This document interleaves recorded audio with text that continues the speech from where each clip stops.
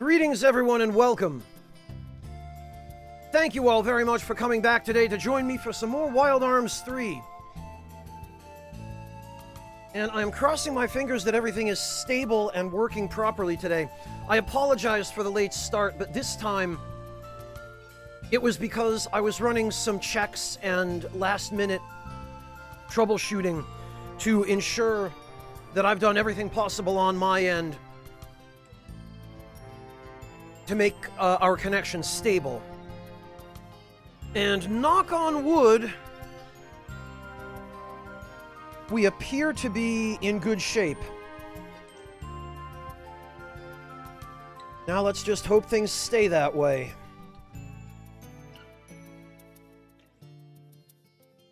But welcome everybody. How is everyone doing? I hope everybody is safe and well as always, and I hope that whatever part of your day you've already been through today has treated you all kindly.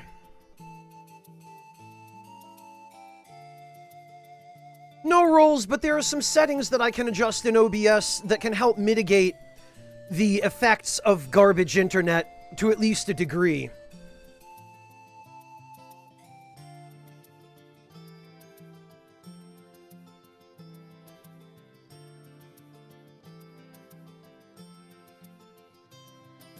And I am showing what appears to be a stable connection on my end.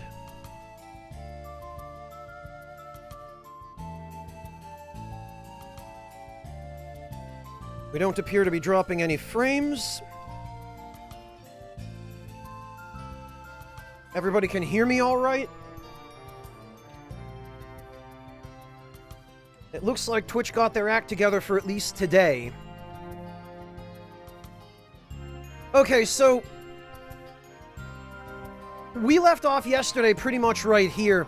We didn't get a lot done yesterday because I was hesitant to make too much story progress with some combination of Twitch and German internet not cooperating. Because I would like to be able to save this playthrough in my highlights. I'd like to be able to highlight it so that people can come back and watch it. And when the web or Twitch breaks, it makes it very hard to highlight those VODs because they end up broken up into different pieces because I have to stop OBS and then restart it and change settings, and it breaks up the VOD, and it's just a pain. So I didn't want to make too much story progress yesterday in case I ended up not being able to salvage that VOD. But since we're looking okay today, I think we can move on. One thing we did do yesterday, which I wasn't sure I would be able to do, to be honest, was we completed the Secret Garden quest. And what I have done here is I have maxed out heal berries, potion berries, and tiny flowers. I did that off camera in between the previous stream and today's. Just because it's a whole lot of running back and forth between here and Basker Village and spamming the inn or resting at the beds at Gallows House. So I took care of the rest of that off camera. We're still going to have to do it probably at least for mini carrots on stream because these are a crucial item and I don't have any right now, but I think we're going to be getting at least one more within the next couple of dungeons. And once we get one, we absolutely have to come back here and cultivate it, because these are essential items for battles pretty much from this point in the game onward. And if I'd been smart, I would have saved one so that I'd had it ready to go for this, but I didn't expect that we'd be able to access this little side area so early in the game, so I didn't bother saving any of these, and, well, here we are. I also should have saved a revival fruit as well, but we'll make do.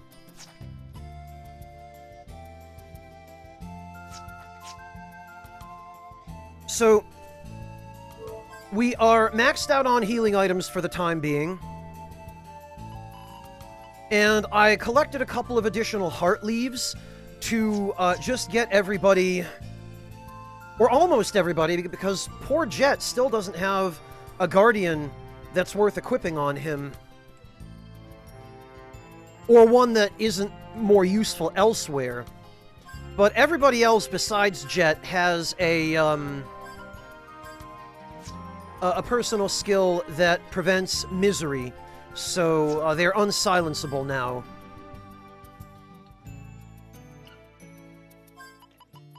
And I think it's going to be more important, probably, to worry about status ailments, because there are lots of enemies that like to use status ailments.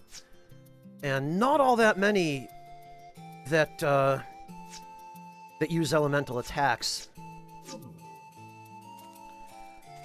So, we're good to go here. We can go resume the story now.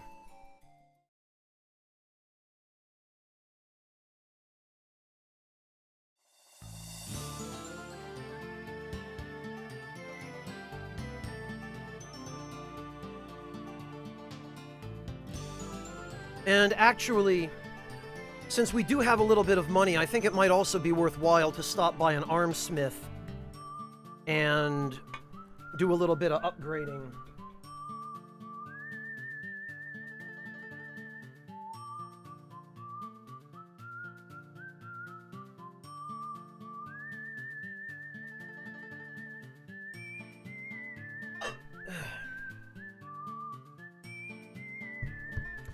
The closest place we'll be able to do that is Jolly Roger.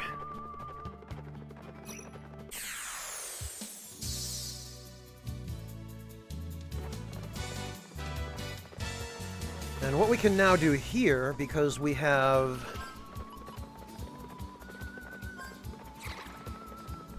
enough material count for this now, and our summons are able to do enough damage, is... Plus, Gallows is immune to misery now, is we can just use a Guardian to wipe this entire battle. This is now a lot easier than it was before we defeated the boss for the Secret Garden side quest, and got literally 5 or 6 levels out of it. I think we ended up, in Virginia's case, she got 7 levels, because of all of the in-battle multipliers from having her Dark Ward skill activate. And that's another interesting system this game has, where every time a character has a skill activate in battle, that character gets a bonus modifier to the amount of experience they gain. So, for example, every time Virginia's or Gallows or Clive's Misery Ward activates... Of course, they went for Jet here, but... See, every time this happens, every time the Status Ward skill activates, and you see the little one chain icon, that character gains a 10% bonus to the amount of experience they receive. And the more skills they have activate at once, the greater the experience bonus that they gain.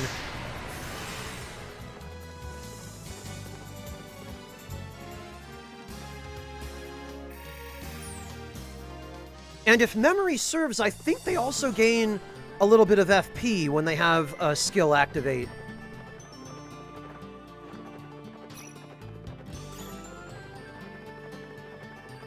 Alright, let's go back to Basker Village and rest.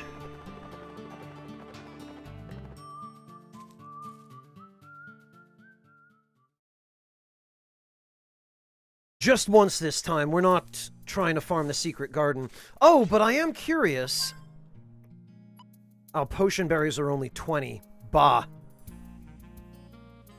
You'd think these items would be worth a little bit more, considering how supposedly rare they are, and how apparently nobody has been able to grow or cultivate them anywhere outside the Secret Garden.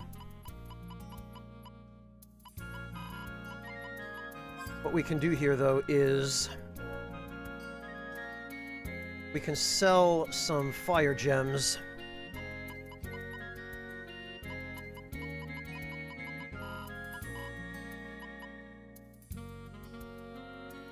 The tiny flower you would think would also be a little more valuable, considering that temporarily raises your luck.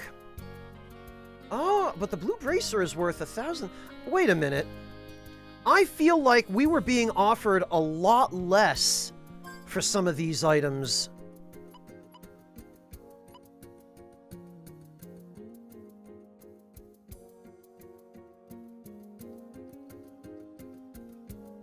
than we're being offered for them now.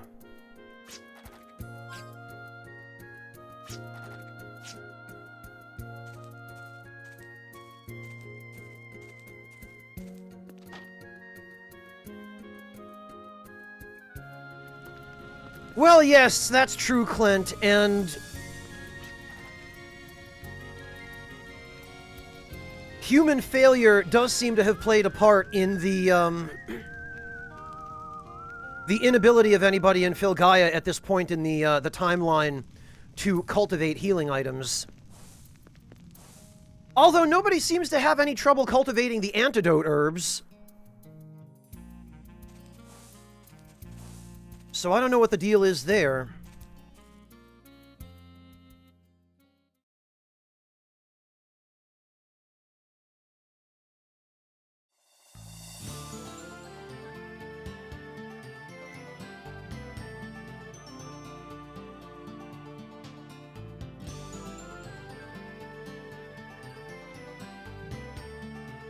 All right,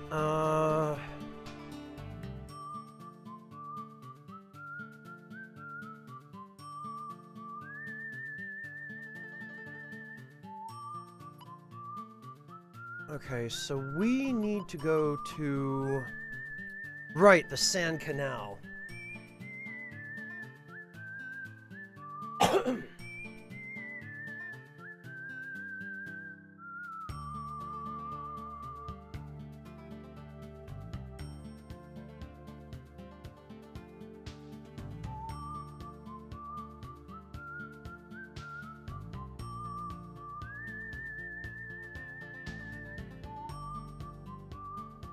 Ah, yes, Clint. Well, that's just another example of human short-sightedness, apathy, and greed.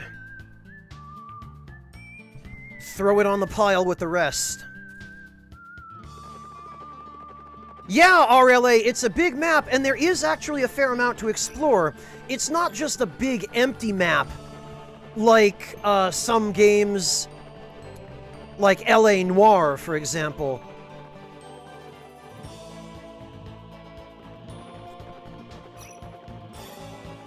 There is actually a lot to discover and a lot to do.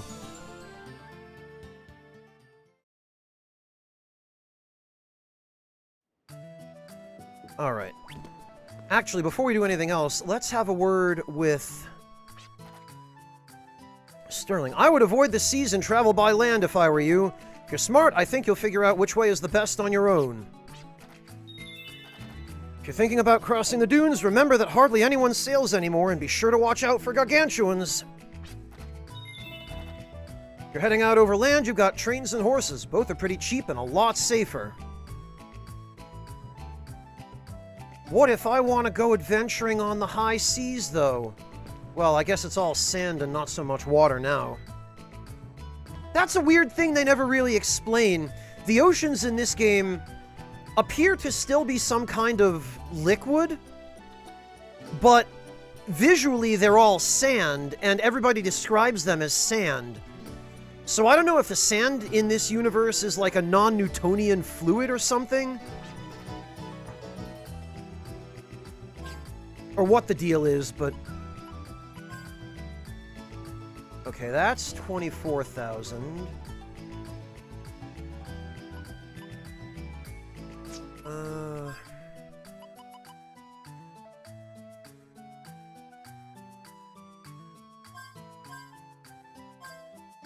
Ouch.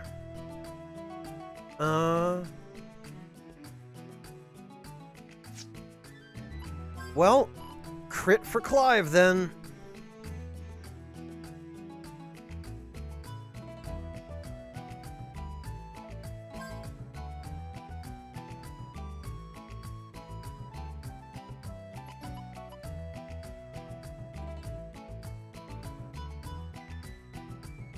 That too, Clint. Well, RLA and newer games have the mentality that we can just add more content via DLC later and make people pay separately for it, right? That is not a mentality I particularly care for. but it's one that many developers seem to have adopted. Hello, British Marsh! Welcome!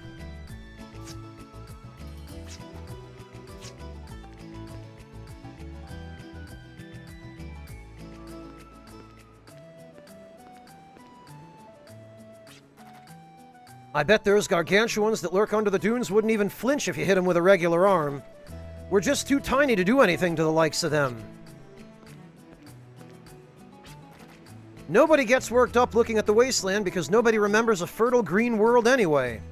Whoa, hold on. I just had a feeling like I could almost remember what Filgaia must have looked like back then, just for a second.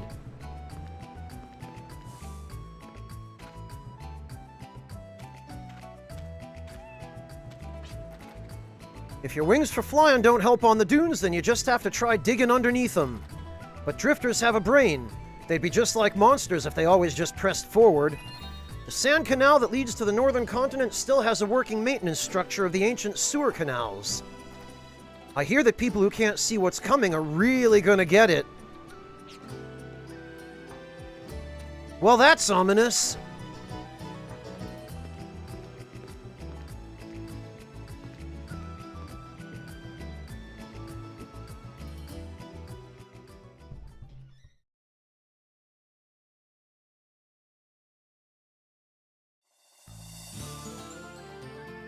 Alright, I think we need to take the train again.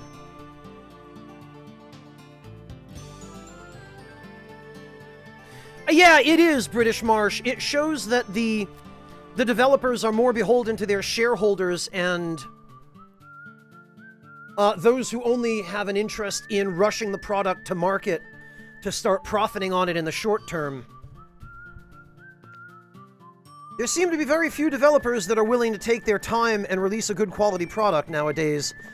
And make no mistake, I get that you can't just produce a game for no money and you have to take production costs into consideration, but in the long run, you end up making more of a profit if the game actually turns out to be good.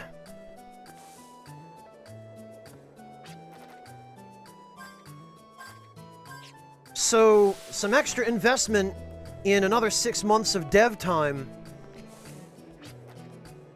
can, obviously is not guaranteed to, but it can pay for itself in the long run. Alright, that's just the same dialogue. Let's get going then.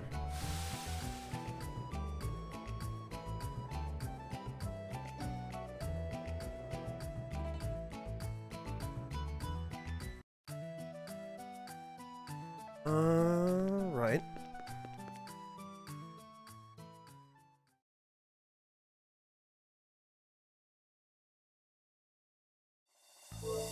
And now we need a call whistle. There we go.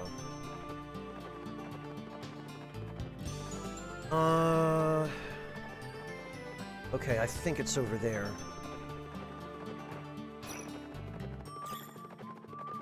And then down the end of the peninsula here, if I remember correctly. Yeah, because there's a little twister.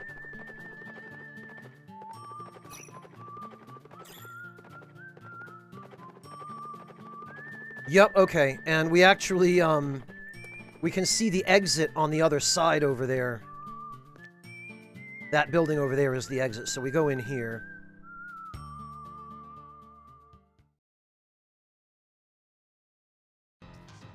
Wishful thinking, RLA. Oh, look, it's Green Man sneaking around. Oh, hey! And it's Team America!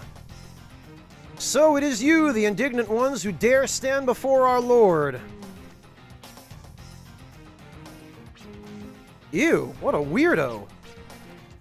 Insolence, death awaits those who dare mock a knight. By order of His Majesty, none shall pass.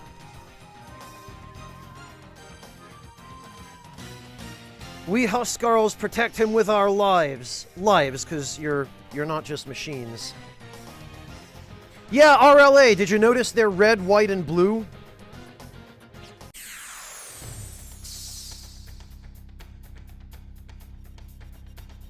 Did you think it was a coincidence?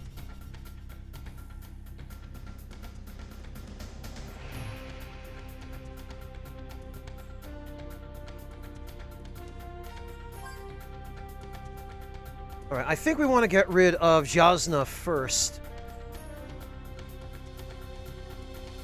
Because if memory serves, Jasna has an instant death attack.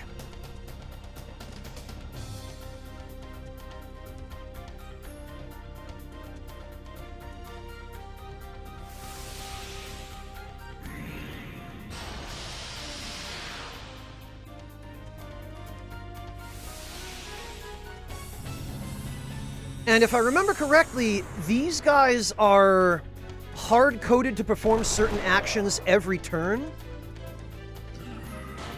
Yeah, see, that's what we try to avoid.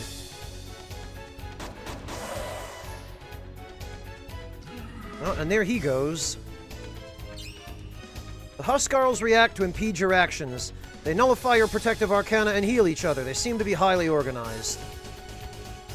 Highly organized, yes. However...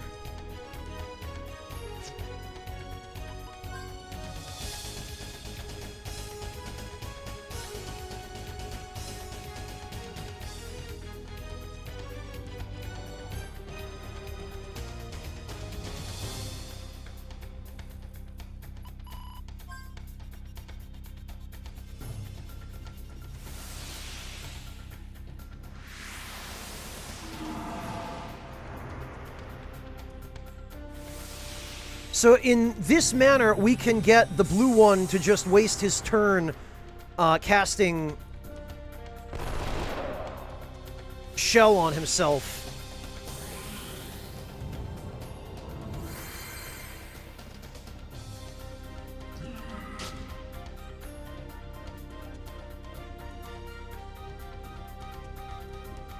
And we'll hit Clive with a Potion Berry.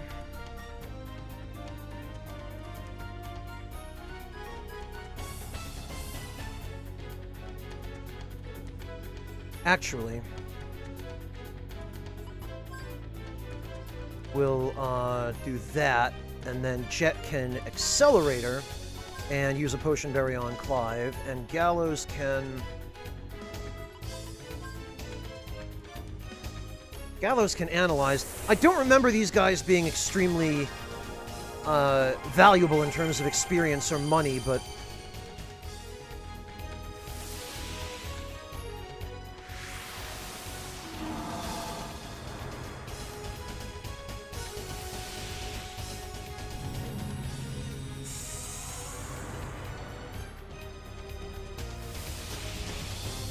Hello, Breakfast. Welcome. Yeah, 120 experience and 140 Gela. These guys are trash.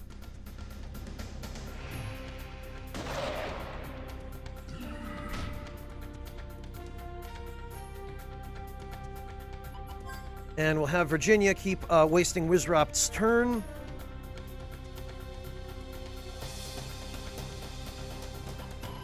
And I'm pretty sure...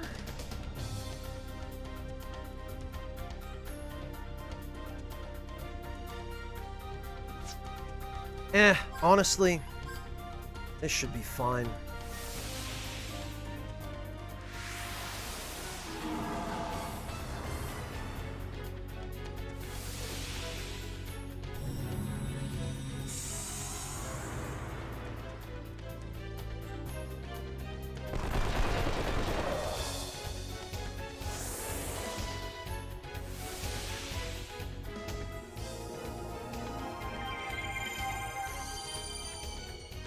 Man, heal really falls off.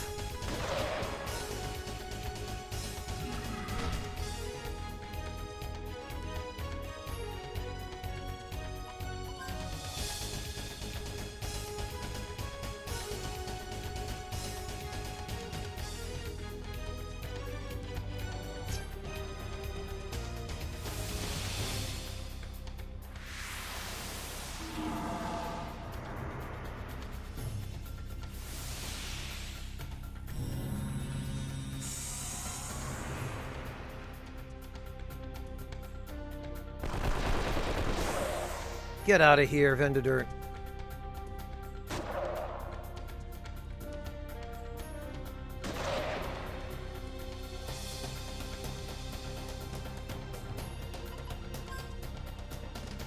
And then this way he'll just keep wasting his turn, and...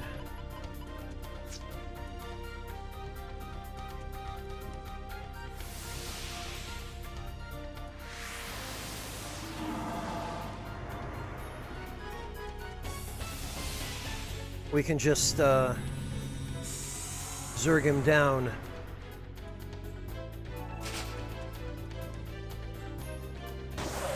There we go. Yeah, see, it would have been pointless using Gela cards or experience cards there. Sir Wizrapt, Sir Vendedirt. Aye. What ho? That one over there. We have but one mission: to prevent any incursion. Make haste and regroup.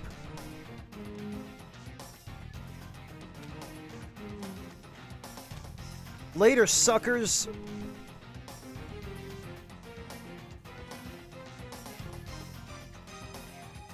Hey, Monotone! How's it going, Monotone? Great to see you. Hello and welcome. Thank you so much for the raid. And a substantial raid it is, Monotone. 23 people. I see that you, my dear friend, are really getting that channel off the ground. Hello, everyone. Welcome. I imagine pretty much everybody here already knows Major Monotone, but in case anybody does not, please head on over and follow that wonderful gentleman. He is a marine biologist who just recently got accepted to a PhD program.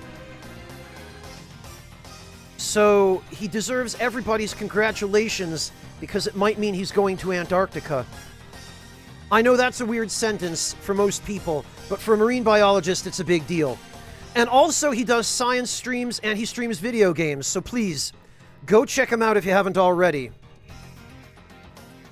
Oh, you did, Alex. Okay, very good. Well, welcome, everyone.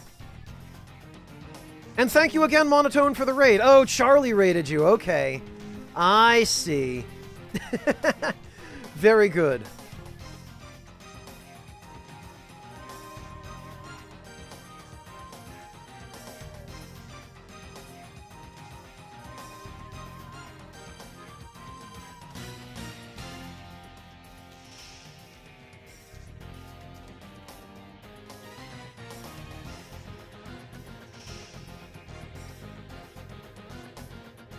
Well, Alex, if you guys choose to stick around for the rest of this stream, then the snowball will get that much bigger. And we've only just started, so I'll probably be going... well, I will be going for quite a while longer yet.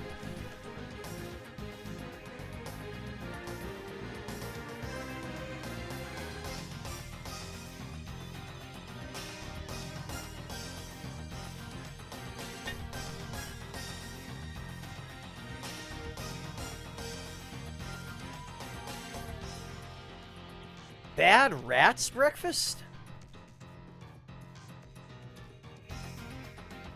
Alright, well, be that as it may. I don't know, Monotone. An 8-hour stream really isn't anything to be impressed by. Not these days.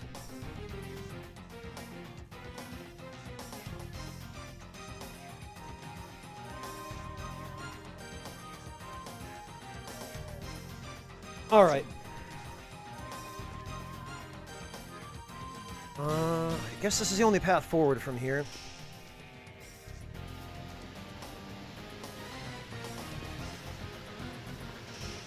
See, this is what I was talking about before. The sand is behaving like water, but it's clearly sand. Yeah, Monotone, but you also have a day job. I mean, I do too, but I do mine from home. And mine doesn't involve working with children. Well, not in the same way that yours does, anyway.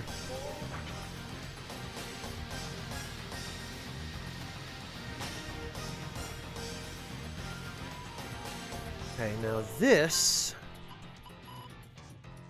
where are my duplicators? There they are.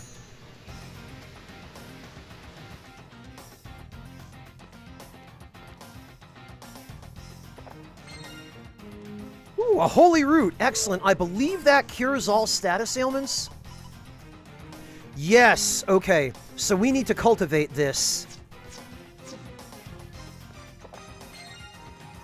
And some more name tags. I don't think... Well, it was worth it for the holy root to spend that duplicator, because now that we have one holy root, that's basically our remedy. And now that we have it, we can take it back to the secret garden and cultivate it. And never have to worry about status ailments ever again. Well, I shouldn't say that. Status ailments can still be dangerous.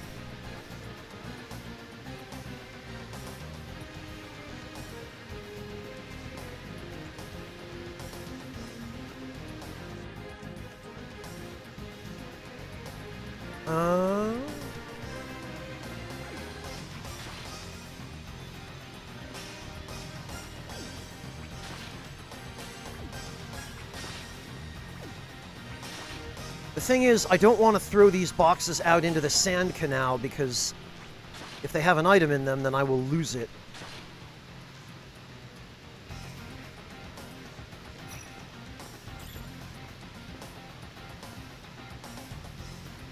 Ah.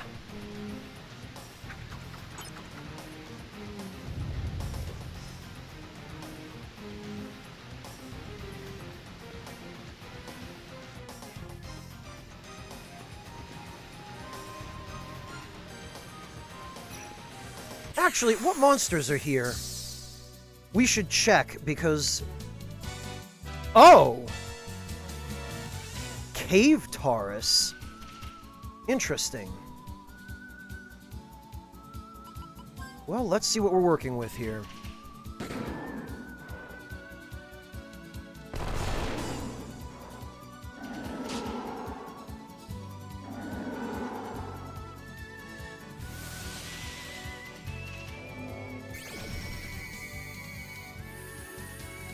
$280 HP, weak against...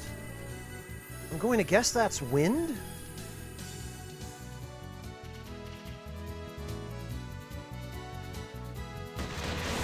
Well, he's dead.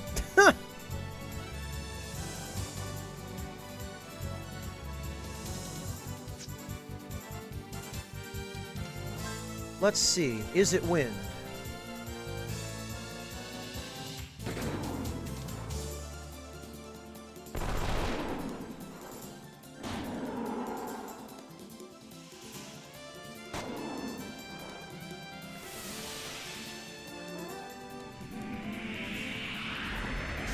It sure is!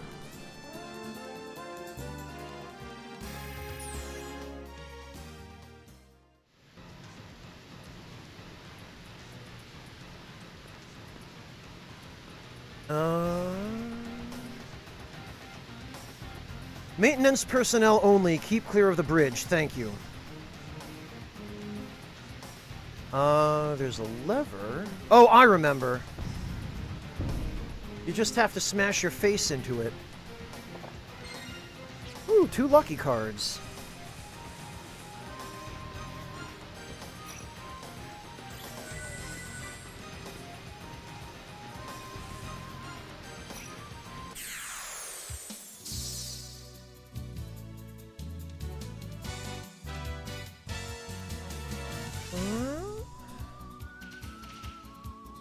Actually...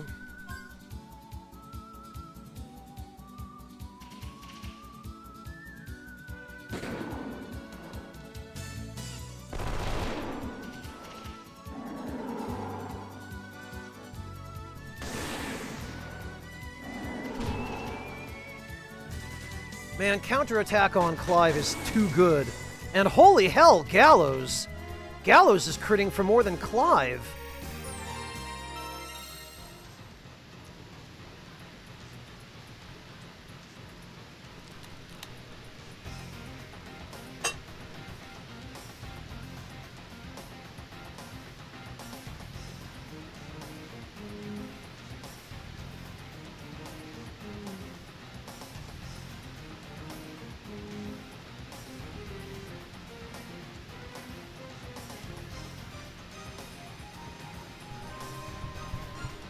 All right.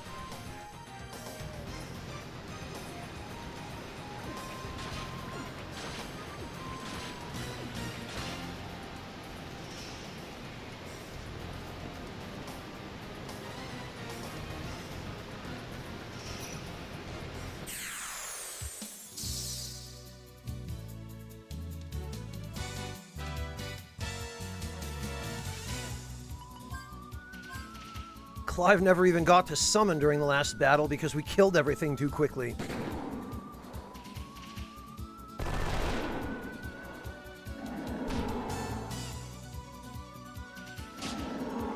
Good old defender. There we go.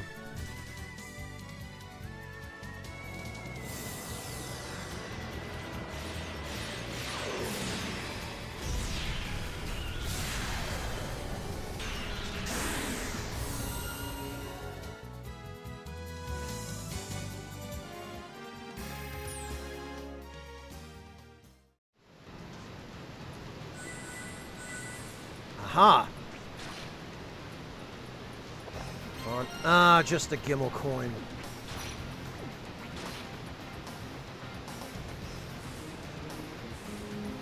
And then we walk behind the waterfall, or sandfall? Oh, look who it is! So, thou hast made it this far, but thy luck ends here. We defend the honor of the Huskarls to the death.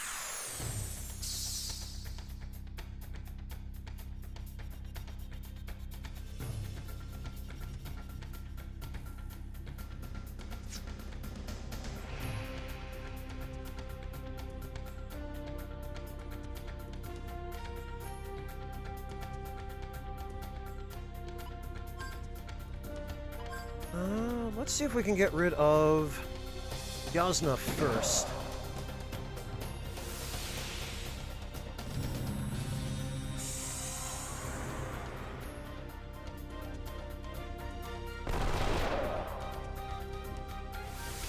Okay, yeah, so that forces him to heal himself rather than using the instant death attack. That's why you want to attack him.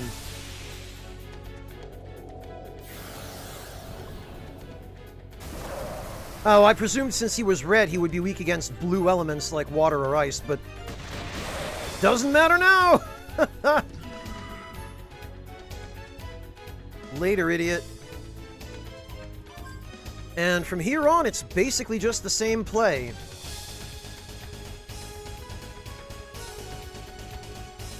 We get rid of Vendedirt next.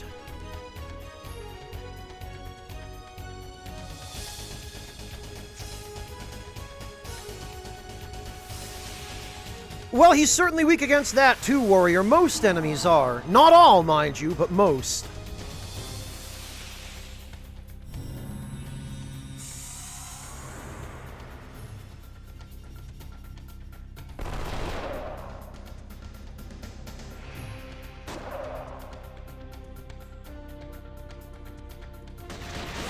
Man, Clive with these crits.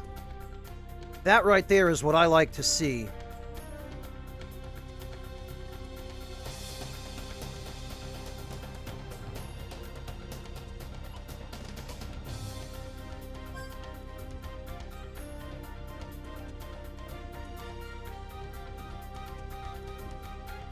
Wait, no.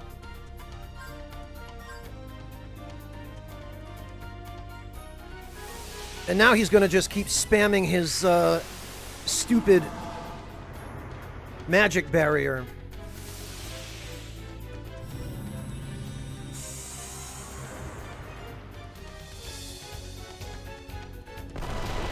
And we can just keep shooting him with physical attacks. Jesus H. Christ, Gallows.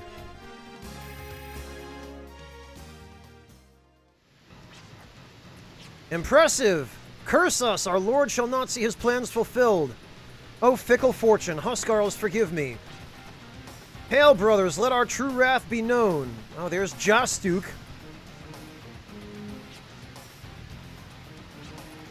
What, there's more? And what's with the green getup?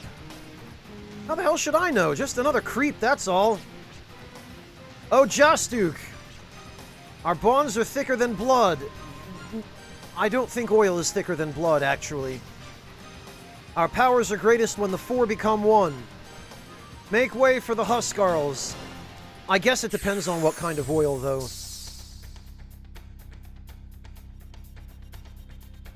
Yeah, Wayward, this is basically just some comic relief. So we want to just dogpile Jasna as usual. And then that way he'll have to heal himself.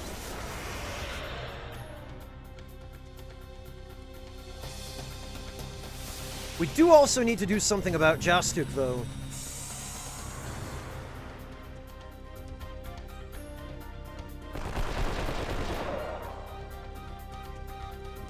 Yep.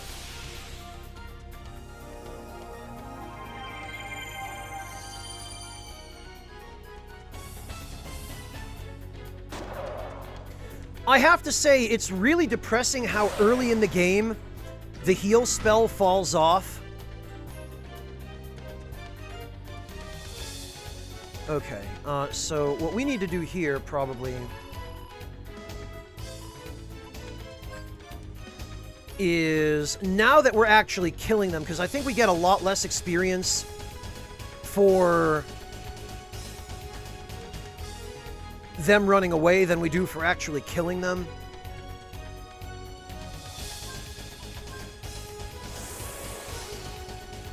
So now I think is the time that we use a lucky card. And we only need to use one for the entire party thanks to Mystic.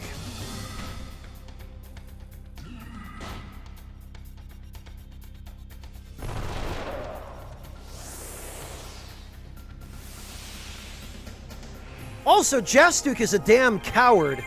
He waited till the very end when his buddies had already practically lost before joining the fight. What a noble, chivalrous knight.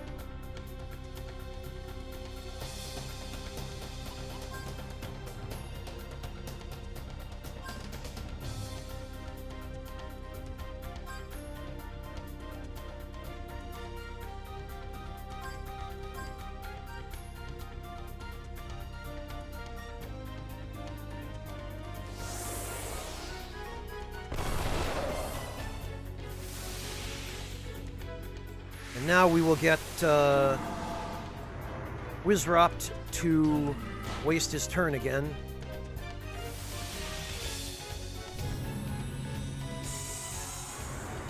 And I think if you cast a self-buff, Vendedirt will waste his turn trying to dispel it.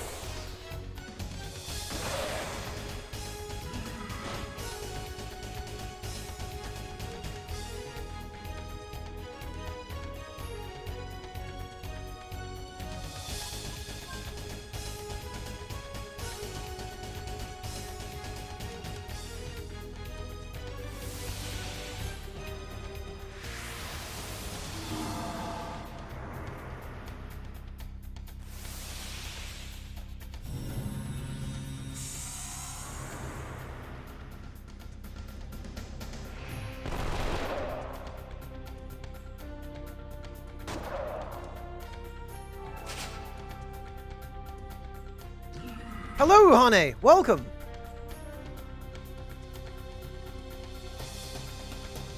Wait, no. Virginia needs to continue wasting Wizropt's turn.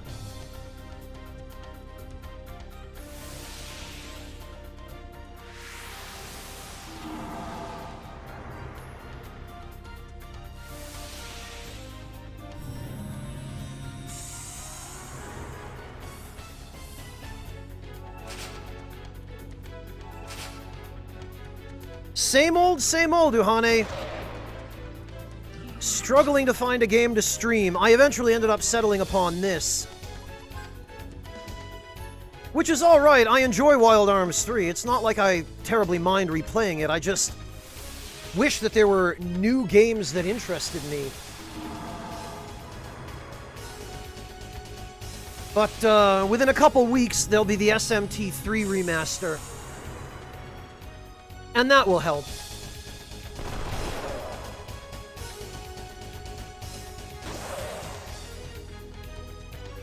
Oh, someone's dead. No, not quite.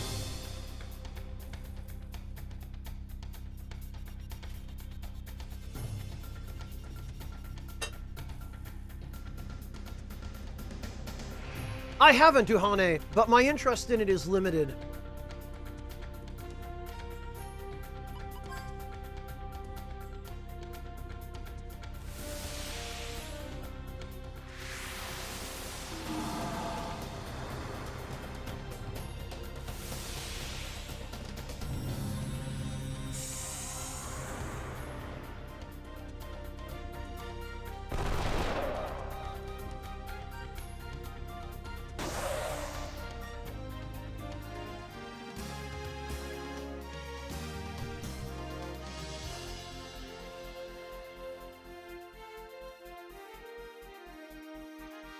Well, Iron Fungus, that's the conclusion I keep finding myself back at again.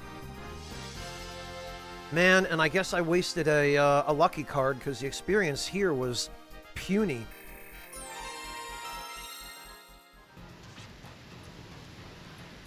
Well, now we know. You're talking about how we keep running into weirdos like them? No. You mean how it seems someone's trying to stop us? Yeah, that's it. It's like some will, some force is watching us from the other side of this tunnel. And they've been trying to prevent us from reaching the Guardian Shrine. You mean those ethereal guys, or... They're in cahoots with Janus and they're waiting for us.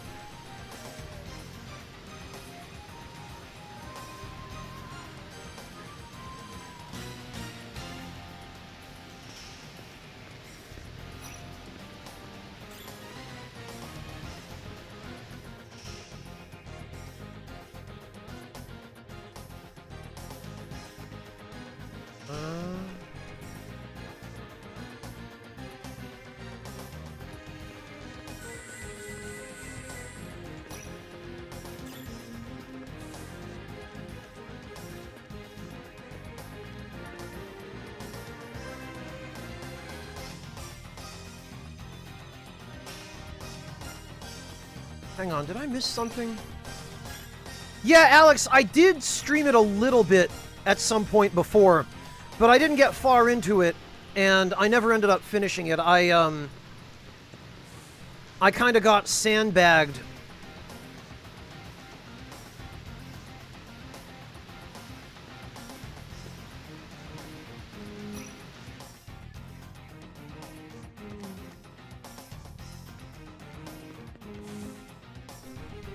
Oh, okay. I missed a door. I was gonna say, I thought there was something... Ah, 3 Gela cards. Excellent. Oh, and heal berries.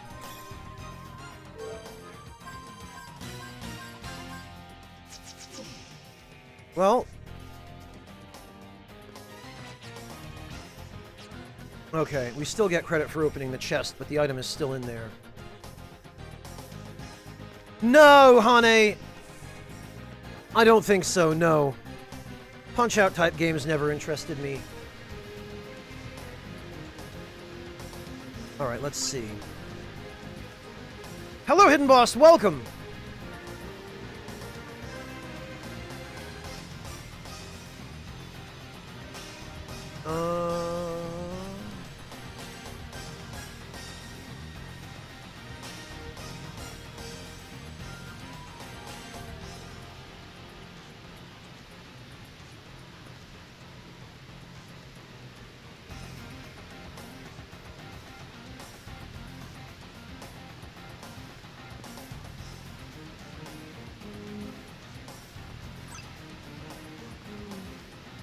There's that.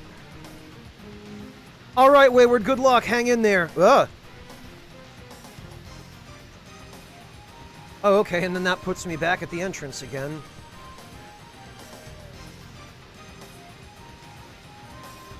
Ah!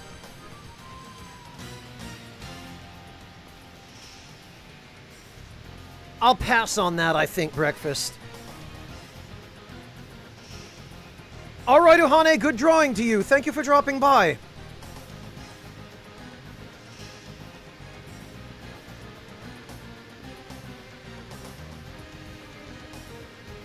There we go.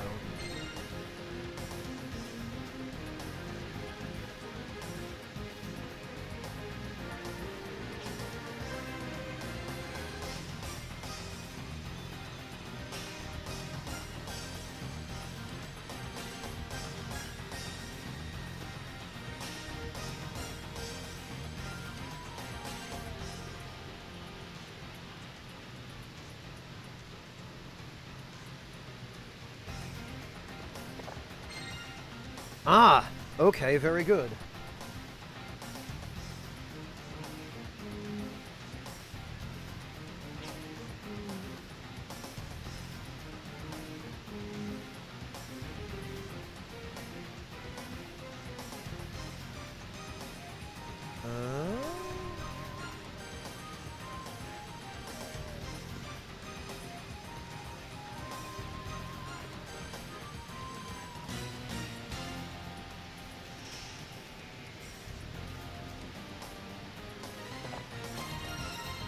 Excellent.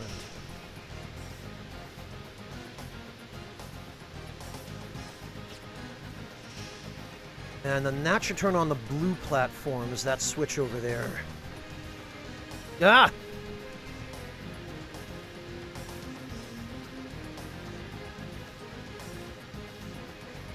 Wait, no, this is the wrong way.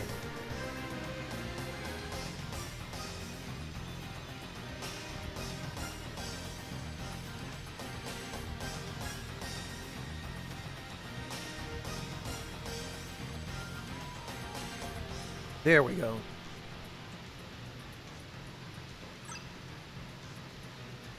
Alright, now we're going to take this as a shortcut to get back. Because now we can get here.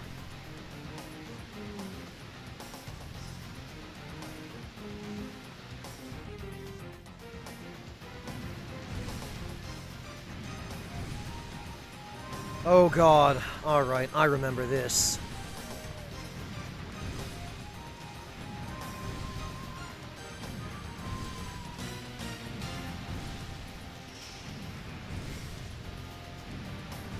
Okay.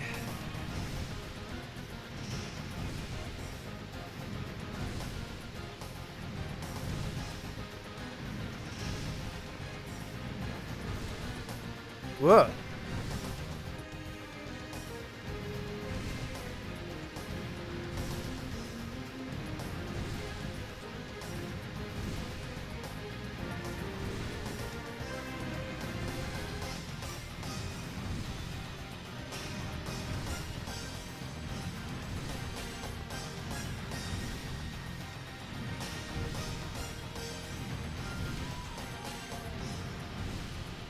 Uh.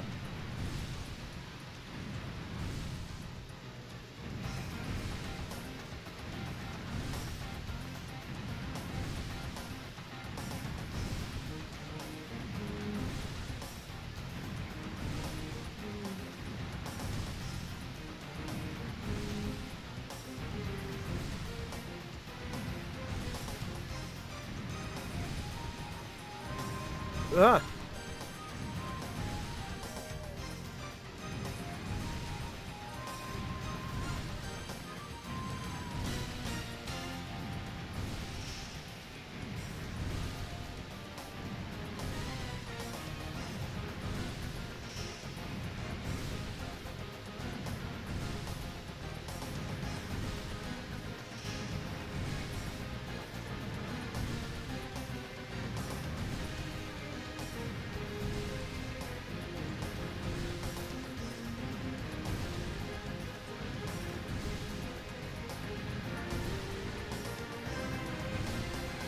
There we go. Sheesh.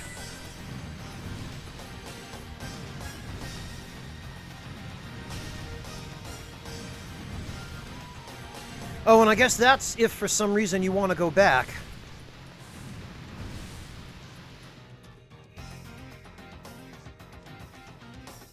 Okay.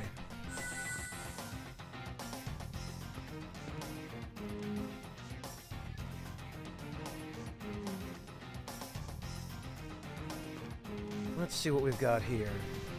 Yeah, right, Nikita. Oh.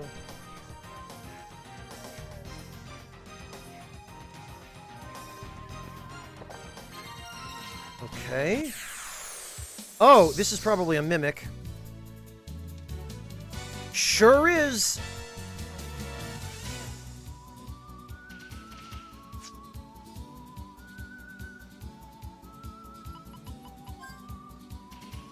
$800 HP, huh?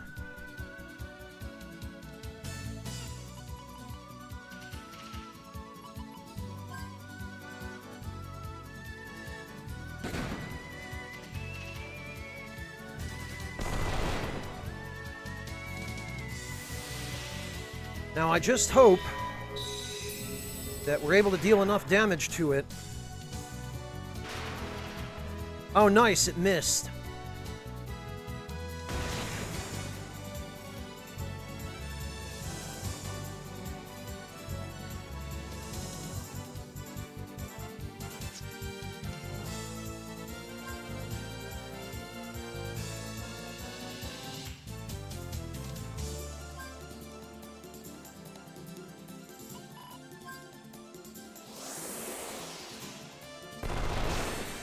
Oh, we got him. Okay. Man, I remember when that was a lot of experience. We got a soul feather, which... Oh, nullifies glass. Okay.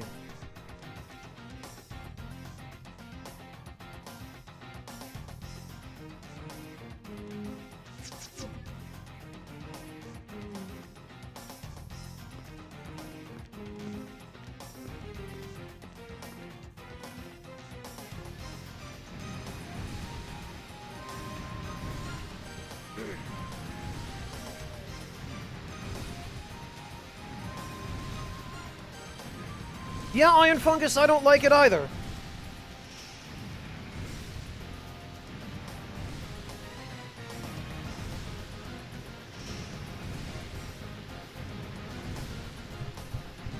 Okay.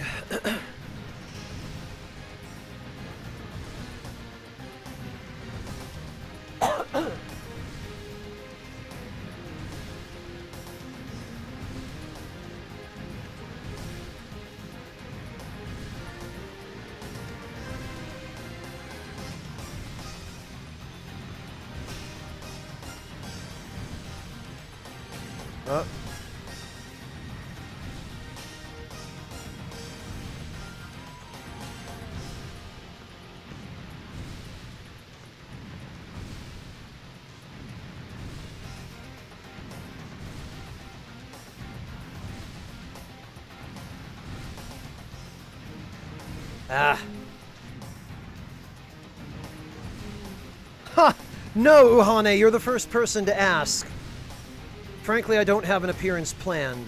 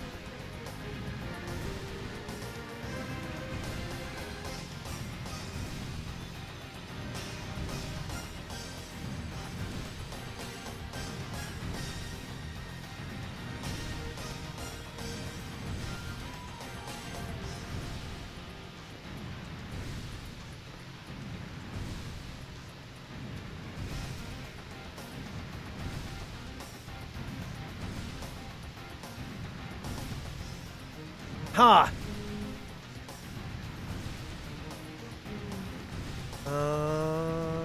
Ah! Okay, this, I think... Yeah, that opens the door. Which I believe is just a shortcut back to the previous room, but...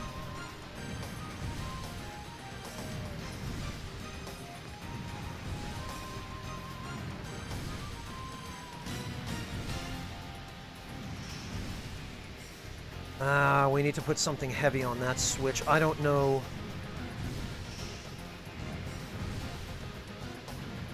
I don't think we can, Before we do anything else, I'm pretty sure there's a boss up ahead. So we want to use these tiny flowers to put everybody's luck at best.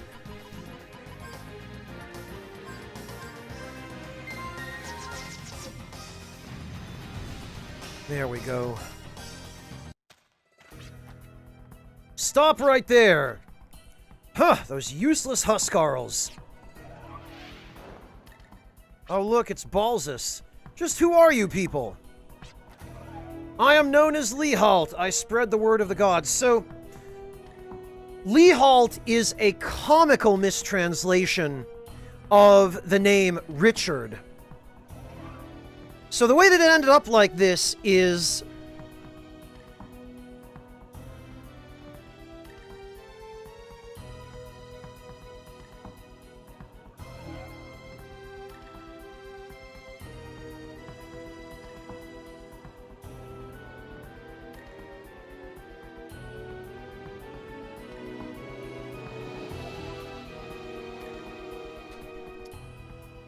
Let me add that to chat.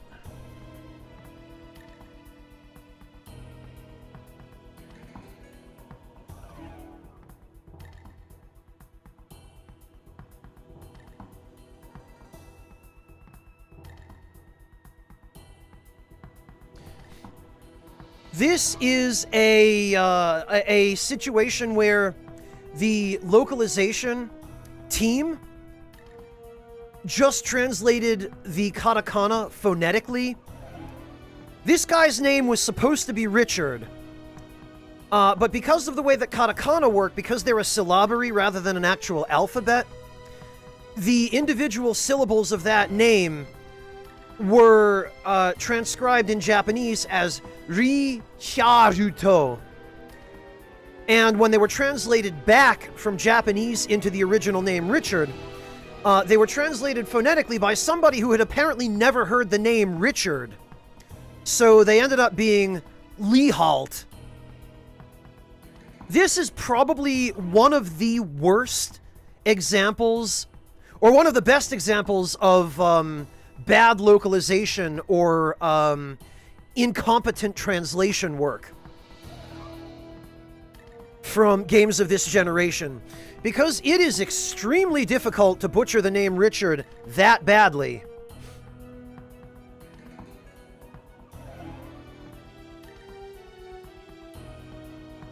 But here we are.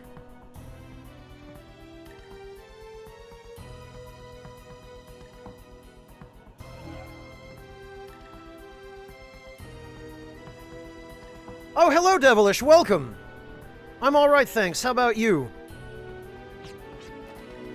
Call me Malik. I manipulate life with wisdom. The word of the gods has lost wisdom from beyond. Wisdom is strength, and truth bound as one. My name is Melody. I am the puppetress who molds the ore of wisdom into metal gods. We are the prophets. We alone transmit the word of the gods. Why are you doing this? What is it you want? Evolution. Our duty is to make life evolve. Filgaia has passed through 5 steps of evolution and development. 5 steps? The first step was the creation of air and ocean on this planet. The formation of amino acids came next. The third step brought self-reproducing macromolecule compounds. That was the origin of life. The fourth step heralded the arrival of single-cell organisms. Well, join the club, Devilish.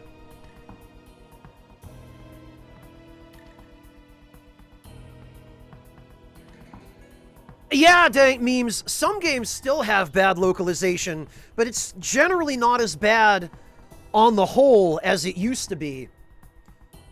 Back before non-English developers started taking English localization seriously. Soon, those gave rise to multicellular organisms, followed by mankind. And this is the final step. We do not expect much in further stages from the planet of Filgaia. But when we consider the entire planet as a life force, we find a higher existence, one that awaits the next evolution.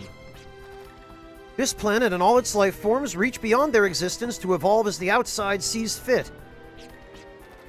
And that outside influence is the word of the gods, the wisdom of the prophets.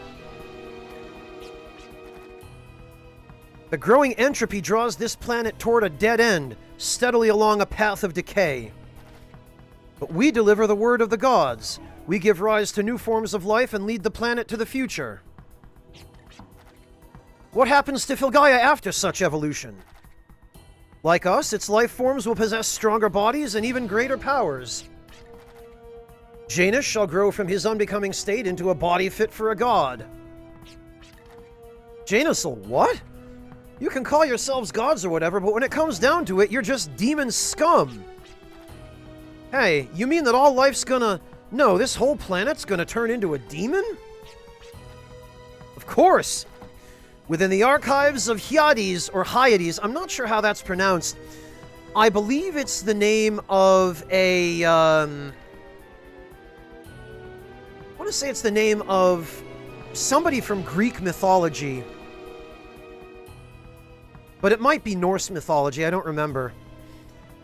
Within the archives of Hyades lie teachings beyond your feeble imaginations. So the data archives from the Age of Legends still exists? Oh, does it ever? To weave this planet of tomorrow, we draw upon the technology of the superior race, the demons. Knowledge is power, wisdom is truth.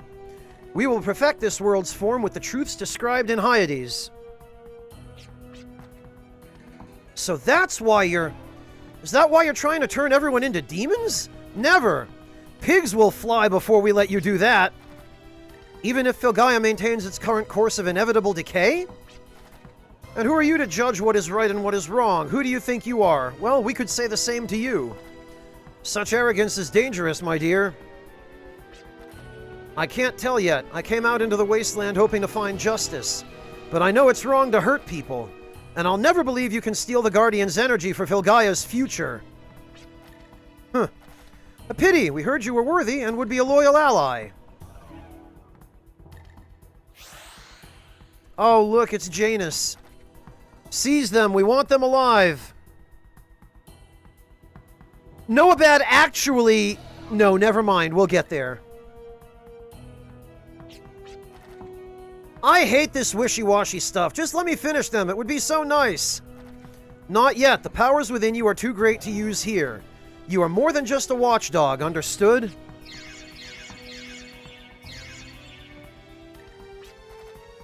You heard the man. I can't cut loose yet, so try not to croak right away.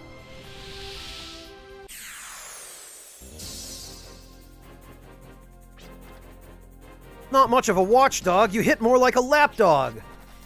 Hello, I'm toying with you, kid. He was right. I'm no mere watchdog. Once I merge with my powers, you'll see the sky covered in black. In about, 3 turns. So spare me the cute remarks until then, alright? Little bit of a fourth wall break there, but... This is one of those stupid kinds of battles that I personally really hate. It's a cheap, lazy mechanic. It's unoriginal. It's not the least bit creative. And it just smacks of forced story. You can probably guess what's coming. Basically, in 3 turns, we automatically lose the battle, no matter what we do.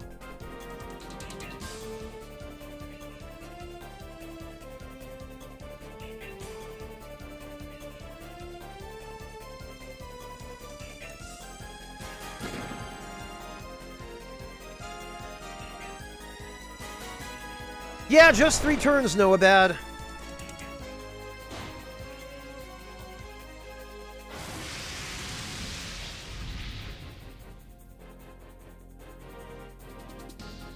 And I'm not even going to bother trying to use any, experience, rather lucky cards or Gela cards here, because, it's pointless. You get no experience or Gela from this battle.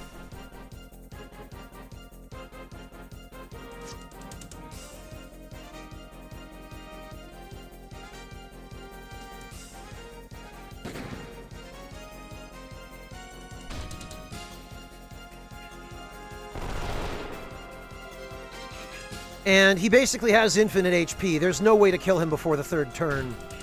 So this whole thing is basically just a farce. You just pass turns till then, essentially.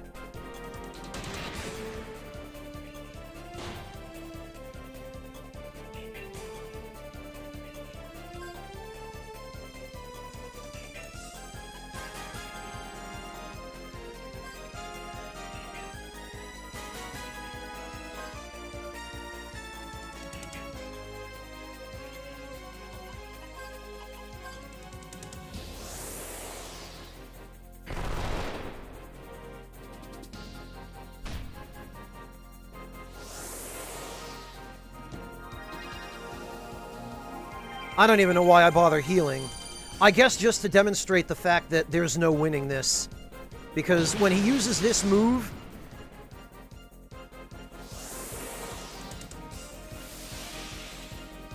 you get reduced to 1 HP.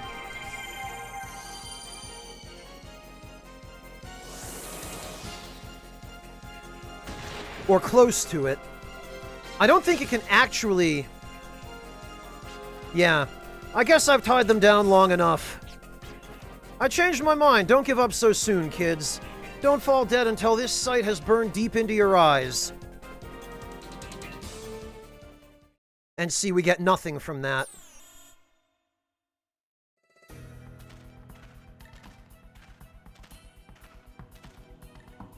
Unimaginable power, the power to change Filgaia, the wisdom the demons left behind. I do too, Nikita.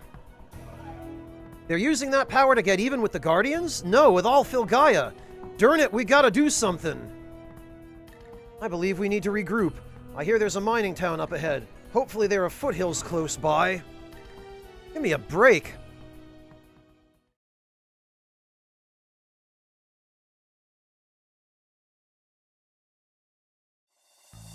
Yeah, Clint, I remembered it being an instant loss, but one way or the other, it's a forced end to the battle.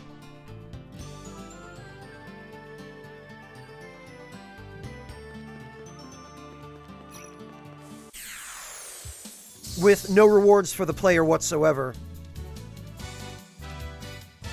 Ah. Cursed corpse, eh? I remember these guys. They're basically just an Undertaker reference.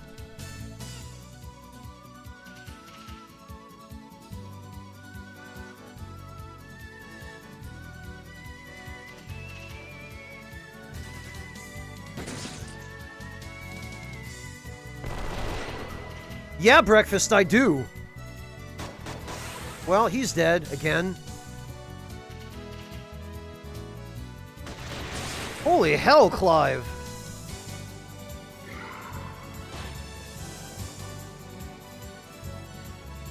What's that, Clint? The battles with forced outcomes, you mean?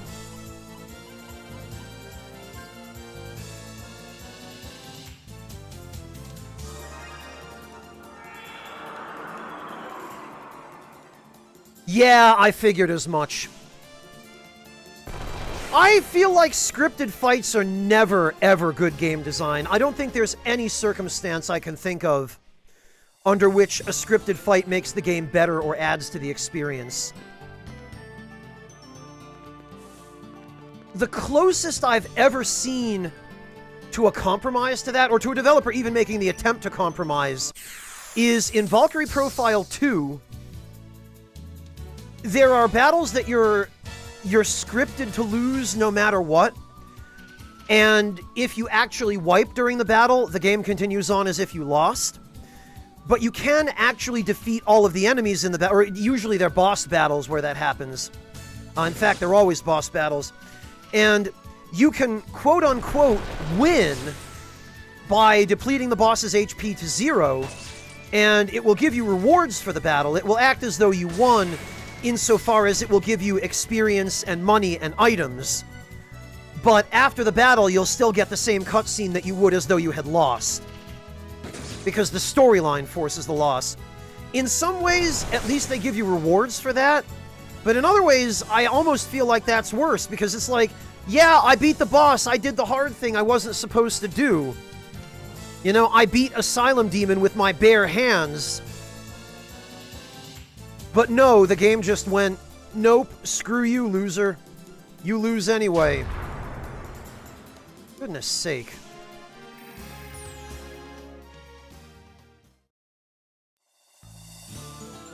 No, endgame, not really.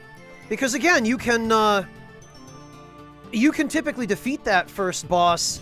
Well, in Dark Souls 1 and Demon Souls, you can defeat the first boss with what you're given.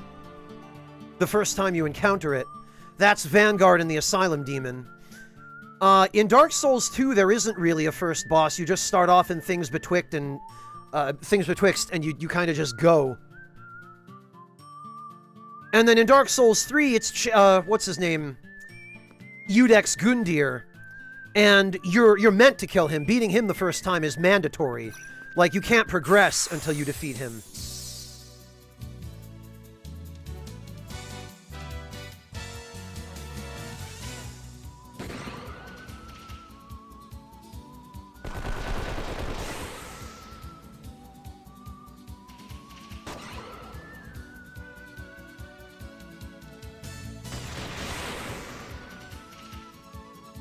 Yes, I know the one, Dank Memes. It's the opening battle, isn't it?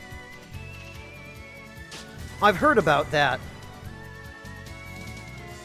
Oh boy, pixie dust.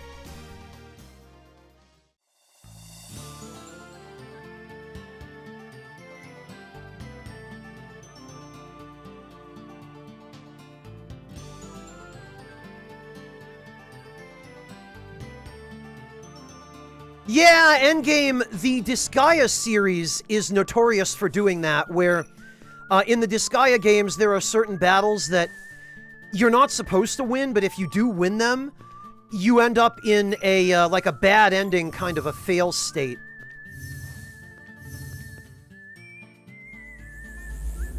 What's this? Always save regularly, it's a sure path to success for us drifters.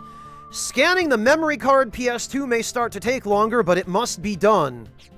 So that's a nice little message from the devs letting us know that, yeah, that's normal behavior.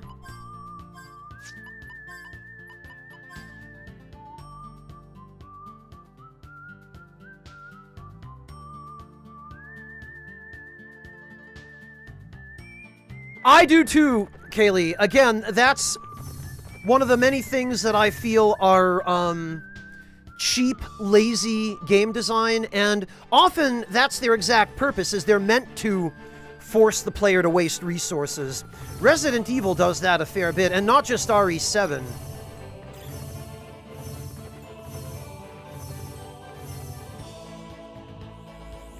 Okay, there's our town.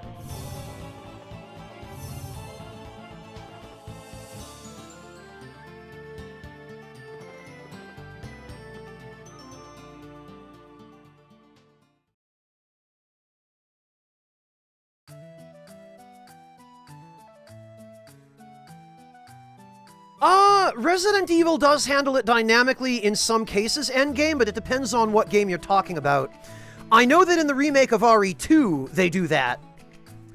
In the remake of RE2, if you're running really low on ammo, then the game will give you more instant crits, like instant headshot kills on zombies. And if you've hoarded ammo, zombies are dynamically made a little bit more spongy.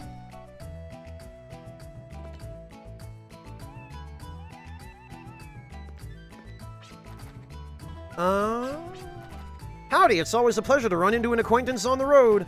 To me, it's quite possibly the greatest joy of traveling.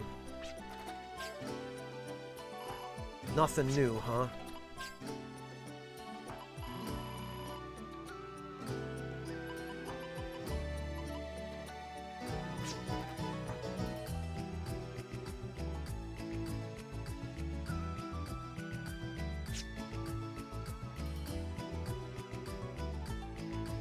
Well, endgame, there are also ways that you can cheese it. As rundown as this town is, the shrine to the north is even worse off. I'm not sure which got run down first, and quite frankly, I don't care. We have to do something about our town, even if it's something little. I consider that my job. Come on.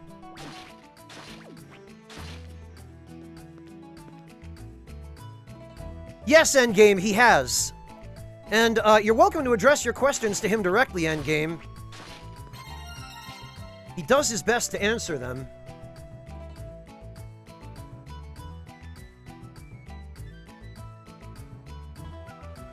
Yeah, Nikita, I was in the process of trying to articulate that in Resident Evil 2 Remake, you're better off basically using the knife on regular zombies and not picking up ammo until, like, right before boss fights. Well, endgame, if you want to direct a question to me, you can always just tag me in chat. It will show up in chat to me as highlighted in red, the way Dark Rolls just did when he asked me there about Resident Evil Village. Which, Rolls, no, I have no interest in playing RE Village. Ha, we don't get many visitors here in these parts. We don't have much of anything, and there ain't a whole lot to do for fun. But I'll take care of you, so don't worry. Oh, I've heard about you. You're friends with Pike, right? Any friend of his is a friend of mine. You're always welcome here. Ah, you're the one who saved Pike. Well, this is where we live, Little Rock. Used to be a bustling mining town, but now, well, we ain't mining much anymore.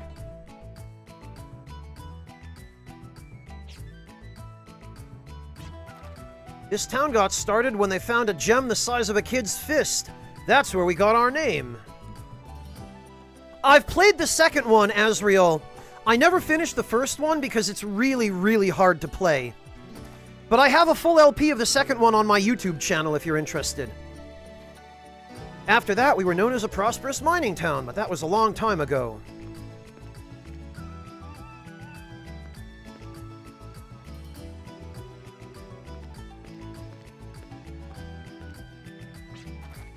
This town got oh, okay, that's the same guy.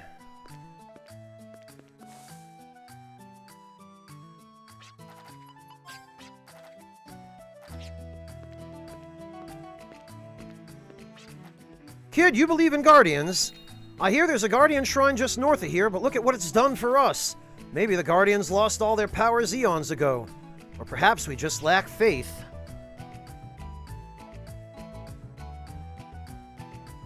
DE endgame? What are you talking about? You gotta be a little more clear, I'm sorry. I can't intuit acronyms with no context.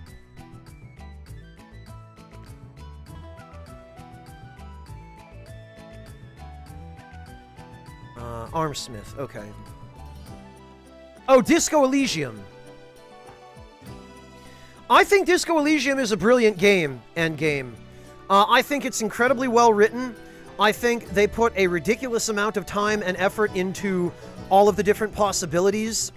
And it's one of the few games that I've ever played or even heard of. Oh, finally, a mini carrot. It's one of the few games I've played or even heard of where player choice is actually meaningful. Much smoother, Azrael. Much. Also, I think we've already met her. They said the jewels they used to mine here were formed from the Guardian's energy through the ley lines nearby. Even when I was a kid, they used to mine gems like that once in a while.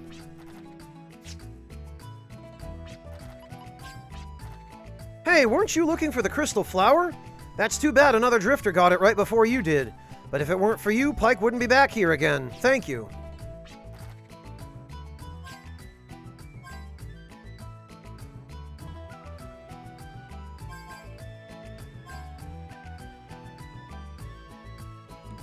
We probably need to save our money for attack for Virginia.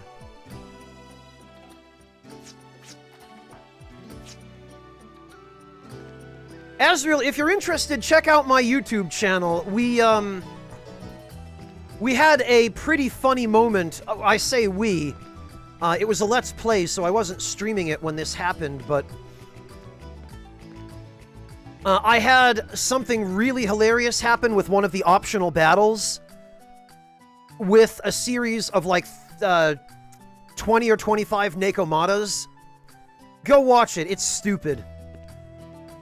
You find an old abandoned mine shaft. A pebble falls into the darkness and it echoes endlessly down. I'd love to see what's inside, but it looks like it would be so hard to crawl my way back out.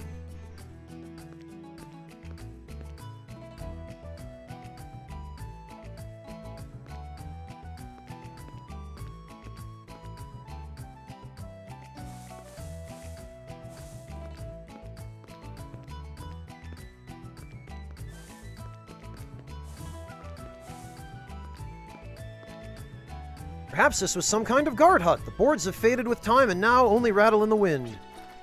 Maybe this is where they unloaded the mine carts. The tracks end here. Ah, blast it.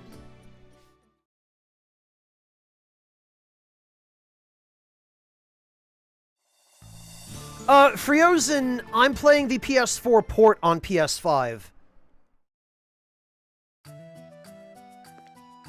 So it's PS5 on a technicality. Also, I don't remember if this is actually a dungeon or... No, okay, it's not. Barrels of wine stored among the mining equipment. It seems this is the saloon's wine cellar. So, the place where the miners used to keep their tools is now dominated by barrels of wine. The symbolism is obvious. Wow, Virginia. I'm amazed the writers got away with that kind of double entendre.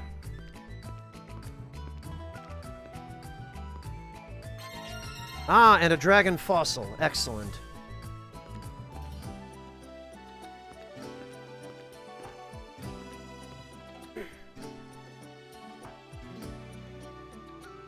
Wait a minute, I think there was more in here.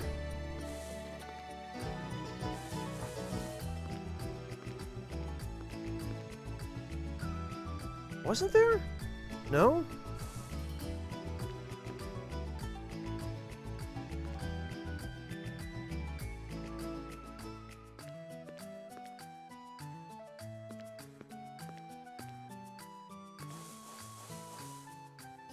Oh, I guess not.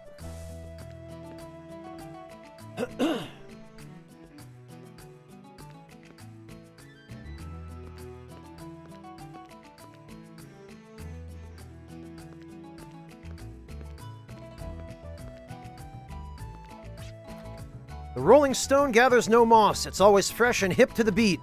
Come on into the Rolling Stone, your source for finer music and cuisine. Oh, I think this might actually be where the sound test is located.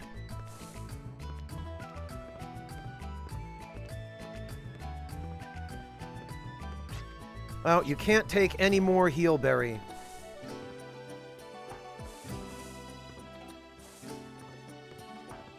But what if I need some black lamp?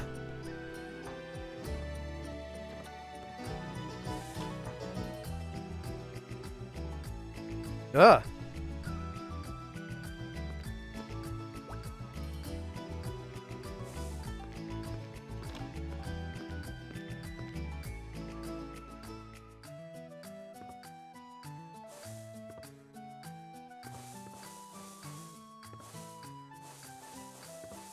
I could have sworn there was something in here. I guess not.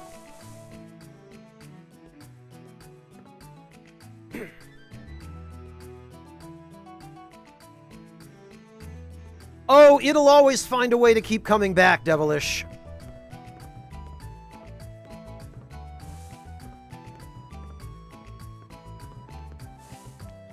Let's see.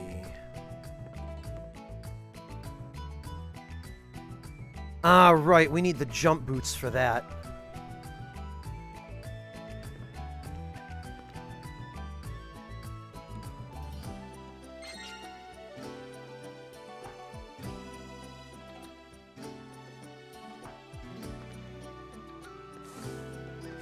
Anybody see what I just got?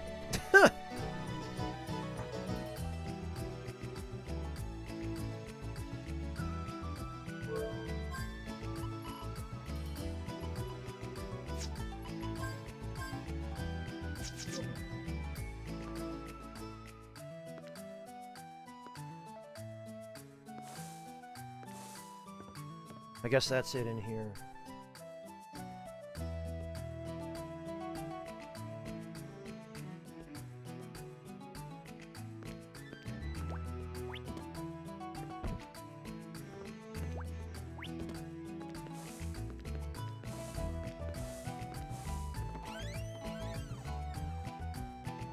Oh hey, look who it is! I finally reached this place and my mother has already moved on. But I'm happy. I'm happy I know she's alright, and I have the strength to go on.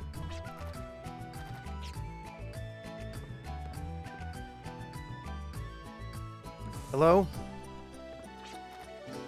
When I let Vaughn take over this place, I did a little remodeling. We closed the shop for that, but Milieu said she wanted to pay back the loan as soon as possible. So I found her a job at a saloon owned by a friend of mine. Never thought I'd get to meet her daughter.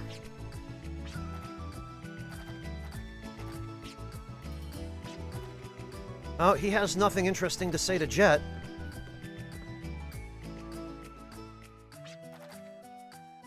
Welcome to the Rolling Stone. We provide evenings filled with beautiful music. So this is indeed the sound test.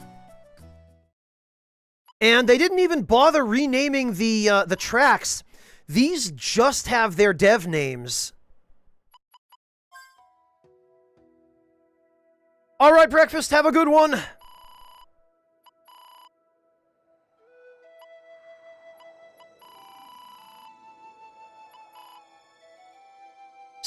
Sam, how are you doing? It's so good to see you. Welcome. Thank you so much for gracing us with your presence, Sam.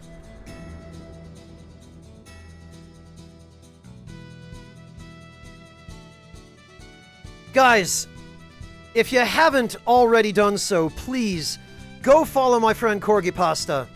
Sam is her name, and all kinds of fun stuff is what she streams.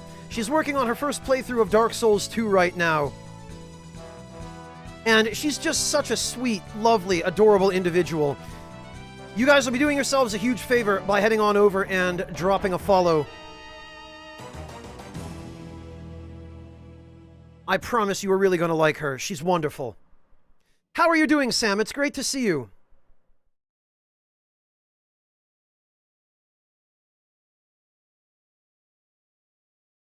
Clint, I always got the feeling that it wasn't necessarily the composer who named the tracks.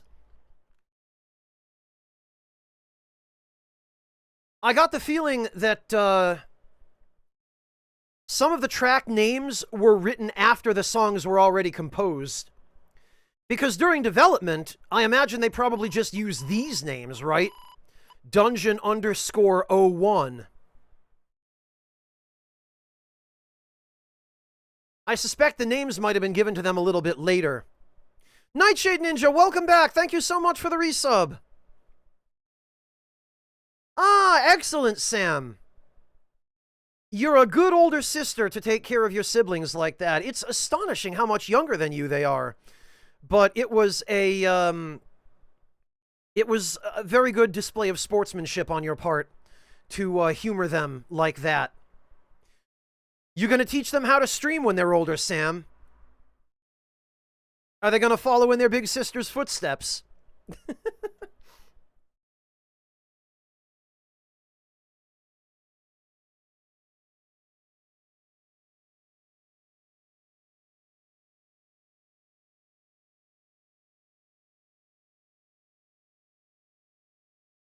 Oh, okay, Clint. I didn't realize you had a specific example in mind. That's hilarious, though. I had no idea about the original Rome Total War.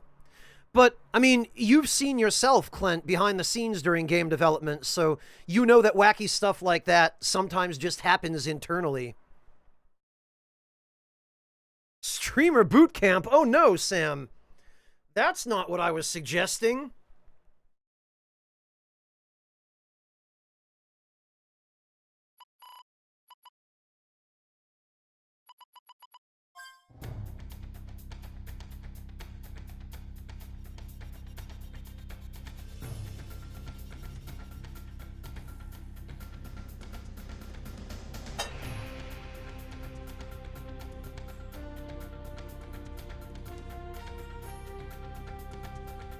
All right,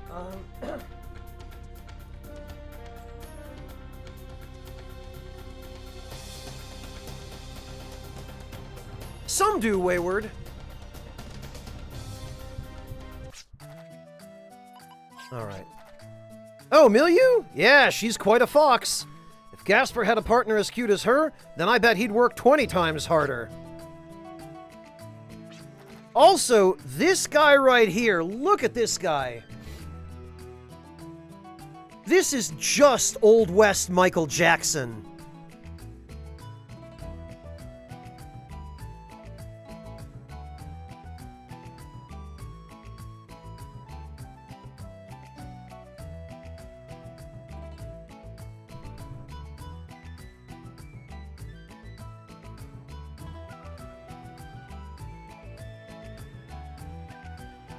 Look at this dude. He's about to start moonwalking any minute now.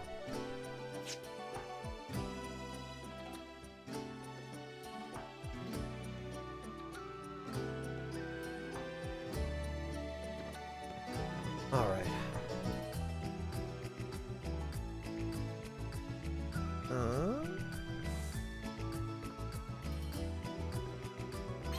Ooh, a Gimel coin. Gasper's Diary. May 20th, sunny. It was a hot day from sunrise to sunset. With weather like this, I wish I was sailing. May 20th is a week from now, actually. Sorry, Daddy, I don't want to follow after you. I want to be a sailor instead. It would be so neat to venture out into the ocean blue, with each day a new adventure. When I grow up, I'm going to leave this dust-ridden town and sail the seas. Just you wait. Well, I don't know if Gasper ever managed it. But he does look a little bit like the seafaring sort.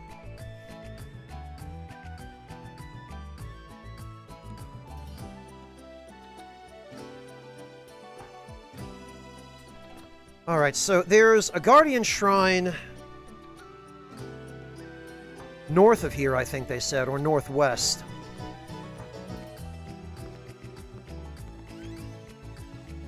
Actually, though, we should rest. Ah! What's this? What have we here? Endgame content! Thank you so much for the $10.80 endgame content.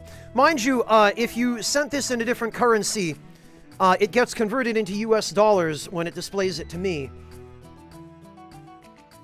Endgame content says, I remember you played Children of Morta a while back, and I wound up grabbing it on Switch soon after. It really is one of those hidden indie gems. Anyway, you seem like a really good dude, and I hope you're able to eat more than just bread these days. Endgame content, thank you so much. Oh, it is USD, okay. Whenever I receive an uneven amount, it always makes me wonder if it was sent in a different currency. Because Streamlabs just converts it to USD automatically, because that's the currency in which I receive the vast majority of donations here.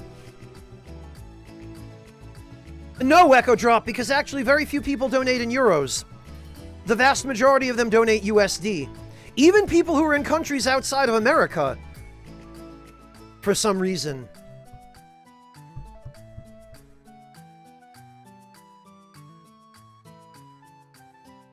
But thank you, Endgame Content. I seriously appreciate it. That's a tremendous help. Thank you so much for helping keep the Ragtime Lounge in business, and just as much for helping feed a hungry spy. Something other than bread.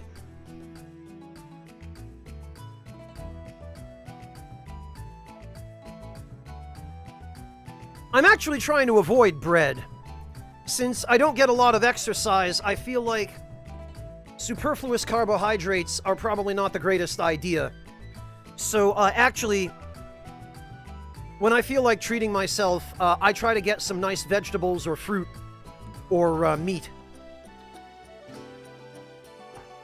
Don't get me wrong, I do love bread, but I'm trying not to start eating it until I'm able to get some actual exercise again, and goodness knows when that will be, because both of my jobs require me to work entirely from home.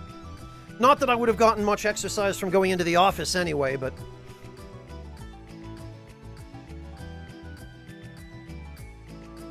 Yeah, not if you're me, Friozen.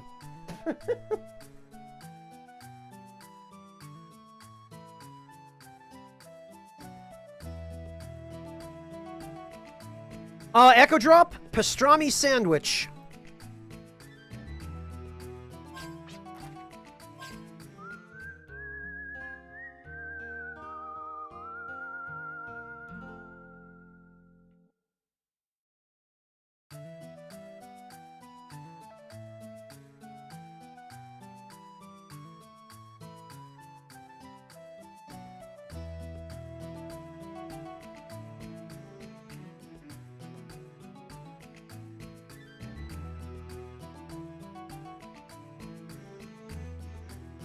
Friozen, who says I haven't tried it?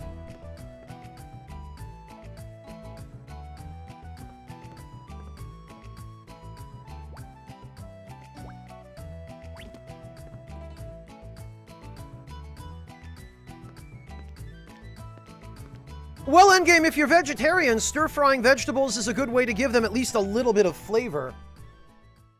We talked during the previous stream about how it's in some ways most efficient to just blend your vegetables into a drink and drink them.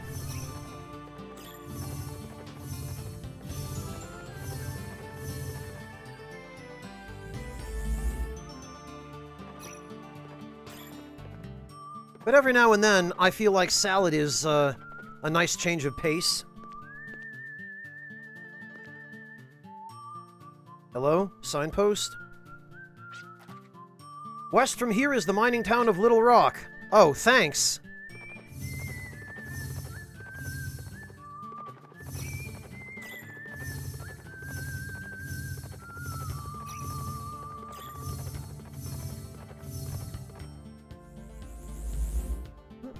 Ah, money! I like money. Oh, that was 5,000 Gela. Not bad.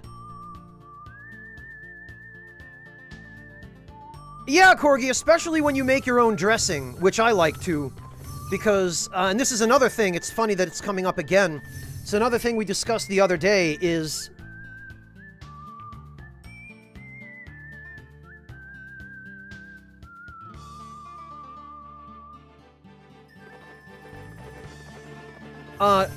commercial salad dressings tend to have all kinds of garbage in them.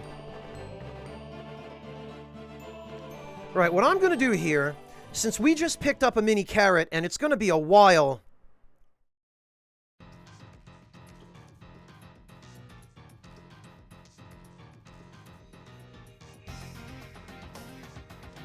before we have the opportunity to come back here.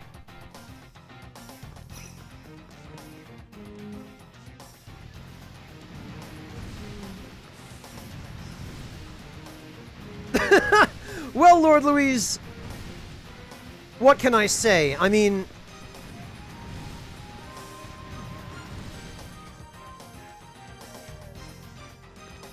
Wayward, it's called an antipasto.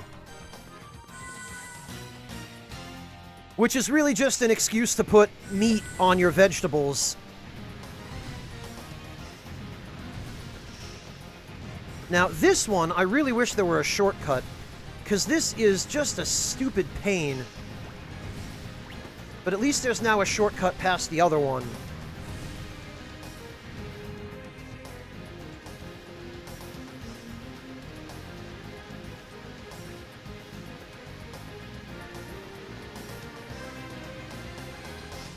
Well, some people do, Wayward.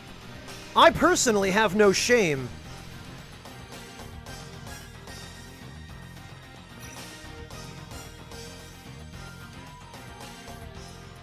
But for some people, they feel better when they have an excuse.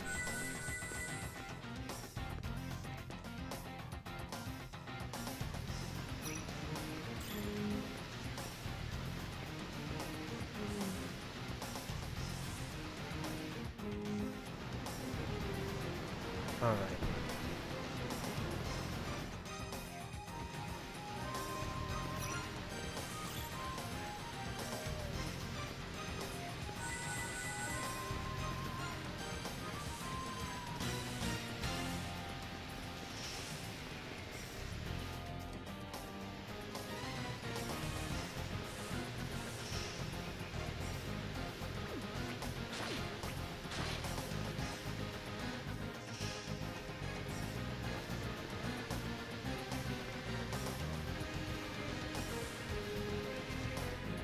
So what I want to do now... Oh, okay, this is a treasure room.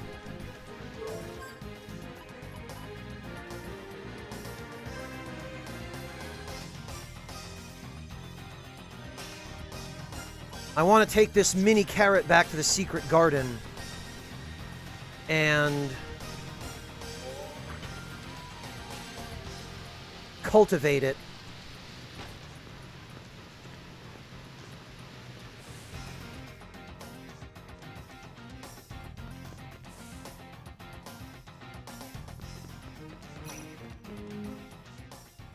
Because mini carrots are going to be extremely important, and I mean extremely important.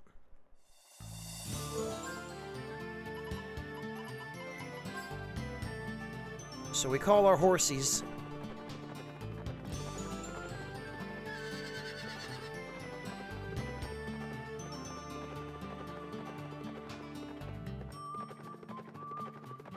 And then we head back across the... Whoops, not here.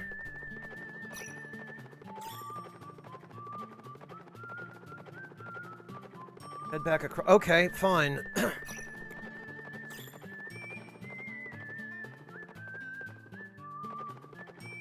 Echo Drop Mini Carrot Salad. There we go. Okay, now we take the train.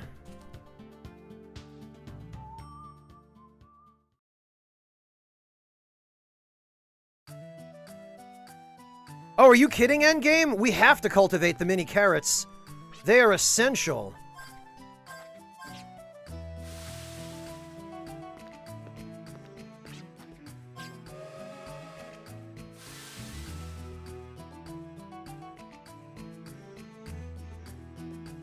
Now, it's going to take a little while. Not too long, but...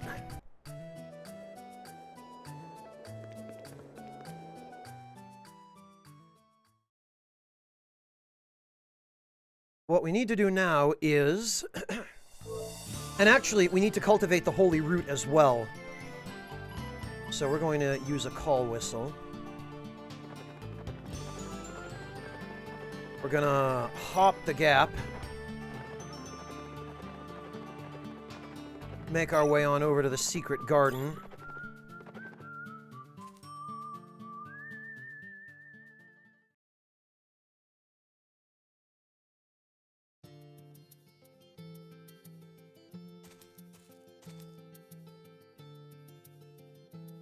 Come on. We're going to sow a holy root. We're going to sow a mini carrot. We're going to harvest a little bit of what we've already got.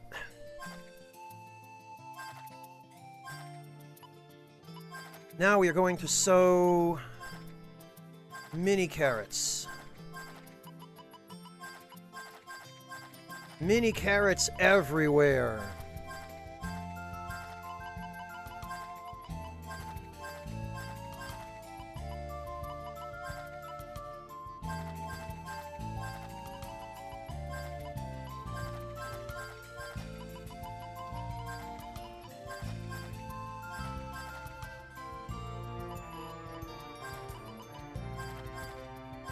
There we go.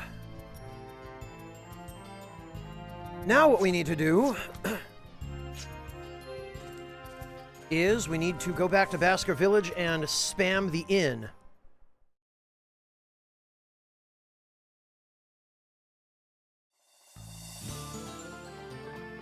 RLA, mini carrots instantly give you 25 FP in battle. So they can essentially save you 4 or 5 turns of building up FP by just attacking enemies. And if you have Virginia use one via the Mystic command, then it enables her to basically spam them.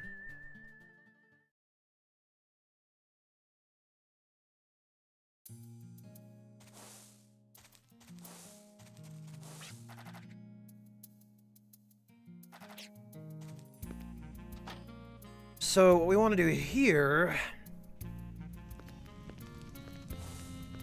Well, that's the goal, Lord Luis. Yes, we want to get tons of mini carrots.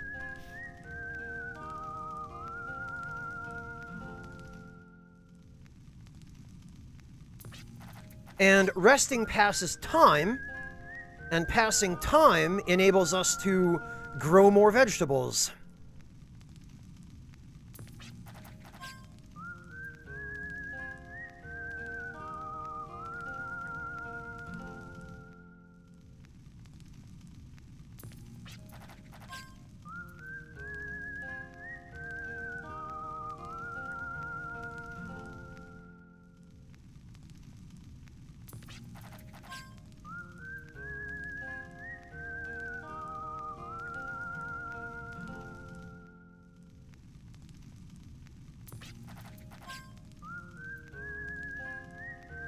So we're going to do this a total of, I think, 20 times.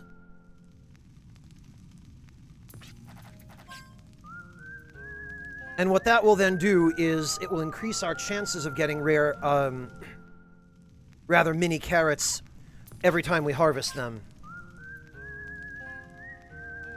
Well, thank you, RLA. I really appreciate that. I'm glad you feel that way, and it's a pleasure to have you here.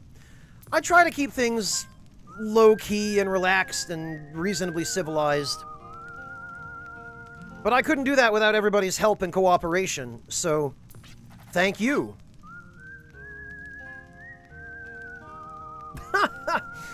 You know it, endgame content.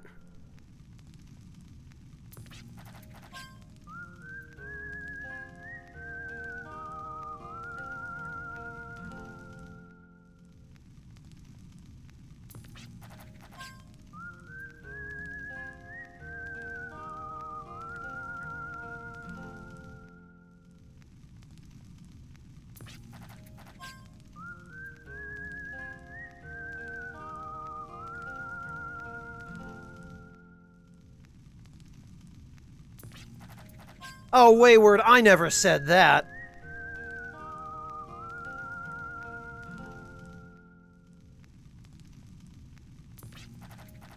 Alright, that's 15. 5 more, and we should have a nice, juicy crop of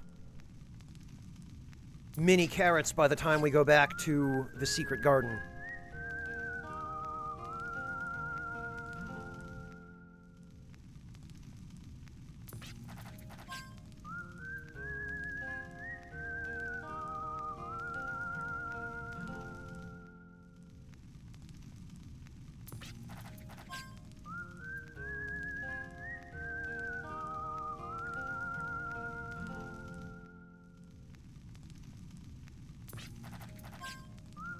Once more after this, and we're good to go.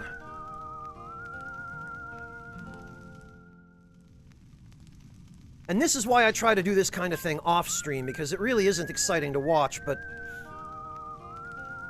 it'll make things much, much less a hassle for us down the road.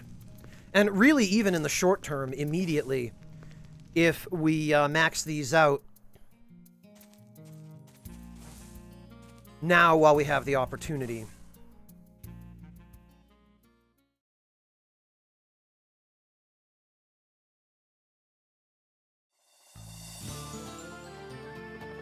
So, back to the secret garden. Yeah, Wayward, ever since I started streaming this, it's been nothing but Trigun references. For goodness sake, it is so unreliable jumping over these crevices. I don't know what the devs did here, but the detection for jumping the crevices on a horse is, well, lacking, shall we say.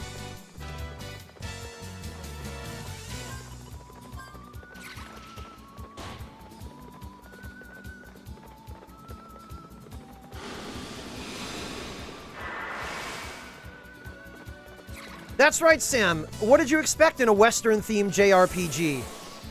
That all the battles were just going to be on foot?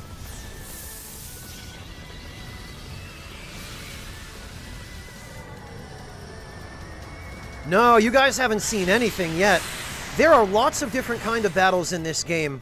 That's one of the things I really like about Wild Arms 3 is they had some ideas for different ways to mix up the battle gameplay, and they tried them all. Or they tried all of the ones that ended up in the final version of the game, anyway.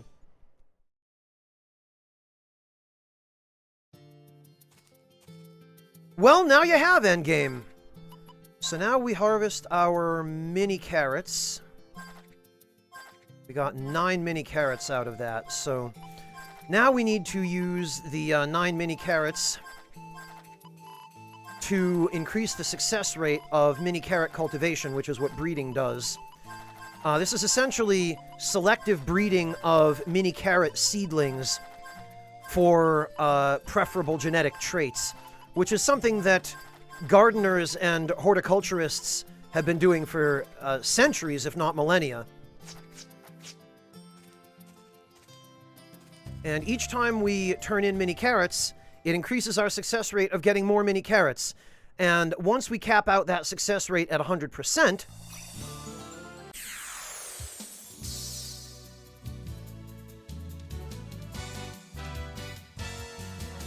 Oh, Wayward, you're definitely going to be in for a treat if you play this game.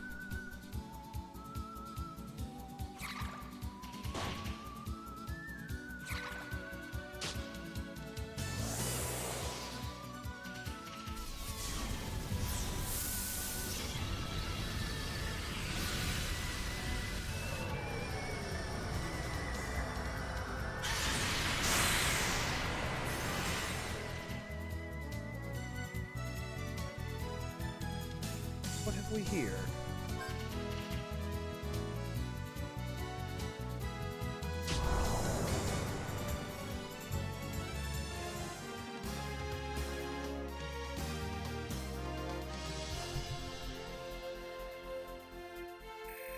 Well, Devilish, I would trust the opinion of the resident archaeologist on that matter, so...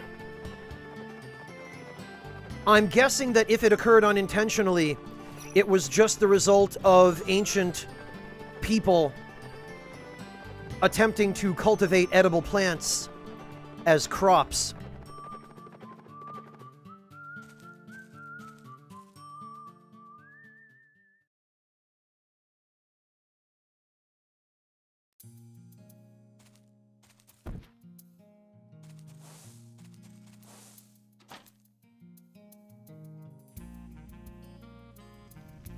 Now we rest again.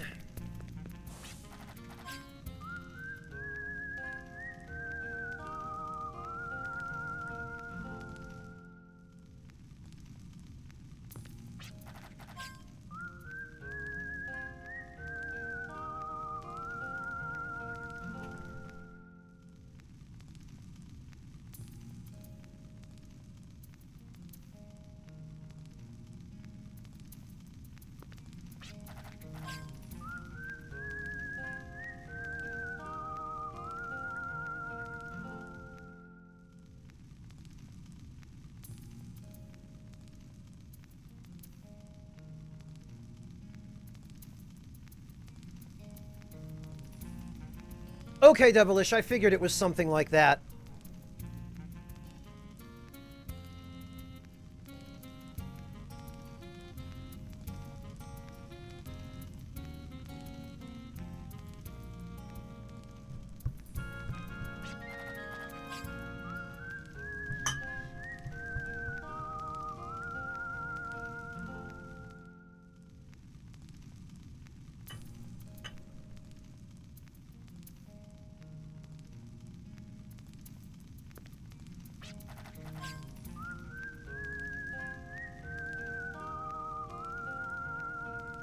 Okay, that's 5. I try to do this in blocks of 20, just because it's a little easier to keep track of, and it also makes it easier to track progress in terms of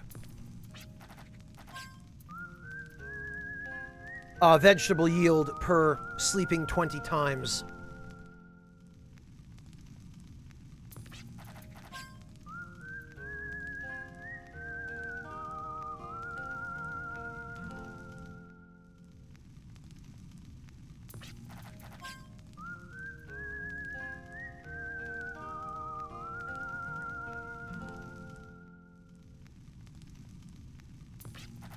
And that'll be 10.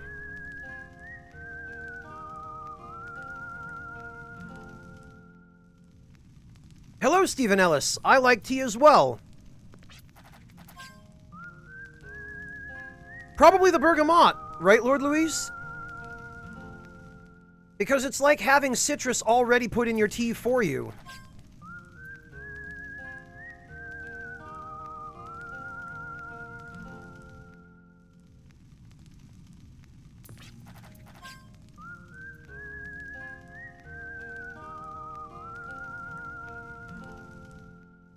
Really, Sam? I didn't know that you like tea. What kind of tea do you enjoy? Ah, very good, Stephen.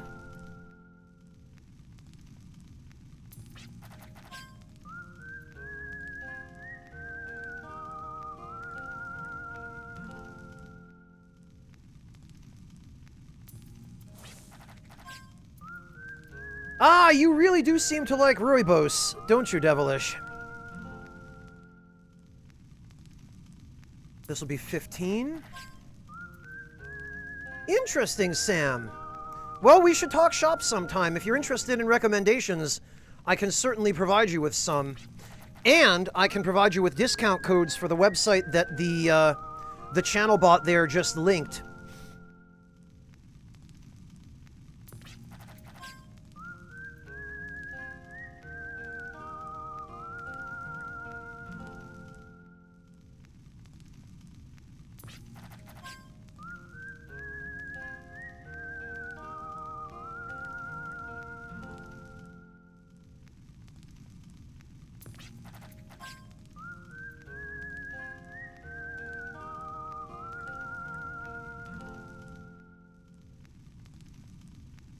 Alright, I think that's 20. We'll do one more just to be safe.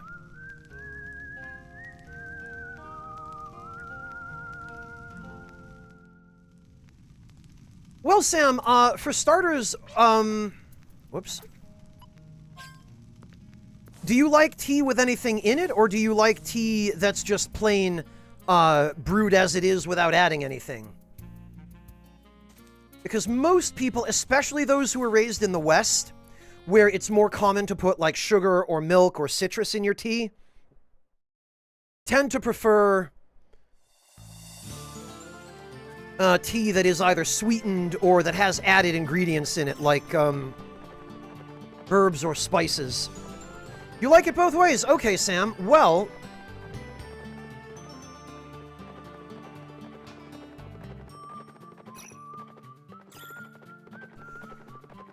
let me get myself back to the garden here.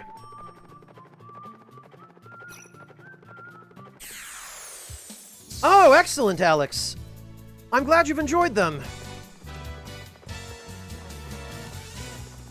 Iron Fungus, if your tea tastes like dirt, you're buying the wrong brand. That's all I can tell you, buddy.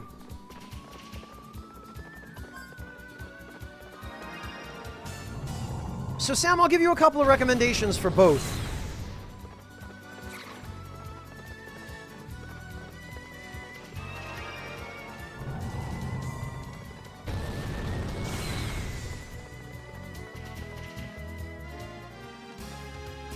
Here we go.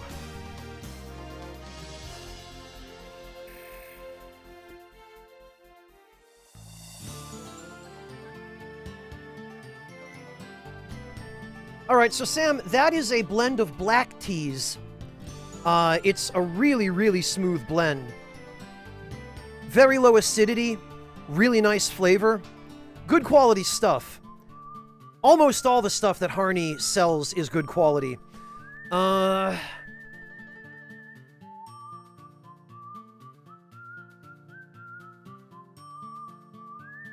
me get you another one here.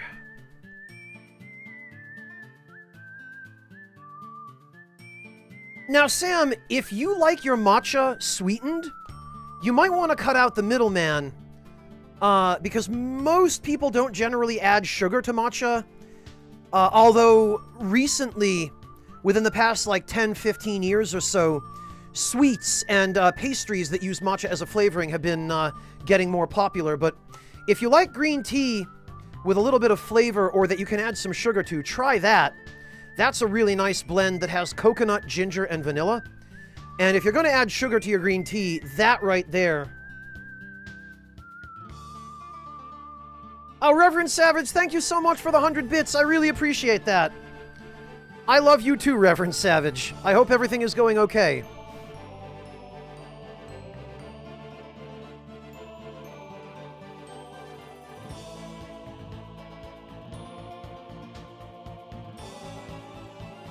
Now, Sam, if you enjoy tea with a little bit of citrus...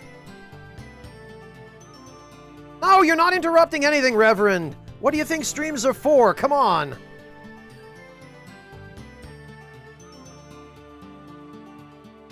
Sam, check this out. They do a couple of different Earl Greys. That's their best quality one. That one has the most bergamot oil in it, and it also has a little bit of silver tip as well. It's a really robust, flavorful tea, and you can actually taste the citrus in it, the bergamot. So that's a really nice one, too.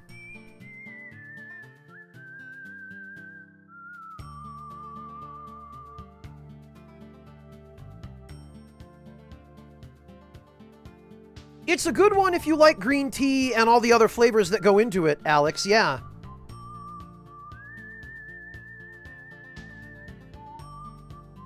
Sam, here's another one for you as well, and actually, I'm going to tag Lord Luis in this too, because Lord Luis, you said that the Bangkok was too many flavors for you.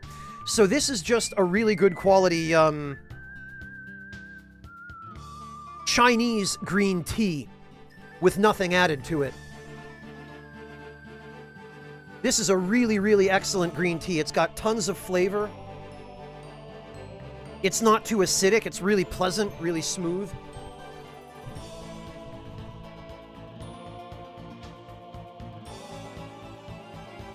Now, Sam, if you want to go the other direction, and you want to do something that isn't technically tea because it doesn't actually contain any Camellia sinensis, but if you want to go for something with no caffeine, but that has a really nice flavor, check this out. Harney does a really nice blood orange tea with actual bits of blood orange peel in it, and chunks of apple and rose hips and hibiscus.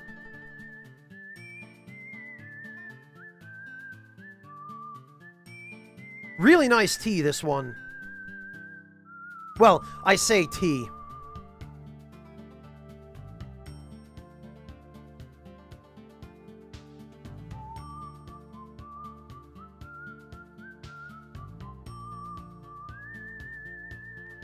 I have some of that, Echo Drop, but we're not onto oolongs yet.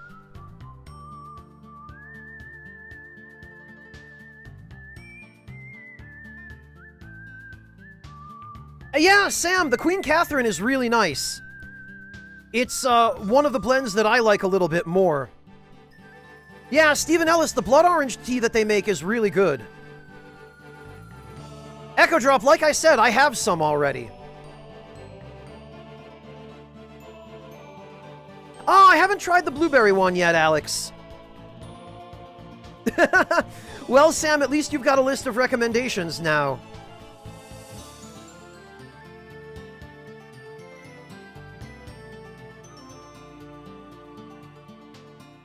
And no problem, Sam. I'm happy to help out a little. Actually, Sam, if you're a coffee drinker and you like the flavor of coffee, check these out.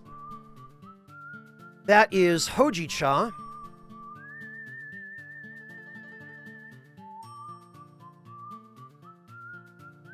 And they also do a version of Hojicha which is powdered.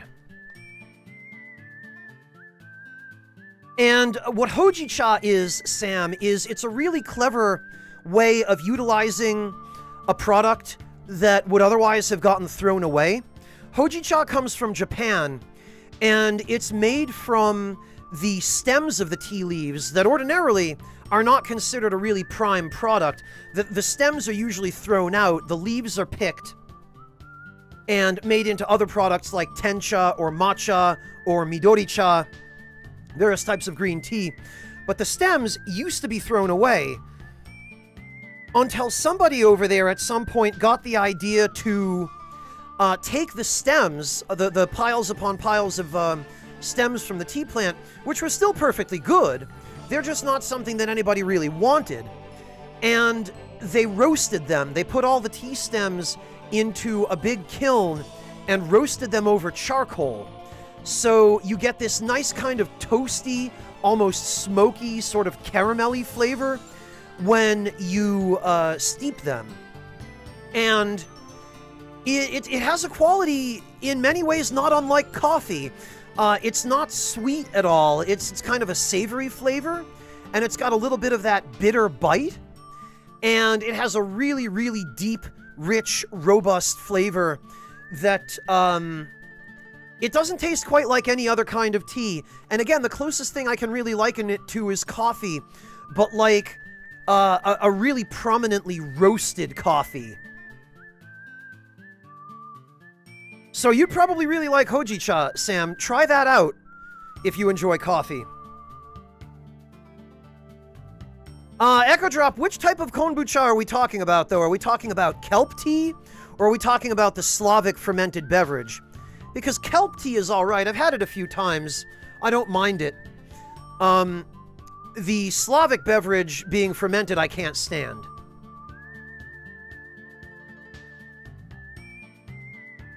Devilish, they do have a European warehouse.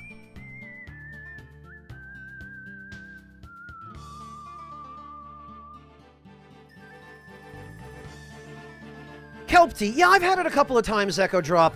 I'm not a huge fan of it, but it's okay.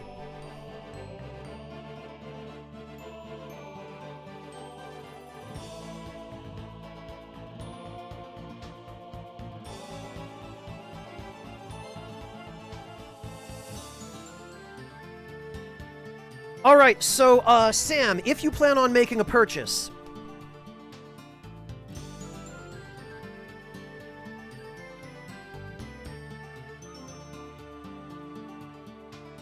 let me give you a couple of coupon codes.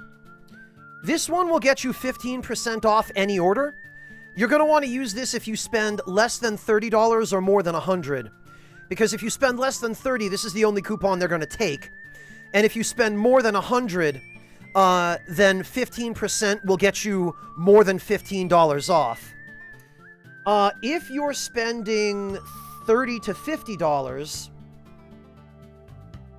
you're going to want to use this one, which is...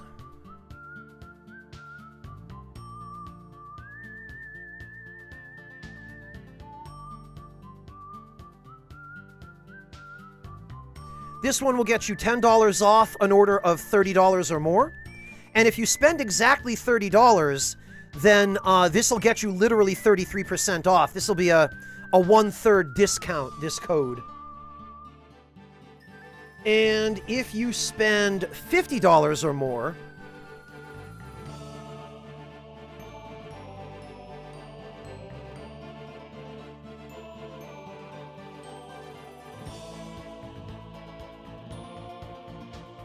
this code will get you $15 off. And anybody in chat can use these if you're ordering from Harney's North American website. And I believe these codes are also reusable as well, so...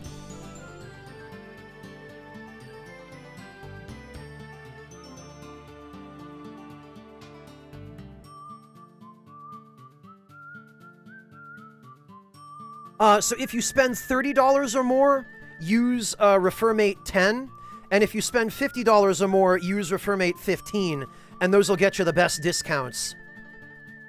And I'm not even sponsored by these guys. I'd like to be, and I did approach them a while ago, but I've never heard back from them. They kind of just left me hanging, so this is purely to save you a little bit of money, Sam.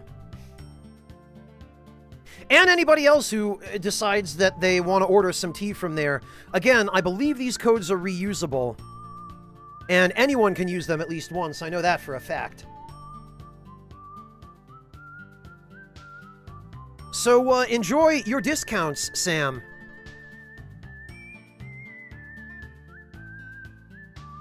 Wayward, I don't know about a dealer, but I'm certainly, I can hook you up.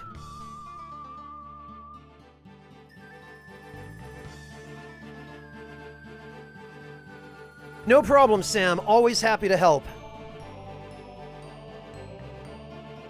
Noah Bad.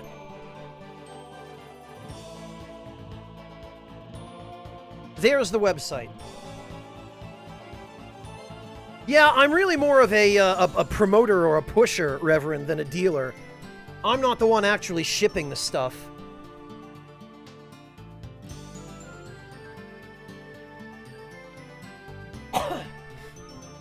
Well, Wayward, I can hook you up with knowledge and discounts. But it's somebody else's job to hook you up with the actual product.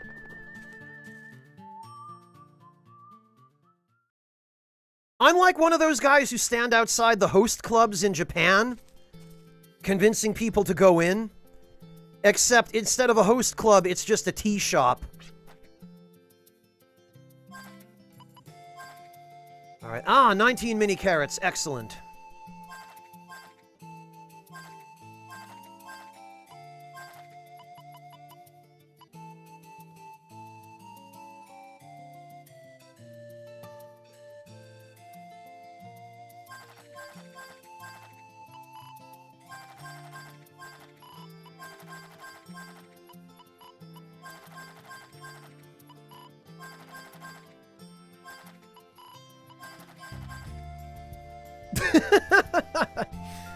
Well, sort of, Sam. All I can think of is the Resident Evil 4 merchant. What are you buying? Got lots of good things on sale, stranger.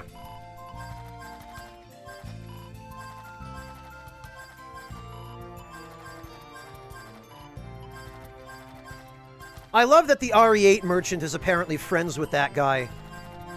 Or was. I don't know if the RE4 merchant survived the events of RE4.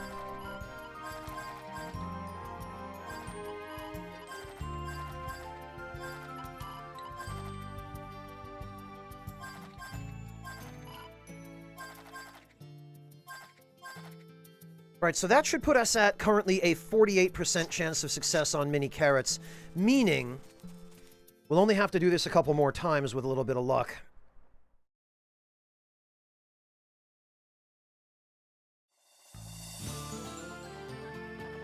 Yeah, Reverend, they knew. They knew. And I love that it's canon that the Duke and the RE4 merchant are friends. Because of course they are. Why wouldn't the merchants all be part of some merchants guild?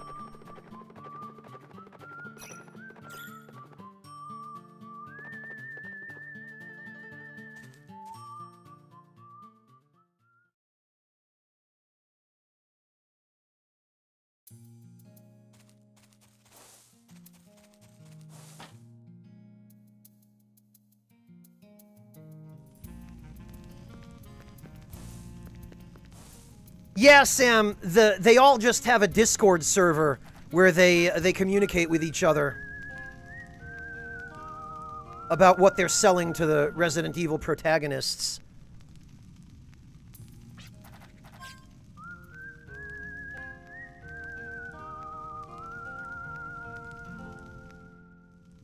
Reverend, if that's canon, it would be a hell of a racket they've got going on.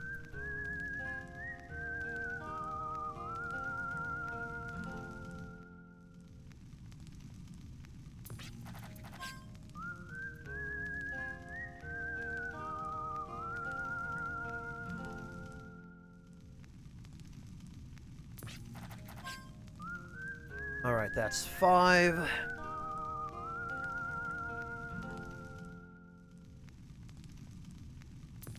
Oh, no problem, Ezreal. I'm glad to have been able to help, even if you weren't the one asking. They really have a fantastic selection, and the vast majority of what they sell is very good quality.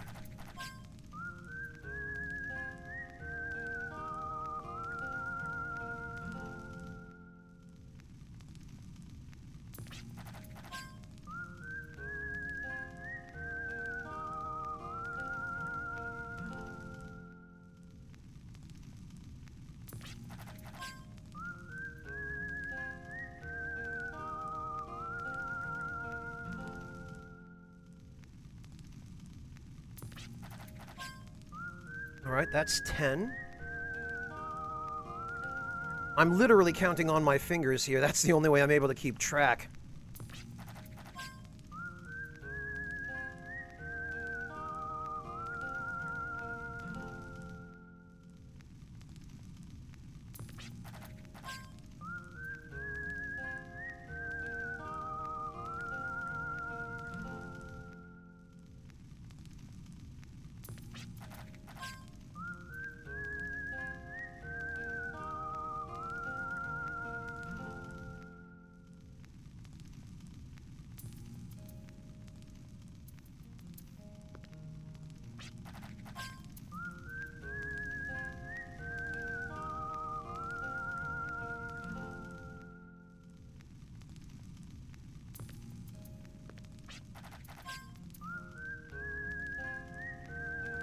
And I believe that's 15. Yeah, Wayward, once you unlock the secret garden, your poor party ends up sleeping more than a depressed millennial.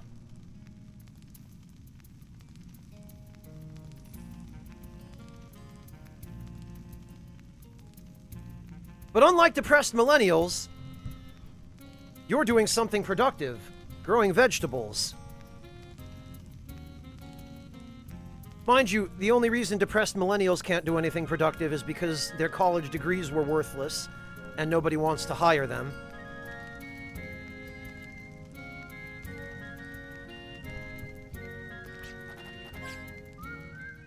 But hey,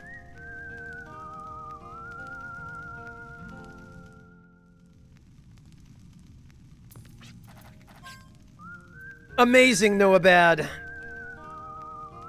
Azriel, thank you so much for the resub. Welcome back.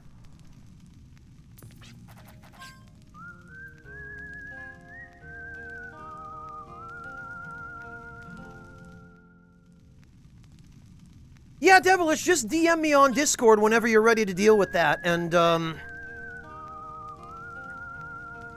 we'll take a look. Lord Louise did give you a tip where you can just contact them and set up a custom order via email. You just tell them what you want to order and give them your billing information, and they'll ship internationally even if the company isn't listed in their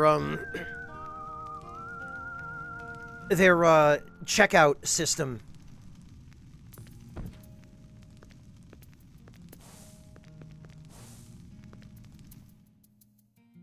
Well, that's exactly my point, Red.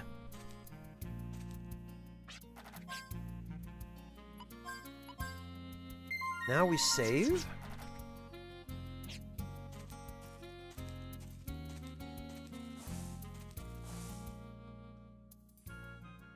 Oh, no hurry, Sam, and no obligation.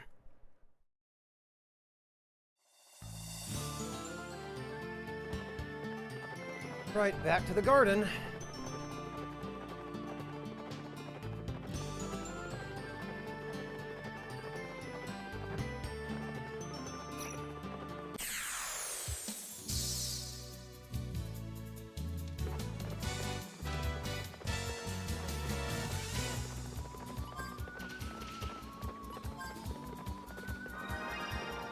Oh, thank you, Sam. That's very kind of you. I really appreciate that.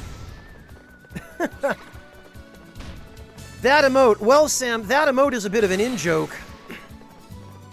But now that you've played Dark Souls 1 and you've met Solaire, you actually have half of the joke.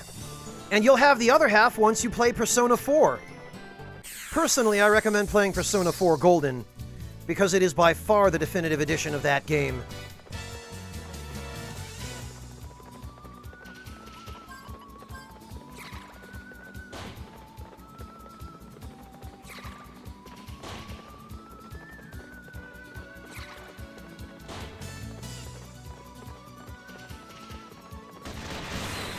Man, that counterattack. Know about it, doesn't take 1,000 hours to play Persona 4.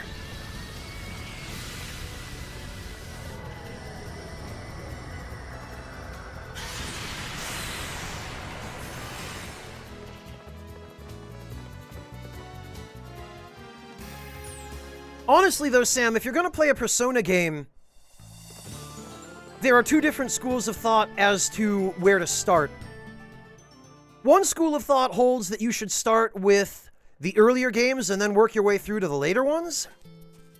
Or at the very least, start with Persona 3 and play either Persona 3 Portable or Persona 3 Fez.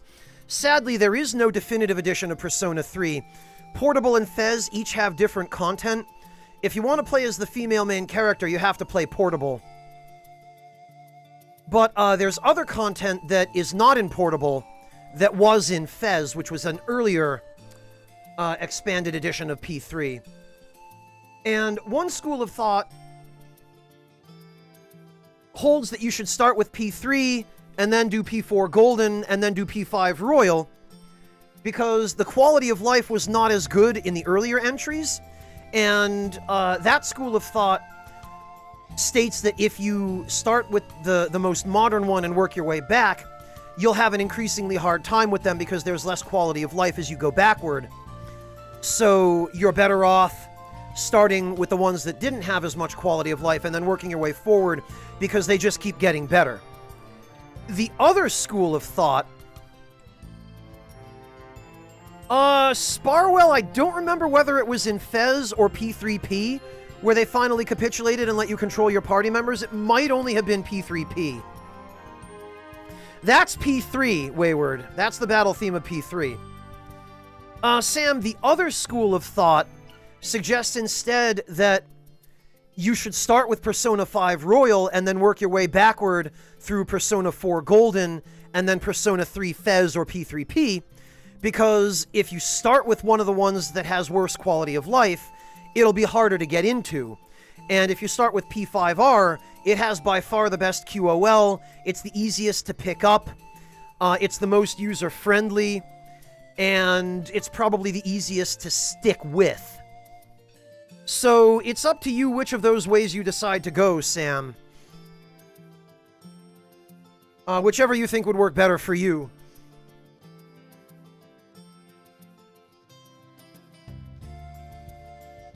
But those are the two main opinions on that. And then, of course, you can just play them out of order.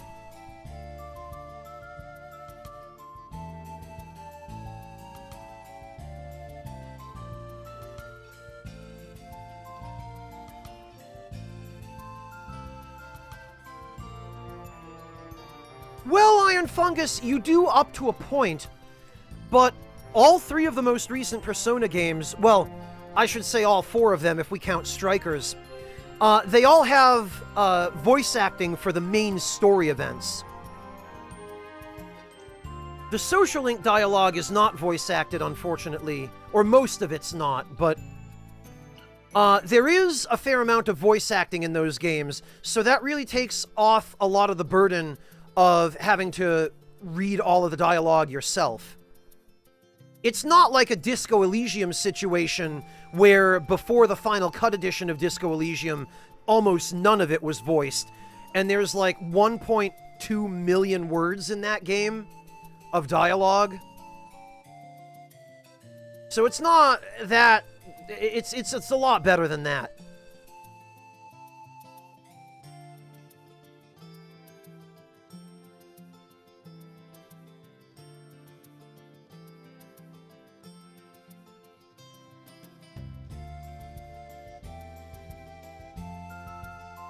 Oh, amazing, Noah Bad.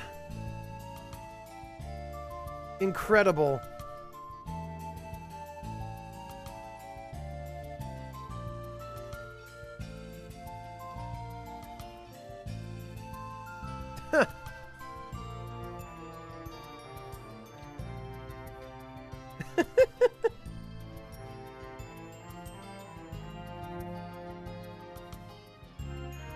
I love how the FromSoft games are just the emo kids.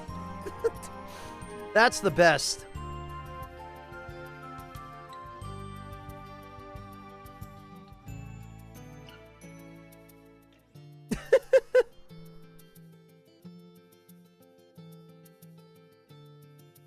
And then Kingdom Hearts is robots. Incredible.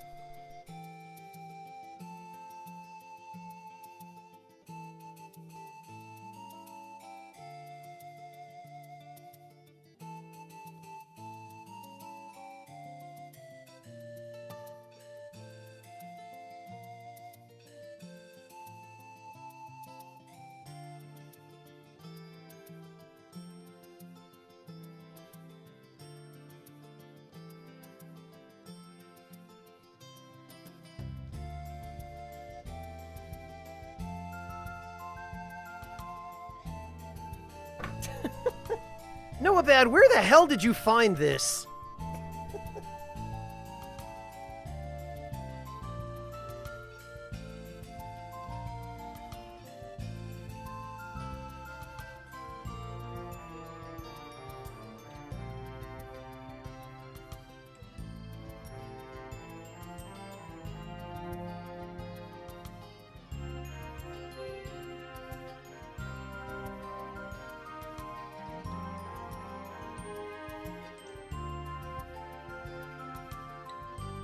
Randomly looking on YouTube when bored. I don't know what I was expecting. Oh yeah, Clint, the royalties Lenville Brown is going to earn from Disco Elysium are obscene. I mean, he basically voice acted 3/4 of that game, for goodness sake. 30 mini carrots, excellent.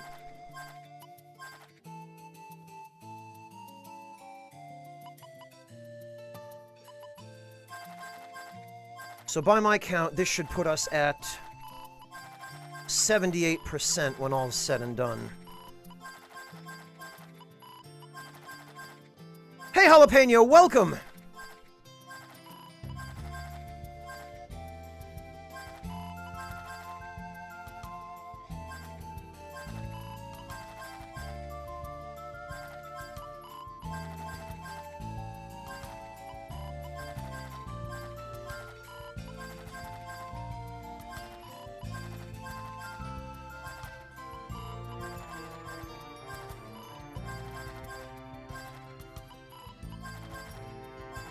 Yeah, Alex, the composer for the Wild Arms series, I believe it was the same lady who did the soundtrack for all, I think, 6 or 7 of the games in this franchise.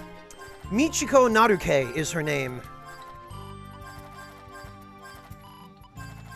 And this series is what first put her on the map. She's a very talented composer, and the Wild Arms series became known, among other things, for having fantastic music.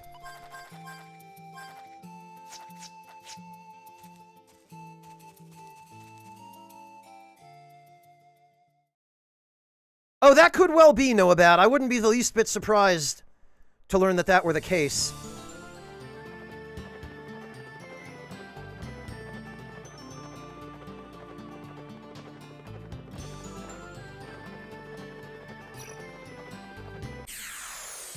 Oh, whoops. Wasn't paying attention. That's fine. For anybody who's interested,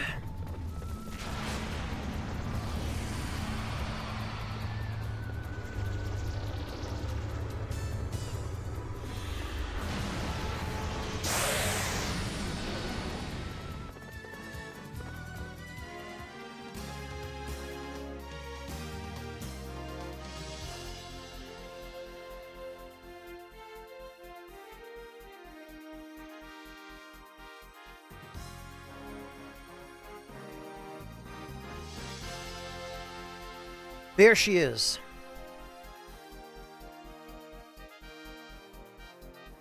Ah, Reverend, I see you've been hanging out with Kara.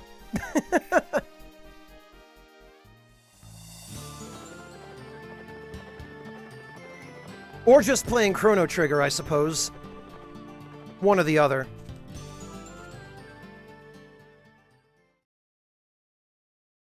Just old? Yeah, join the club, Reverend.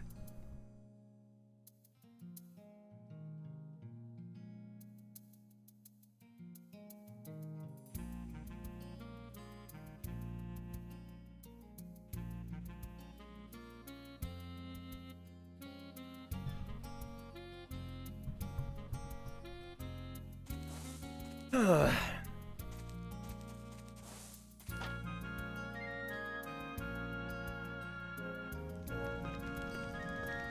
20 more nights while we wait for the vegetables to grow.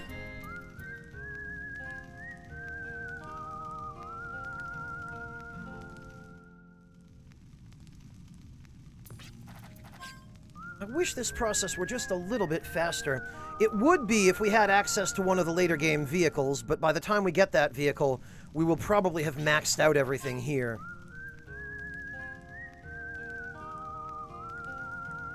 Ah, hello, Sunshine. Welcome. Sunshine, I'm gonna have to find some way to differentiate you and Corgi Pasta now, because your names, well, your nicknames are both Sam.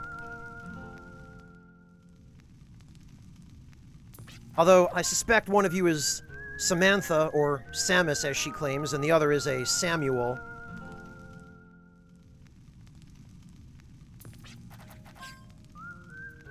Or maybe a Samwise, for all I know.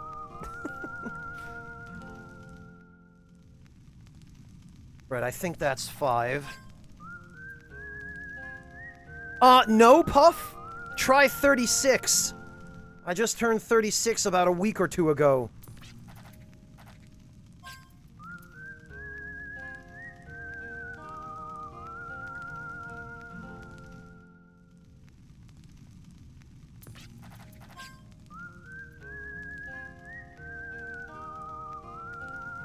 And that makes me old, apparently.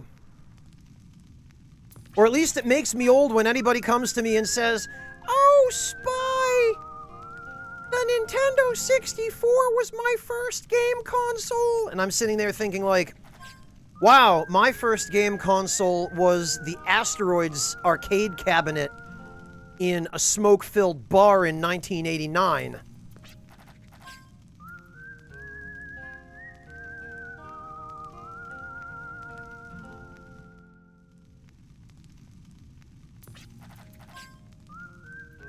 Well, RLA, what exactly is it that you're allergic to?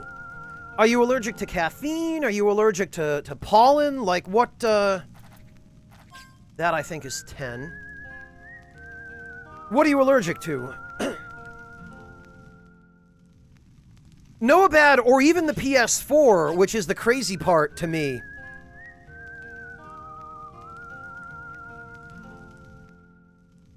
Yes, Rando, I used to see those pretty frequently when I was a kid, actually. The kinds of places my father used to hang out would often have the, it was like a competitive, I think it was usually Asteroids or Alien Invaders or Missile Command. But, like, it would have a station on either side for 2 players, and you could put your drinks on it. There was a very, very particular type of establishment that would have those kinds of places, and it was almost invariably a seedy bar in a working-class neighborhood of a city.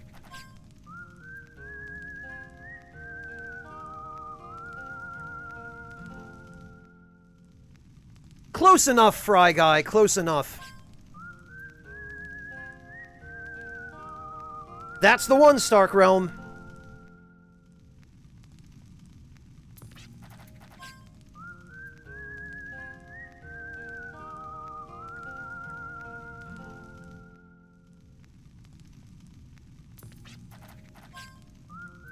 And then after that, I was able to buy an Atari at a tag sale for $5 worth of allowance money that I had saved up in, like, 1991. Oh, yeah! Sunshine, I'm guessing you're counting down the days. Really? Sam, yours was an Atari? That's impressive.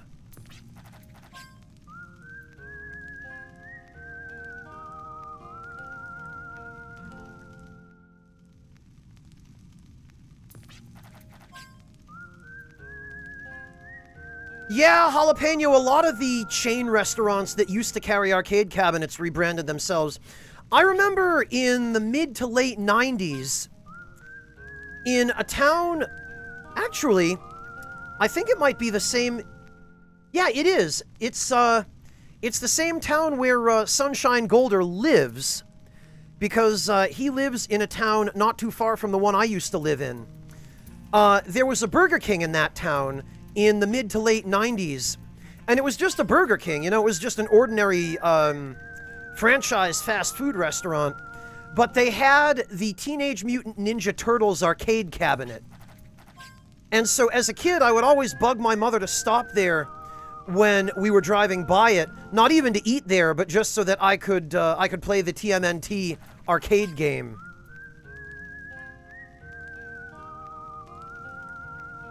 Well, hang in there, Sunshine, just a little longer.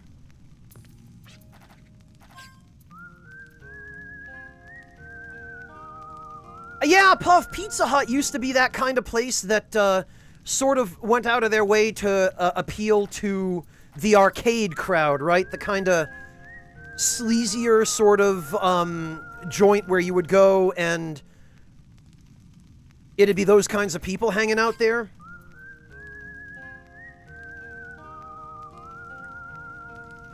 Yeah, Sam, it's right across from, I think it's a Japanese restaurant now, Sam. I don't remember the name of it. It might be Shiro's, but it's right across from, like, where Home Depot and...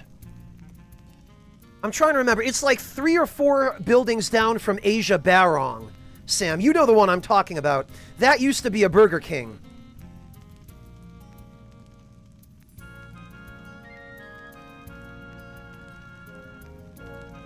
Ah, gotcha, Rando. Yeah, Fry Guy, they would have arcade cabinets at the darndest places.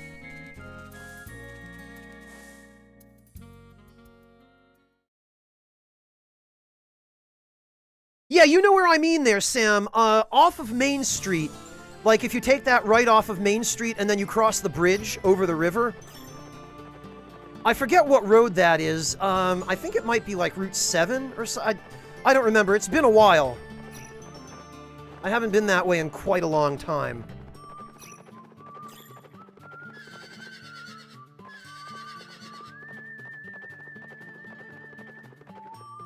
Oh, the dub of Nocturne, Sam?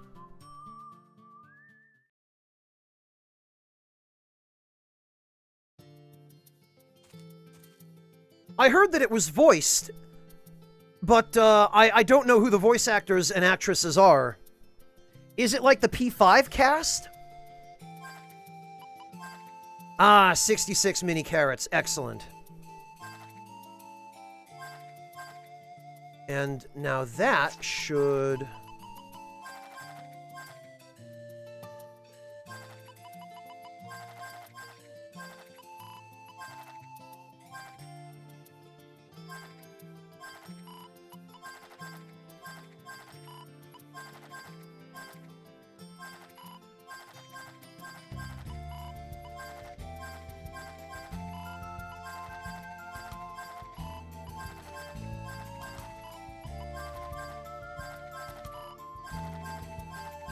This should put us at 90, so we only need to give 10 more.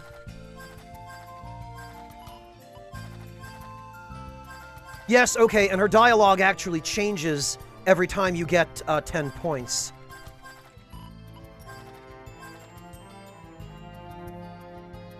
Oh, interesting. VA's from Near Replicant. I wouldn't have expected a pull like that, but...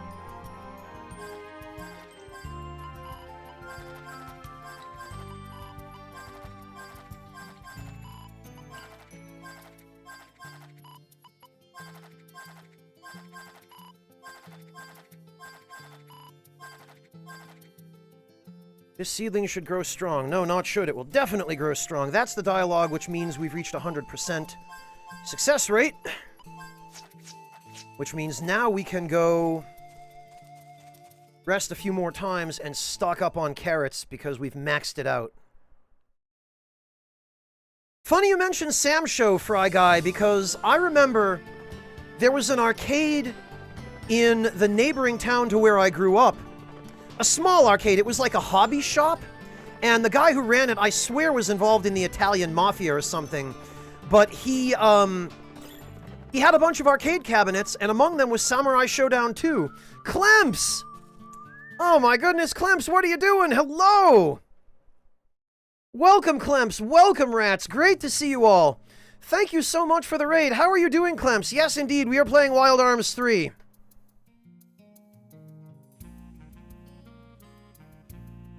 Clemps, dear boy, how are you? How are you doing, my friend? I hope all is well.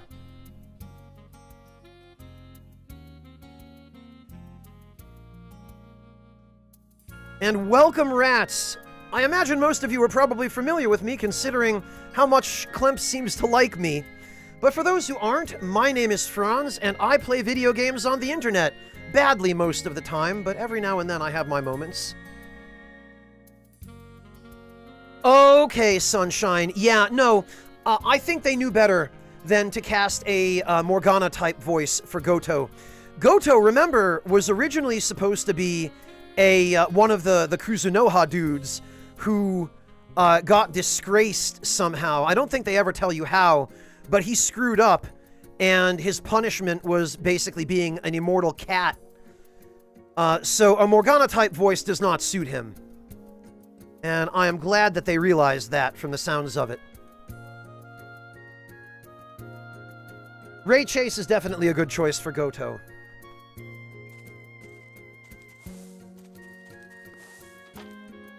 Clemps, I would love to have you stick around, but I imagine you're probably off to get some dinner. So thank you once again for the raid, and enjoy your meal, and good night to you. I hope you had a good stream, and I hope you have a great remainder of your evening. I don't know, Hunter. I don't think it's all it's cracked up to be. Not the kind of cat that Goto is in, the SMT series. Oh, that's right, Clems. I did hear that Season 4 is out now. Well, awesome. Go enjoy it, Clems. And thank you again for the raid. Go enjoy your evening, relax, and I'll catch you next time we catch you.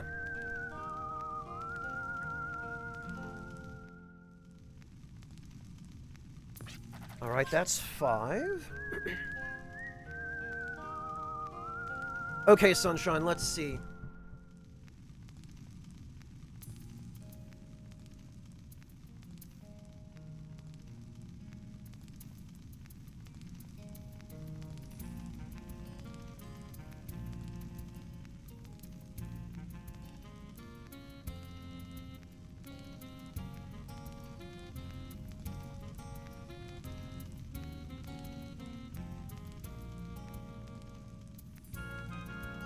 Oh, okay.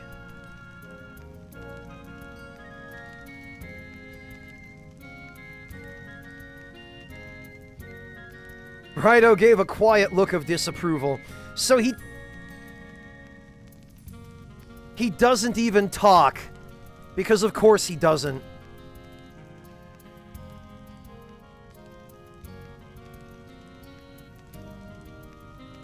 Well, at least they nailed that.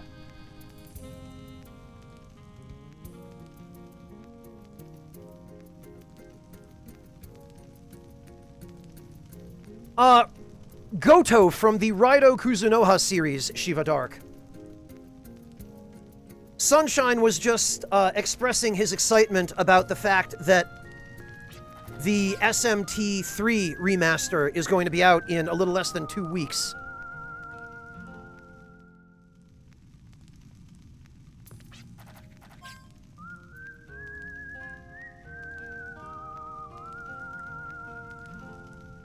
Really, Rando? I did not hear about that.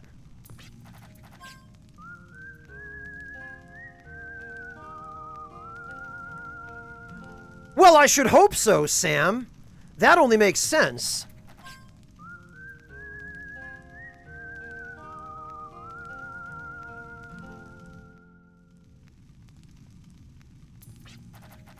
Alright, this'll be 10.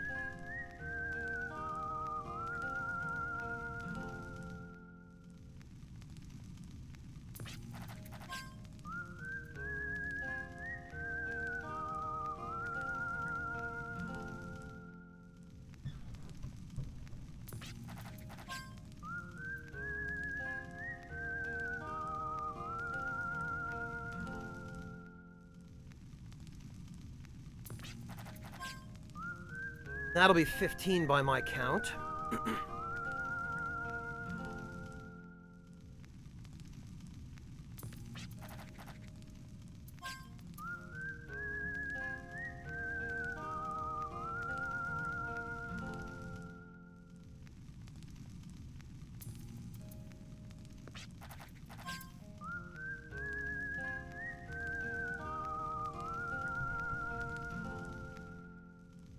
Three more and we should have all of the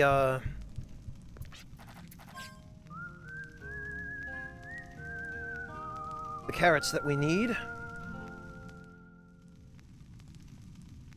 The first 3 certainly are, Shiva Dark, yeah. The later ones, Media Vision seems to have had a little bit more trouble with.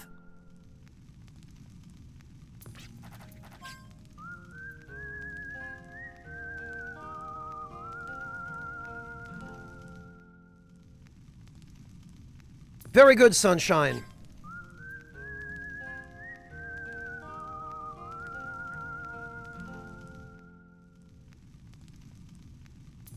Alright, I think that should be 20. So let's go check the garden.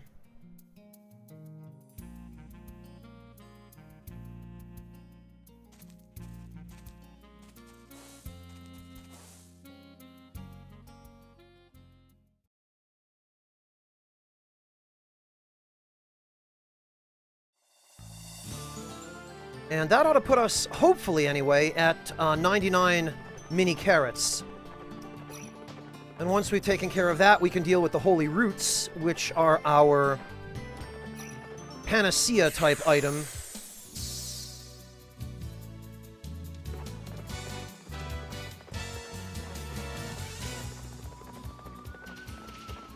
Well, Rando, and that's why the series went downhill, starting with Wild Arms 4.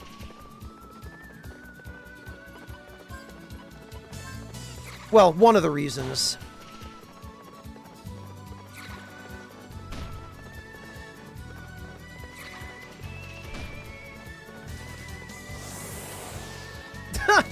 You know, I met Systemi. We were just talking about that before you guys got here. The fact that once you unlock the secret garden in Wild Arms 3, your party basically ends up sleeping more than depressed millennials do.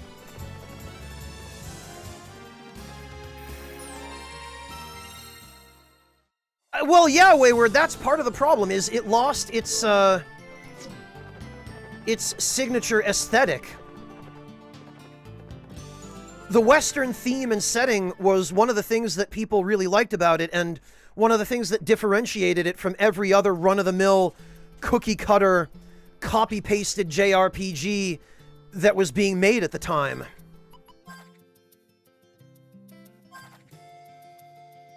Alright, we just barely made 99. So now...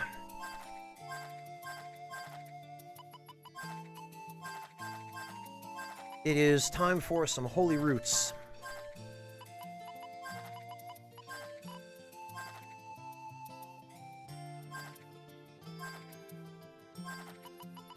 Never mind the fact that the soil here never seems to get depleted. Shut up, it's magic.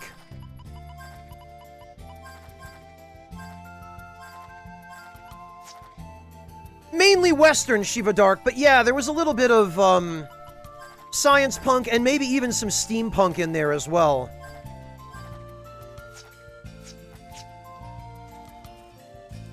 Alright, off we go.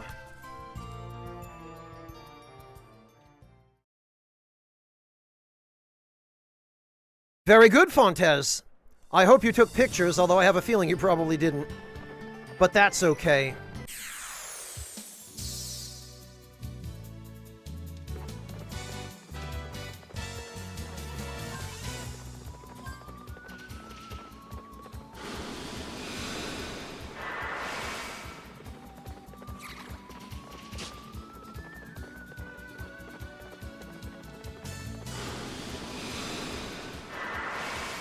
Thanks, Fontez. Really just for curiosity's sake more than anything, but...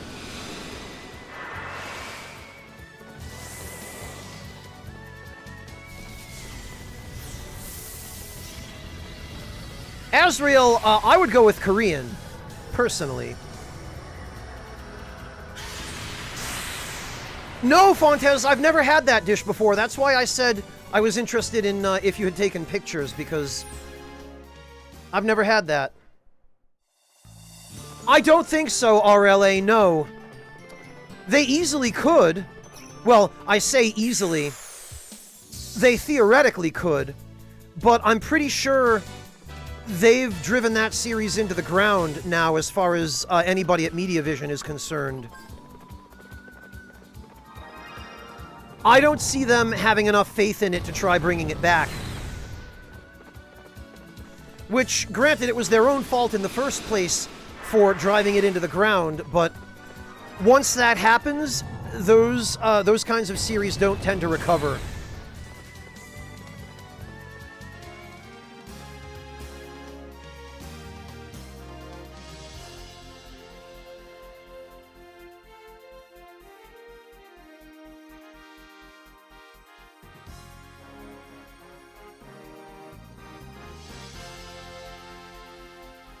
Interesting, Fontes. Sun-cured beef. Sephardic Jewish origin, no kidding.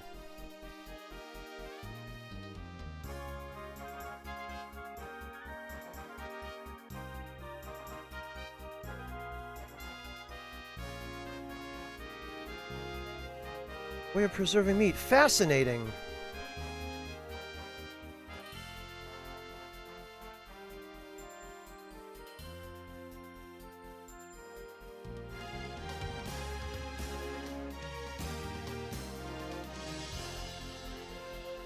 See, Fontes, I think probably the reason I don't know about,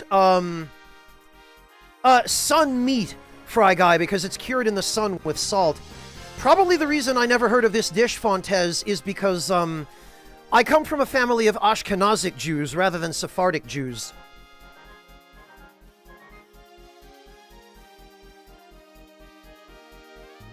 So I grew up on, like, Ashkenazic dishes, Slavic and Germanic kinds of, foods.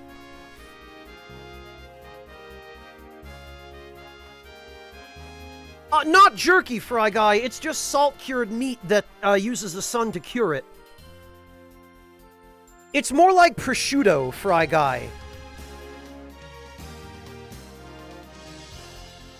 Except that prosciutto traditionally is aged by the ocean in order to take advantage of the salt air from the sea, but it's a similar sort of process otherwise, where it's like sun-cured, air-cured, and salted to keep off bacteria and pests, and also to remove moisture.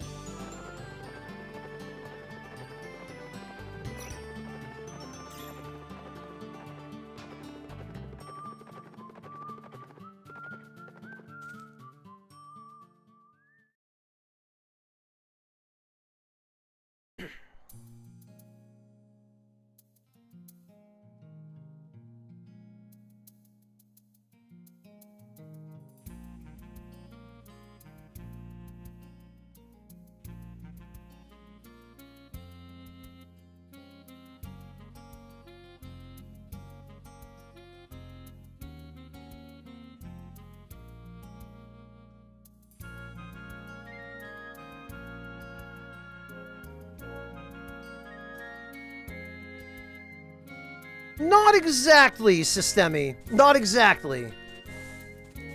Alright, we probably should save, actually, now that we've maxed out our mini carrots.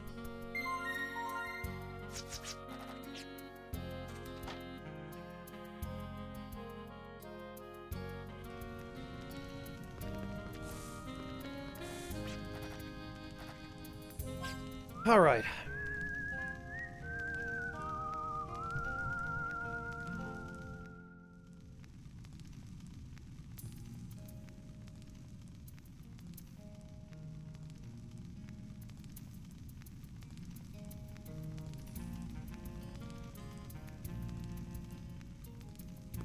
Well, Warrior, if you weren't Brazilian, then you probably wouldn't have encountered it.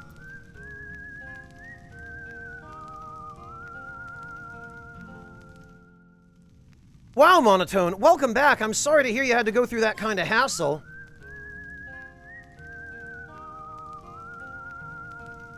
Did you at least gain some experience and maybe a level out of that fight, Monotone? I hope so.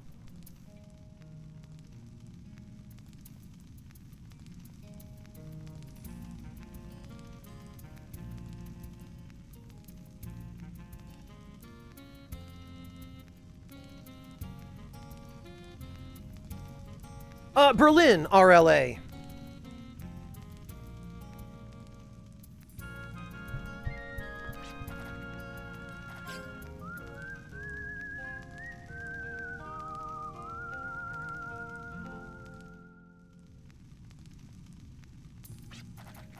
Okay, that should be 5. You fought a secretary, a nurse, and a doctor. Wow, Monotone.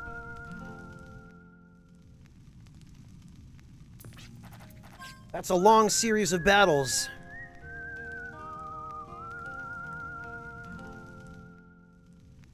I'm glad you made it through okay, though.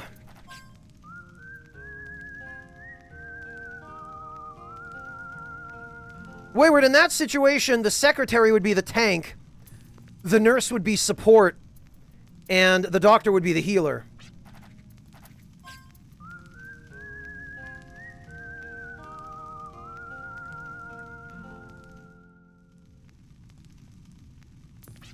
The DPS is the sick guy in the waiting room who keeps coughing without a mask and without covering his mouth.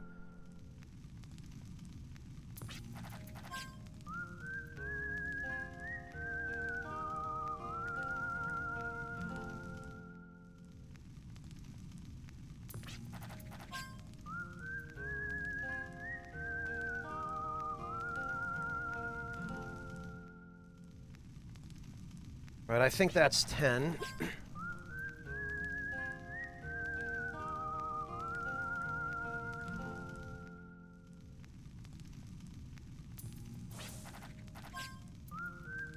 Ah, nice, Monotone. Oh, I'm sorry to hear that, Rando. That figures, huh?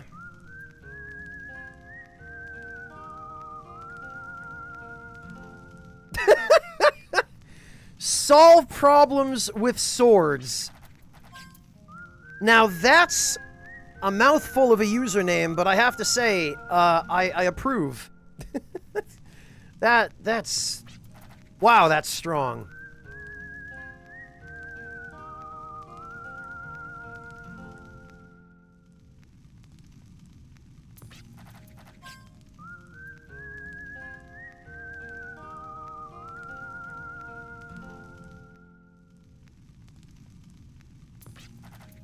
Okay, I think that's 15.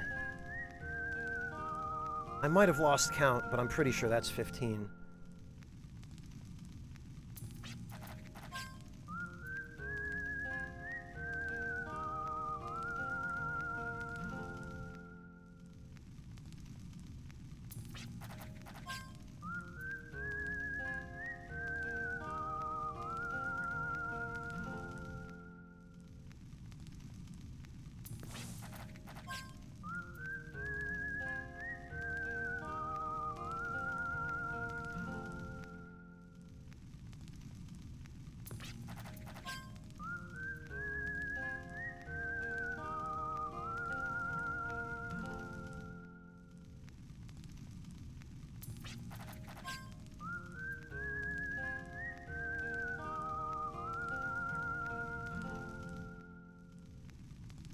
I think that should be 20. We'll do one or two more just in case.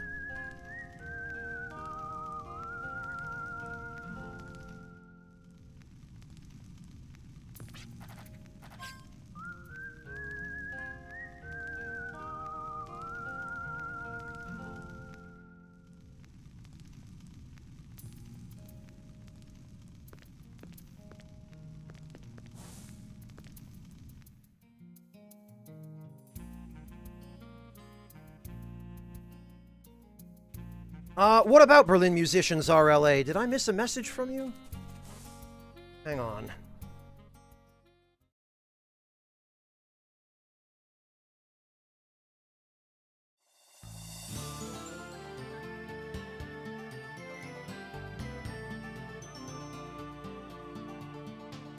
No, it doesn't seem like I did.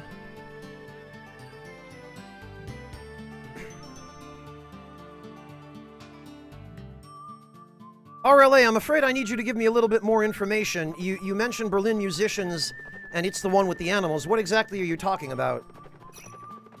I'm afraid I don't follow.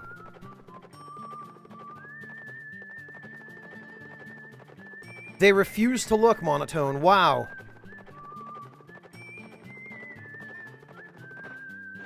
Did they have any smart-ass remarks after they gave you an hour's worth of runaround and then it turned out you were right, Monotone?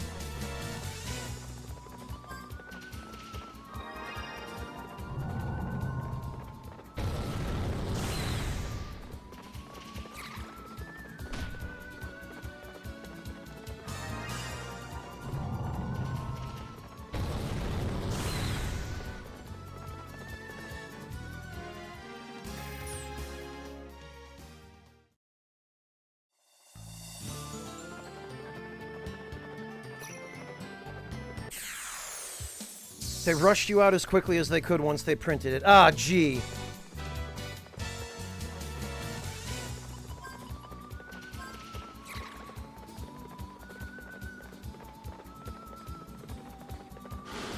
It sure is nice when people are sore losers.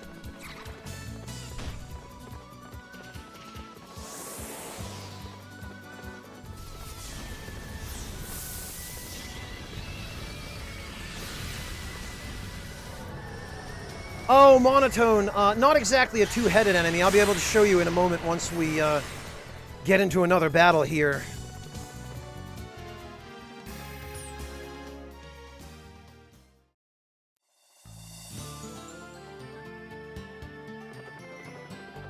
RLA, I still have no idea what you're talking about.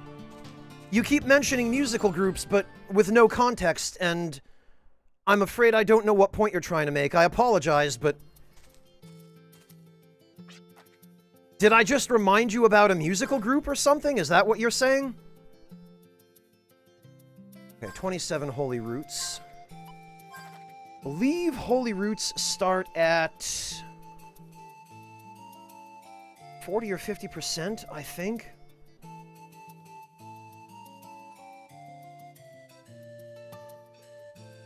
I think 40. Solve problems with swords. You haven't seen anything yet. Stick around.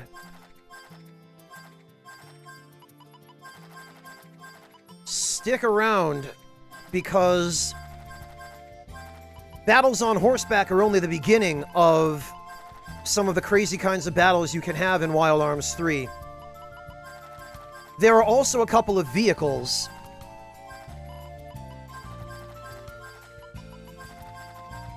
And each one has its own different mechanics. And I think we are relatively close to getting the first of those vehicles.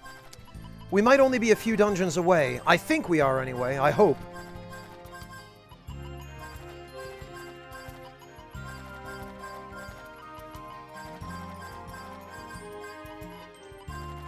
Alright, so 40 Holy Roots plus these 27, that would put us at 67%. So we would need 33 more to max them out.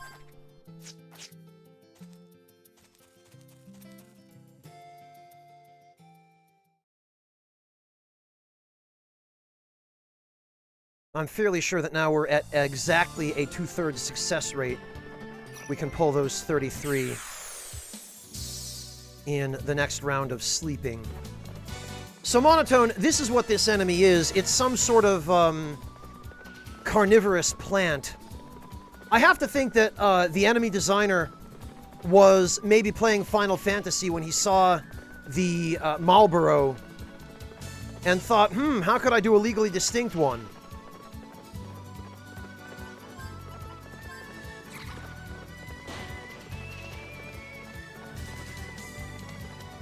But it's apparently supposed to be some sort of carnivorous plant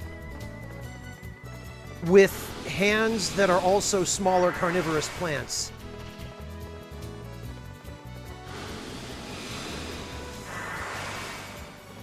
Also, some of the attacks that the enemies in this game use have names that are meant to kind of be jokes.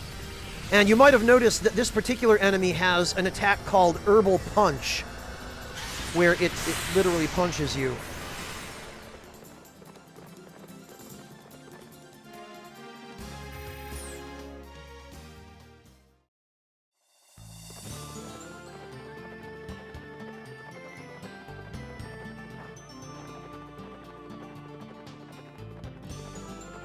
Yeah, Garagon, for a bunch of walking or mobile plants, they certainly are determined to move quickly when they want to chase you down. It gets even sillier, though, Garagon, because there's an enemy that's actually just a tree. And if you get into a battle with that enemy on horseback, the enemy runs alongside you at, you know, horse speeds.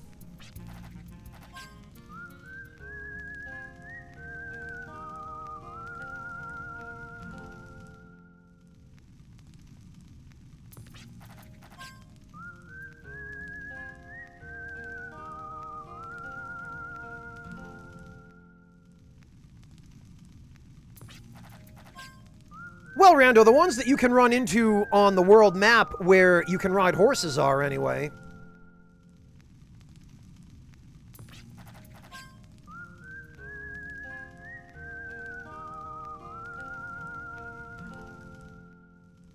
There might have been one like that in the Japanese translation, Monotone. But lots of things get lost in translation. I think you were here when we talked about the asinine butchering of the name Richard into Leehalt.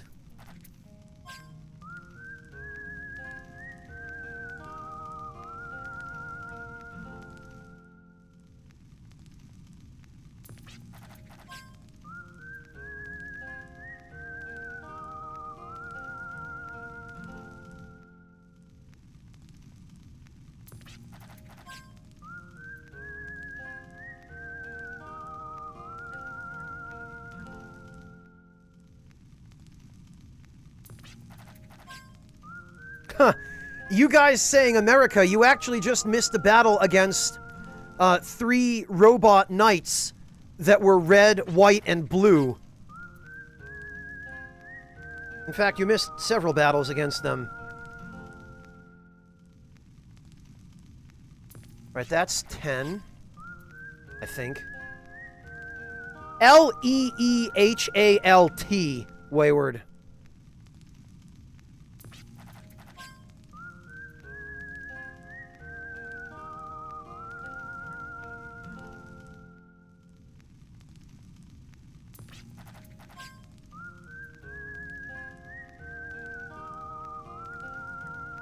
Monotone, the only Richard I know or know of is Wilford Brimley's best friend and partner, Dick Richards. Which raises other questions, like, if his name is Dick Richards, that means his full name is Richard Richards. Who the hell names their kid Richard Richards?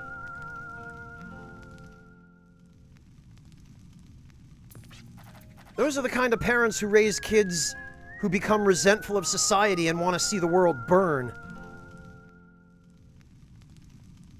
This, I think, is 15.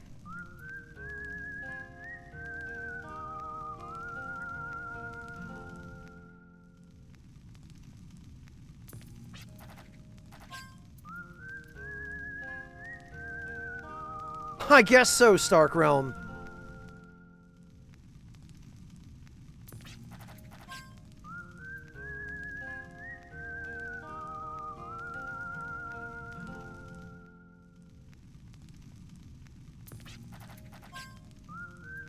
Oh God, Rando. Oh no. That poor, poor man.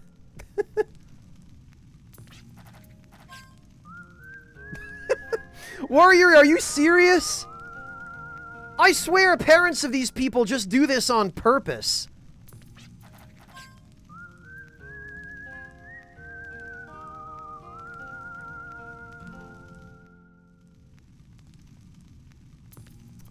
Incredible, Warrior. Incredible.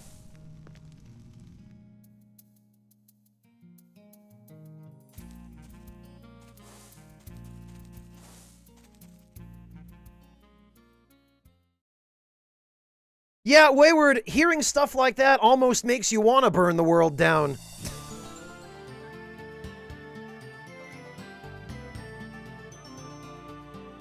Reverend, you're joking.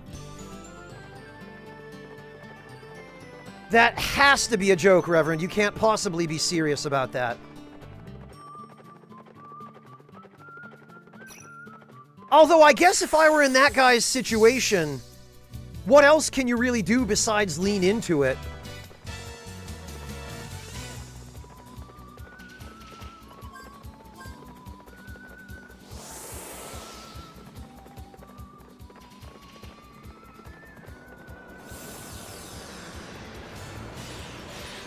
Yeah, I only hope that he was a teacher of kids older than elementary school age, Reverend, who were mature enough to just have a chuckle about it and not constantly torment him.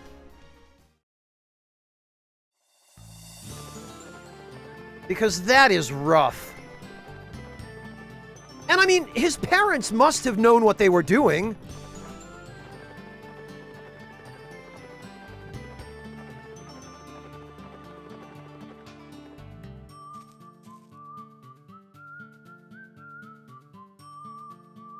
Wait, no, not below first... did I say below first graders? I'm sorry, this is the LP tax at work here. Children who are older than elementary school age.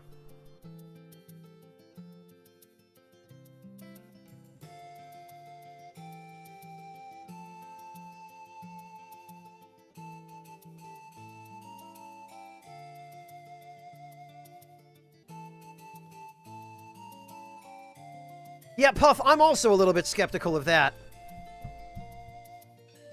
Oh, he was a kindergarten teacher, Reverend. Okay. Yeah, Stark, we get that a lot in Germany. We get foreigners, especially English-speaking foreigners, for obvious reasons, thinking they're being funny.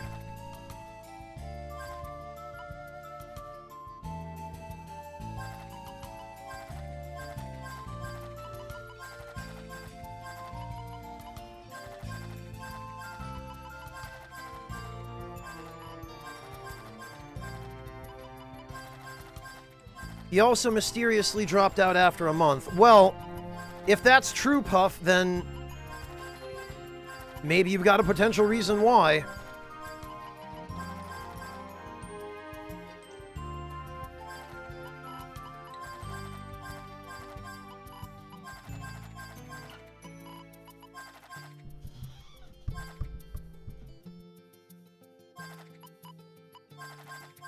Okay. Well, I know we have enough holy roots now to max out our success rate.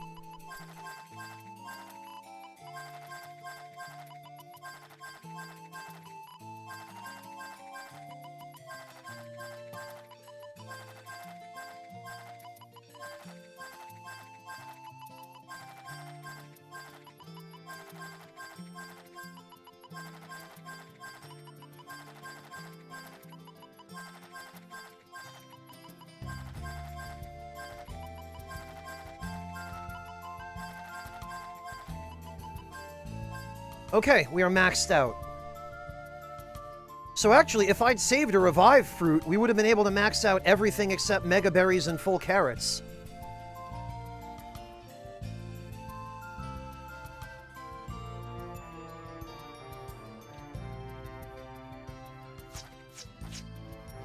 Okay, so let's do one more round of sleeping just to stock up on some more holy roots. Amen to that, Hunter.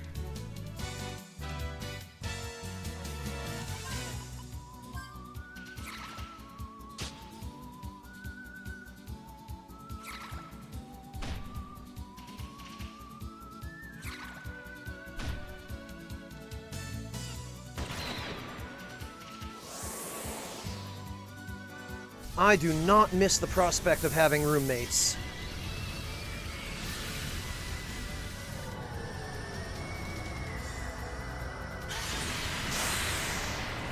Well, Puff, maybe it's for the best that we'll never know. Some things are better left to obscurity.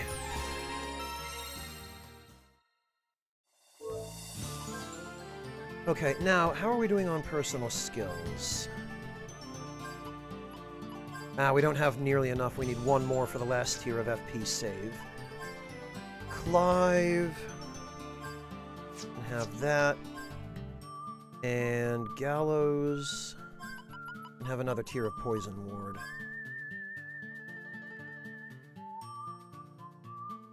Monotone.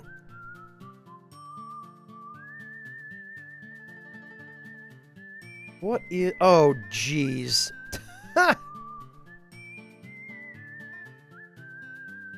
Well, he looks unhappy.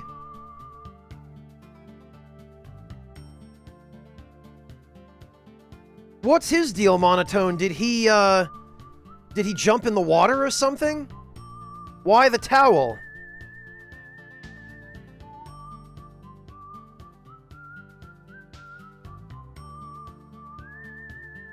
Oh, he chewed a hole through it. Ah.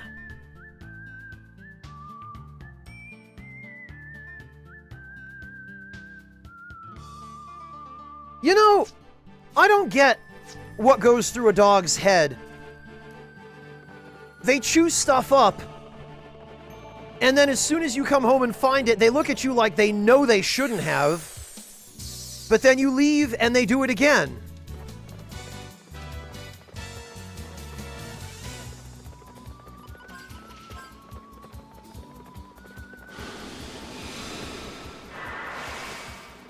Ah, okay, Monotone. Ah, that's right, Sam. You also own a fairly young pup of your own, don't you?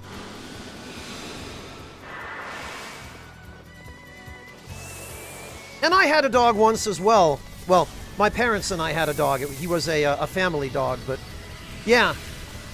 Our dog, though, he lost his interest in chewing on things that he knew he wasn't supposed to chew on pretty quickly.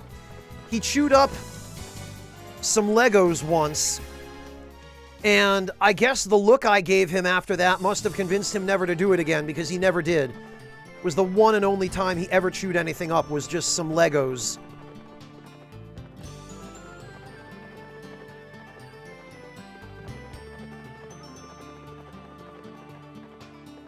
I was like, why did you do that? He was like, oh, I guess I don't know. Sorry, I won't do it again. I was like, you better not. He was like, okay. I was like, why are you talking?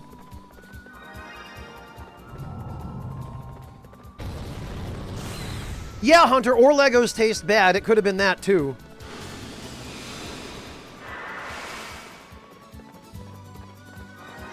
He didn't actually eat it, Fontez. He just chewed it up. I came home from school one day and found it spit out on the floor.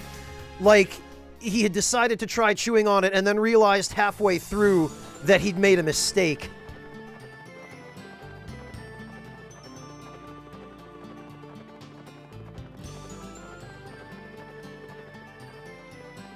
Finn used to bring all your shoes into your bed when you left the house and then do the guilty face? I don't know what it is with dogs and stinky things, Sam. But dogs seem to have an obsession with stinky things. You're lucky it was just your shoes. You're lucky he didn't go digging dirty laundry out of the laundry basket and carrying that to your bed.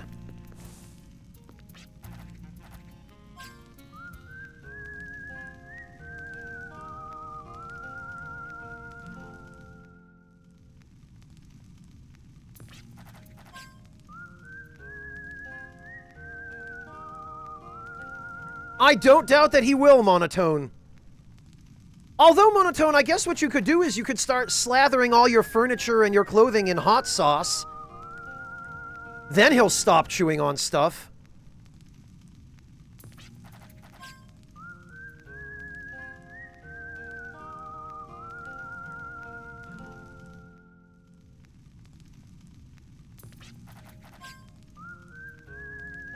Does vinegar actually work, Sam? Is vinegar potent enough to deter a dog?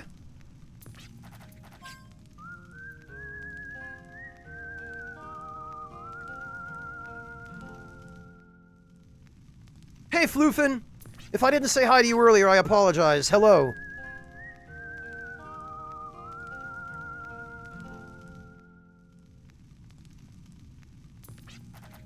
I don't think I'd like it very much either, Sam, to be honest.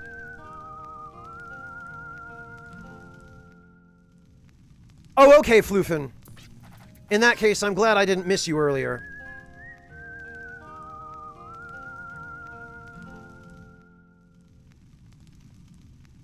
Nobleman, part of me is morbidly curious as to what you mean, but most of me, probably 80% of me, is worried. Alright, that should be 10.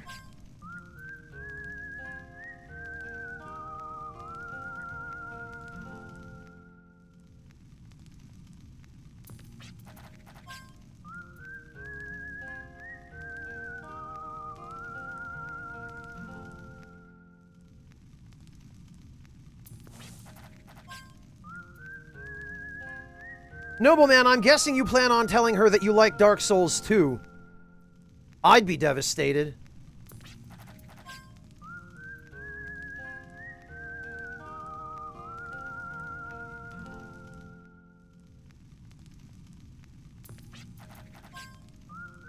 Sam knows what I'm talking about because she's playing Dark Souls 2 right now.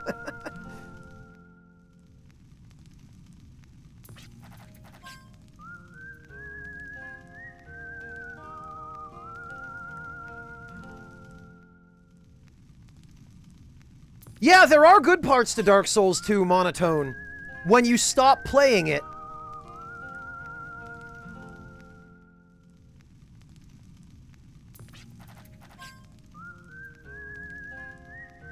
And you go play Dark Souls 1 instead.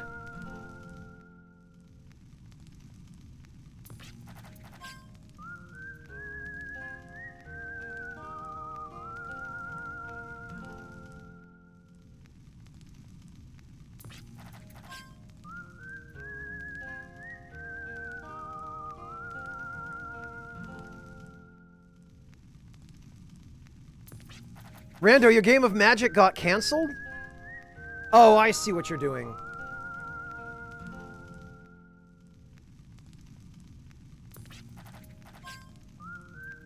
Stark Realm, you present a difficult truth there. But you're right, at least it isn't Lords of the Fallen.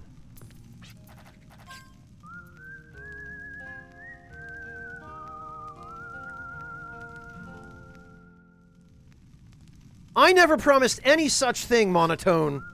Let's set the record straight here, friend. I never promised that, ever. Of course, Monotone, now that you're streaming it, or now that you're streaming, there's nothing stopping you. If you want to see a playthrough of it that badly... Ah, Sam, you haven't heard of Slashy Souls. Well, there's a reason why.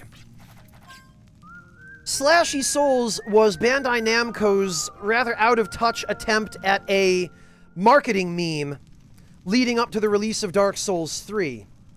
If you're curious about what it is...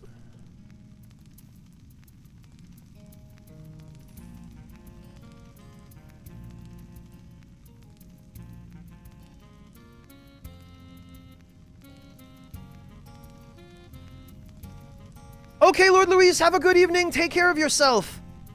Thank you for hanging out today.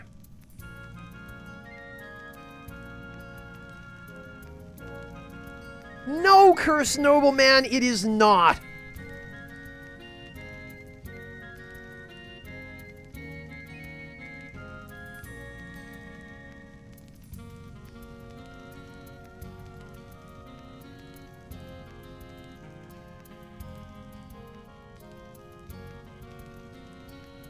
Personally, I think I would probably rather, well, no, we won't go there.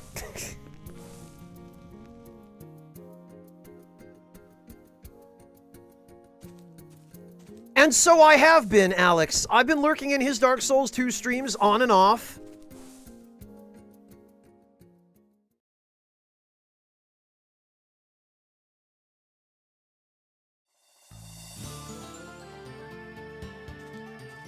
Nobleman, if it makes you feel any better,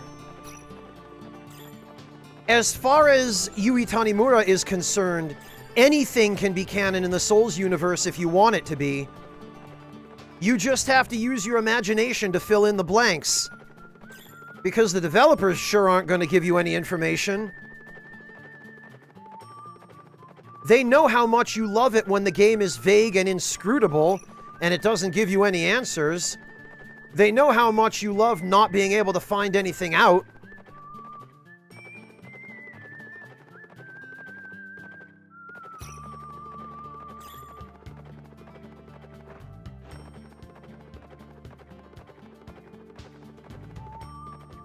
Toyota truck tires, Hunter?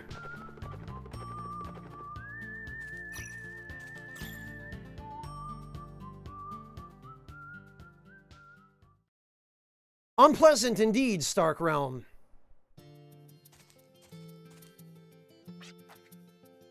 Alright. Whoops. Come on, harvest. 80 holy roots. Excellent. So, now that we're maxed out on those, We are going to switch back to mini carrots because we are going to burn through these much faster than we will through any other consumable. And I want to make sure that there are some here waiting for us when we come back to replenish the ones that we're going to be crunching on as we proceed through the remainder of the game.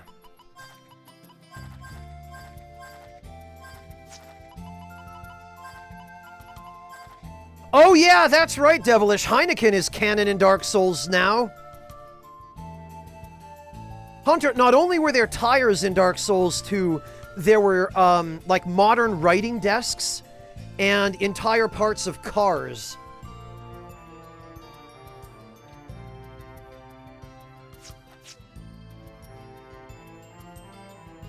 Sam, you should check this out as well, what Devilish is referring to.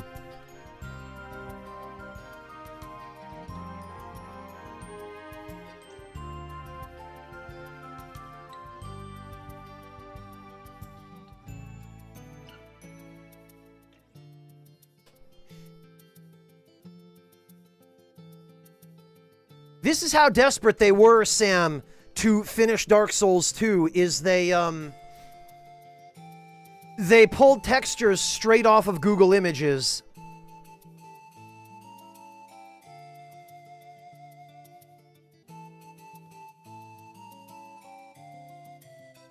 I don't know if it was specifically a Toyota tire, Hunter. It looked more like something off of a 1920s automobile, like a Model T or something. Actually, I think that might have been more 1910s, but...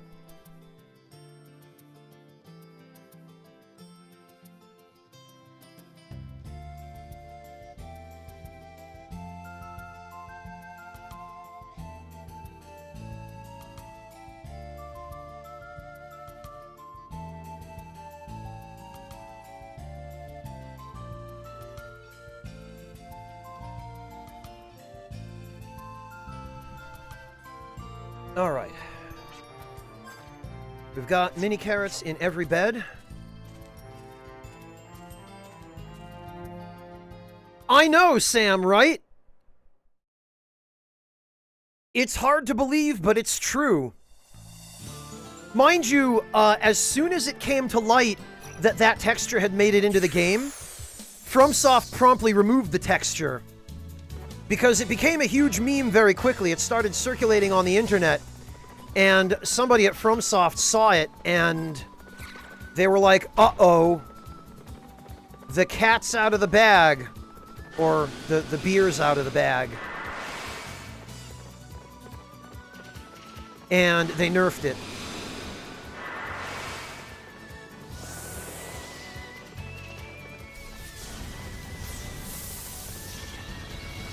But yeah, Sam, welcome to the wonderful world of game development, where nothing is off limits.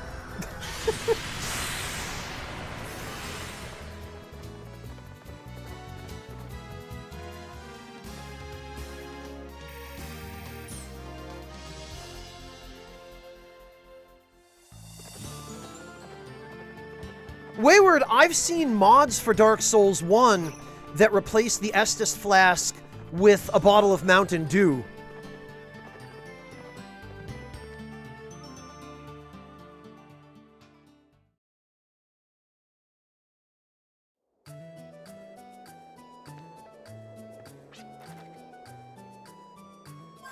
Alright, back to Westwood.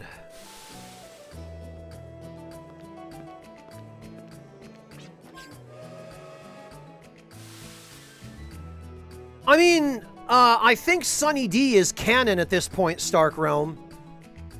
If for no reason other than that just so many people say it is.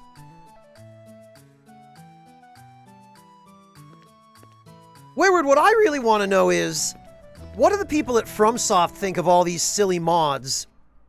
I mean, clearly they're offended by them because FromSoft considers mods to be EULA violations, and they actively ban people for it, but I'm talking about the silly stuff. Like, I want to see Miyazaki or Tanimura's reaction to the Mountain Dew Estus swap. Or all of the memes about Guinevere's boobs.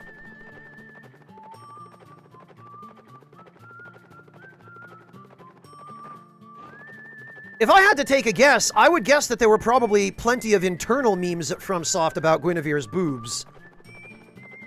Based on some of the stuff that Miyazaki has said in the interviews, I get the impression there probably are.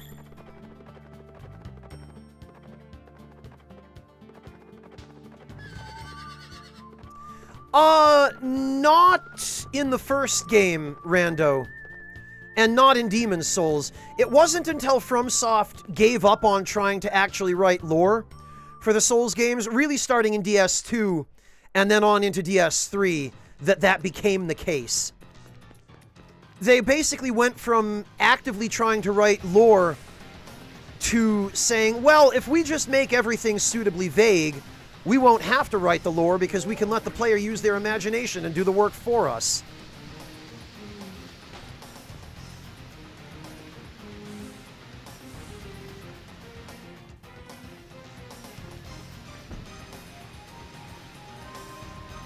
Can you bomb these? You can. I don't know why I didn't remember that being the case before.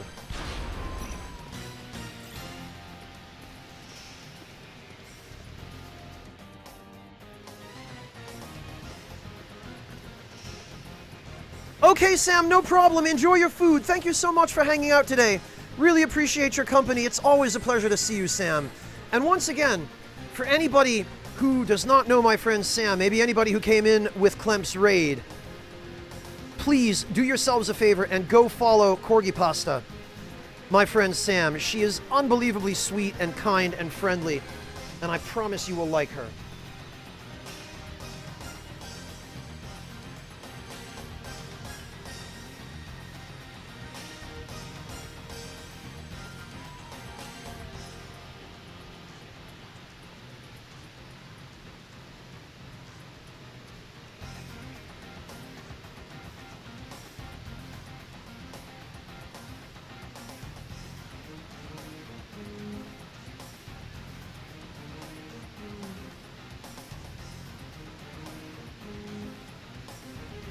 All right, Sam, see you when you get back then.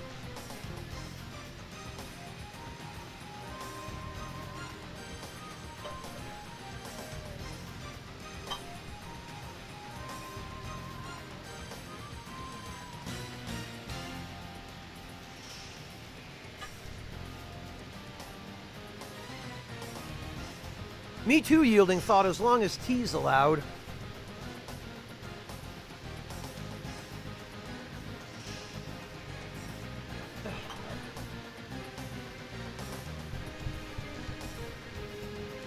Alright,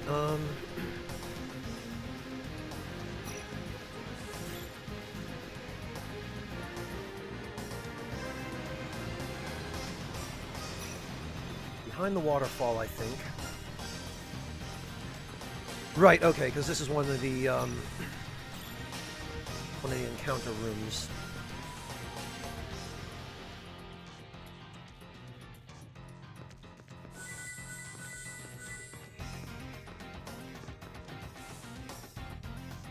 Here? I think we did. Yeah, we did, okay.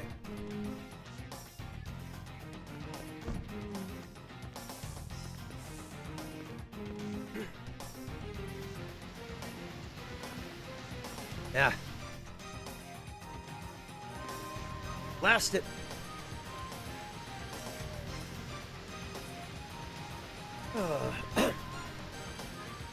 Okay, Cesartlu, enjoy your lurk.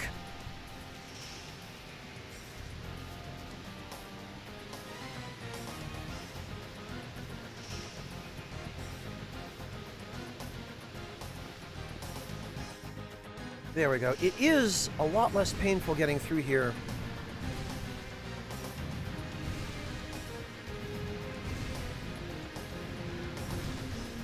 The second time, but the fact that they force you to go through this room no matter what, that there's just no shortcut here.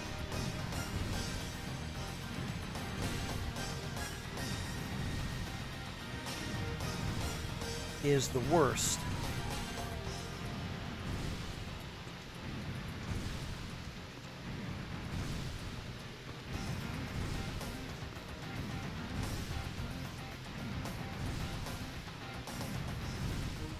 Okay, Reverend, have a good one. Take care.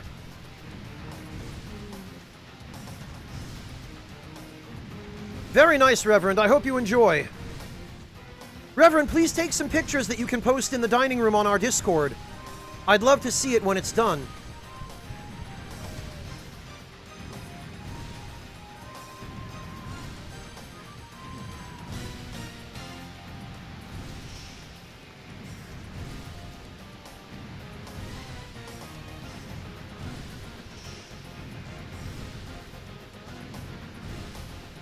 We will be the judge of that, Reverend Savage. Nah, no pressure, but seriously, if you feel compelled, please. Don't hesitate.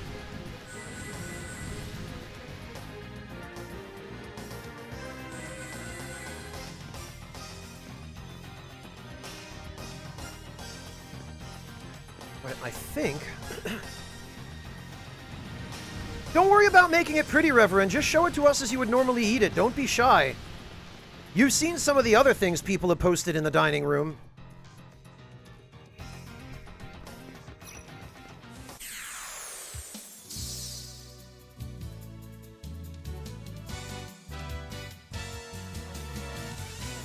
I guess it's just these guys in here.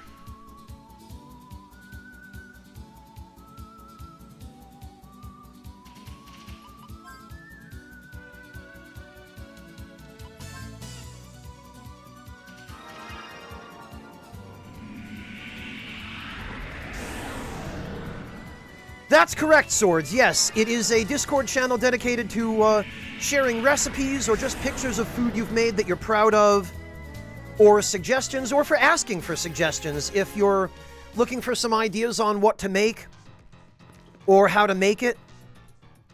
My community has lots of people from all different countries and cultures around the world, and I have tended to find that when we all put our heads together on something, especially something food-related, we end up having much better suggestions as a multicultural community than we would if we were more homogenous, or if it were only one or two people offering suggestions all the time.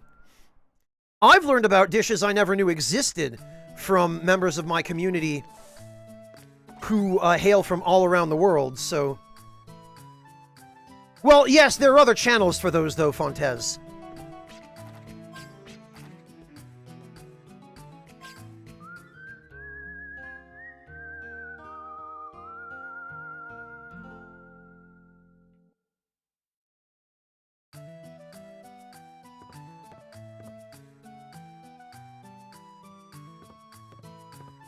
Very good, Swords.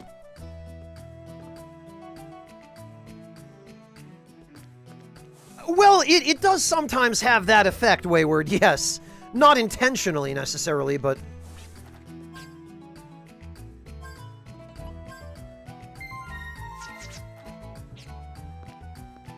Alright.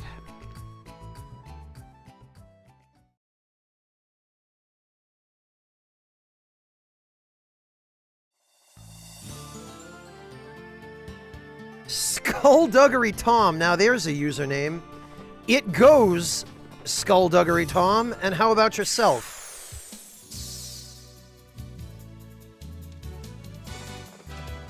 Oh, right, this is just these guys. Well, we haven't analyzed them yet.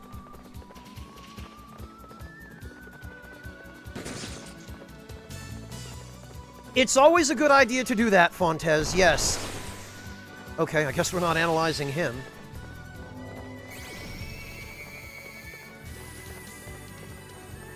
Of course. I don't know what it is with dark-aligned creatures in this game. They always seem to be strong against every element except fire, and then they're immune to darkness and, of course, weak against light, but I don't know why they get all that extra protection.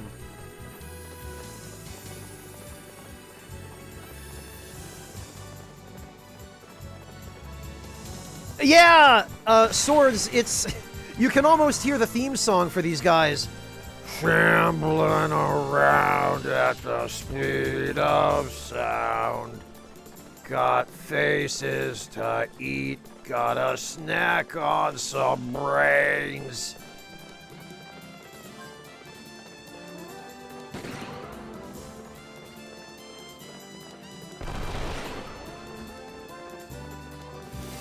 Please don't clip that.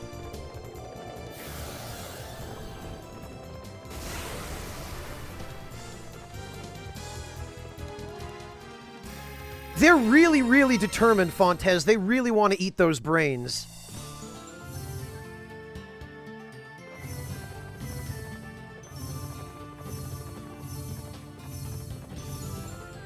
Right, now we need to find the next dungeon. Huh? What's this? Oh!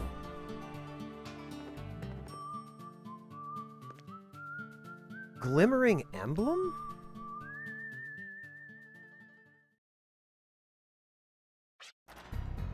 Well, do you sense anything? No, not I. I do not even feel the sense of discomfort brought on by Janus or the sense of exhaustion when the Guardian energy is depleted. Maybe we're the first ones here. No, I don't think so.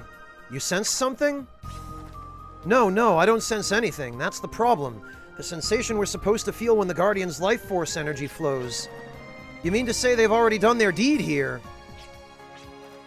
I don't know. I hope not.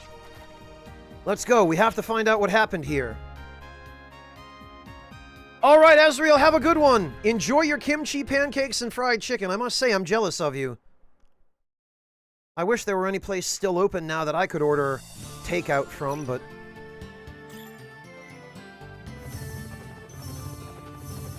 I guess it'll have to be leftover curry for me. Oh, this might be a Millennium puzzle.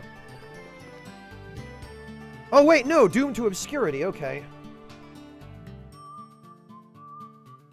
This is the labyrinth that Jet...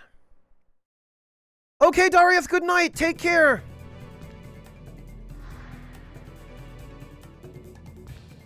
This is the labyrinth that Jet explored earlier on. And I believe now we can get at the treasure chest in here that Jet was not able to access initially.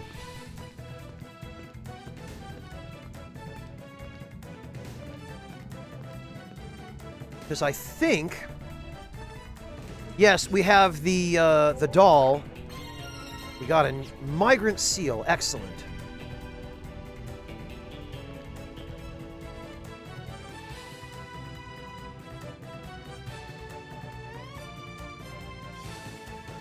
And that will make the going considerably easier.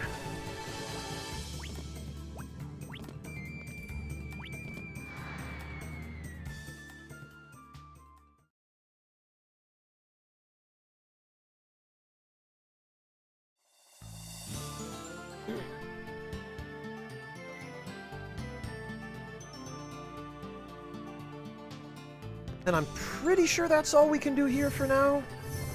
Until we get more... Yeah, see, now the Migrant Seal enables us to, bypass the battles here.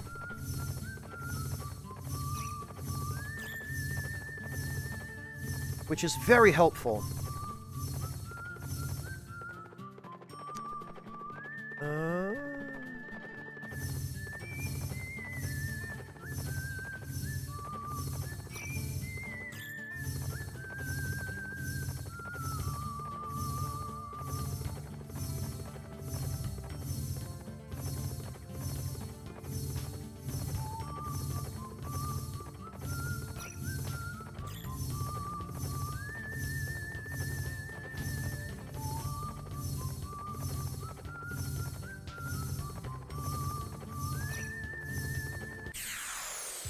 What's this? A battle we can't skip.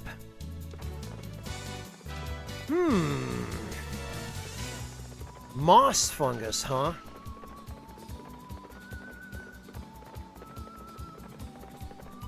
Let's see what they're all about. Oh, welcome back, Monotone.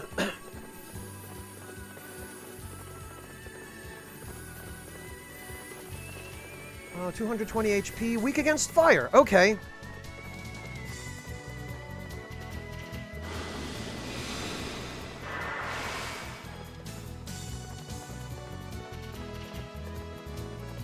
Yeah, nobleman, I guess you could liken it back to FFT. It looks like this enemy just skips a bunch of turns, though, which is fine by me.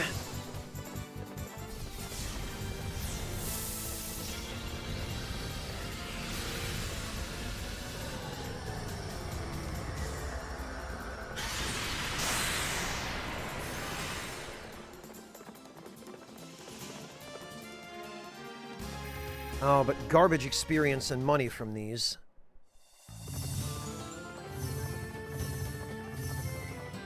Ah, what have we here? Oh, just a sign. East Highland Station where the sun sets. Where station? Where train? Need go choo-choo.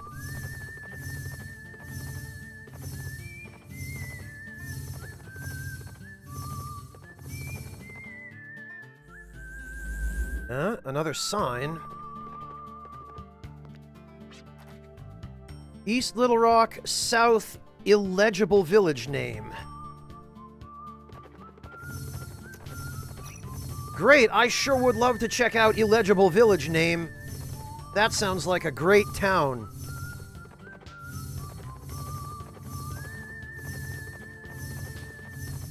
But I guess we can't access it yet because we haven't found information on it. So what we will do instead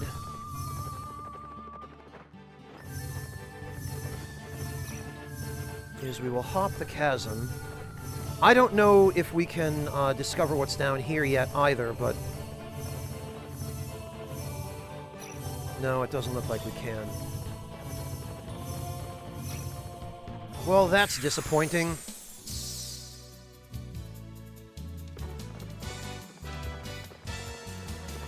Wait a minute. Twin tail. Yeah, see, this right here... This enemy is how you can tell you're playing a JRPG. Look at these things. They're just showing off at this point.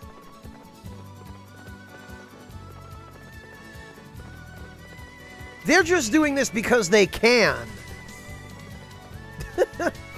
Welcome back, Sam. They're just trying to impress us now.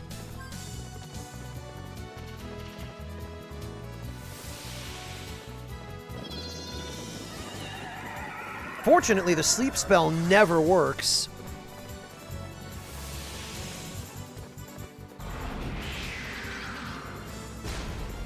Of course, that stupid spell always works on us, but never on enemies.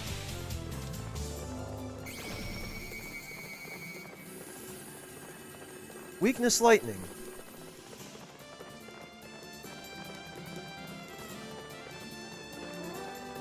Well, we don't have any lightning skills.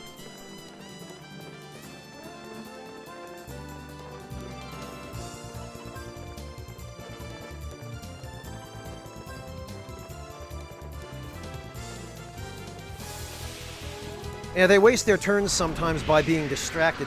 See, this garbage, this always works on the player, almost never on enemies.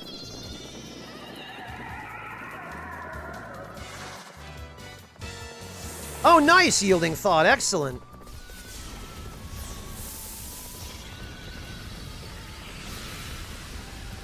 I've seen videos of dogs walking like that, Yielding Thought, but...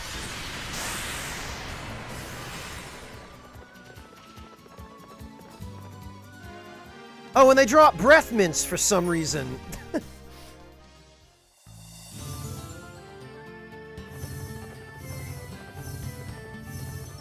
Well, we're definitely not getting what's over here yet.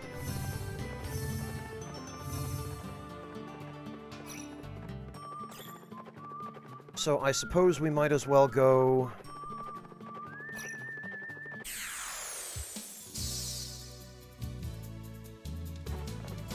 Oh, and there they are again.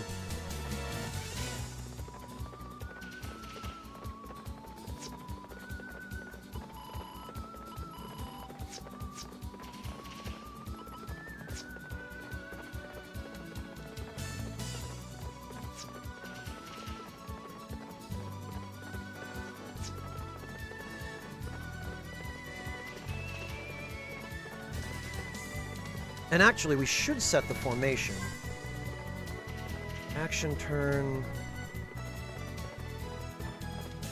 I totally forgot about this. I forgot that you can choose your action turns.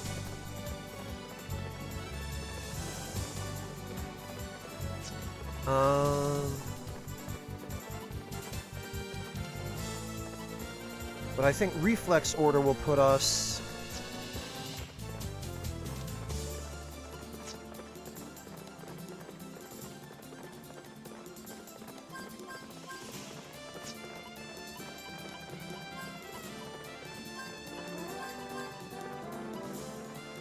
Reflex order will put us something like this. Yeah, okay.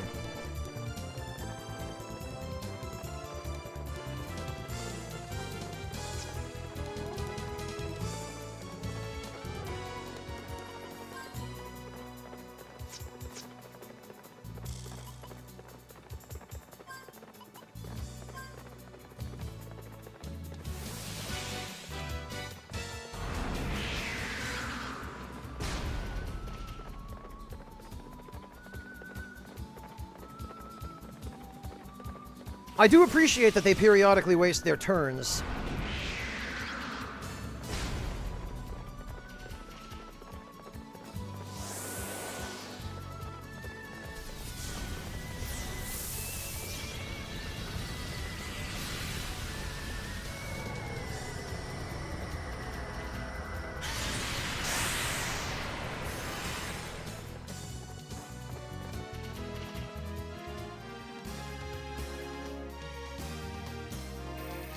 Another Gimel coin.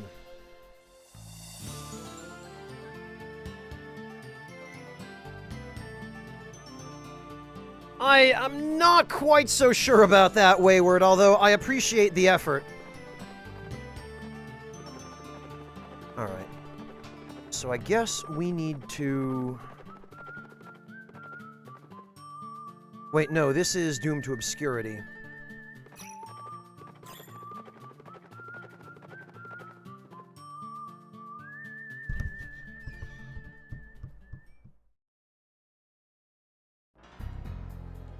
We need to be here.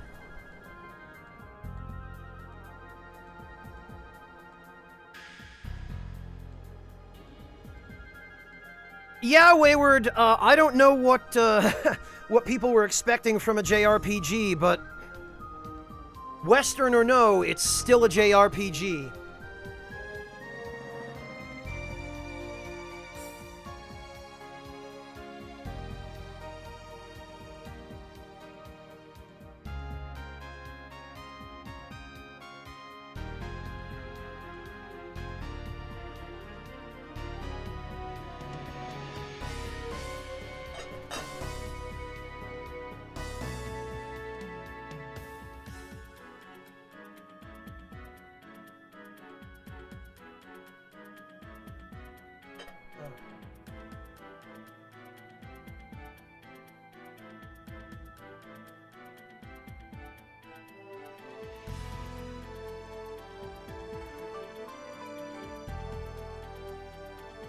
Alright, let's do this dungeon.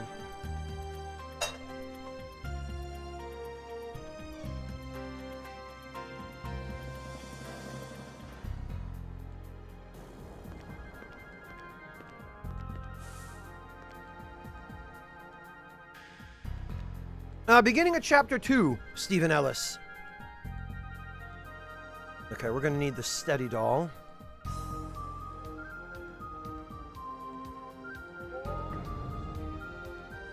Now we're gonna need that.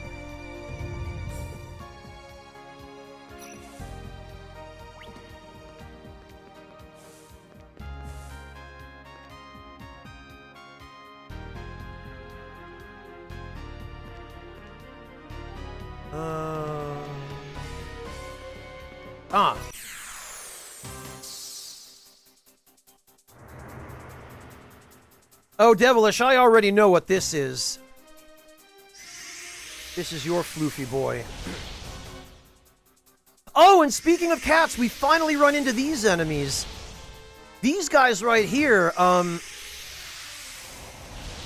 these are a vestige of the Japanese localization. You see this little, Kaumoji face that they make when they pass their turns? They're called Fairy Light. And they apparently have really long, dangly arms and legs. And, yeah, like some enemies in this game, they'll periodically skip turns, and they'll just make a doofy Kaumoji face, because why not? Why try to express that with words? Why not just express it with a face?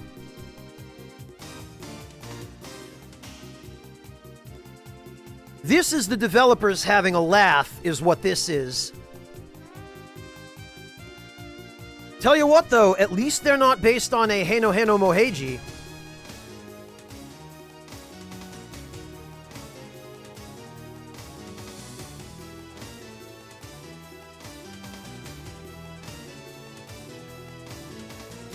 Because that would be even scarier. For anybody wondering, what the hell is a Heno Heno Moheiji? This is a Heno Heno Moheiji.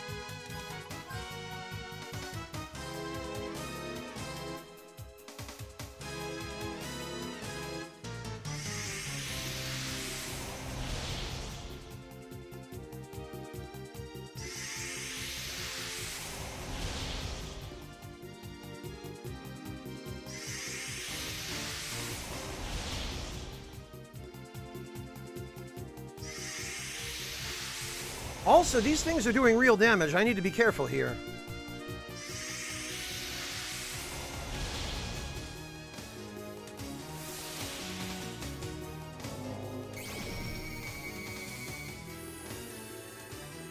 HP. Light is halved. They're weak against dark. Interesting.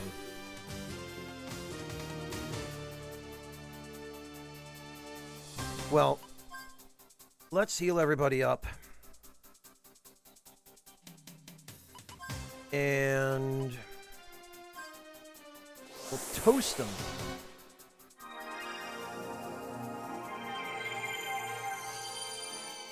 Really, endgame content? Why is that? Are they a reference to something that's going over my head?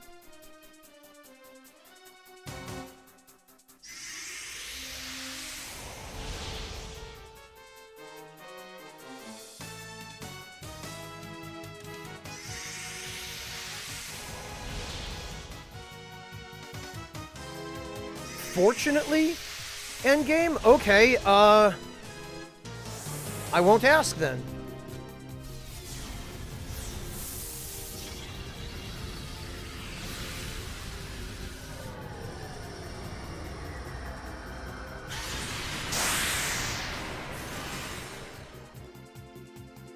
Oh, it's that sort of deal. I see. It didn't occur to me looking at them, but now that you guys mention it, I see it.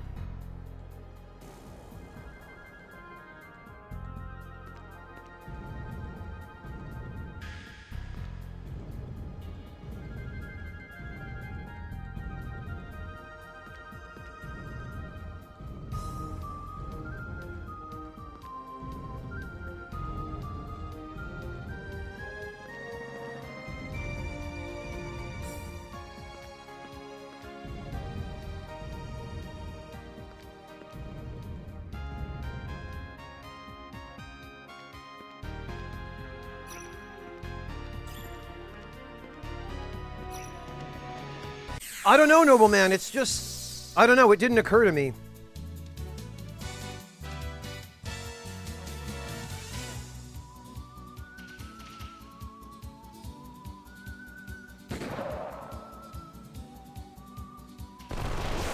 Didn't immediately make the connection.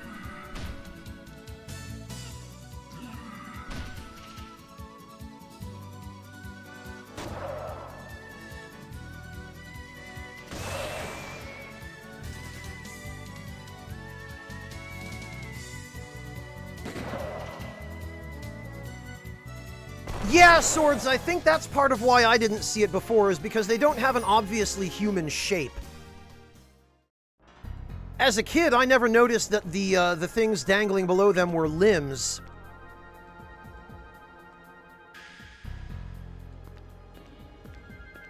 I always figured they were tentacles because Japan, and I never really looked more closely at them than that.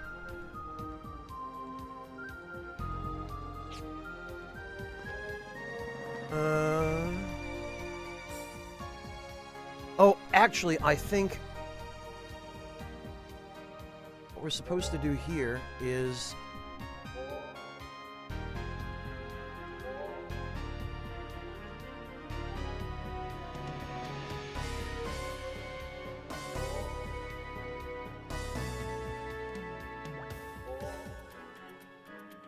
No?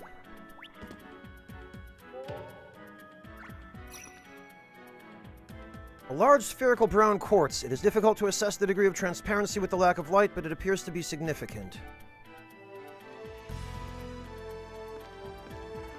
Oh, you know what? I think I was using the wrong tool.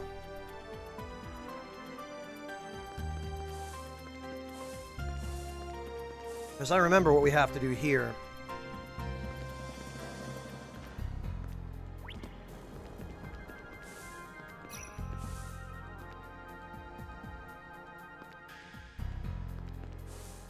Oh, and now that we've solved it, they automatically move to the positions that let us through. Okay, I think what we actually have to do here is use this. Yup. And somehow that cleans the window. I don't know what's happening there, but... we can't get the other one from here. Figures.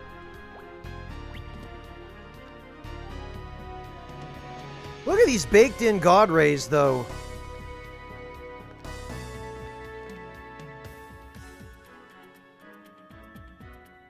This is where you can really see it.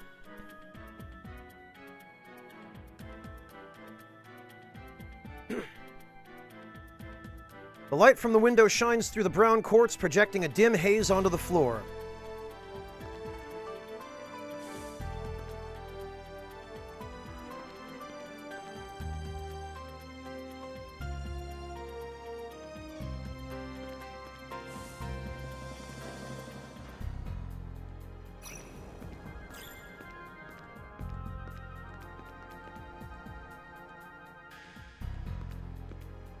Huh? Oh, good, money. I like money.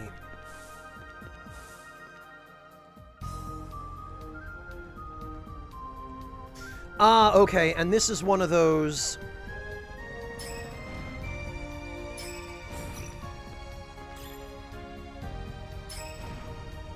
Yes, okay.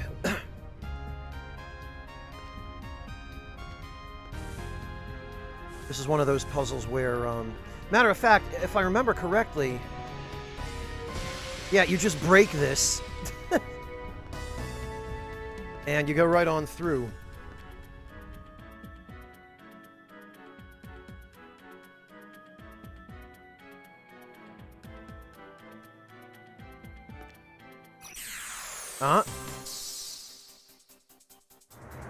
Great.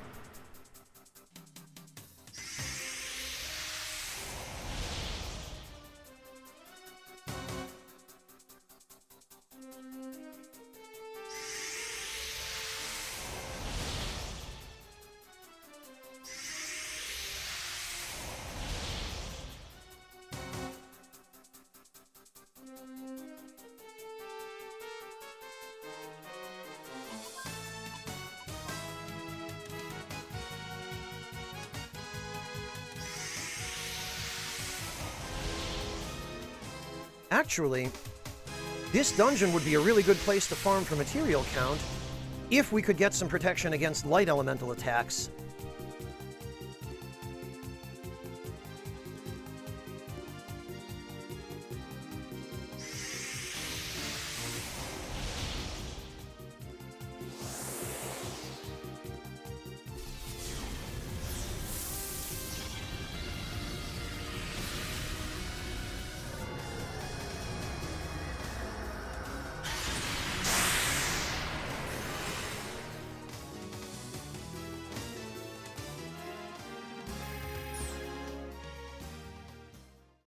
Alright, now...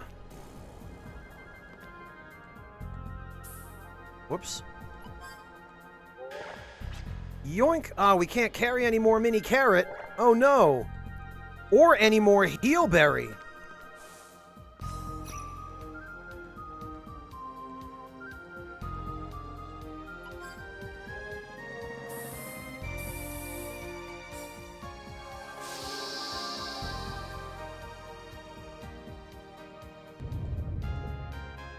There we go.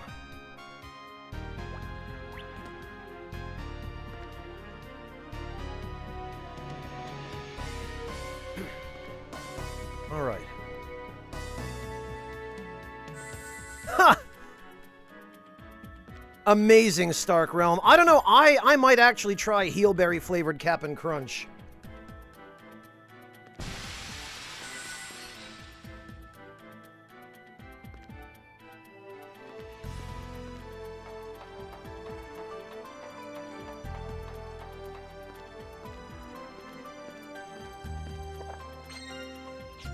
Ooh, lucky cards. I like those.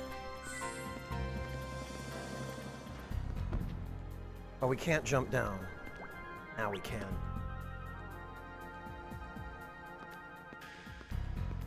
Is there anything up here? No.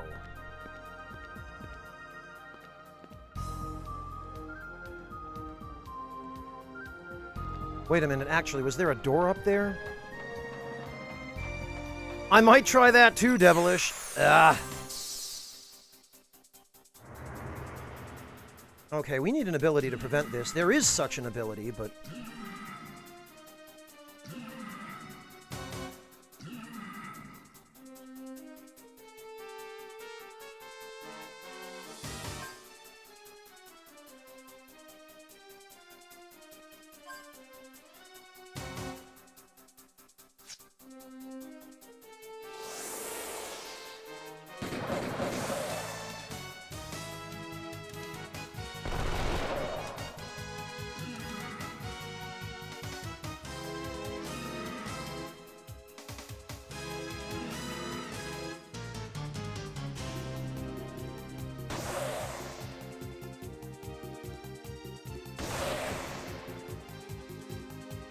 If only that were if only it were that easy, Steven.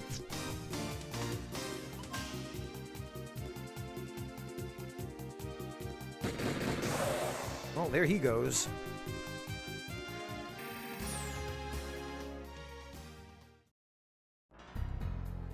There was a door up here. Okay.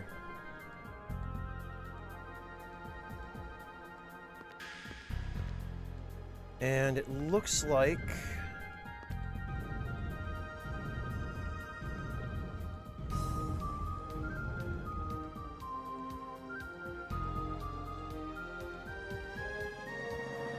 That's not going to work, is it?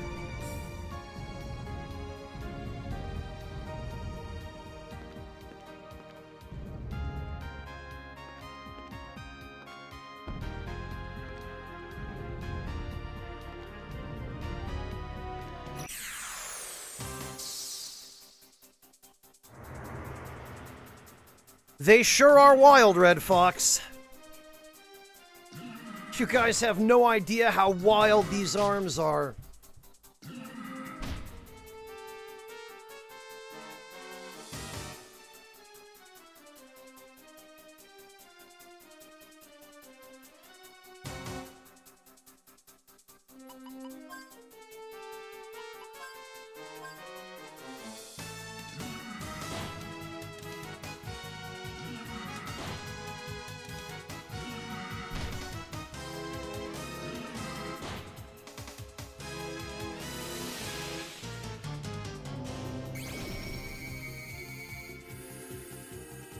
No weaknesses, huh?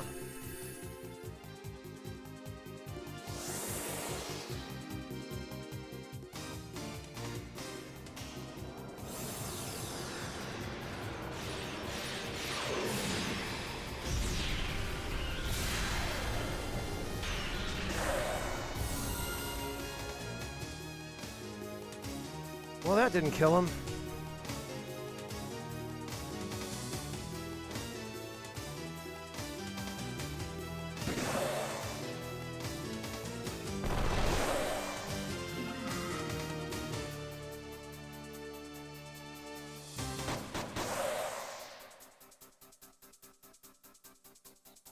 Oh, boy.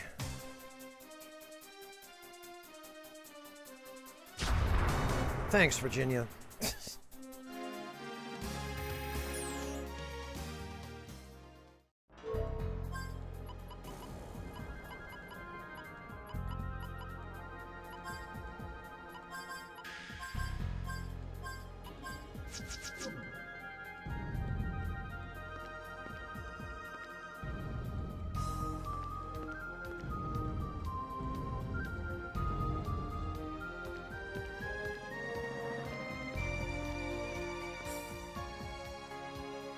Oh,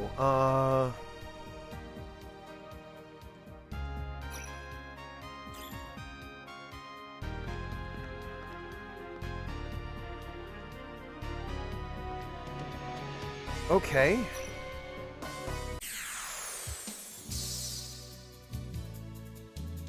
Not really, Red Fox, no. I'm sorry to disappoint you.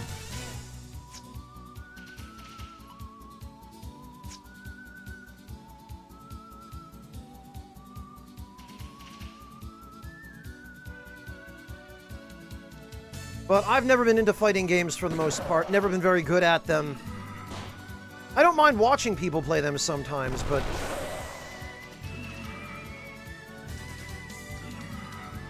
Maybe, RLA. I'm still debating some ideas for emotes, but right now I don't have enough money to commission more.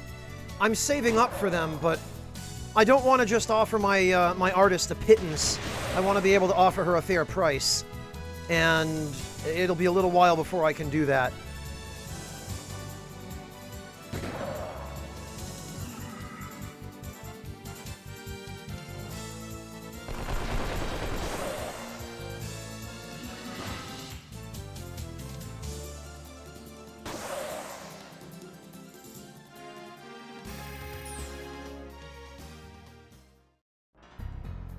Alright,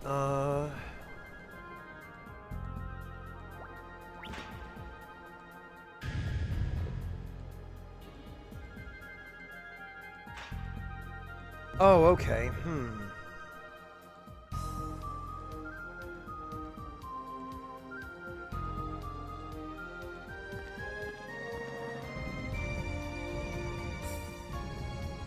It depends on the amount of work they require, RLA.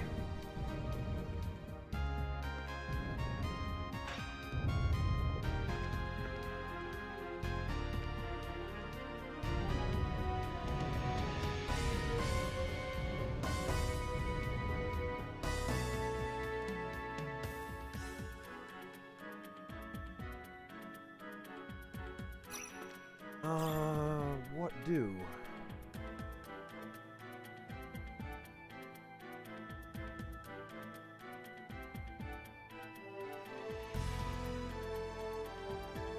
Oh, I see what do.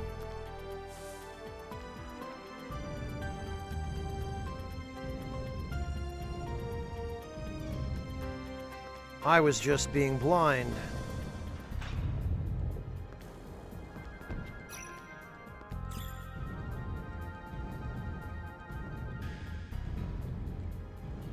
Because the blocks on the other side move according to the blocks on this side, and vice versa, so what I needed to do was simply...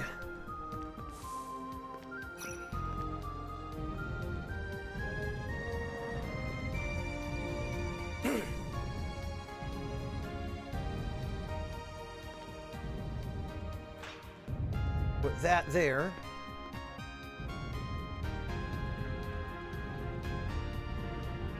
Put that there.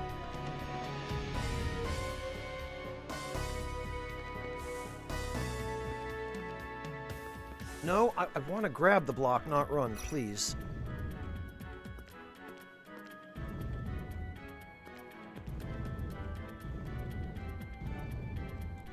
And that there. And now we can proceed.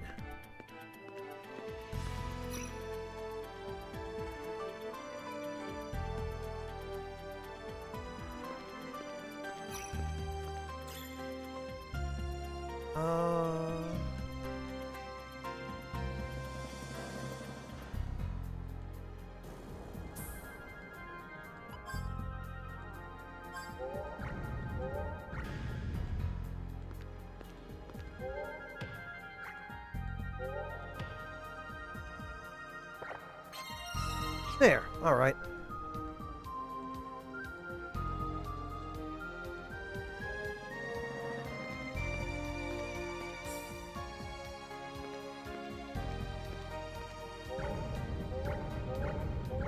Then I think we need to use these.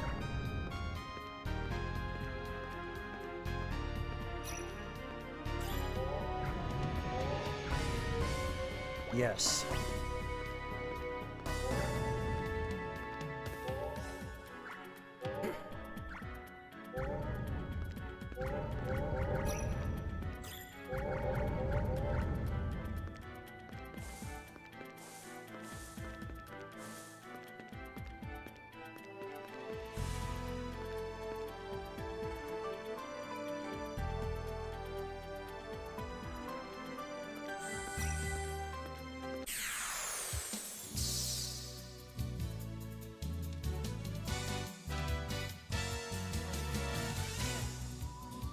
Those things need to go first.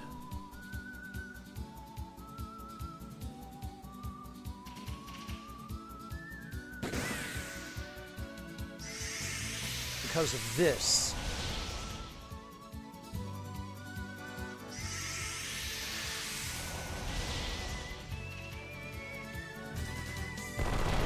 Yielding Thought, I haven't played any of the Tales of games. I can't say that I have any particular interest in them. I have looked at them a little bit, but never found any motivation to play them.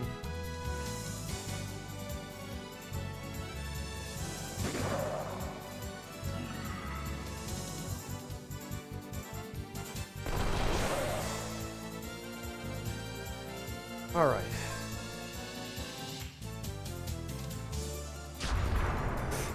Clive, come on, man.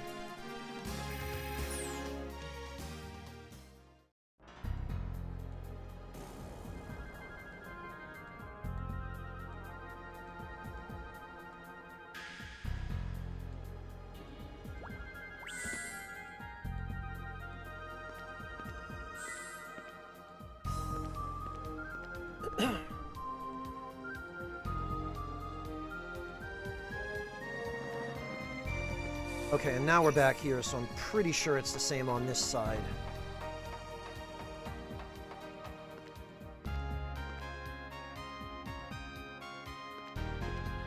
Oh, right, and then for this, we've seen this before.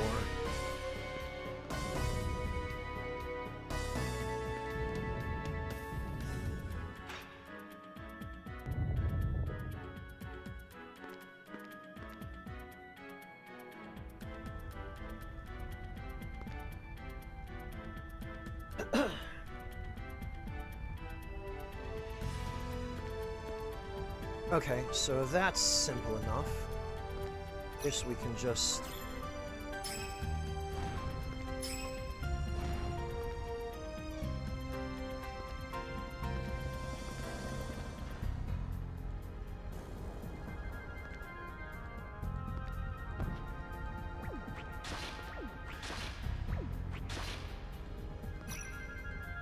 Yeah, that's it, huh?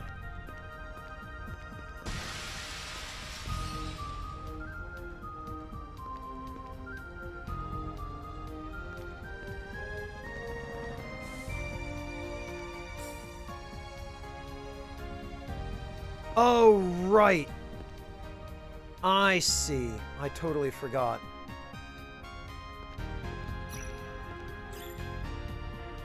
We have to do this, and then this.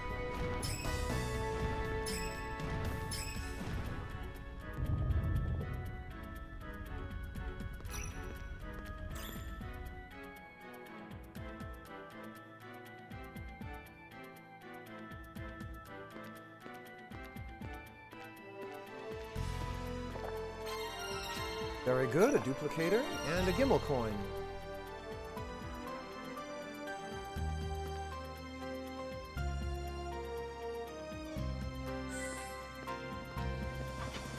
And now this gate opens.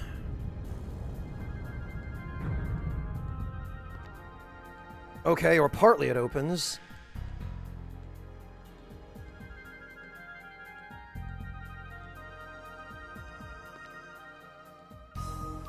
Did I not hit the lever on the other side? Goodness sake. I could have sworn I examined that. Ah.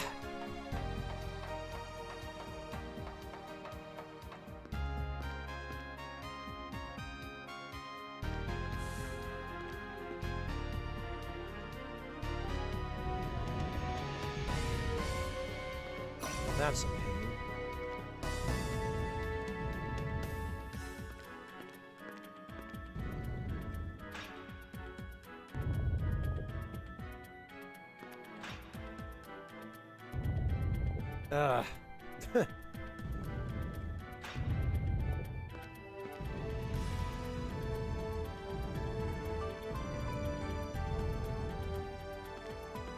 This one, even when it's been solved, you can't really...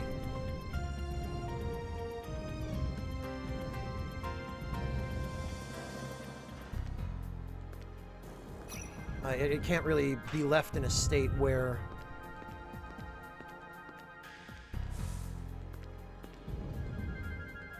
you can easily walk back through here.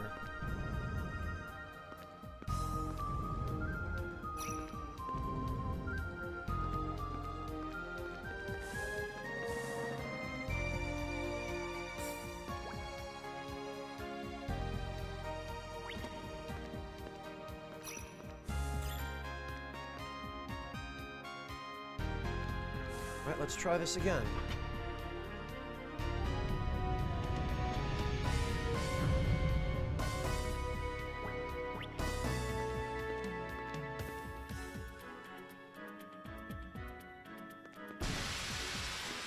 Now here I think is where we want to use our Gimmel coin, because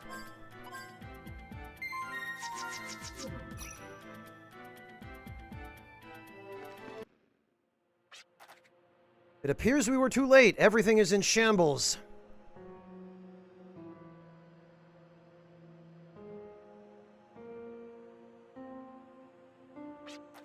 Why would they do this?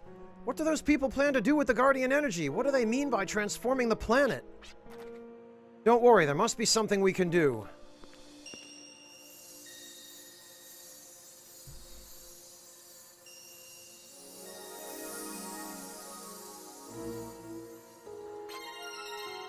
Yeah, flash hit. The Guardian must have mustered its last strength and left this medium for us.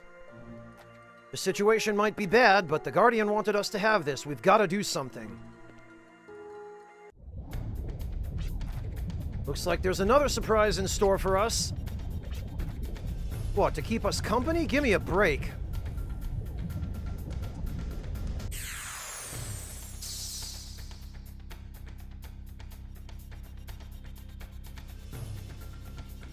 Hey, look, it's Demo Man's eye.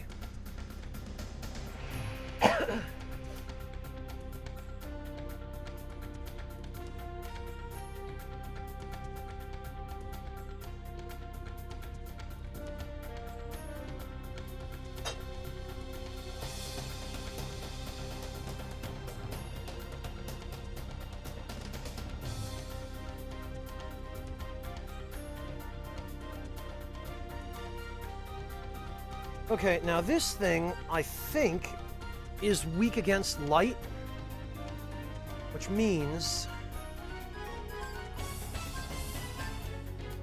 flash hit, HP, and aim. Okay, well, Virginia could use the HP, I suppose. Light Guardian Stair Row.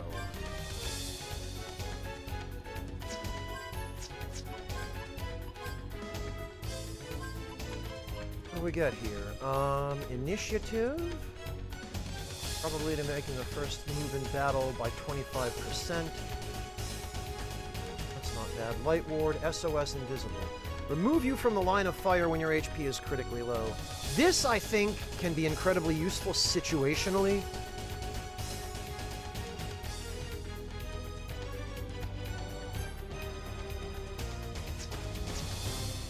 For the time being, however, it does us no good. We want is Spectre, I believe. Leave of normal status. For reflects Arcana. Converts lost vitality into physical strength. Yeah, so this is a good spell, and I feel like this might be best utilized on Gallows.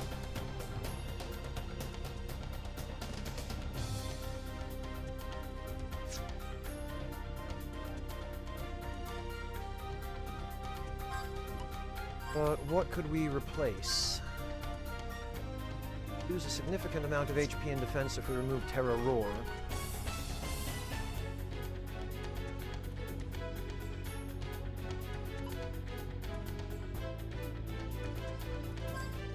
Lose attack if we took off Fiery Rage.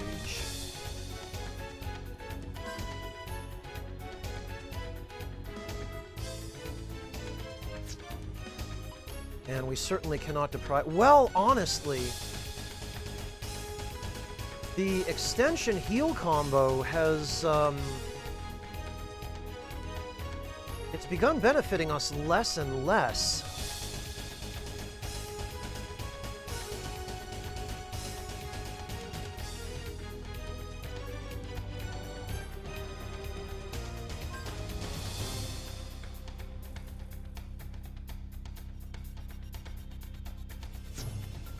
But the magic boost from Aqua Wisp is pretty important. I feel like, I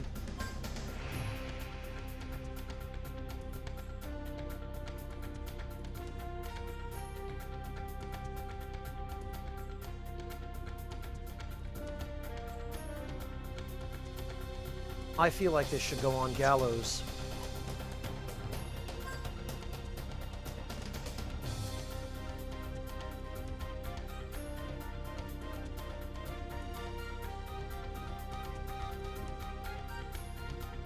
And I guess we have to drop Terra Roar. So Virginia can have Terra Roar. Gallows can have Flash Hit.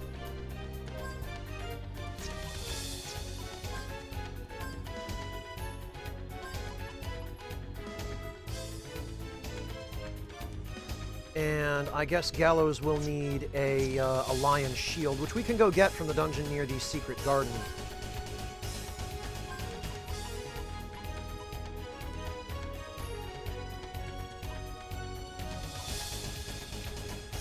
Three points for initiative,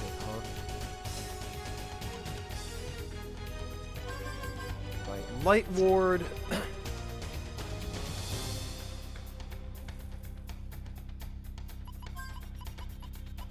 Oh, SOS Invisible is 5, huh?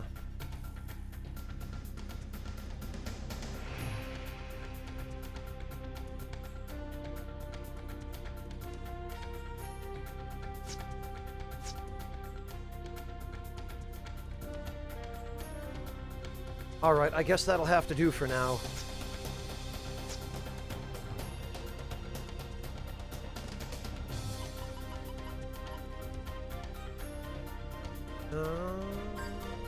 We can, I guess, decelerate the Mono Eye Titan.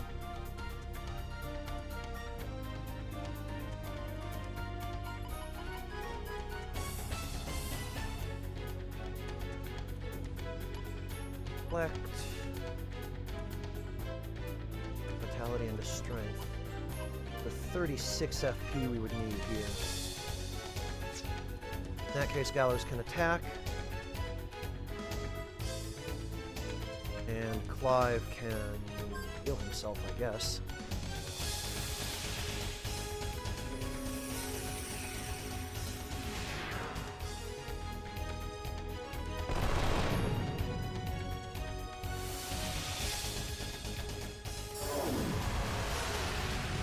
Okay, well, it's probably a little late. No? Okay, I guess it's not.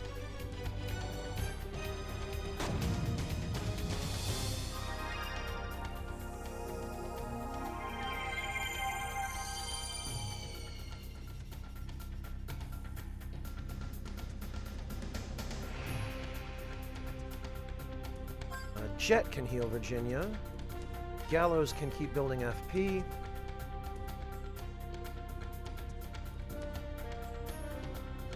Actually,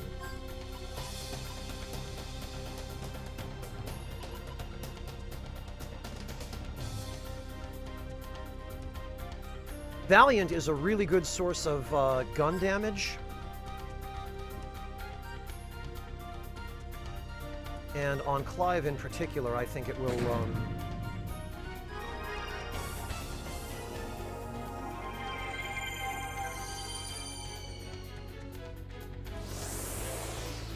it will prove very useful. What it does is it basically gives you additional attack power equal to the difference between your current and maximum HP. So the lower your HP is relative to your max, the more damage you will do, which basically turns Gallows into a redonkulous damage dealer.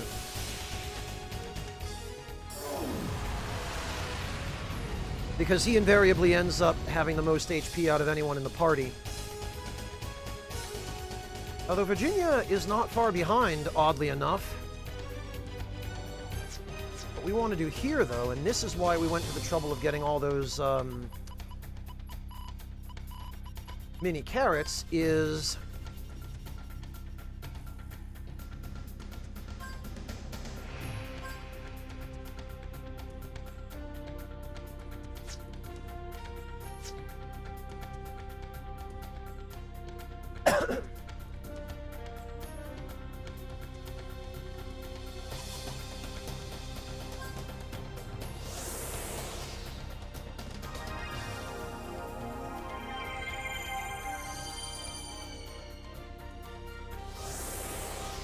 can use a mini carrot on everybody.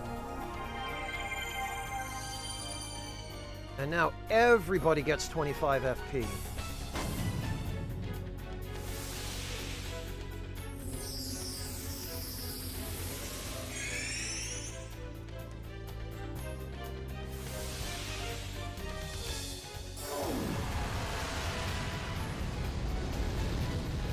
What I want to do, though, is I want to see if...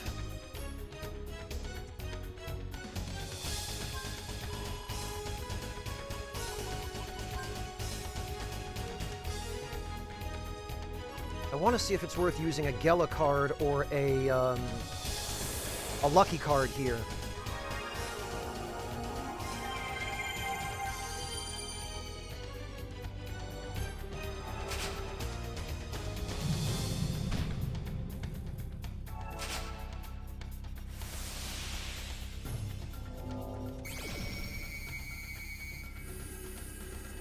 $1,100 Gela and 900 experience. Well, that's trash. It might be worth using the lucky card, but everything else...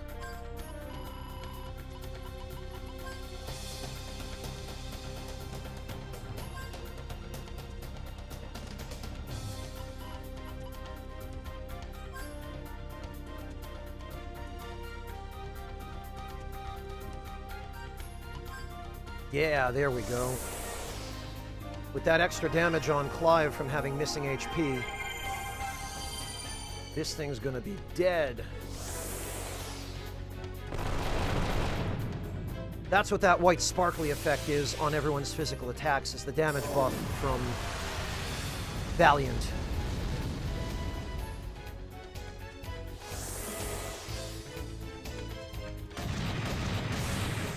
Yeah, get wrecked, loser! Valiant is one of the best spells in the game if you use it correctly. For that precise reason. And we get a Dark Ring out of that, which is fantastic because...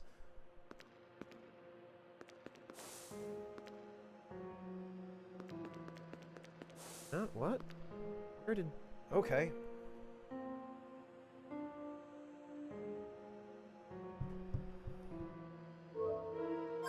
So first thing we want to do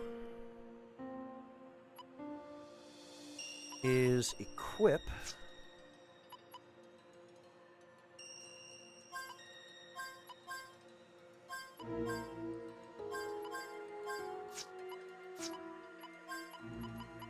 Flash Hit with the... Well, actually, thinking about it now, I'm pretty sure if we save this to give to the black market, they will be able to sell infinite numbers of them.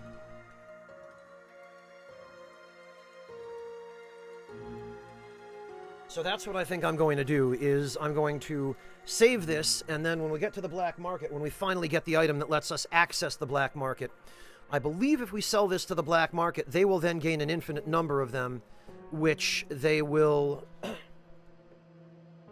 sell.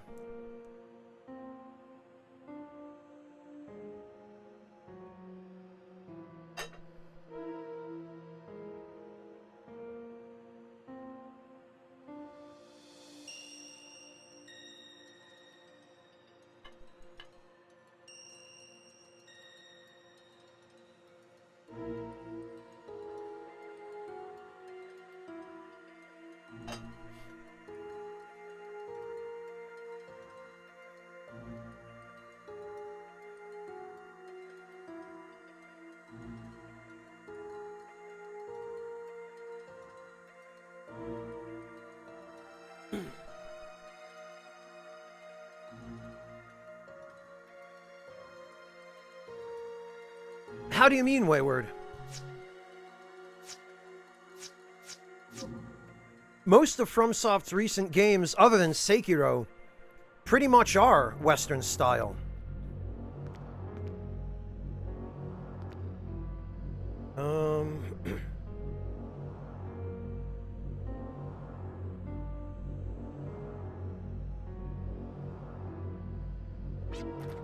What's this big thingamajig? I've seen it before.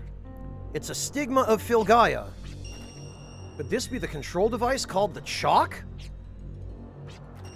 Hey, not bad. You really are an archaeologist. A stigma? And what's a chalk?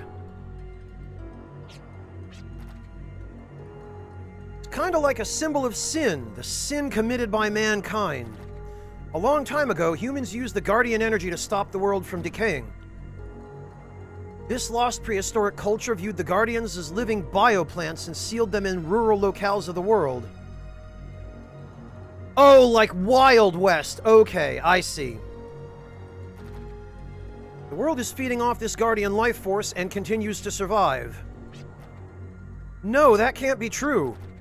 Those bioplants of the time exist today as the Guardian shrines. And we, the people of Basker, are the descendants of the plant protectors. However, even with the power of the Guardian shrines, we were unable to stop the world from decaying. We all know that much too well. The power that sustains the world. These words directly signify the existence of Guardians. The Guardians help maintain world balance while acting as a pillar preserving the planet itself. This thing is like the original sin we continue to carry on our backs.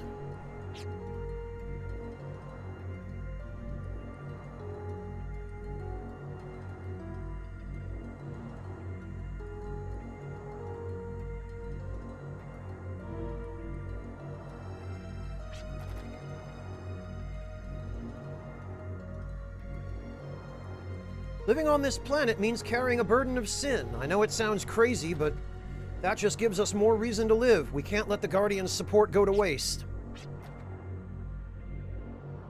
Yes, I know. That's why we have to protect the Guardians. I hear ya. It's gotta be us. It's gotta be.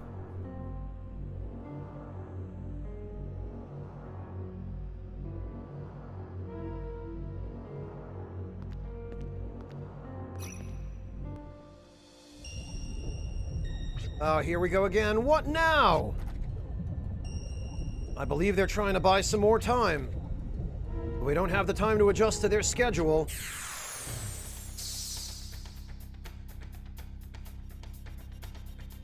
And now we fight the light elemental version of that exact same boss.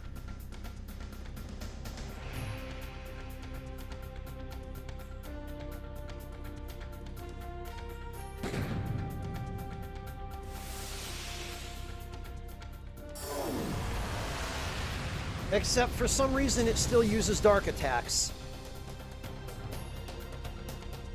But this time, because it's light elemental,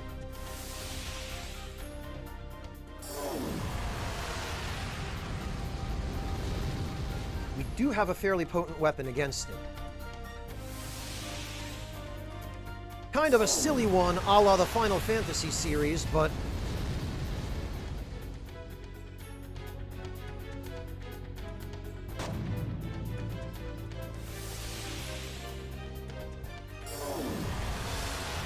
what they want us to do here, or what I think they want us to do here, I presume this is what the developers intend,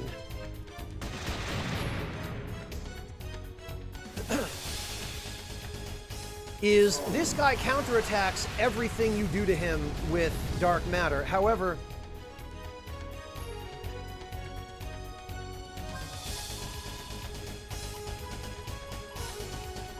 one of the abilities we just gained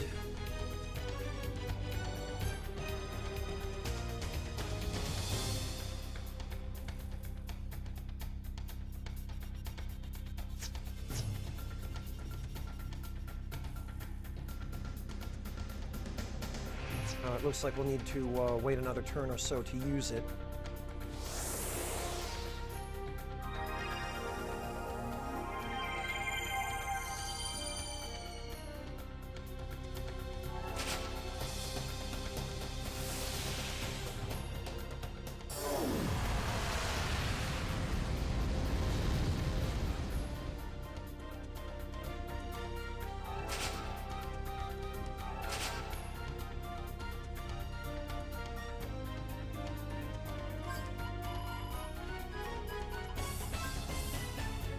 Let's just keep charging up everybody's FP first. Because, once again, I want to see if this one is worth using...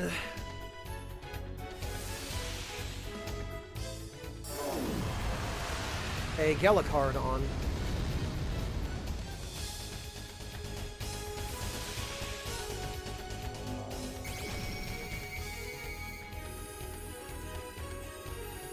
Ecto-Eye Titan. 1200 and 1400. It's barely a justifiable use of a Gellicard, but...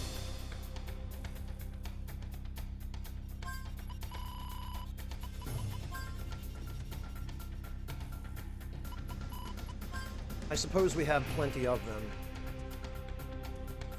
What we can do here is we use Extension and then Reflect.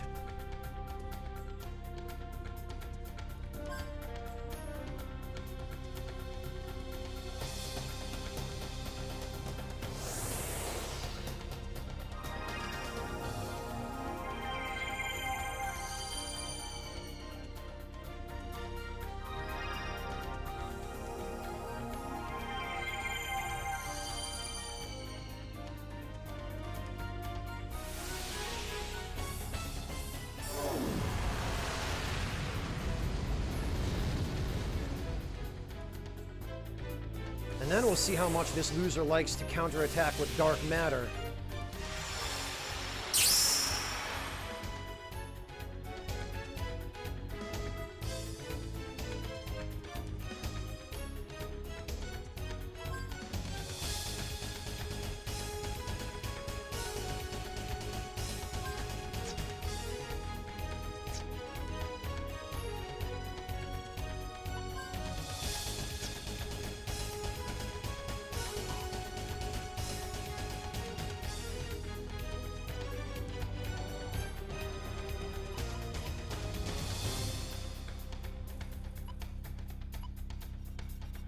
And actually,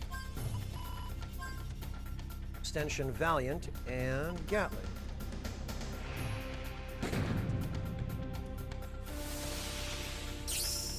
Ah!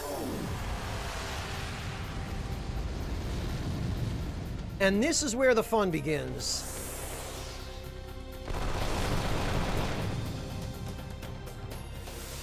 This poor bastard has no chance.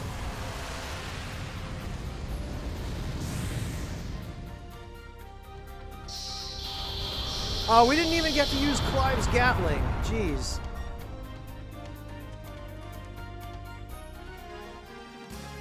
Oh, and we got a Dark Gem because we finished it off with a Dark Attack, or it finished itself off with a Dark Attack.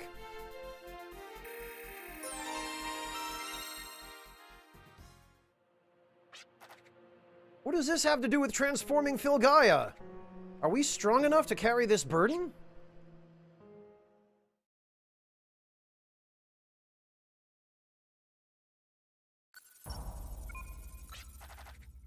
Program heart possession complete. Current sequence stability at 1/68th, F, mark, and rising. Continuing to monitor measurement. Gemini circuit function normal. Recording peripheral phenomenon. Standby for analogism. Expansion auto level OS. Camouflage at 95% completion. Shifting limiter level green to yellow. 318 SF until energy cycle defaults to 70. Everything is clear. Codename Divine Fortress ready on command. The fortress created by the gods, the legacy of wisdom, will finally take shape and activate. One of our goals is achieved. Anybody who hasn't already played Wild Arms 1 or 2 and might know the answer to this, want to take a guess as to what this codename Fortress of the Gods might be called?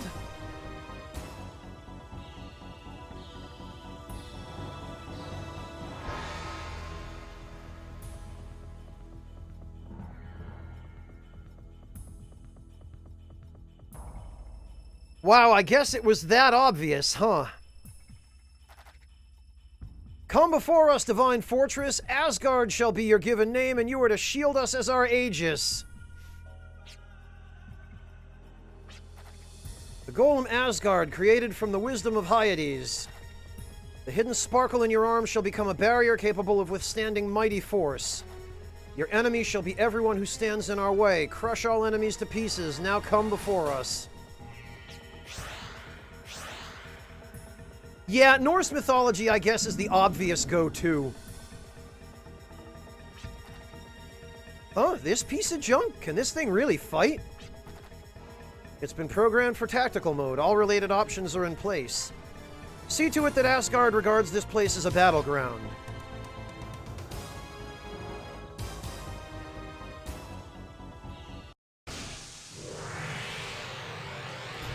What the... A contra-annihilation barrier, Asgard's main arm, hence the name Divine Fortress. That's not what I wanted to know. Why is this clunker attacking me all of a sudden? Can't it distinguish who the enemy is? It's still fresh, so its behavioral parameters may still be unstable. It needs more work. Looks like we got off on the wrong foot. Me and him don't seem to get along. Sorry, but I'll pass on the workshop class. Later.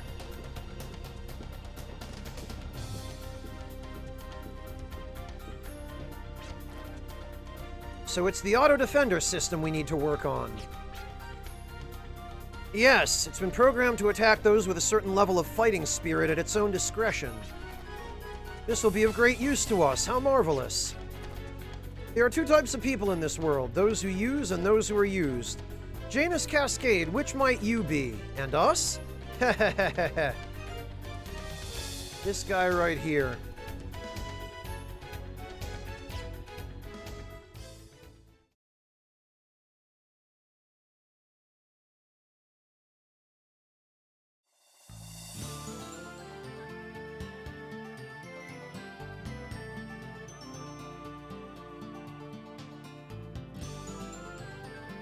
It's ironic that Richard says this because he has no idea about the greater plot that's going on.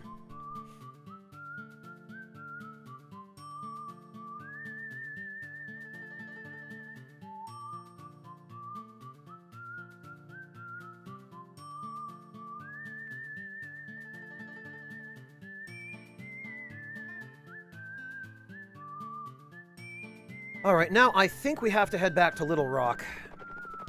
Or we might as well, at any rate, because that's the nearest town, and...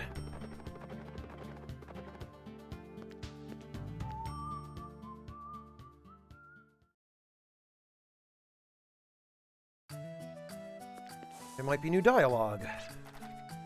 Drifters are people who relish living under the skies of the wasteland, right? Sometimes I get jealous of the lives you get to live. I just wish we'd all move out of this town together. I bet living on the road gives you lots of experience and insight you wouldn't get just living normally. Of course, you probably lose something as well. Drifters are never afraid of losing something as they press onward.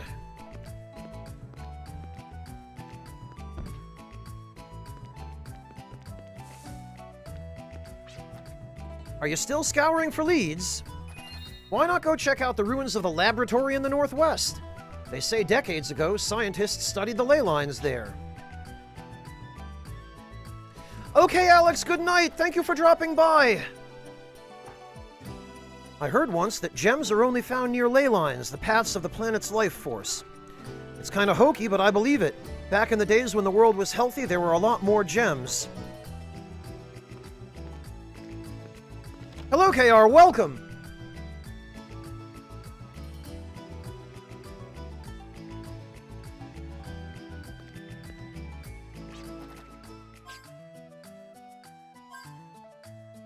And Virginia can get a shot upgrade.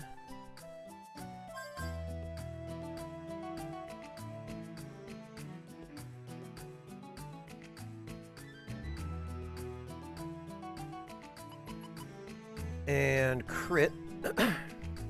And more crit. We like crit. Crit's tasty.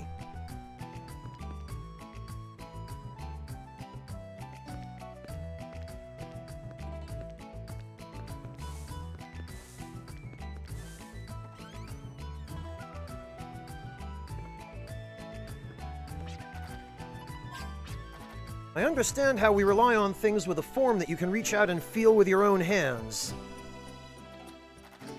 But the formless are never broken or destroyed, like music, for example.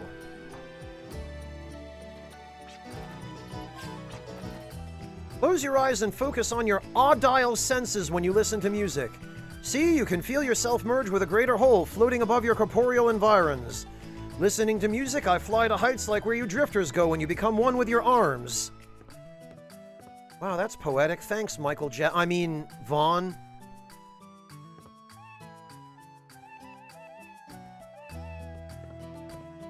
Alright, where's the old guy?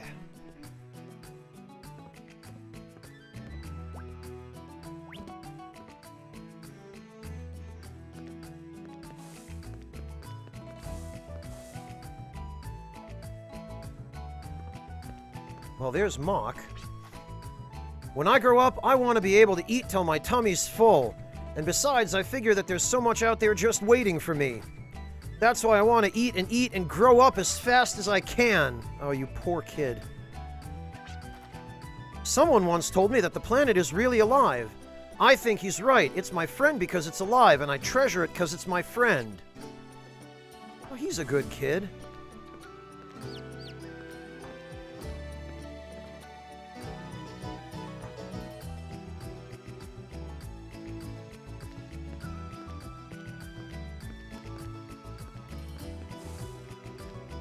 Oh, there's Gasper.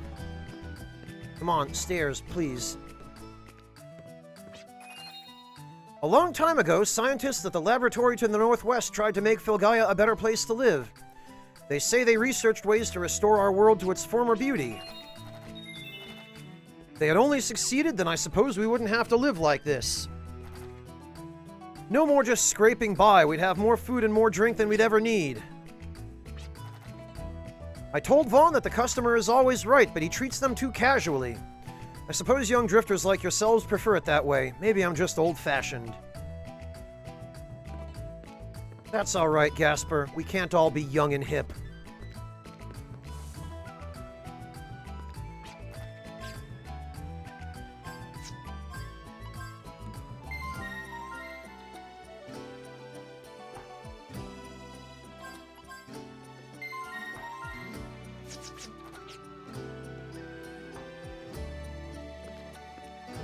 Alright, well, I guess we might as well go look for this laboratory, because I don't remember there being anything else that we can, do in the meantime.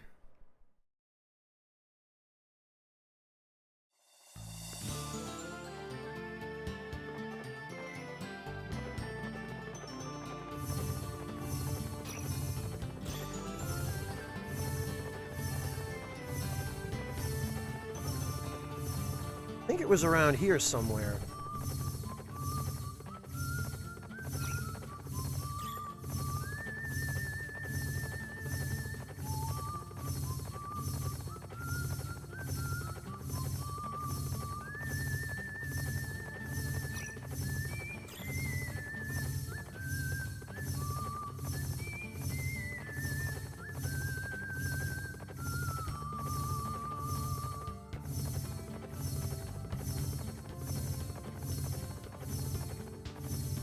Oh, you know what? I think it might be... I think it might be over that crevice.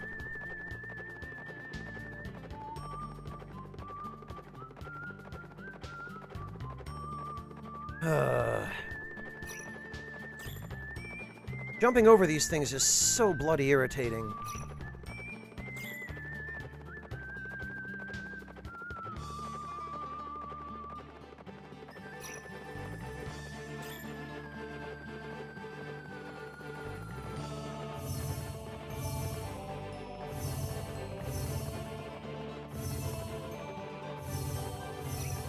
Oh, come on.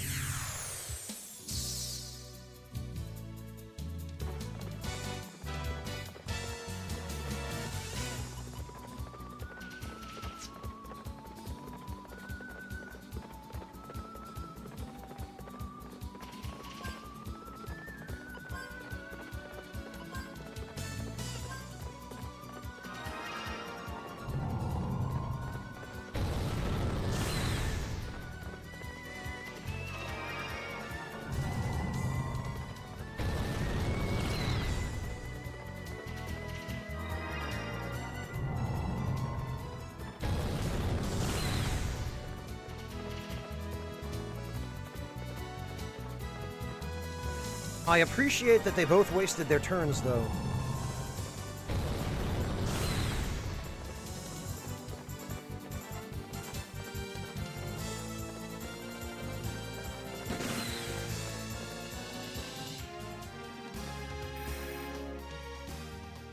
Oh, and it appears that we still need to rest.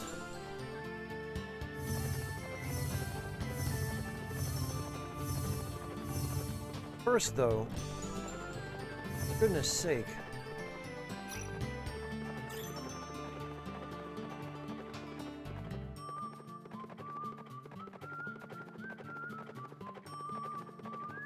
Ah, come on. They did a piss-poor job programming the jump collision on these crevices. This has always been a problem.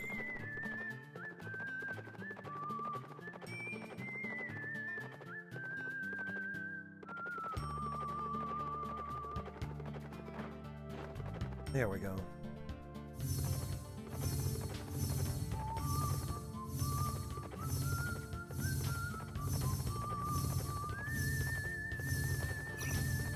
Oh, and it's not even over here.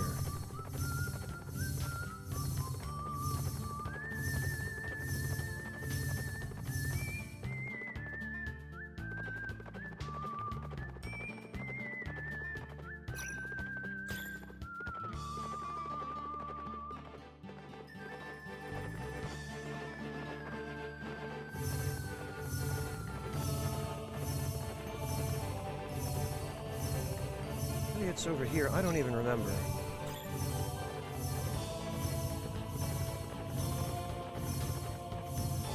I want to say it was along the cliff somewhere?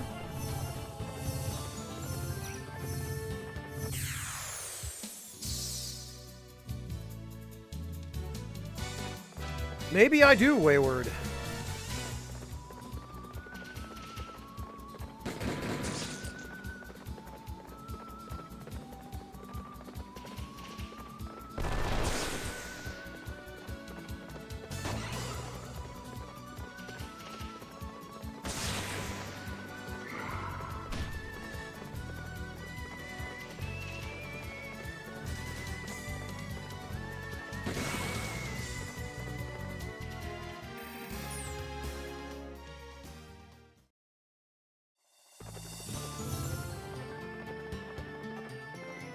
Alright, well, let's go rest, first of all. I thought they would have been generous and fully healed us up after the previous dungeon, but I guess not.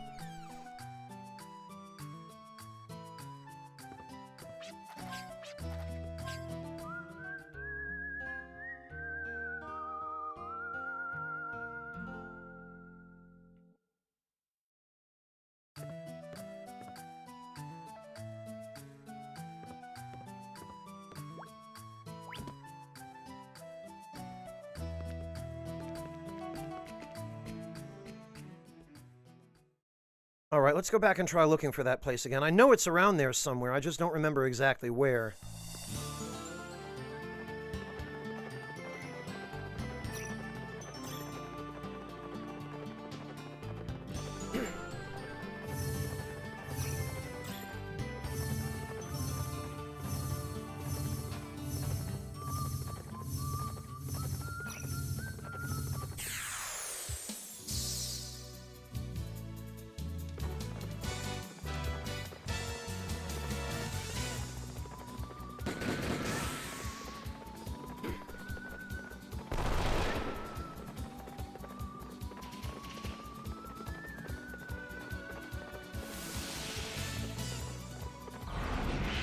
Blasted stupid gravity spamming cats and their gravity spells that always hit when mine never do.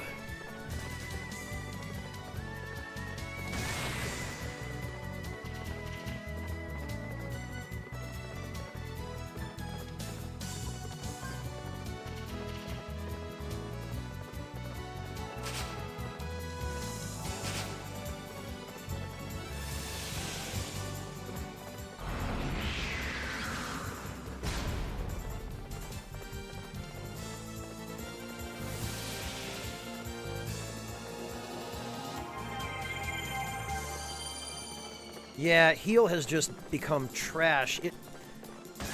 It just doesn't keep up.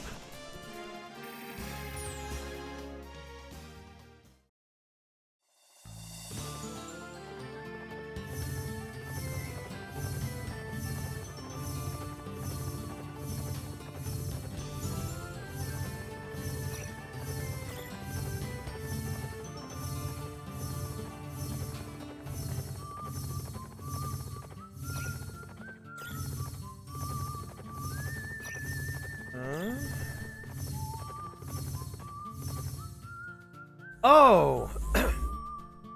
There it is.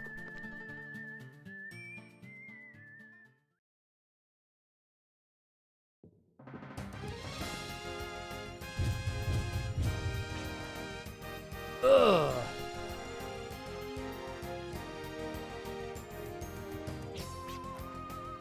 Also, the music in here is, pretty good. Are you okay? Yeah, I'm fine. Why do I know this place? I have no memories. This is crazy.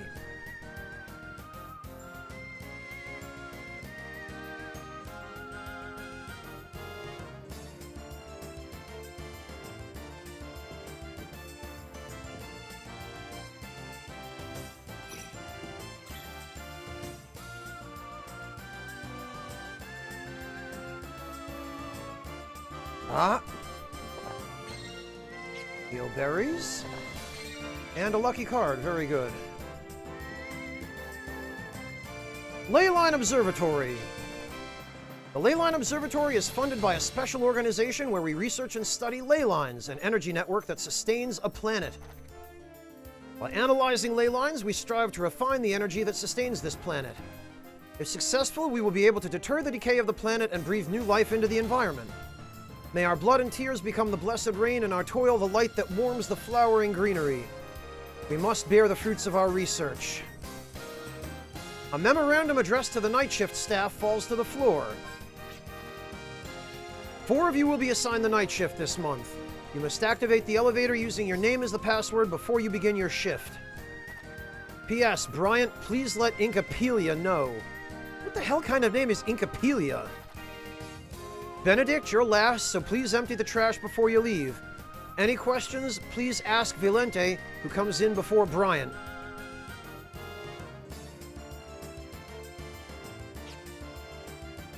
So, they don't tell us this here, but...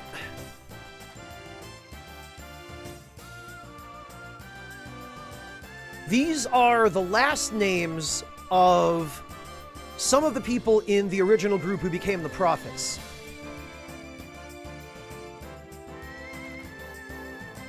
Vilente is Melody's last name, Melody Vilente. And Malik is Benedict. His last name is Benedict, if I remember correctly.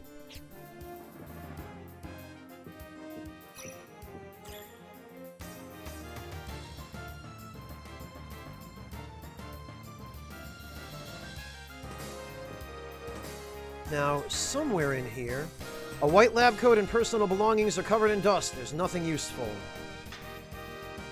An old candy wrapper. The expiration date is dated over 10 years ago.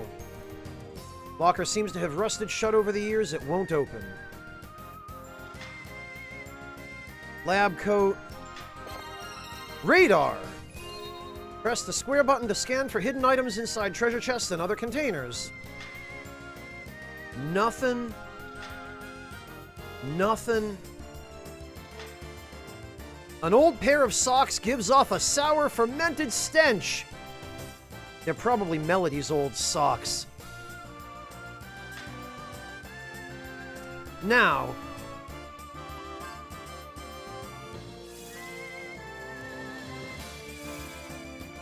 nothing in there.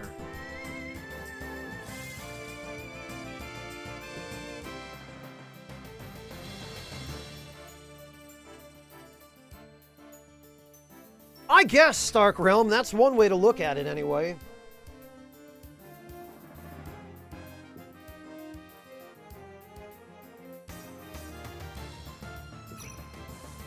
Actually, let's see what enemies are here, because...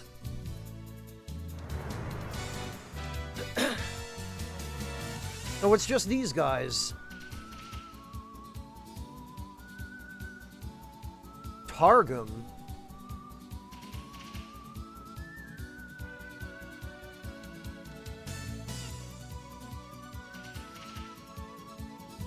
Swords, it was only a wrapper, it wasn't actually candy.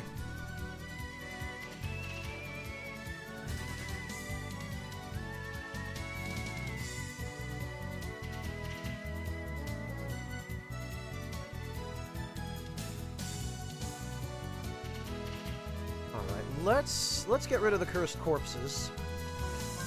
And let's see what the deal is with this book.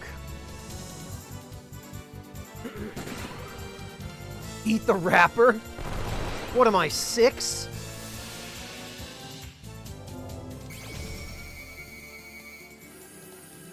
Weakness fire. Okay, well, I mean, that stands to reason, I suppose. It is a book.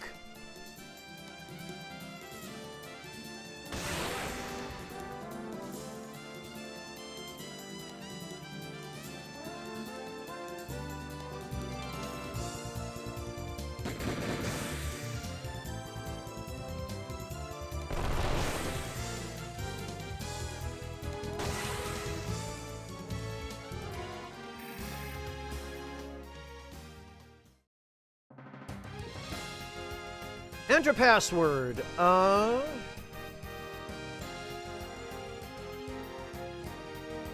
think it's...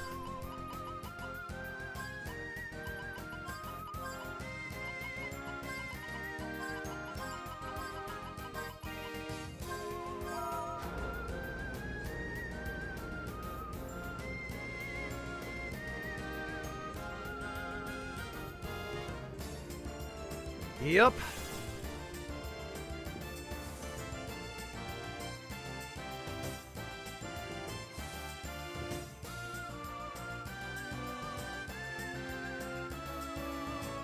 Oh wait, we've been here already. Okay, that's just the conference room, I guess.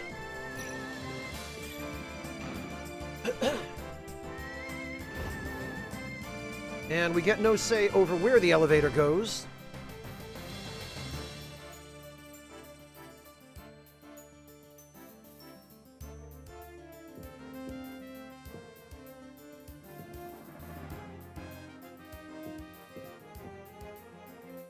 Veins circulating the subsurface. Underneath the crust of Filgaia lays a network of ley lines which act as blood vessels to supply energy to the planet. Atop these ley lines lie geological stratum strong points called ley points. It is interesting to note that many Guardian shrines can be found atop ley points. Not only do ley lines circulate the life energy of the planet, it is also assumed that they connect to ley points to amplify the energy mutually. In this sense, the ley lines and ley points are similar to blood vessels and organs in a living organism. No problem, Wayward. Have a good night. Take care. This comparison paved the way for the Filgaia theory, which views the planet as one single life entity. Ooh, a dragon fossil. There's a note written on the whiteboard that's barely legible. To the person using the radar, once you're done, please return it to the locker. I would like to use it next to find my ID card. Ooh, good idea.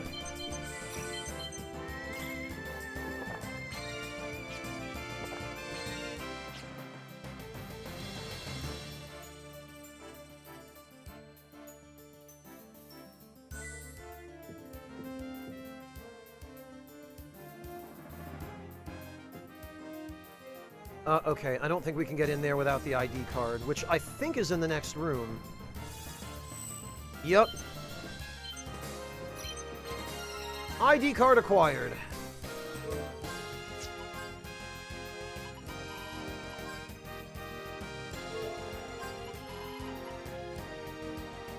It belonged to a researcher named Pete.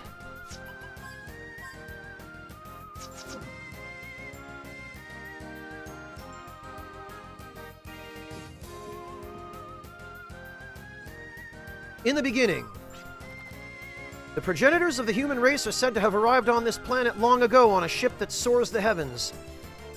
However, there is no mention of where our forefathers came from.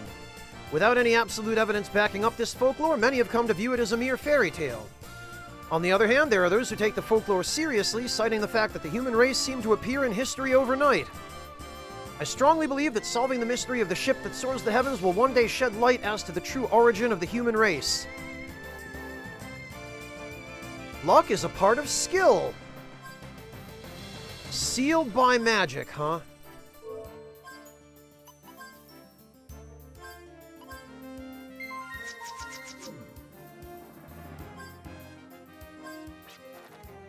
Some may boast about physical strength and some may boast about magic, but how many of you boast about luck? How many of you out there on the battlefield take luck seriously? Well, let me tell you this, that powerful one-timer, the critical hit, and the ever-so-handy defender? These skills are activated by chance and governed by luck. And what about those death blows and the various status ailments the enemies throw at you? These can actually be prevented by skills and luck. And the booby-trapped treasure chests you get after winning a battle? The chances of you successfully defusing it also depends on luck. It can be said that almost every action you take in battle is affected by luck. Having read this, I hope you take luck more seriously from now on. If you do, there's no doubt you'll emerge victorious in the wasteland. Thanks, book. Now give me back my duplicator.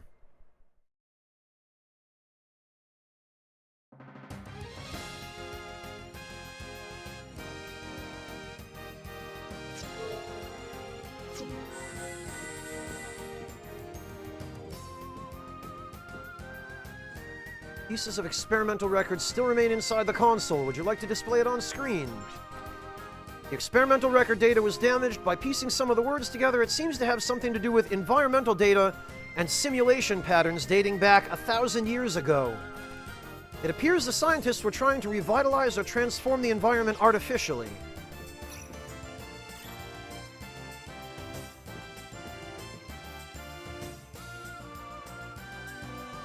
Ha! That's a good question, KR.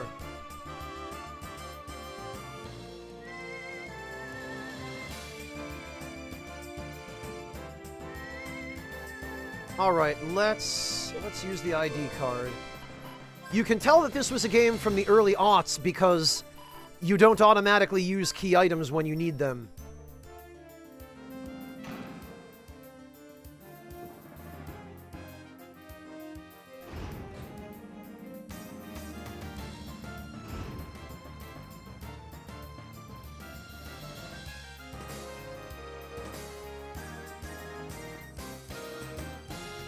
Alright, Ha! Ooh, money! And a Gela card, so even more money. Durin's diary catches your eye. Would you like to read it? She came by again last night. Whenever I'm lost in my labyrinth of contemplation, she reaches out her tiny hands. Who is she? Actually, it may be wrong to define her as a real person.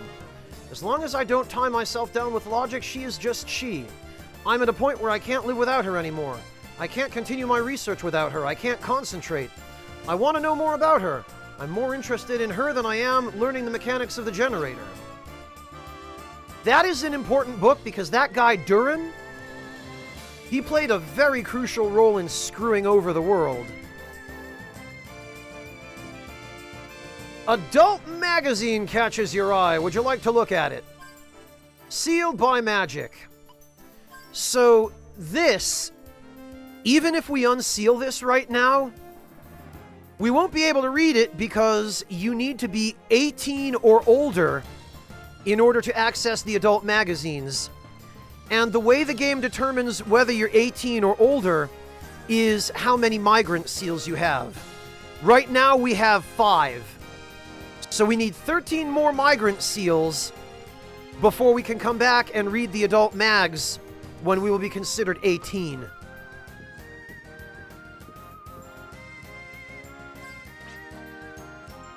The data was damaged. Okay, that's just the same thing, I guess.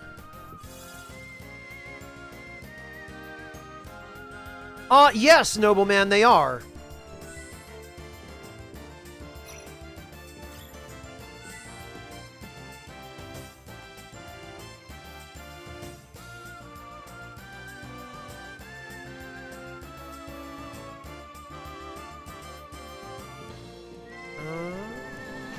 Oh, we can just go in there. All right.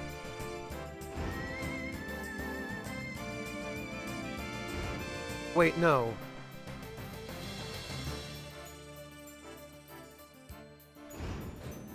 Okay, solve problems with swords. Thank you so much for dropping by. I really appreciate it, and I look forward to seeing you again sometime. Have a good evening and take care of yourself.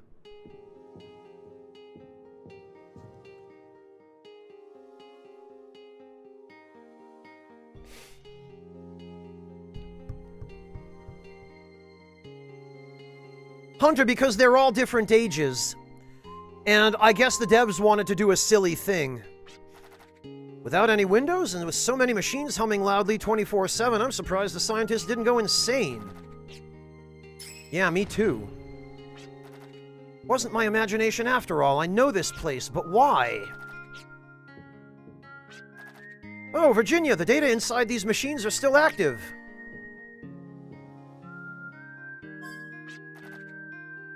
Son, my only regret is that I was unable to show you a world full of verdure.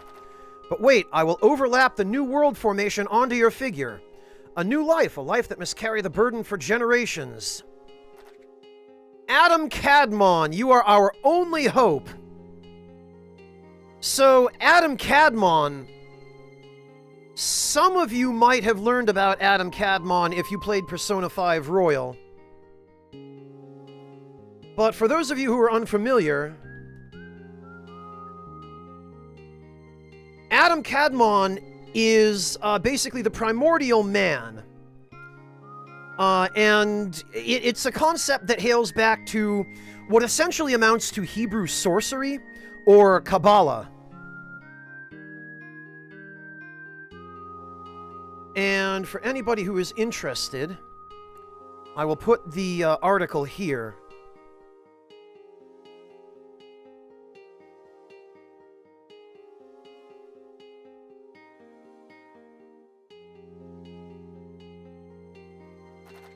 Guide this Filgaia so that it will once again be filled with greenery. You are the world's hope. I am counting on you for all children of this planet.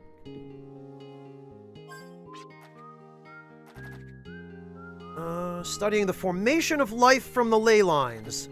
A data sample of the planet seems to have been constructed, but no further details are available.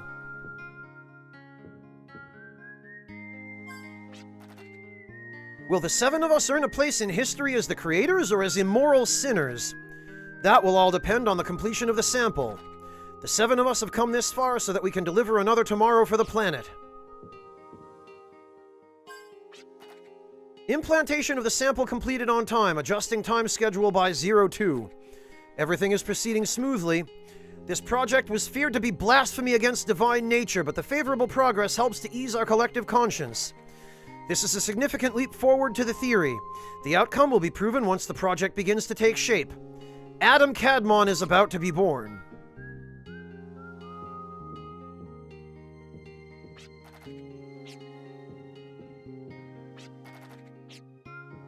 Oh, hi, Jet. It's not like I understand why I know this, but... Hmm? What are you doing?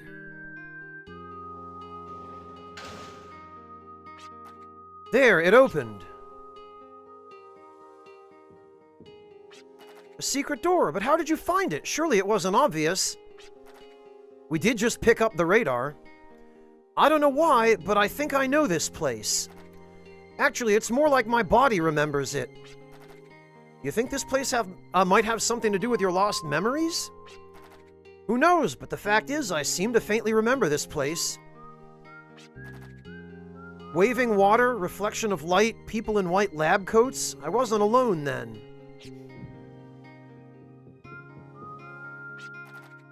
Do not try to recall everything at once. It will be too overwhelming for you mentally and physically. There must be some kind of clue about his memories behind the secret door. Let's go find out. That or treasure.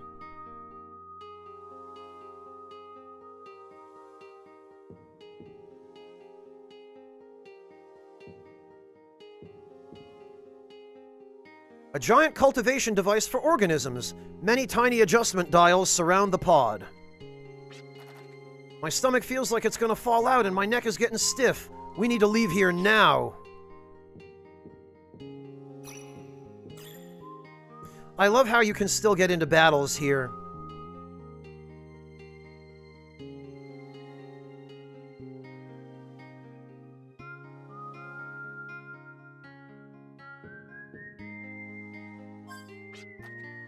The data was damaged. Okay, nothing interesting there. The guiding word catches your eye. The guiding word is the magical password. The guiding word is my name and the key to open the gate. The guiding word will be lost in the sea of words if we rely on conventional wisdom. The Filgaia theory. How can Filgaia possibly be a living planet? The theory that tries to answer this extremely simple yet difficult proposition is the Filgaia theory. In order for life forms to continue existing on Filgaia, it is necessary for the life form to regulate itself. Every species of life form work together as a single organism to control the planet's environment. Surprisingly, there have been cases of self-cleansing where foreign elements have been expelled. This function is very similar to ours. From a universal standpoint, Filgaia is regarded as a single life entity. Currently, the Filgaia theory is moving forward with systematization. By regarding the planet as a life form, there are also plans to heal or revitalize the environment.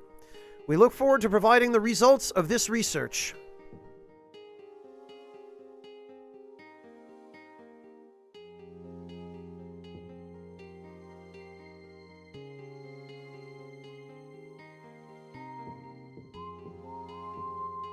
Enter password. I'm pretty sure the password here is just...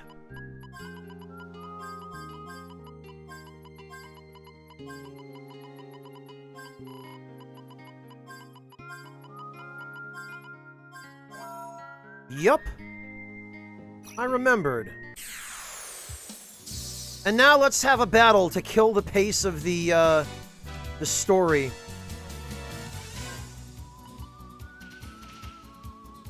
Stare Row is a hell of a name for a guardian. Let's see what it is.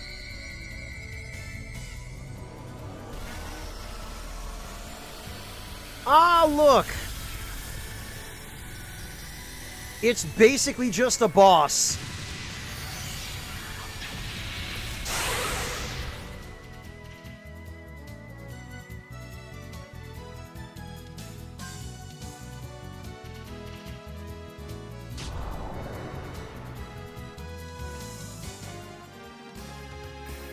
Oh boy, pixie dust. Let me just snoof that right away.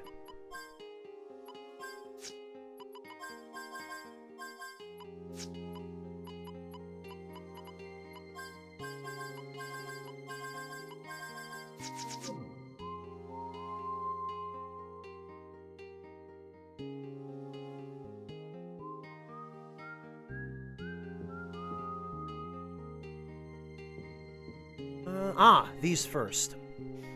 The truth that gave birth to life.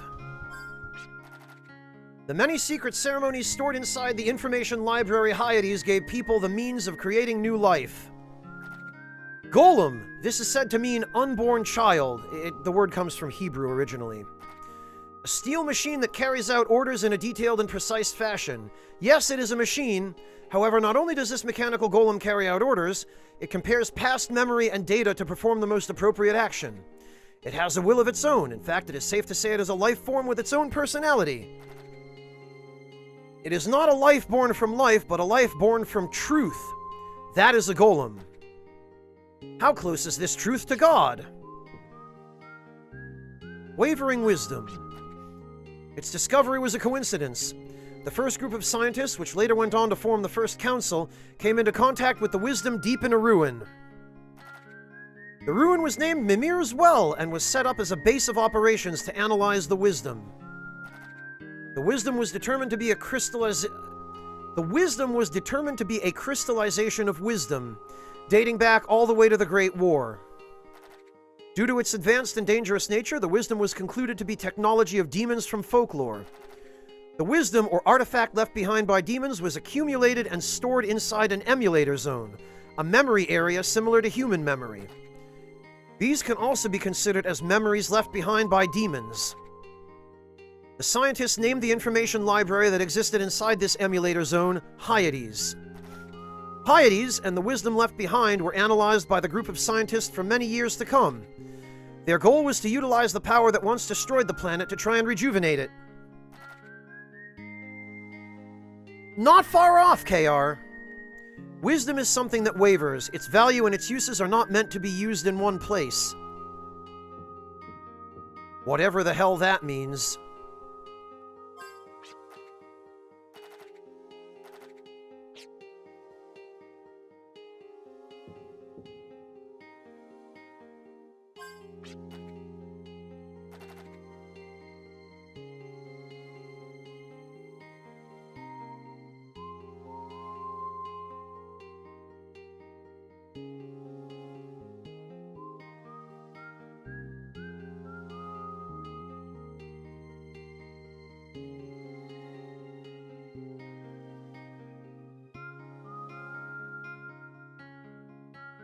Yes, I am devilish. I was having some tea. I don't think I've muted myself. I certainly hope I haven't. No, I have not.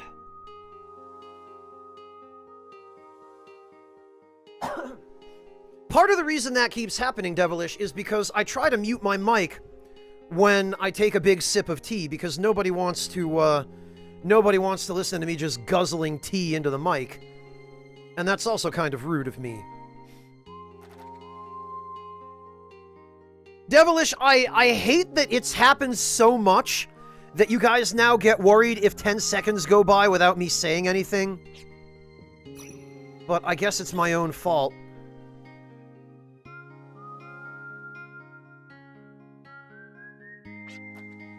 The photo! Hey, look, it's the missing left half of the photo. And there are some familiar faces. I have no idea who these people are, but why do I feel so uneasy? There's something about this picture.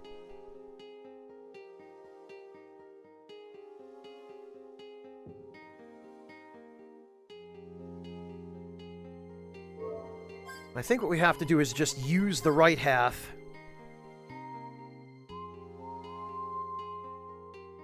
There it is. Durin is the guy on the left with the crazy hair, standing next to Moloch. I finally found it, a clue to my father's whereabouts, so Daddy was here. Would you mind telling us more? Virginia began to recount the disappearance of her father 10 years ago. How her father flew off into the wasteland, leaving her and her sick mother behind, never to be seen again. Many months of sorrow passed before she finally gave him up for dead. But the double pistols she wields and the technique required to handle them are the only memories she has left of him. Although these memories are distant, they are close and familiar to her even now. This doesn't prove whether he's alive today or not, but I was able to trace my father's steps after he left. I'm sure Mom would be happy to hear about this too. Can I take a look at that picture for a sec?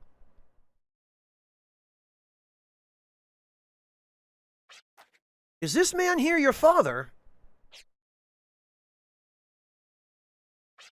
Wait, how did you know? Did I describe him to you before? Well? So you do know him. Please tell me. Please tell me everything you know about him, no matter how small. Well, that man, he's kind of like my old man, but don't freak out. What? Oh, no. This is the typical JRPG situation where people aren't communicating clearly when they should or could be. I guess he was out having fun after leaving Mom and me. I can't believe he's my half-brother with family, so Daddy had another family outside ours? Was he trying to make a baseball team? Yo, you okay? I'm sorry, everyone, but you're gonna have to go back and slow down the freaking VOD to read that. It's more of this, this stupid nonsense where they don't let you manually advance the dialogue. So Virginia, poor Virginia thinks that her dad was out sleeping around. That dirty-minded pervert of a father! I've come to grips with him leaving me, but what about Mom? How could he do this to her? Well, yes, it might have been wrong for me to assume Daddy was dead, but if he was alive and well, I just wish he would have come home to see us. Hear me out, I haven't finished explaining yet. What I meant by that was... Clive's like, no, shut up. Don't even try.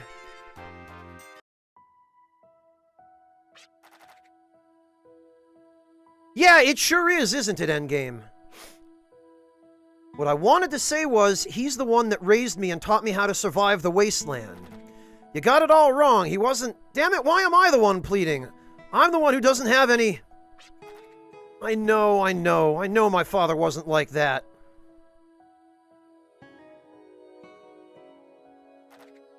I was always a daddy's girl. I loved him so much. There's no way he could be such a person. I'm just so happy. So Daddy was doing fine. I wish he would have told us himself. I wish I could have let Daddy know I'm doing fine too. Sorry to crash the party. Oh, good. You're... How nice to see you again. I've come to pay you back for that time you completely ridiculed me. Well, don't you worry your pretty little head about it, Melody. It won't be the last. Well, that is my personal reason for being here, but actually I'm here to carry out my duty. Work, work, work. So you're here to command that big hunk of metal. Allow me to introduce you to a golem which we bore from the wisdom of Hyades. Codenamed Divine Fortress. Asgard. Asgard has evolved enormously from previous fighting machines. The Gemini circuit embedded in his chest allows him to record and assess any situation, enabling him to react accordingly by evolutionary analogism. Machine capable of correlating current situations with past data to calculate the best course of action? Impossible! But it exists right here, right now. That's not all. The more Asgard fights, the more battle data he stores, which means he'll grow smarter after each battle. Amazing, isn't it? And that is why you have been selected as his first data specimen. Go, Asgard! Crush the target!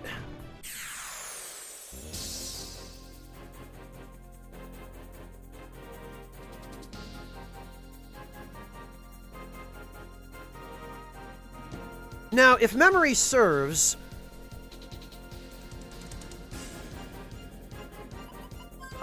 we cannot damage him while his barrier is active, and... Also, this is another one of those bullshit, unwinnable battles with scripted outcomes.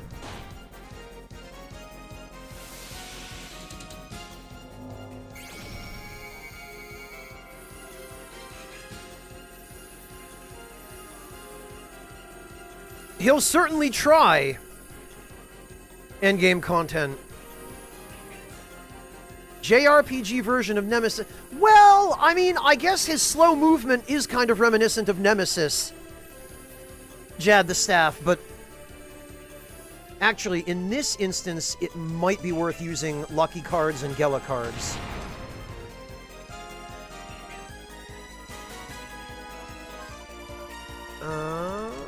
Mini carrot.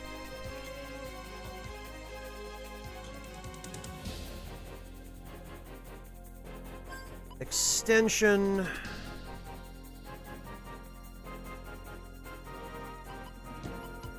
Valiant.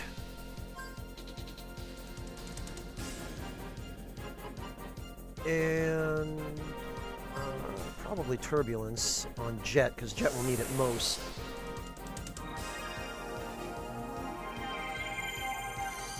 Asgard is Ninzard, yes, although it was a very different Asgard in Wild Arms 1.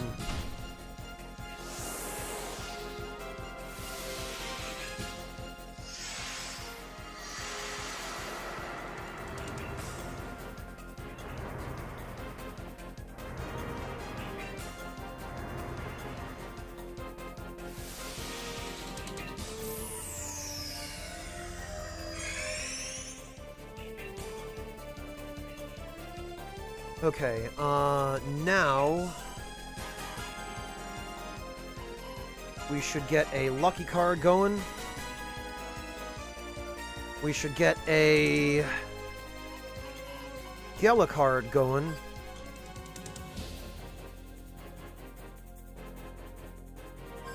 We should get a... I mean, not that it's going to do an awful lot of good, but... We should get... well, actually... We should get another mini carrot on Virginia.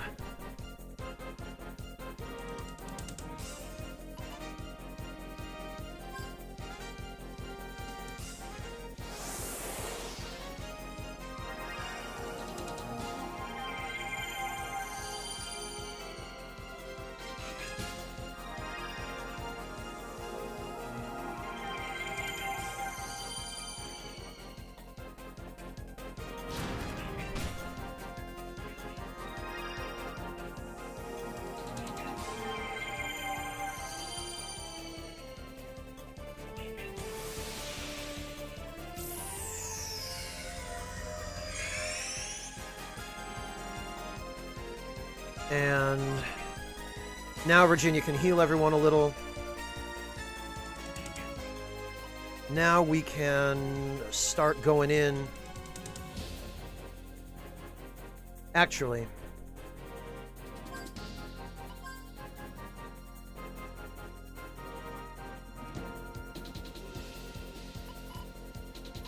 we want to fragile him.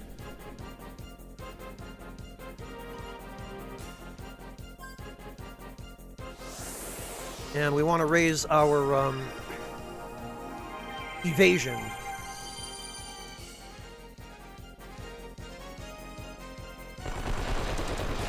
Very good indeed. High power barrier erected. So we can't damage him while his barrier is up. We can decrease his defense.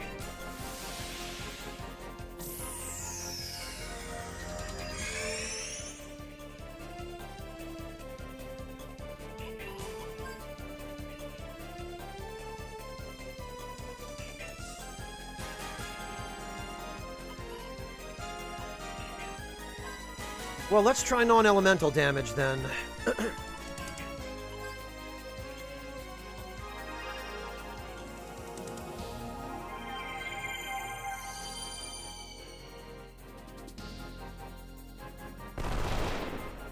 Nope.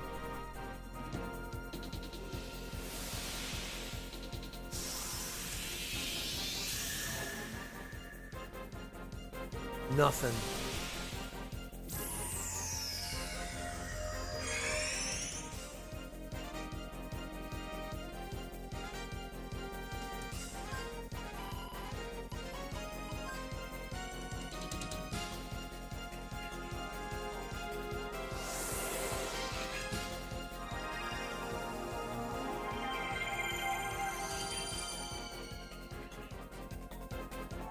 So now we just begin having everyone build FP.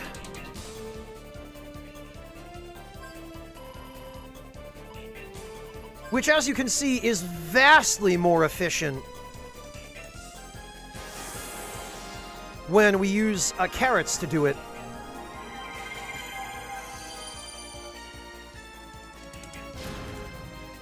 And once he starts using Barrier Knuckle again, there we go.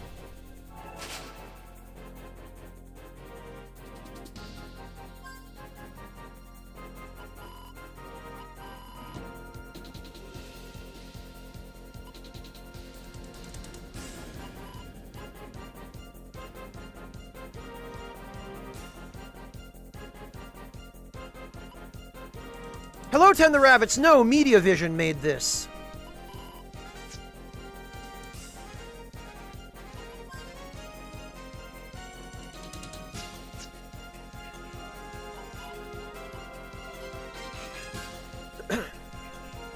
Well, I guess we'll decelerate him.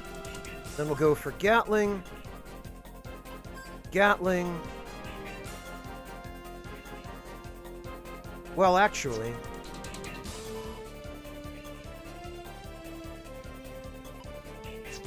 at this point, we might as well summon with Gallows.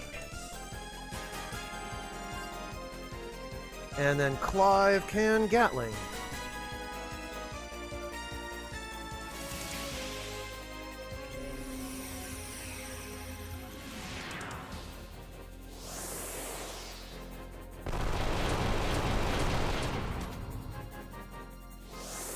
Oh, come on.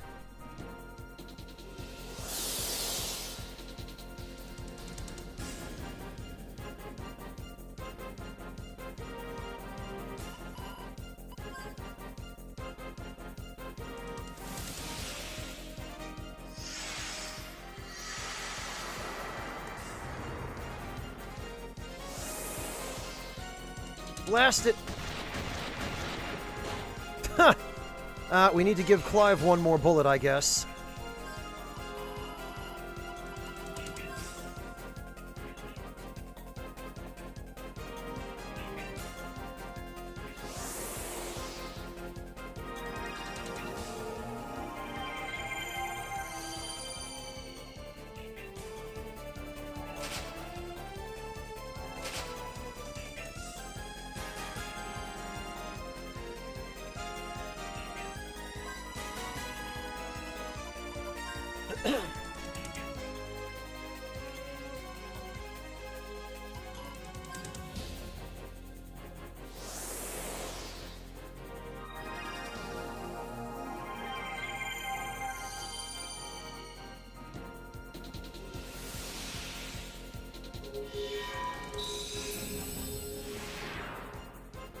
And hopefully... oh, nice! Excellent. Now that he's attacking again...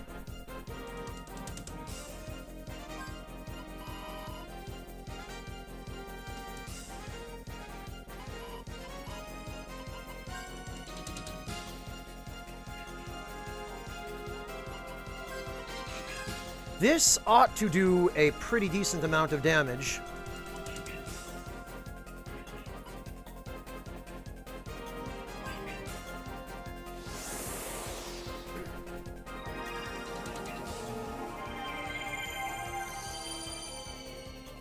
Maybe the cell shading, Ten the Rabbits. I don't remember whether,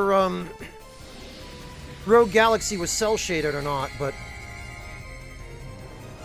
I have a feeling a full FP bar on a summon like this is going to absolutely end this fight, which just means that we get KO'd. I think we got him. Yup. I don't think we even put a dent in him. He's like an impenetrable fortress, but we gotta break through to keep going. Be on your guard, something is beginning to swell from within him. Bring it on!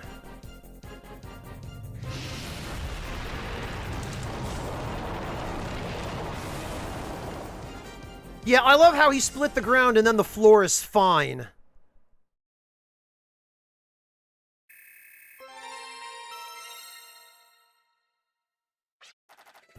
Marvelous! Absolutely marvelous! To exhibit such power during a test run, the technology of Hyades is astounding. This is excellent battle data, much better than expected.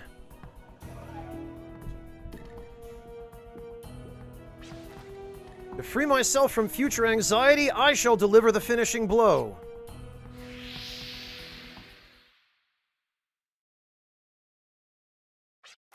Huh?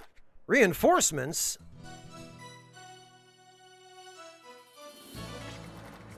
That's an outrage. They're not one of us. If anything, they're our enemy. But what gets me is when a familiar face is being bullied by a new face in town.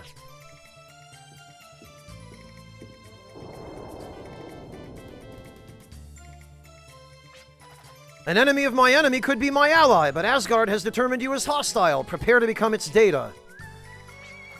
Milady, I am more concerned about the big fellow than her.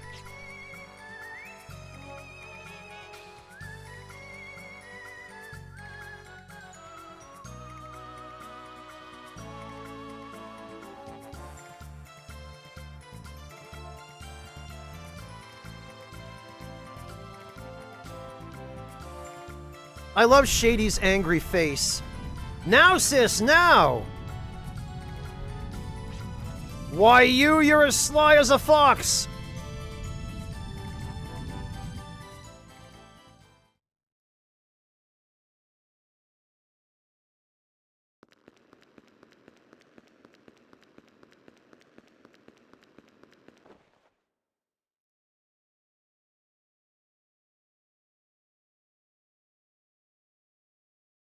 Daddy!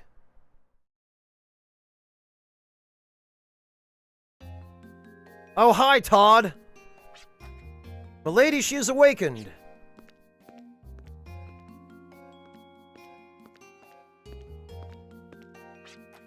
Can you take over guard duty? You got it.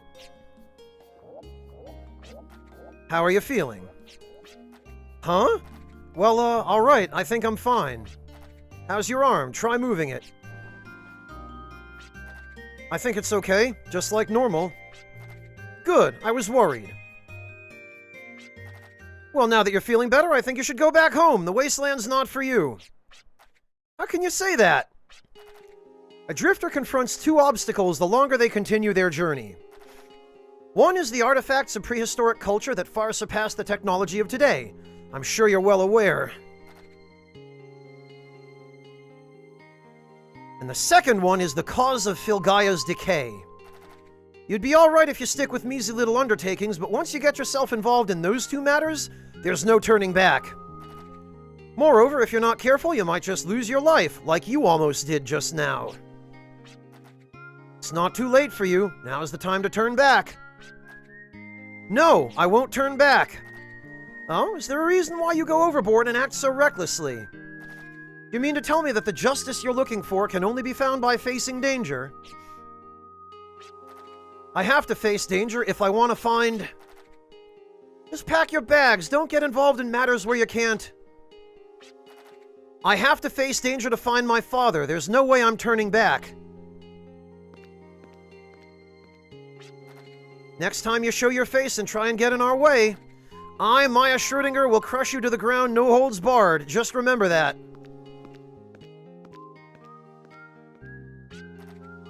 I'm sorry, but don't be mad at my sister. My sister's a little, she comes off as crass, but she's trying her hardest to be nice. I'm sure she said what she said because she's taken a liking to you. Nobody wants to see people they like get hurt, right? Alfred is a little too innocent for his own good. Also, the panda backpack? That's how you know this is a JRPG.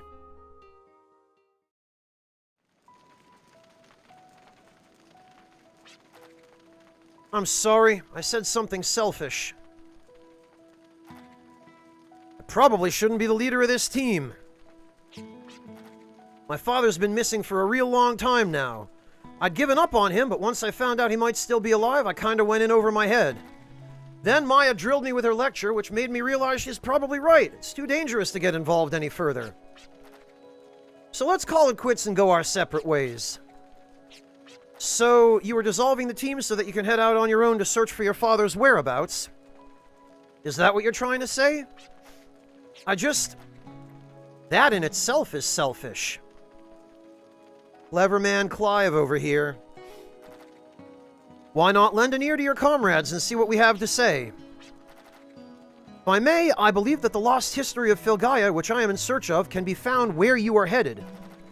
Ever since the first day I met you and traveled together as a team with you as our leader, I've encountered many different events.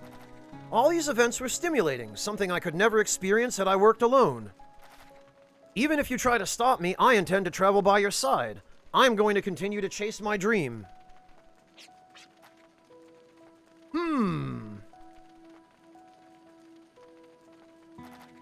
When people face decisions, they sometimes hesitate and don't feel like moving from their spot.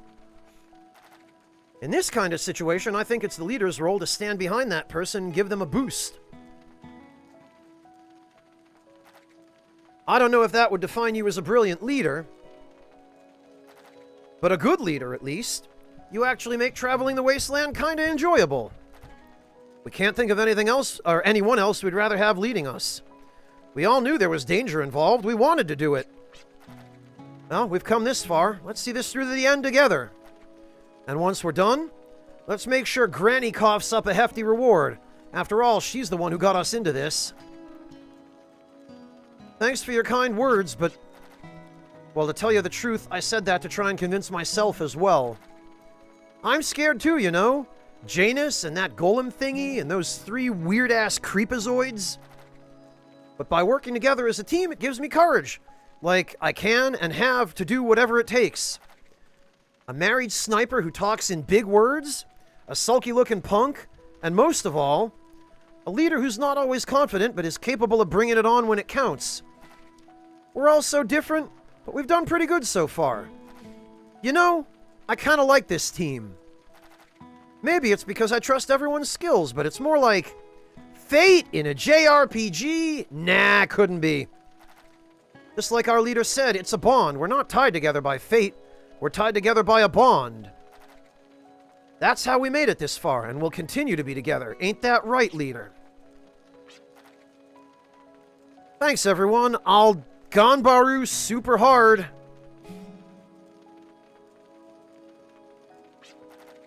Even if we stay together, the path we travel will be difficult. That will not change. Some of the clues we have so far are the photo, which was torn in half, the evolution of the planet that the prophets mention, and scraps of information found in that laboratory regarding a plan to rejuvenate the world. Basically, the key point is global environmental control. Looks like we'll have to prepare to face even more danger in the future. We may be able to find more clues in my research material regarding the history of the planet. I propose we head south to my home. It is located south of here, in a town called Humphreys Peak. Yeah, that sounds like a good idea. And spend some time with your family. It gets lonely being away from home. Yes, thank you.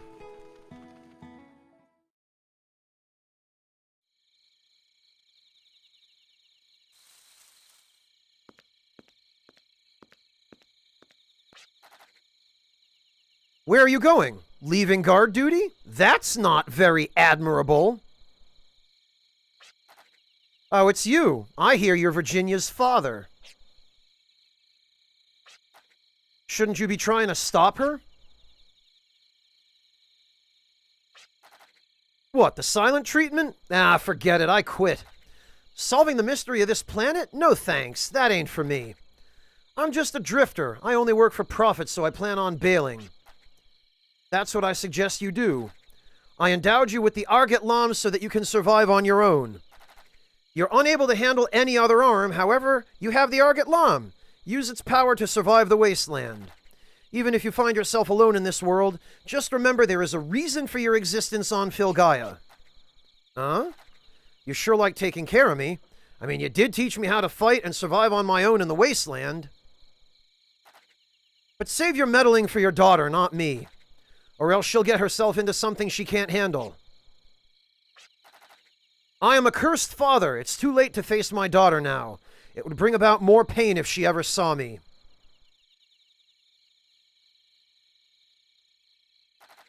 I must track down the unseen speculation that veils this world. I must atone. Who are you really? You're a father to Virginia. You raise me and teach me how to survive the wasteland. And you search for answers to the mystery of Filgaia? What goes on in your mind? What is it that you know? Wait a minute. Maybe you know why I don't have any memory of the past, too. There you go again, clamming up. Have it your way. I've had a change of heart. I was gonna hightail it on out of here, but I think I'll pretend to be friends a little while longer. That way I'll be forced to track you down no matter what. I'll save the Q&A session till then.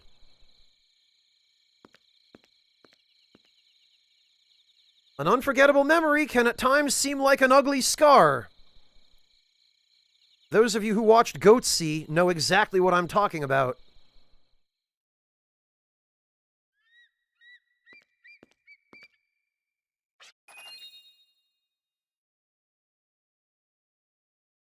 That's absolutely correct, Hidden Boss. JRPGs tend to have a lot of fluff dialogue that's just there for the sake of procedure. But the vast majority of it doesn't tend to contain anything meaningful or substantial. Humphreys Peak is located south of here, just across the bridge, and stay along the shore. Is anyone listening to me? Aw, Jet left a letter with a heart seal. Hey, what's this? Looks like a letter addressed to us. Is this your writing, Jet? Hey, what do you think you're doing? Whatever. Don't tell me you were thinking about leaving a note and sneaking away. I said whatever. I know you were always on your own, but you're not alone anymore. Yeah, I know. It's much more beautiful to be with someone than to be alone. I'm a firm believer in that bond. Okay, now let go of my hand. Virginia's great.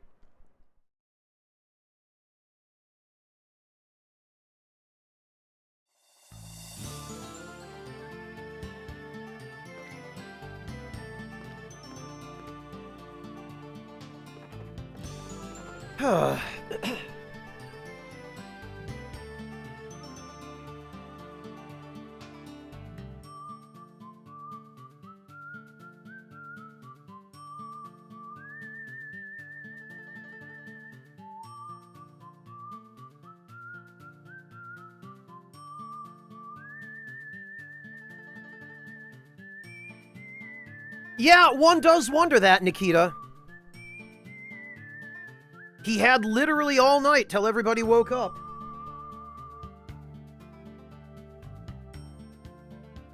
For somebody who's always been on his own, he's not all that responsible.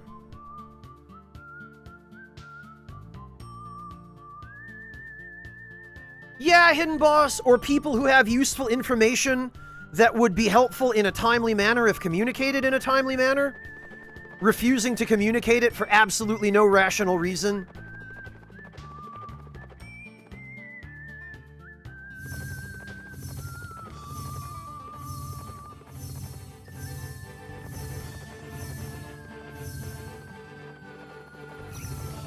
Actually, I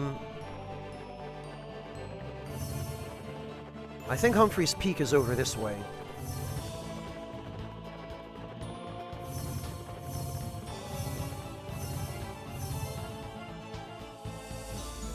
I do believe that's it.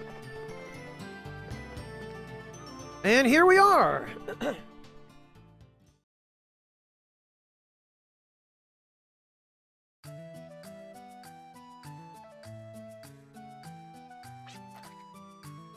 So this is Humphreys Peak. It's pretty. Yeah, this place is nice. Might you be a landowner? Oh, no, nothing like that. Gallows trying to ask on the down low if Clive is rich. My house is the one with the blue roof. Please let me introduce you to my wife and daughter.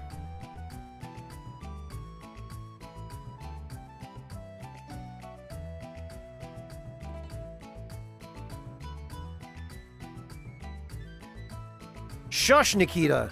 Technicalities. Let's see. Those who wish to be blessed with luck head to a shrine west of the station towards Dune Canyon. This blessing is said to remove obstacles by the power of luck. However, this power can only be gained by walking there. That's what the legend says. Now that sounds like a very Japanese thing, to visit a shrine that you have to walk to. The blessing is said to remove obstacles, but... Oh, okay, right.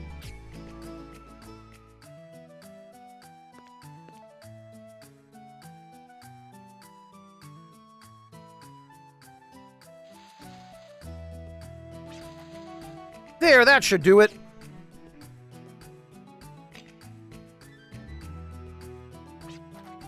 I was called in for repairs, but it should be fine now. Oh, so that's how they maintain these memory figures. I love that the save points actually have a little bit of story. They're basically tape recorders. These memory figures, essential to a drifter's travel, are one of many artifacts excavated from ruins. There's Albert. We members of the Ark of Destiny maintain these figures for free. You guys sure do a lot. Some consider us a religious order, but we don't exactly place our faith in any god. Instead of relying on something we can't see and praying for better life on this planet, Founder Lamium tells us that we must live each day to its fullest in order for the planet to reach its ideal state. I don't know. Sounds like a cult to me. A cult of technocrats, maybe, but... These guys are basically the Brotherhood of Steel if they don't hoard technology. I've also heard that the Founder Lamium is guided by the voice of a saint. Our basic principle is to live ungrudgingly so that we can devote our efforts to our everyday lives. So in a sense, we're kind of like a volunteer group. If you have a chance and are interested, please stop by our temple sometime. We're indebted to these memory figures. We'd love to stop by one day. Of course, she says this, but it's entirely possible to get here never using the memory figures and only saving with Gimmel coins. Hidden Boss, it appears to be exactly what it says on the box. Drifters use these to record their progress.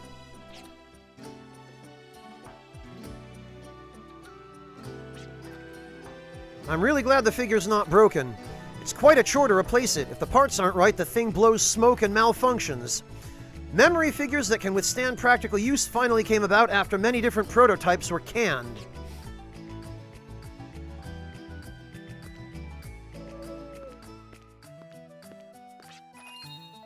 There's a huge crevice northwest of here. It's as if the planet was gashed by a huge knife. It hurts just looking at it. Oh, hi, Roykman.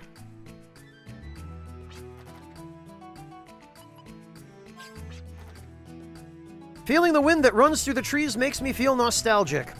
It brings back childhood memories, and I start feeling listless. The strange thing is, I've never felt that way before.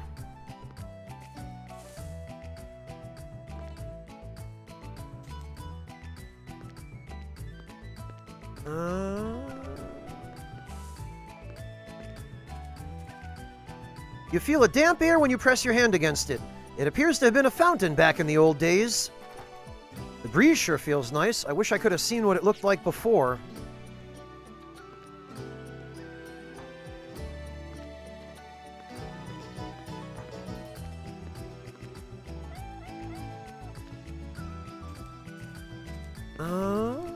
Oh, is this the armsmith? I can't see the sign through the tree. Yes, it is.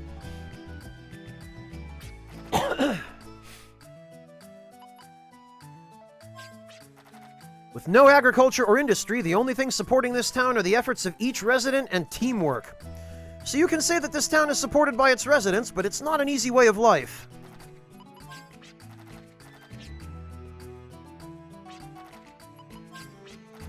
Hey, long time no see. How's your arm doing? Let me know if there's anything I can do, okay? I mean, I'm the one who knows your arm best, you know? I mean, arguably Clive is the one who knows his arm best, but...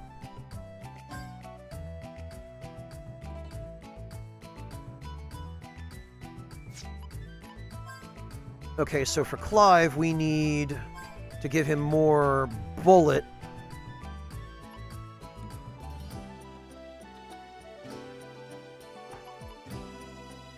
And definitely at least one upgrade to accuracy.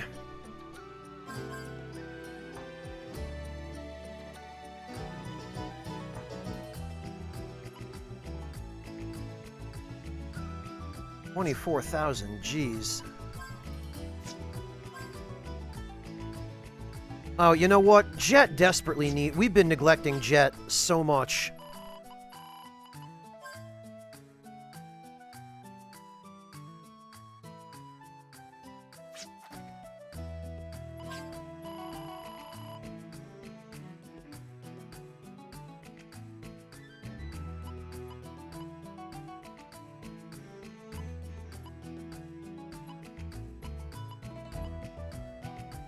That's probably the best we're going to be able to do, though. Well, actually, it occurs to me that we could make a certain amount of money cultivating holy roots. Because selling a stack of these is 23,000. Hello, Haretsu! A fair amount, but you can always catch up on the VOD. Come to think of it, I think I remember actually using holy roots as a way to make money early on. I might have to do a little bit of that off camera. Because yeah, this is pretty lucrative for this point in the game. Alright, let's get Jet an attack boost, because he really needs it.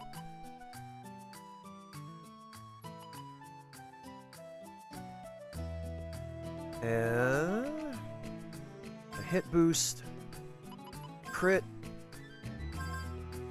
and crit.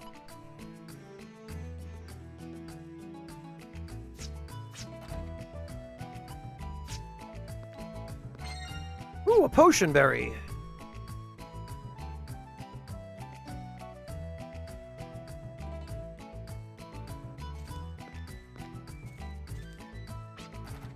I don't know if it was something I ate, but I had a terrible dream last night. I dreamt that Filgaia was filled with water and everybody was much better off than they are now. Under the clear blue sky, I was farming the land with my family by my side helping me out, but then I woke up. It was terrible. Wow.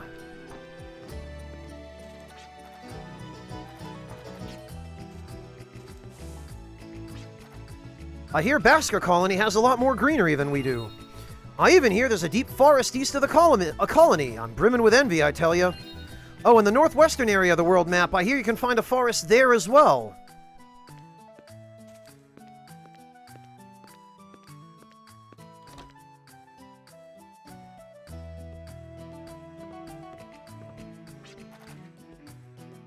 Even if the sun should shine today, tomorrow may be a world engulfed in darkness. Only in such a twilight world can our hearts continue to shine a ray of hope. I don't know what the deal is with this girl, but she dresses like a nun, all pure and wrapped up in white, but she only talks about depressing stuff.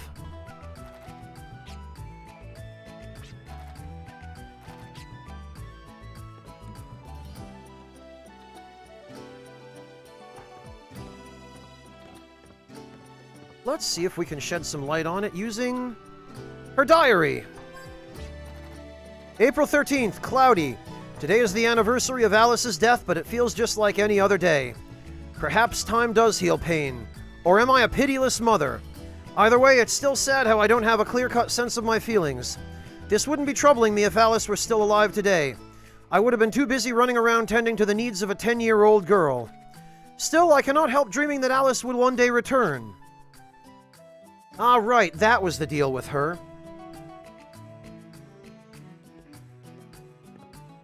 Funny, we keep hearing references to 10 years ago. Something really bad happened 10 years ago.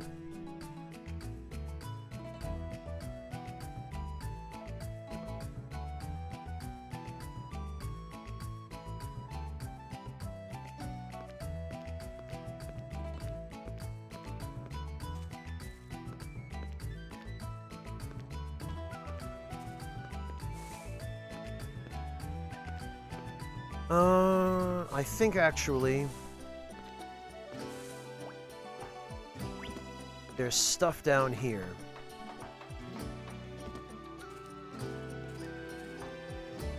An old waterway. The air still feels damp. Looks like this used to be a moat with a lot of water.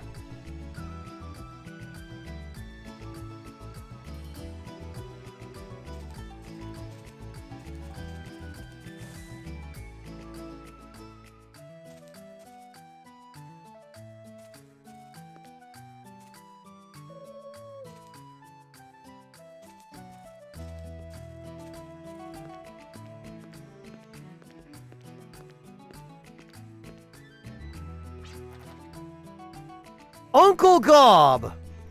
Gob Gob, when I was young, I wanted to see the world just like you. Look at this dude. But being a goblin, Gob Gob, everyone would throw rocks at me when I walked outside. It was really sad, Gob Gob.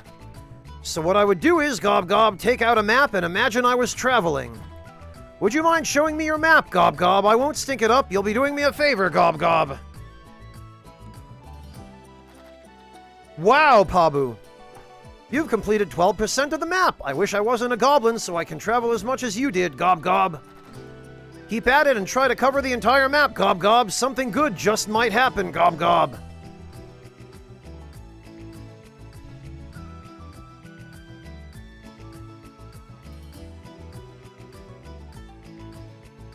No, KR, it's a demi-human. A decent one, and probably the only decent demi-human we meet in Wild Arms 3. And honestly, if we could take him with us, people probably wouldn't throw stones at him, because we could be like, no, shut up, he's with us. Man, imagine if Jet really did leave the party. Oh, look at that! That purple-haired girl wandering around there.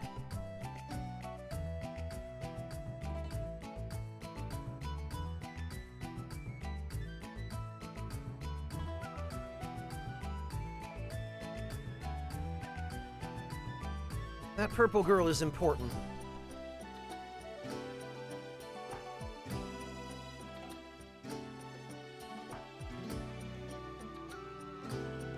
I'm not saying nobody threw Pokeballs at him, KR.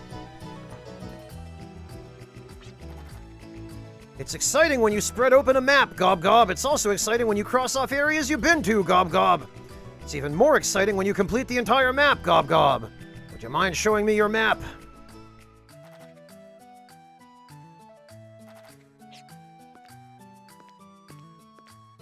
Now, watch the girl closely, because when we leave and come back...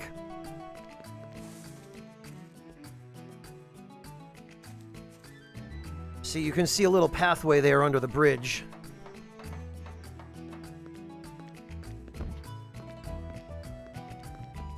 The purple-haired girl is no longer there.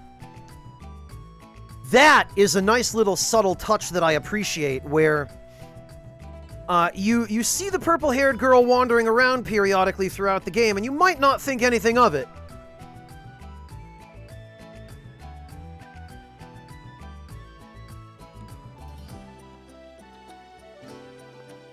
However, it is important.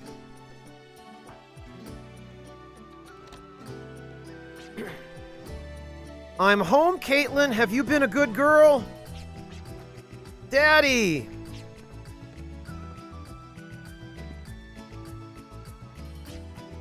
Have you kept Daddy's promises? Yup. I didn't catch a cold, and I've been helping out Mommy too, but I still hate celery. Then let's promise on your ribbons that you'll be able to eat celery next time. Okay, I'll try my best. I promise on my ribbons. I thought I heard Caitlin all excited. Welcome home, honey, but what a surprise. You always write us beforehand, letting us know when you're coming. Yes, I just stopped by to do a little research. Oh yeah, let me introduce you to these three colorful characters.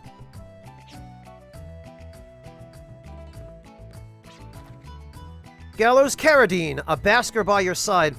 I tell you what, there is not a more Western name than Gallows Carradine. A more Western name than that does not exist. Clint Eastwood is jealous of the name Gallows Carradine.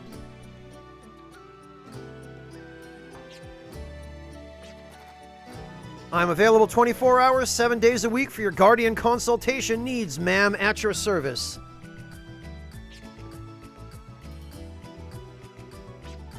I'm Virginia. And this is Jet. Don't mind him. Clive's been teaching us so much about everything. I'm Catherine. It's nice to meet y'all. Please make yourselves at home. Well, I have to say, Clive is a lucky man. And all the more so to have such an adorable daughter. Hi, I'm Caitlin, Mommy and Daddy's little girl. Thank you for looking after Dad. No kid says that. But otherwise, she's adorable. Fontes, it's more the stereotype of kids hating celery. I'm sorry, but we need to take over the living room for a while. We need to do some research. I understand. If there's anything I can do to help, let me know. Exactly, Sam, exactly. Also, welcome back, Sam. It's great to see you. About the research? No, I will never be able to fill Father's shoes. How about some tea or coffee? So now we learn that it was her father who was Clive's professor. Caitlin, will you help Mommy in the kitchen? Okay.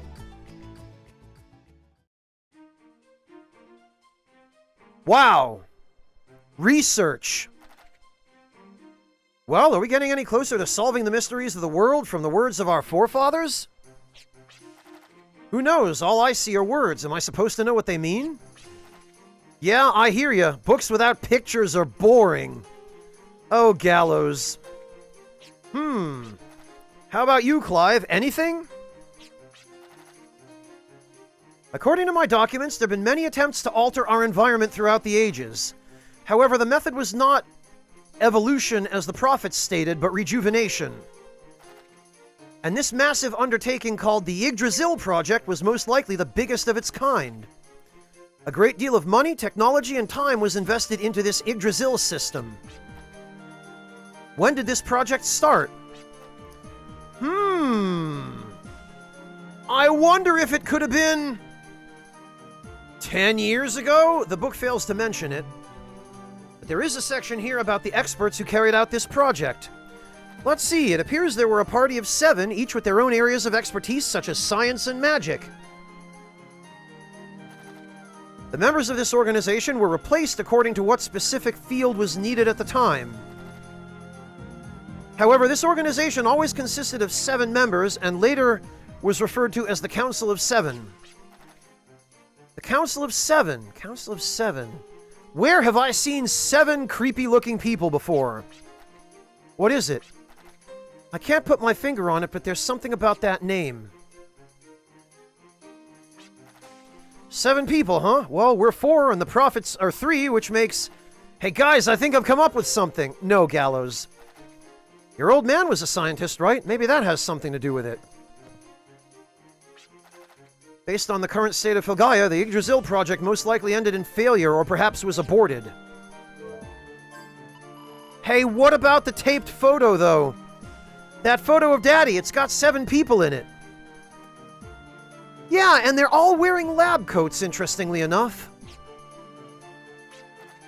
And your old man was a scientist, just like the Council of 7. This is...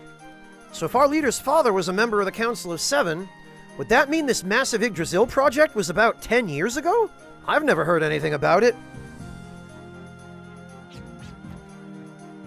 Yeah, Sam, how was your dinner? Did you have anything good? Let's not jump to conclusions. Just because there are 7 people in the picture doesn't make them the Council of 7.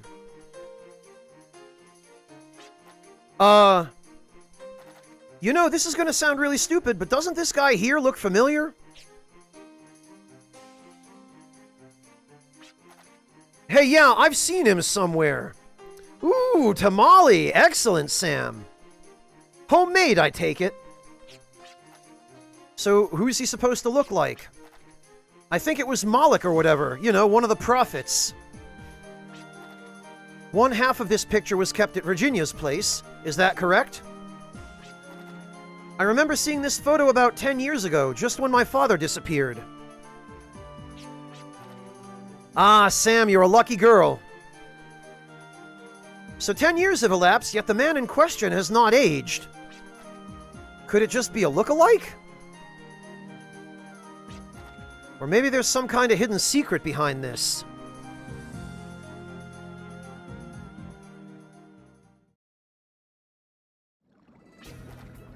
It's me, Moloch, see? Look at me and try to remember.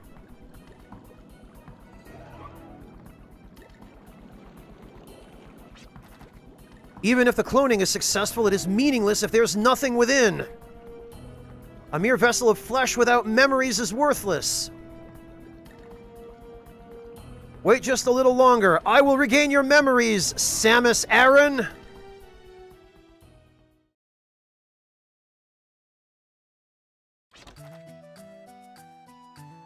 I slept like a log after reading all those books yesterday. So how'd your research go? We seem to have dug a deeper hole than before. Maybe we're not seeing the whole picture because we're trying to get down to the nitty-gritty.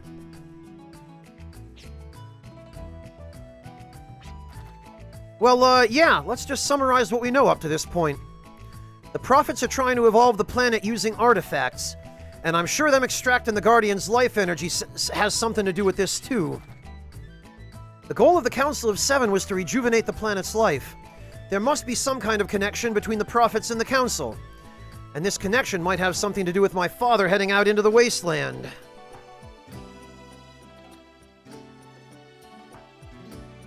Devilish, you are really proud of this picture, aren't you?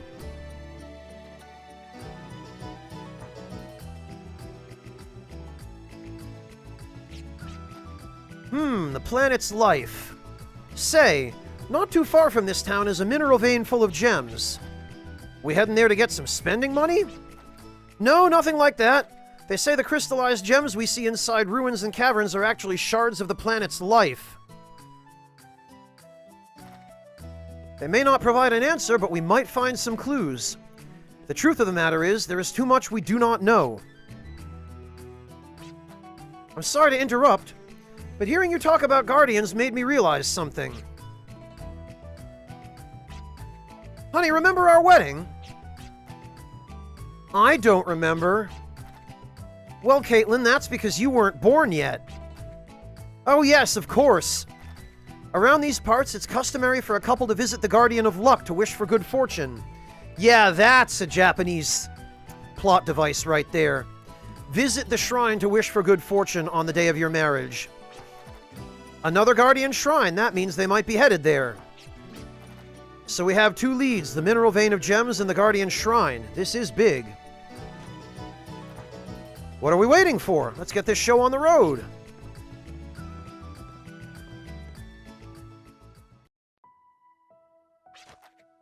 I was surprised you mentioned that. Yes, I know. Normally I wouldn't want you venturing into dangerous territory. I wonder why I said that. Maybe because Daddy looked like he was having a lot of fun. Did I look that way? Come to think of it, maybe you did. Watching you searching for the truth yesterday reminded me of how we were before. It wasn't your fault about Father, so please. Yes, I know. Right now I have companions to help me along. Perhaps that's why I looked like I was having fun. Exactly, Haretsu.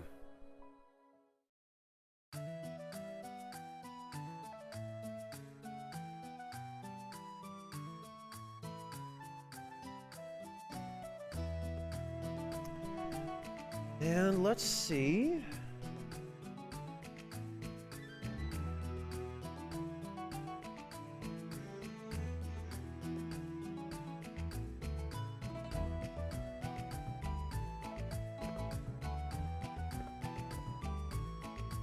A stuffed toy probably belongs to Caitlin. No, it's Clive's wife's. Ah, this will probably bring back a lot of memories for her. Ooh, a grab bag! Yes, please. Man, poor Jet is so far behind.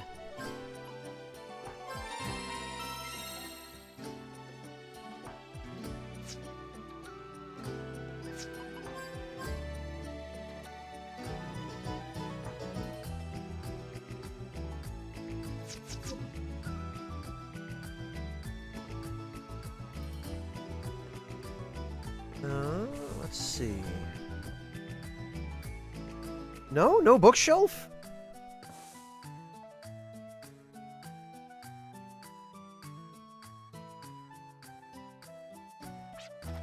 Thank you for looking after my husband. If you have time, won't you stay and rest? The Vein of Gems is northwest of here. However, I hear that there is a fissure in the ground that prevents visitors from entering. I think there were fewer monsters in this world back when we visited the Shrine of the Luck Guardian. I used to be able to walk from Dune Canyon Station over to the shrine. I hope this world will be much safer by the time Caitlin grows up.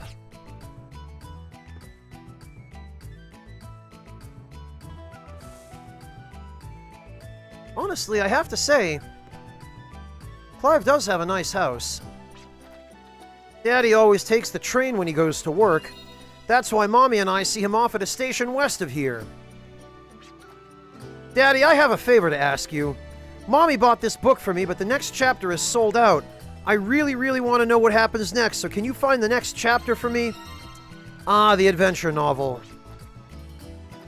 Yeah, you're home, I knew it. I thought that maybe if I was a good girl, you'd come home soon. That's why I did all my chores and finished all my homework.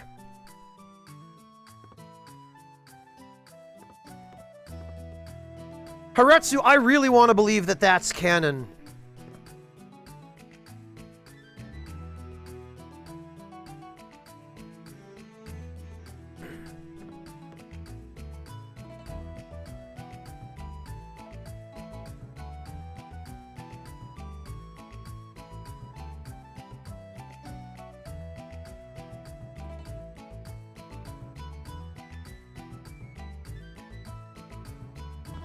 And actually, if I remember correctly, the cave that we're going to next,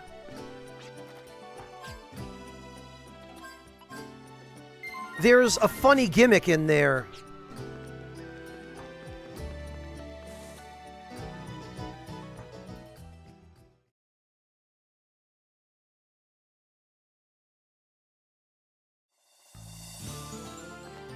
Alright,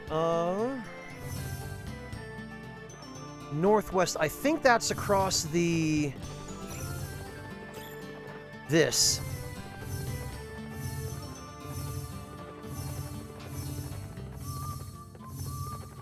Should be over here. Yep, there it is.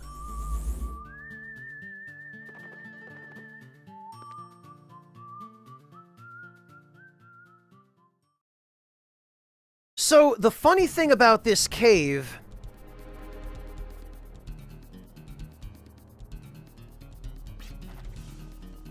it's beautiful, although it's rather cold. Yeah, you're right, there's no doubt about it. This place is cold as death. I can't feel the warmness in the air we usually get when we come into contact with a medium. Reminds me of a morgue, except much prettier. So, the silly thing about this cave, we'll find out when we get into a battle. I'm pretty sure this is where this happens.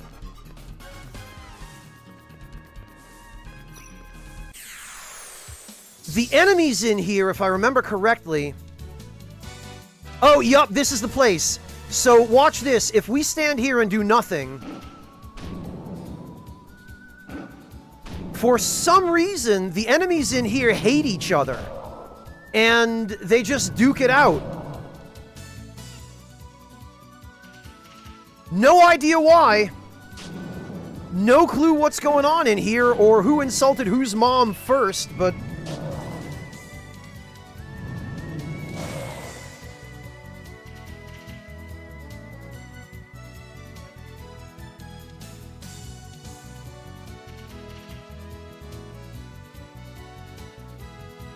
guess we might as well make the most of it.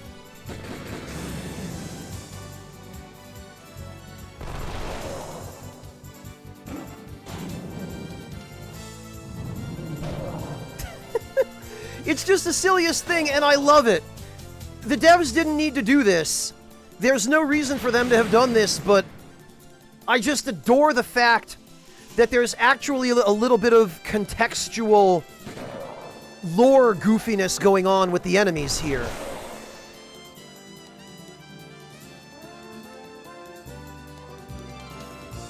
where for some reason, I guess somebody is a natural predator of somebody else, and they just hate each other.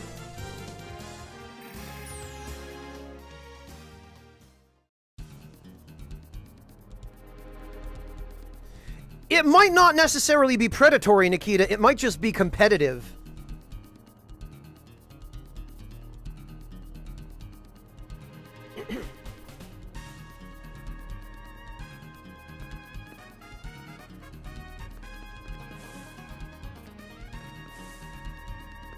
But it's funny nonetheless, if you ask me.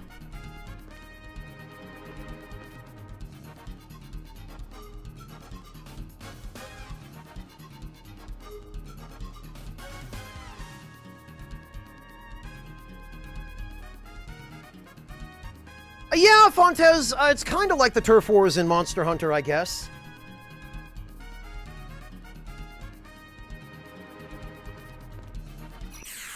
Oh, good. I love how they get the drop on us, but they use the opportunity to fight each other. Oh no, and now it's one lizard getting ganked by 2 apes.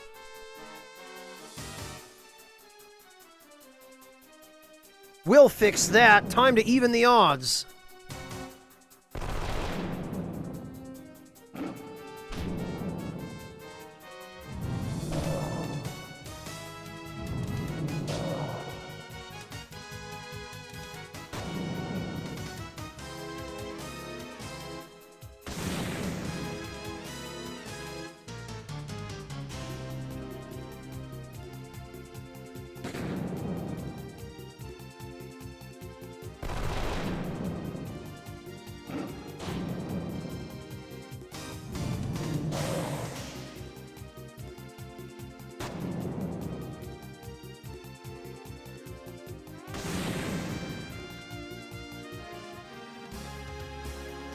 There we go.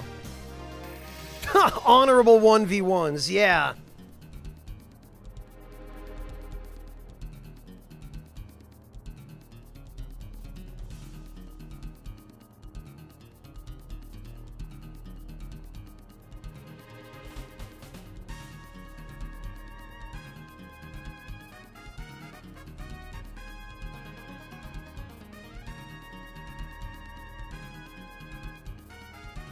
Okay.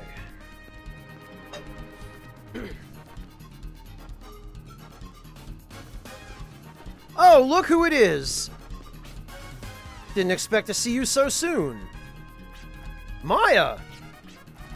So, someone tipped you off about the gemstones too, is that what you're after? Yeah, but not for the same reason you are. You are always so vague, I don't know what your intention is, but one thing is for sure. You perpetually appear wherever I go and pester me. You might have an altruistic reason for being here, but if you get in our way, I won't hesitate to take you down. I just want to be true to myself and live honestly. I know you tried to stop me, but I want to know the truth behind this world. I want to solve its mystery. I have to keep going in order to keep up with my father's trail. I want to research the gemstones found in this cave. These shards are pieces of the planet's existence. Huh, despite your reasoning, you're still after gems, which makes us enemies. Don't look at me like that. Didn't I tell you it'd be no holds barred next time we meet? Well, see ya. You'd better hurry, or else all the gems will be mine. We don't want all the gems to be hers.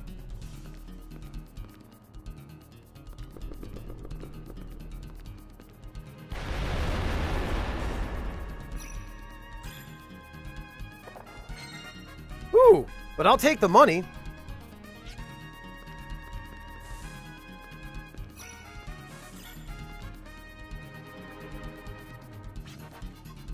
What are gems exactly? Gems are composed of life energy of the planet. This life energy can be likened to the blood of living organisms. This coagulation of the planet's lifeblood becomes what we know as gems. And I just want to take a minute to point out here that the entire town of Little Rock dried up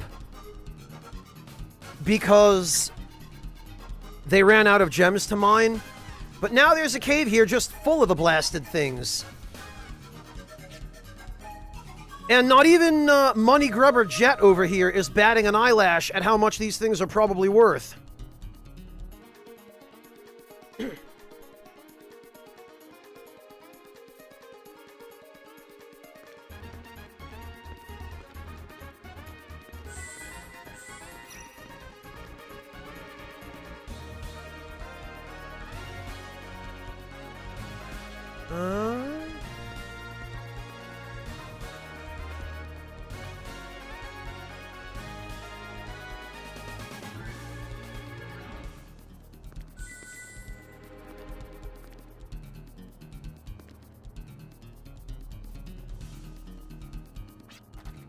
I just can't seem to get away from you.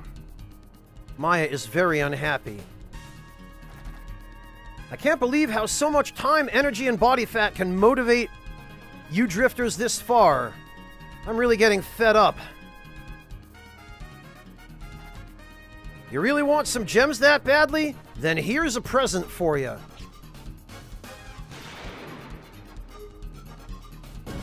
Where the hell did that even come from? Oh, how big and beautiful. Just look at the lovely color and cut. It's perfect for you, don't you think? Well, I'm off to find my perfect gem then. Ta-ta. Please, Maya. Did you think this was gonna stop me?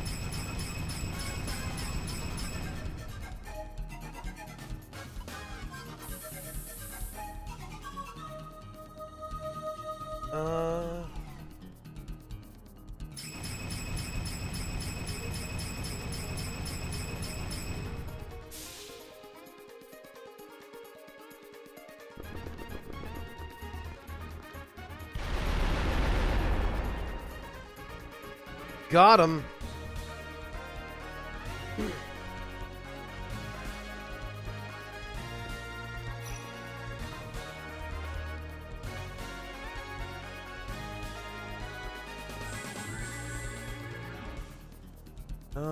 Oh, wait a minute. Yoink! Ooh, a Gela card.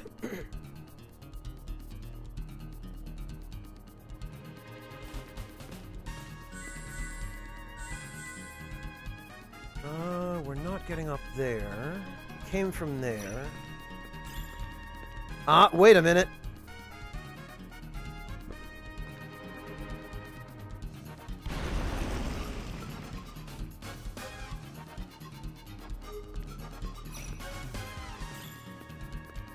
Aha! Woo!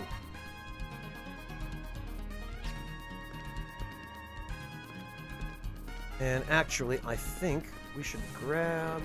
Oh!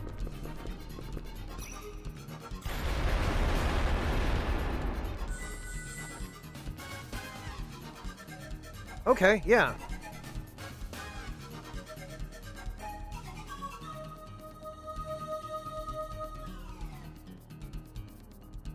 Aha! Ooh, a revive fruit! Now we can finally cultivate these.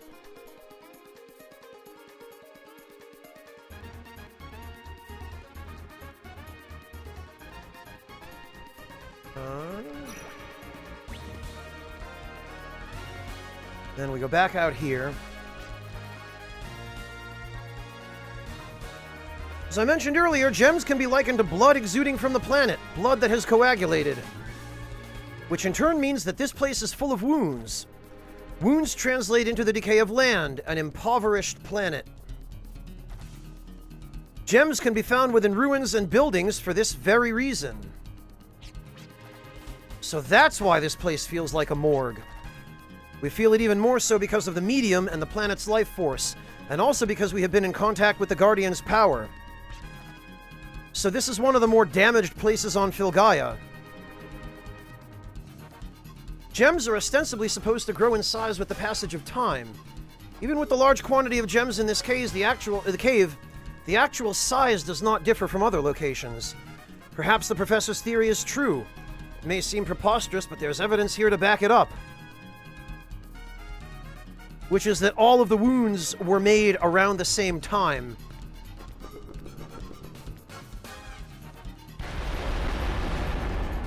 Yeah, Nikita, Clive is basically Bomb Man.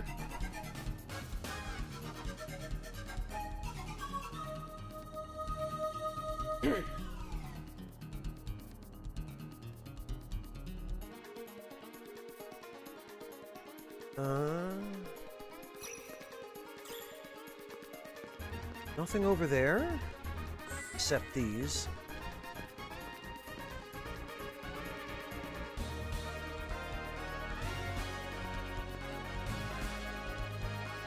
No, KR, they're more like scabs. I'm more curious about where these holes lead than falling in. Oh, thanks, Maya. Jerk.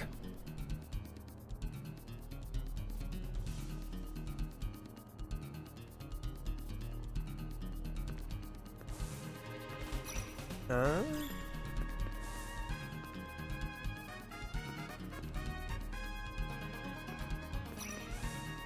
Ah.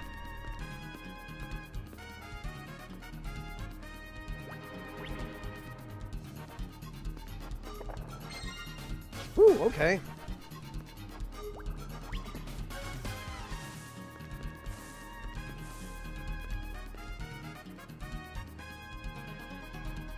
Yeah, KR, but scabs grow as well. They get larger over time.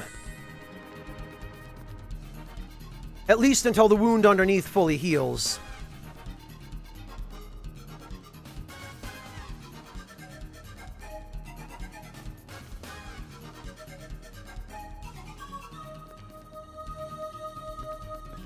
And I'm pretty sure we want to drop down this one, because that should put us on top of the... Yep. Ooh, an amulet. I forget what that does. Nullifies status ailments only when you guard. Ah! That should go to Gallows, then.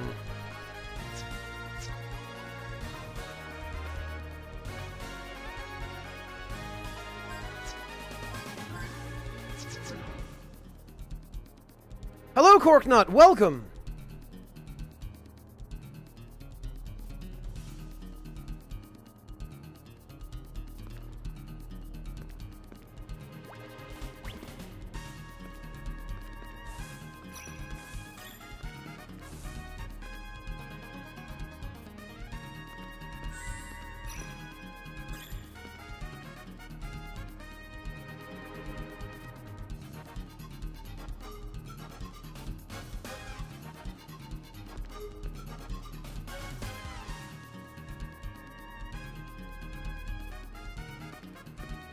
I think we want to go down this one.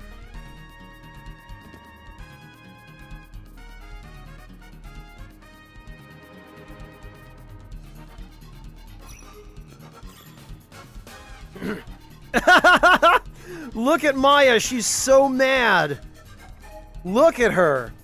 Every now and then they'll do this in these kinds of games. They did something similar in Valkyrie Profile 1, where Arngrim and Mistina pulled faces something like this when they were yelling at Lizard.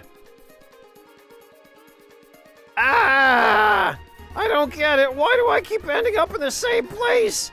This mystical mega-sized gem is waiting for me to embrace it. I don't have time for this. Hey, that's not fair. How'd you get up there? I make the path that leads to the treasure, not you. Stay where you are. Don't move. Take a nap or something. Lock yourself up somewhere. Looks like we have the lead for now, but I'm a little worried about what's ahead. I'm certainly not worried about what's trailing behind.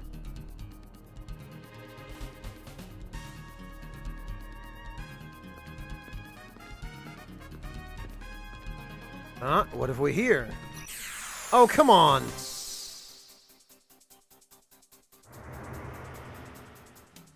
Oh, good. Well, you know what? Hello, RLA. I thought you were here. Did you duck out?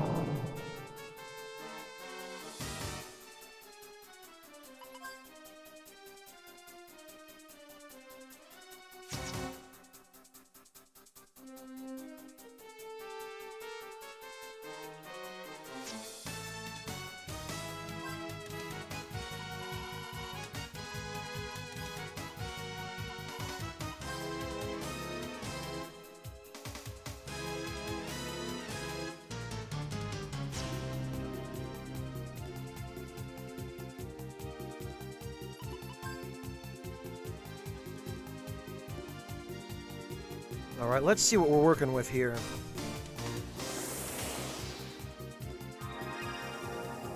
Gotcha, RLA.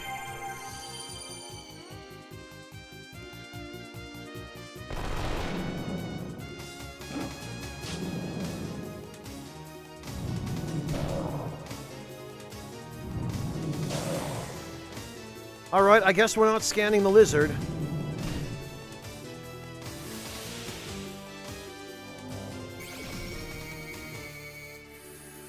Weak against wind, huh?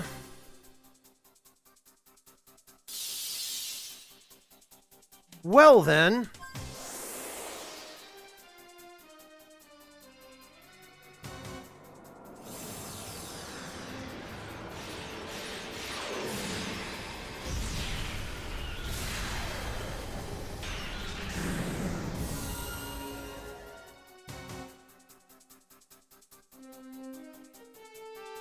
We've now also reached a very important threshold.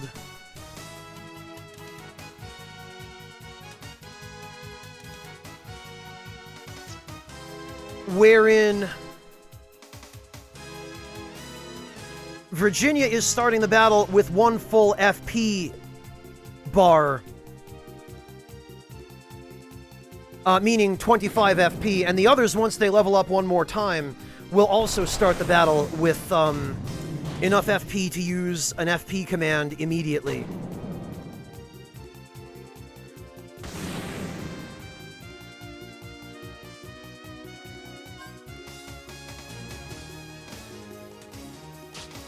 Hey, we got it! Oh, and it was just a heal berry.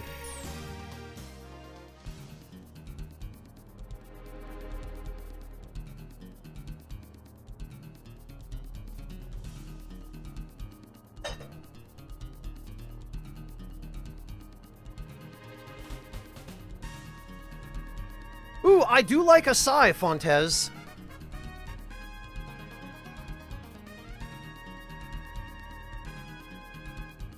Ah, interesting. Is that,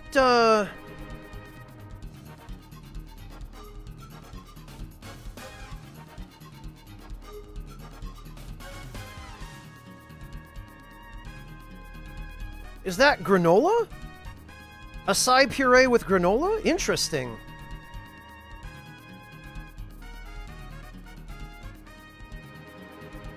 I'm on board. Sign me up. Sweet acai cream. Interesting. Sounds good. I do normally enjoy acai. I would try that.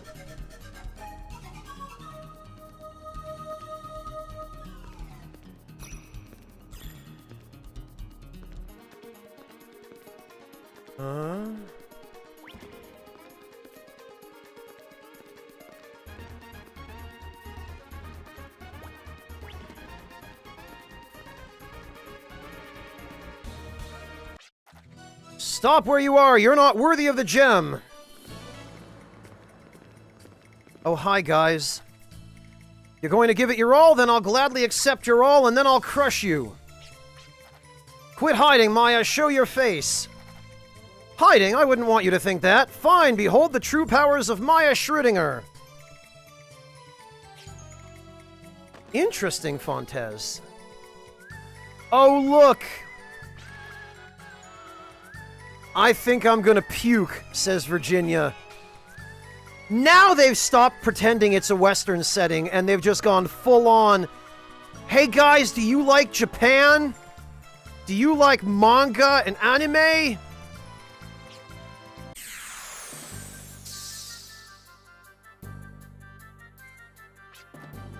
What's with the gaudy costume? Surprised? This is my true power. Little Witch Maya.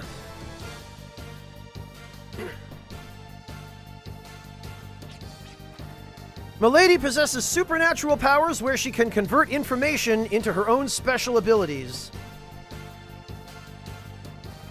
Even nonsensical information can be processed through the medium of a book to wield unlimited powers. This is where the whole game just starts to fall apart right here. In other words, she's able to channel certain characters from comics or novels. Very good, Four Eyes. Shady finally opens his mouth. So basically, she's a freak that can mimic the abilities of fictional freaks she reads about. She's gonna freak out! Haha, you all look impressed. No, sis, they've been taken aback. I am Wonder Witch, and I have the power to cast any kind of magic. Oh boy, well, guess what I have the power to cast?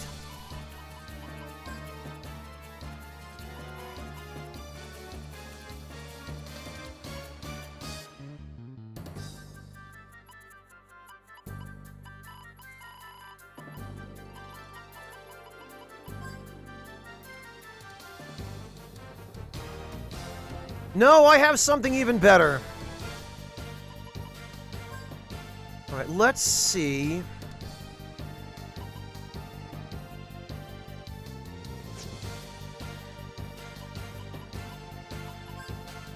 Let's deal with Todd first.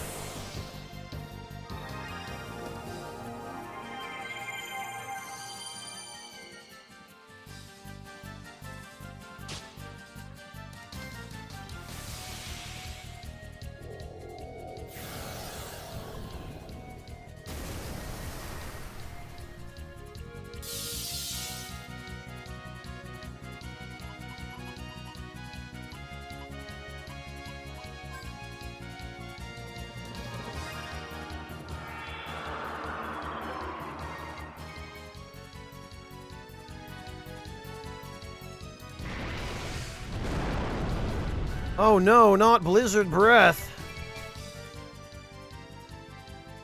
Alfred and his goofy little Molotovs that do no damage.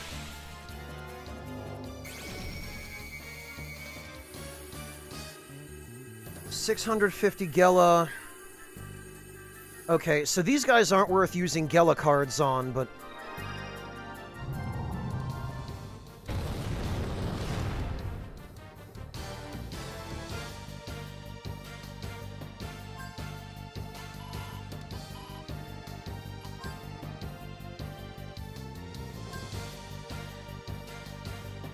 So, what I have the ability to cast is Reflect.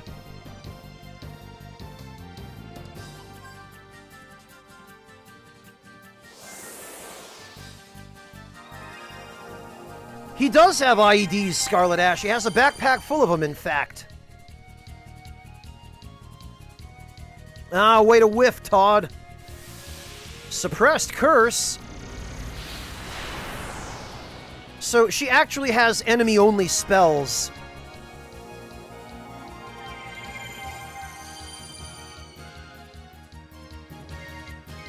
But she's gonna have a real bad time trying to cast them in a minute.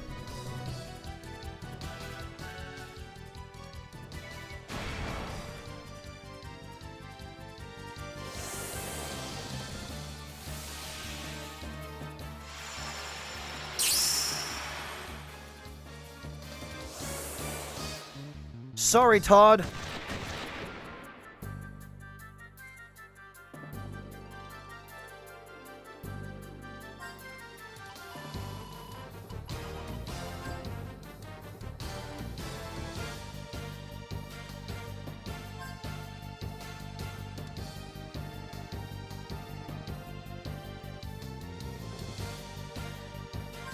And now...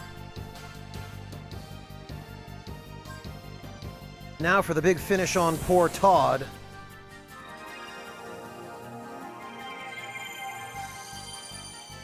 KR, it was a Dark Elemental spell.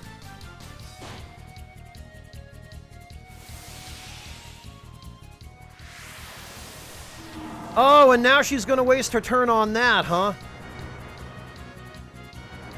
Too bad for you, Maya. I can just keep doing it.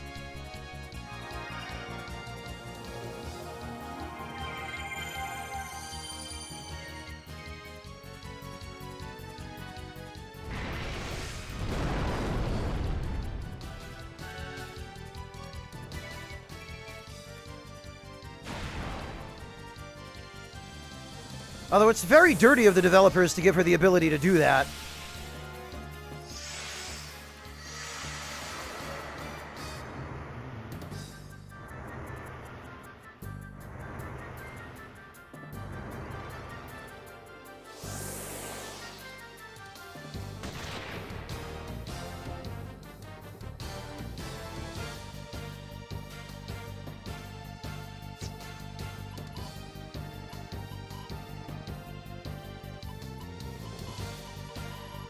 Where the heck? They're always so difficult to find.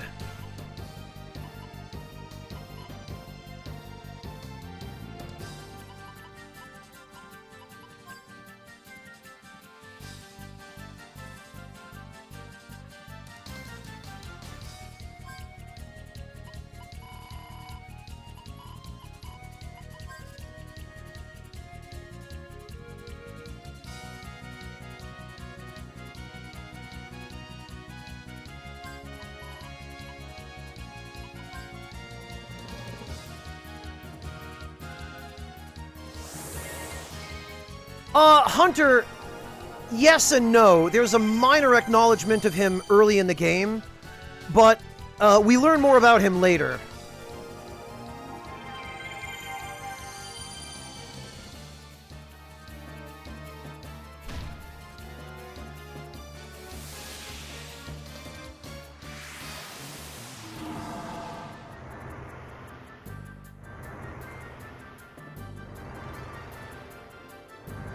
No, everyone can hear him, Hunter. He speaks the human language, or English, or whatever.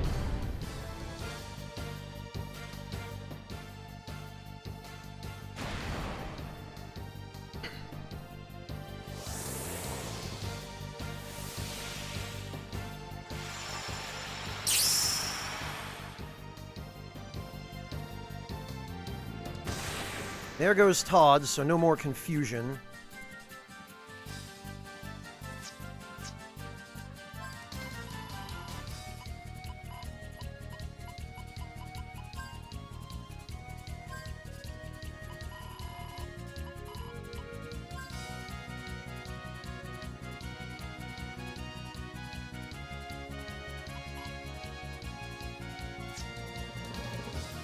Alright, and we'll get rid of Maya next, because she's probably the next most annoying one.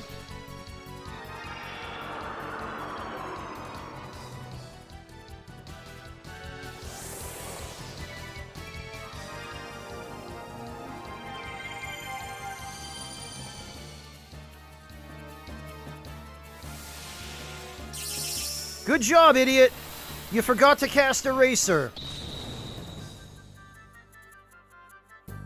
Of course, she has such high magic defense that it barely scratches her, but...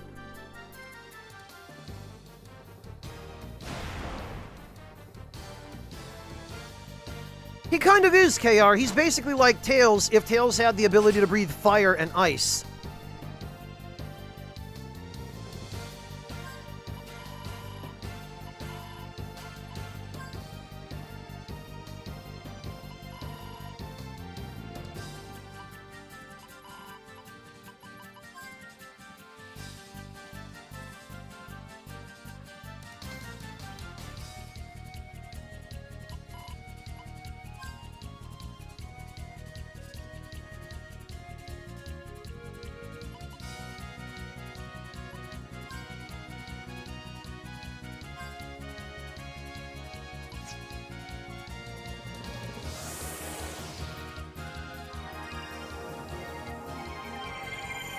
Yeah, breath attacks don't quite cast as magic, KR.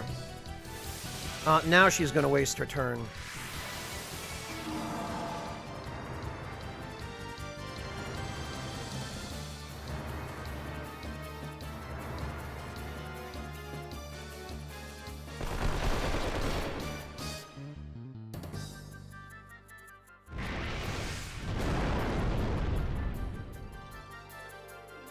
They deal magical damage at any rate, but they're not subject to reflect. Although the rules in this game for what kind of magic attacks are or are not subject to reflect are a little weird.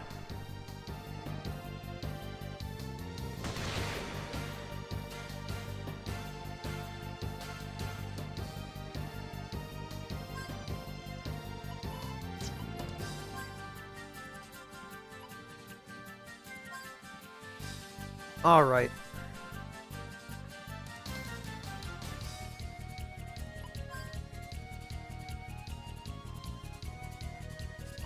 This ought to be enough.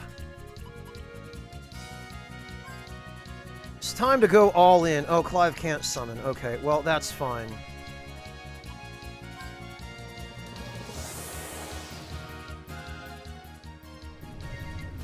I'm happy to say that this is one trick Maya cannot emulate.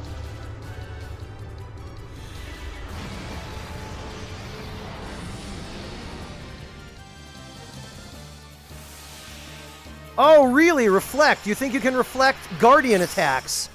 Good luck with that, Maya. Later, loser. Pesky, aren't we? But how about some of this? Feel the might of the forbidden spell. No! Well.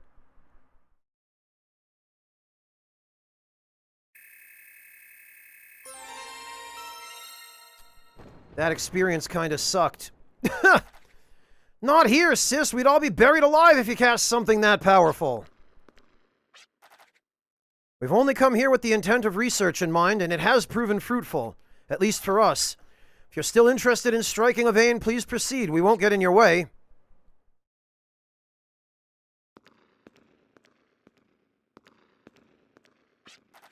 But I doubt you'll find any precious gems.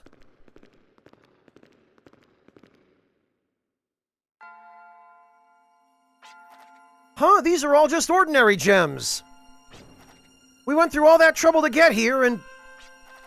How did you know there weren't any special gems of value here? Answer me. We've all been deluded. It was a big misunderstanding on all our parts. You mean we've been had? Maybe so. We and everyone else on this planet have been deluded. Yes, I believe the professor's theory is correct. If that is the case, what is the truth? Then let me ask you something. So what drives you to face danger? That's easy. Gems. Jewels. The more I get a hold of their sparkle, the more I sparkle. But that's just a fleeting glitter. The sparkle I'm looking for is the real sparkle. I don't care how many false leads I have to follow. One of these days I will find it. And I will shine because of it. Well, I have absolutely no business being here now. The next gem is calling me, so I must bid adieu.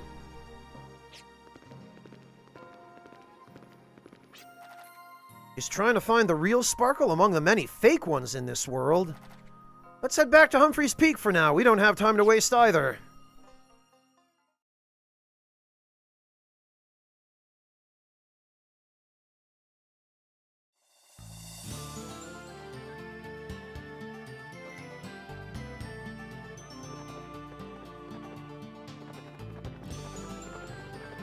They played us like a damn concertina!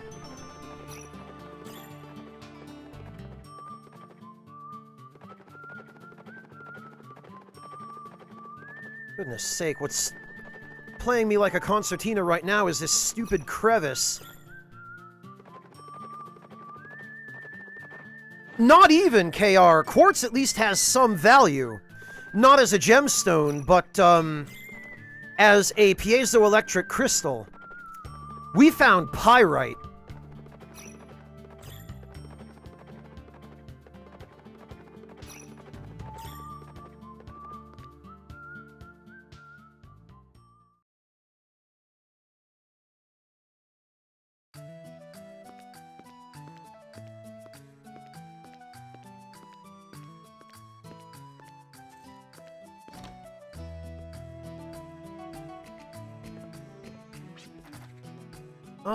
Yeah, let's rest.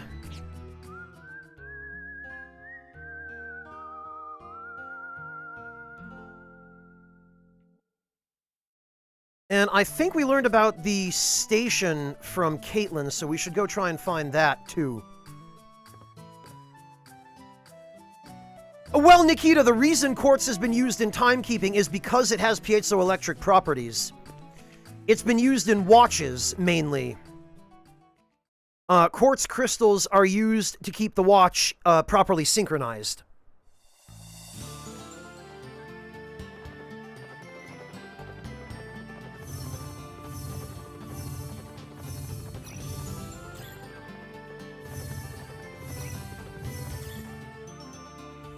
There it is.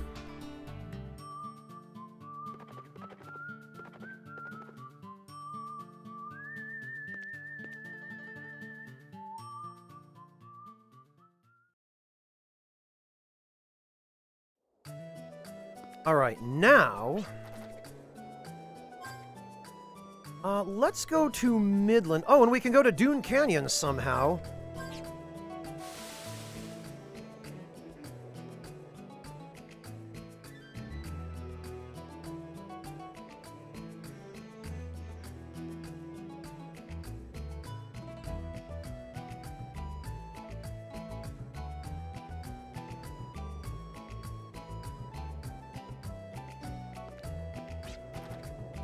Oh, right. This ain't the time to chew on sour grass. Somebody on the localization team did at least some token research on Western expressions, apparently.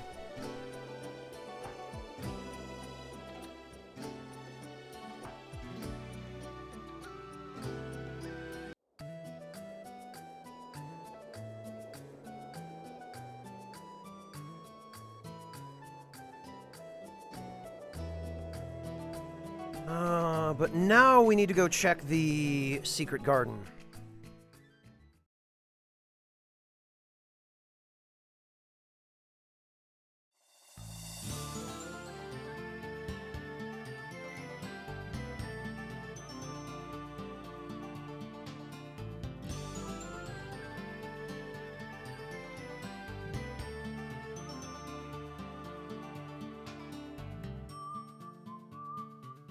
Ah, Chopin, I really appreciate it. Thank you.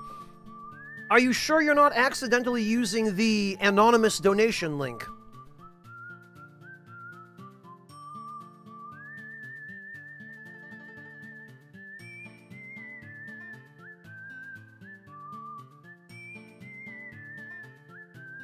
Matter of fact, I could check for you. Give me a moment.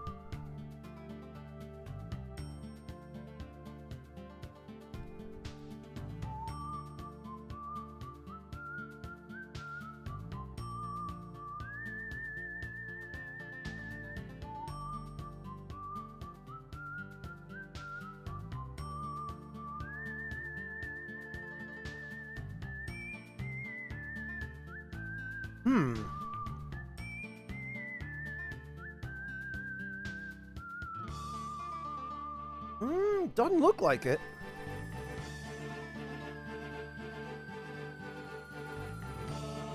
Yeah, Chopin, but there are two. There's the link and then there's the image. One of them will donate anonymously. One of them will donate on stream. I guess I really need to adjust that text to make it clearer which is which. Anyway, Chopin, thank you for the thought. I appreciate it regardless. I'm just happy to see you. Ugh.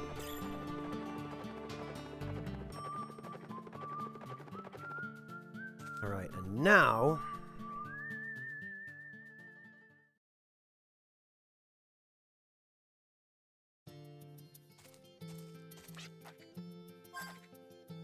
Uh... 73 mini carrots! Awesome!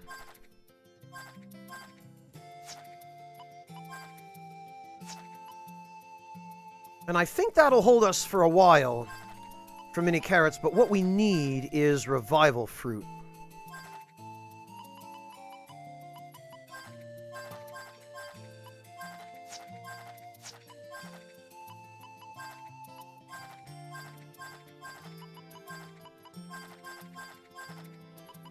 And we'll just swap that in for the mini carrots for now. So all we need after this is mega berries and full carrots, and you'd better believe the first ones I get are going in the garden.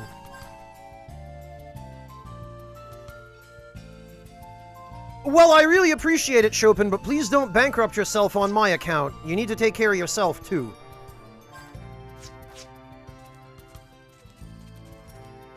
I know, Fontes, it's ironic, isn't it, that all those years after Wild Arms 3, JRPGs are still having the player farm carrots.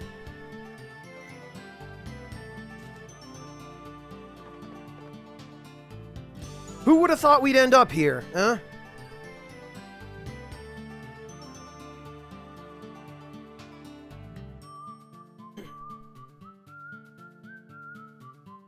Alright, well... back to Basker Colony.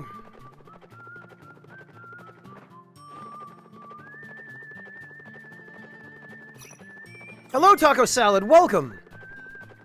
Although at least revival fruits start with a pretty high chance of success. I believe they start at 60%. So we only need to trade 40 of them in order to max them out.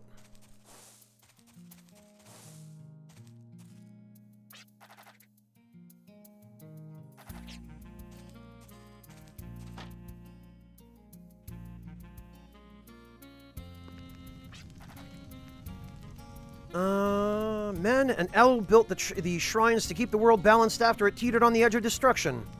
That's right, they wanted to guarantee Filgaia's survival through the power of the Guardians. See, there's a historical reason for referring to the Guardians as those who sustain the world, after all. Oh, okay, this is the same dialogue as before.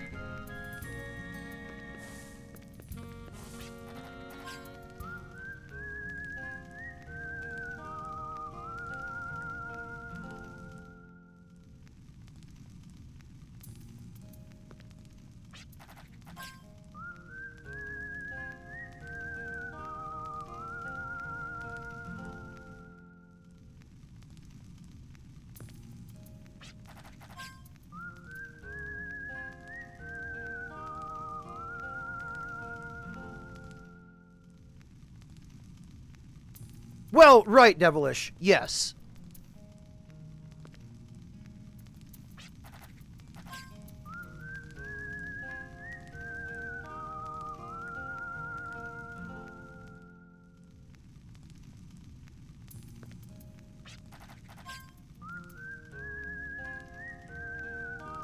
Alright, that should be 5.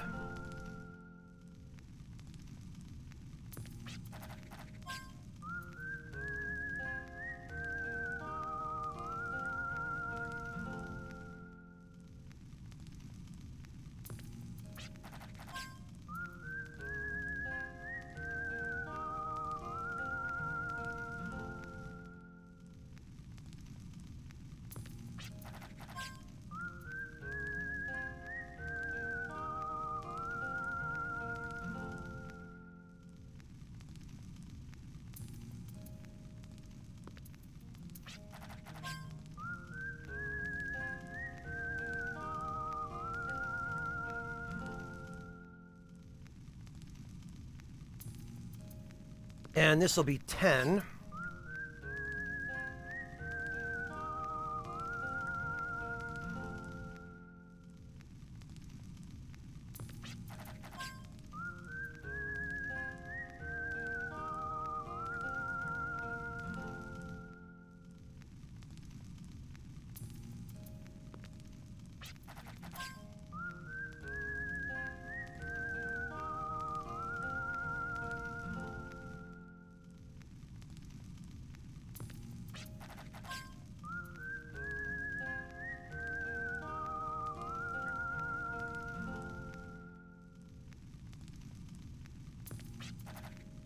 This will be 15.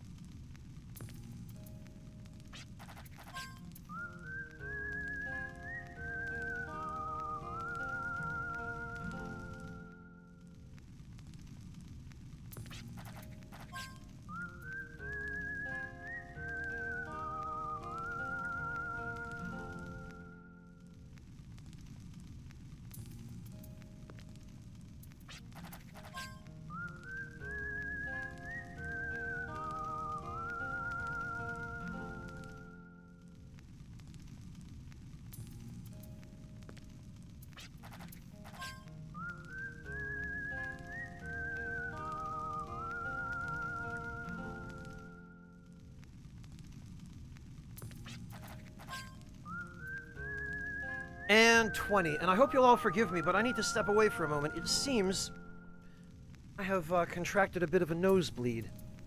Happens to me every now and then. It's nothing to worry about, but give me just a moment. I will be right back, everybody. Sorry.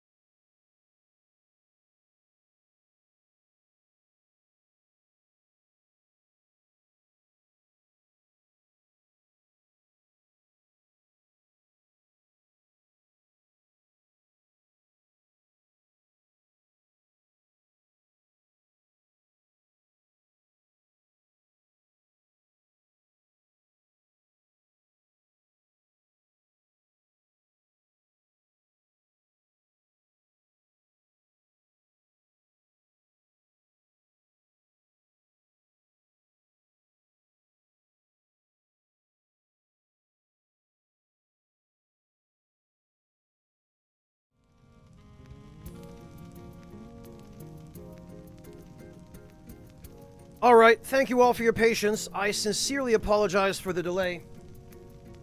I'm fine, by the way. Nosebleeds are just a thing that happens periodically.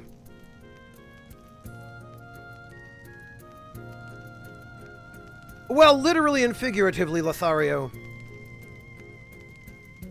But hopefully we won't have to do too much farming here, because the item that we're farming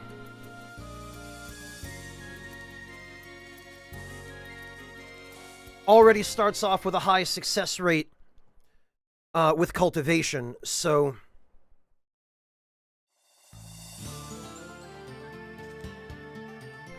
Why is that, nobleman? Thank you, Artista. And yes, Aretsu, I am okay. I appreciate your concern, but no need to worry.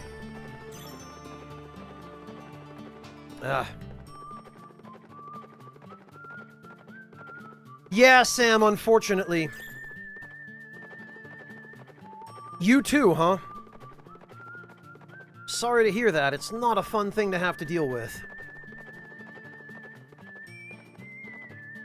Oh, right, nobleman. Okay, that does make a certain amount of sense, yes, from the dry weather. Man, these blasted gorges are impossible.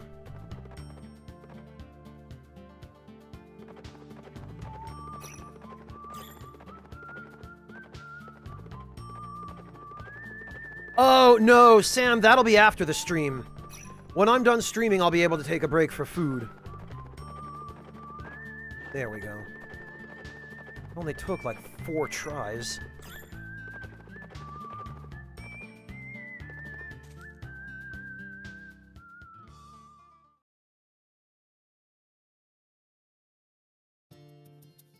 Honestly, I like the winter weather better than the summer, because in the summer it's humid. The dryness in the winter and the cold make it at least a little more tolerable.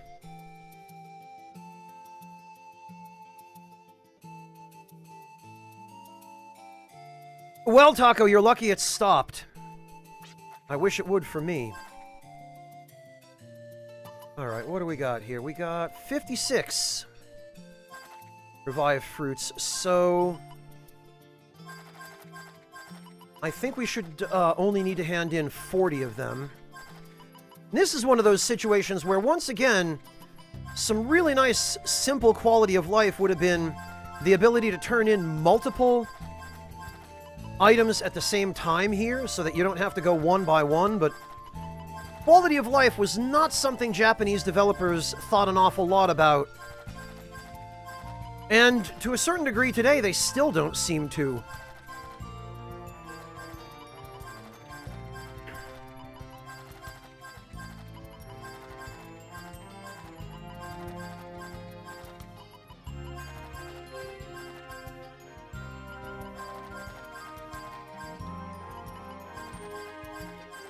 Oh, that sucks, Devilish. Yeah. I can see why that would cause it.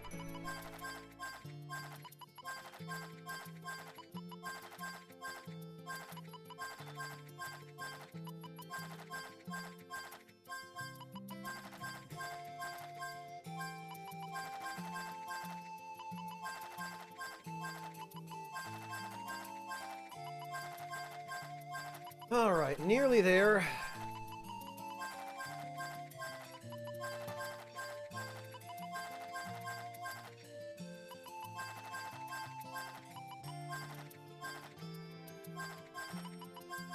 Yes, okay, and these are now maxed out.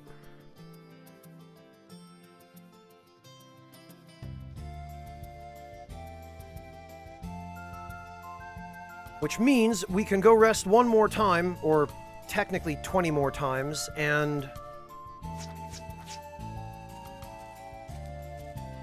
we'll be good to go. Although I don't anticipate needing all that many revival fruits for the bosses in the near future, but then again, I think there might be a couple of optional bosses we will have access to, technically speaking, fairly soon.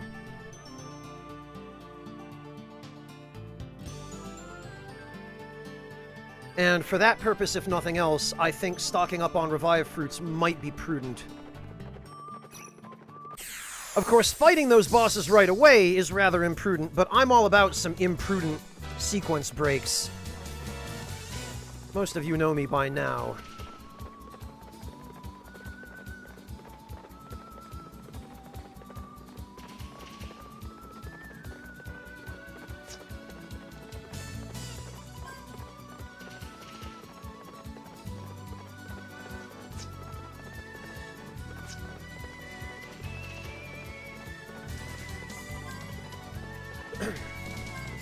There we go.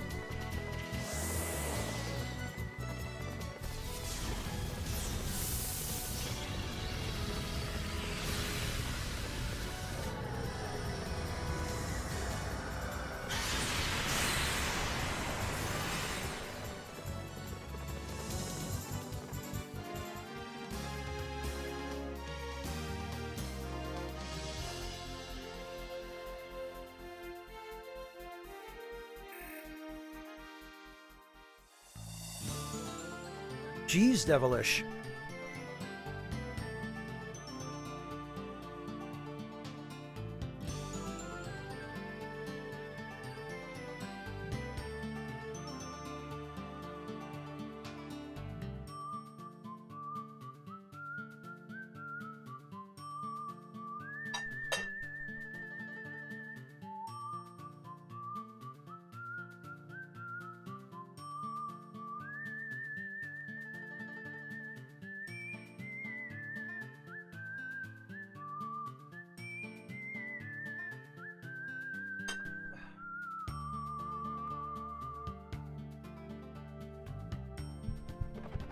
All right, once more.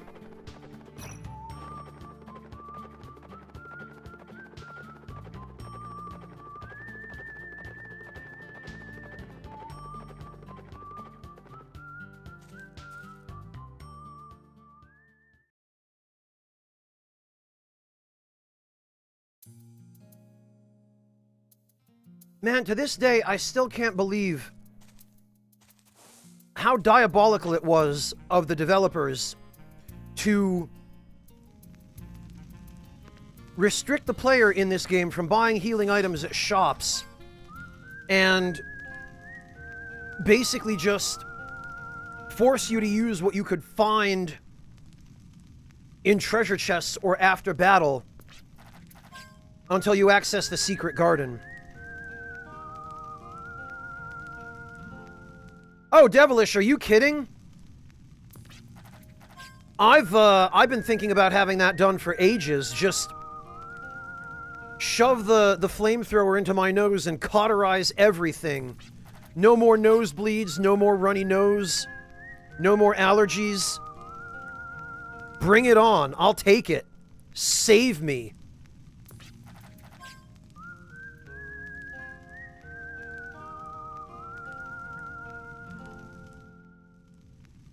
Yeah, Nikita, I don't know if you were here when I explained it, but basically, the healing items in this game are not buyable from any shop.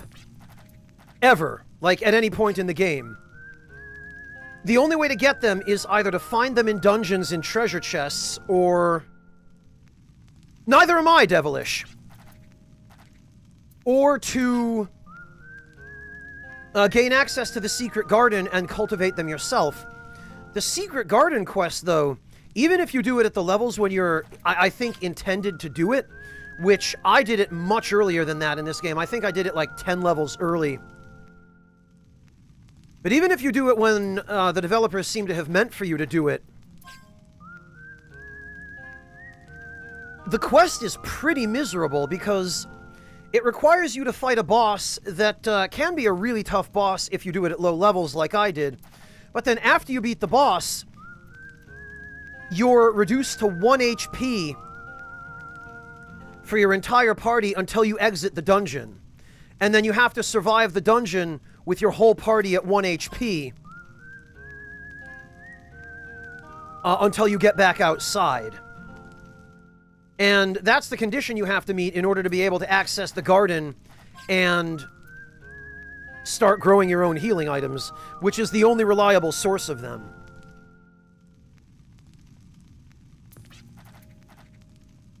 That is weird, Fontes. That sounds more like a folk remedy than anything based on science.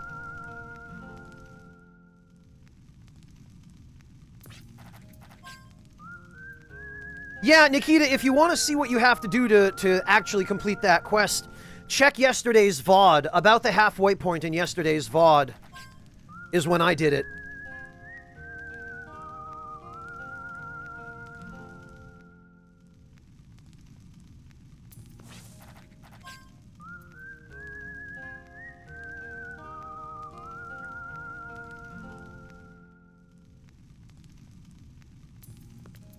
And, Nikita, it's a really weird way of balancing the game, I feel like, because, first of all, it's a huge commitment of time to be able to farm these things, although on the other hand, I guess it also gives the game an excuse to let you eventually develop an unlimited supply of extremely valuable items that are the equivalent in this game of what would basically be X potions and elixirs in a Final Fantasy title, which ordinarily you would never be able to buy. In this game, you end up being able to grow them. But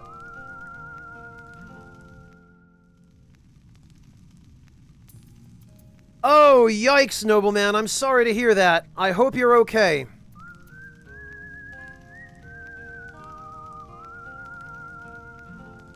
I've been tempted to try online dating, nobleman, but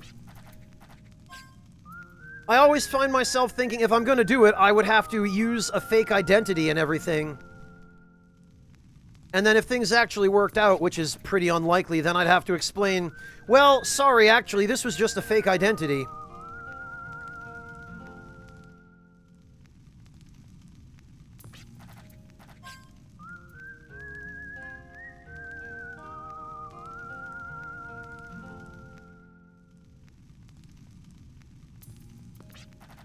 Alright, one or two more of these ought to do.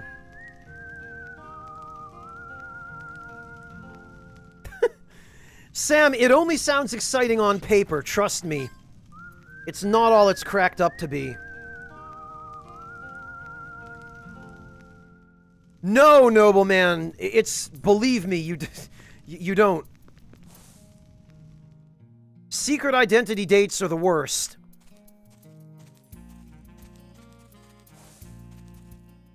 Take it from a spy.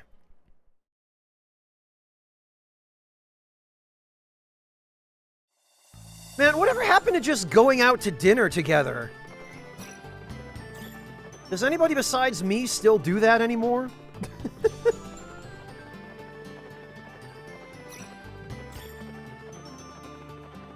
Or is that considered old-fashioned nowadays?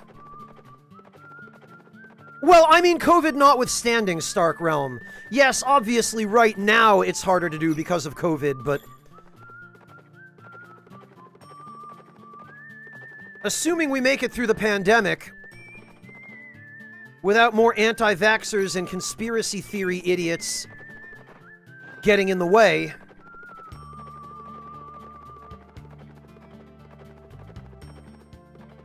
Oh, hi, Revan! Yeah, you know...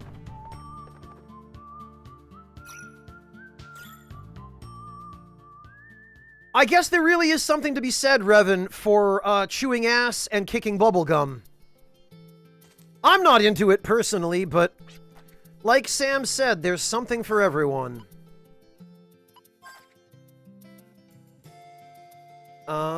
Wait a minute. Oh, okay, we have 99 revived fruits. I was gonna say, please tell me I didn't forget to actually plant stuff. But it looks like I didn't forget to plant stuff, it's just...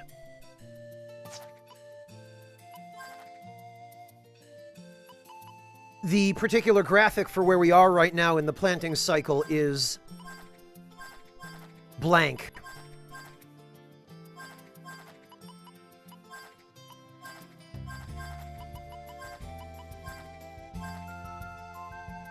Devilish, I think at this point, whether we're looking for a date or not, the majority of us probably would like to just have dinner with someone. I mean, I'd be just as happy to have dinner by myself at a restaurant, but... In my case, I have an ulterior motive, which is that I really just want to get back to filming episodes of the Fine Dining series. Oh, hello, Griggs! Welcome! We're actually going to start cultivating some holy roots, though, because, those are actually a decent source of money early in the game.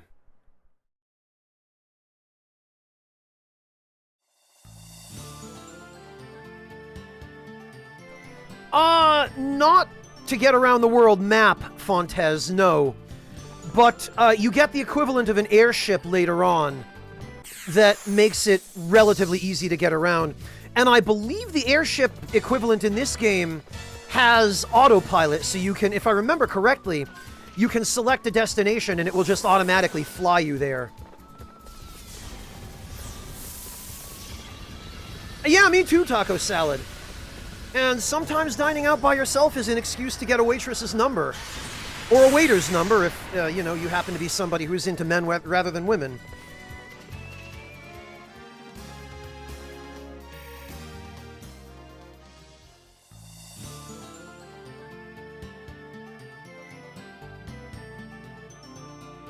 Or both, nobleman, if you're so inclined.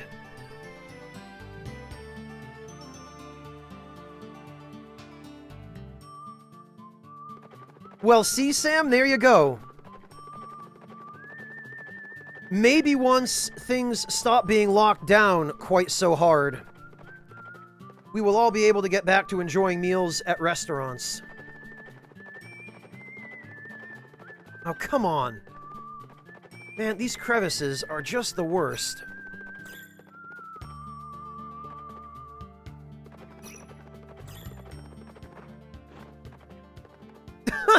The sommelier, nobleman? You're punching above your weight, buddy. Sommeliers don't go for just anybody. They don't even go for spies. I wouldn't even try to date a sommelier.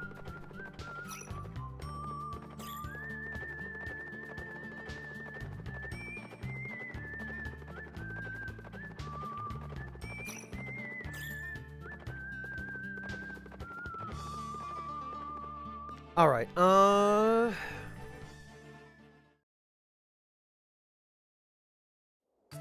Well, Azrael, that's kind of what I mean about going out to eat alone. It does have its perks.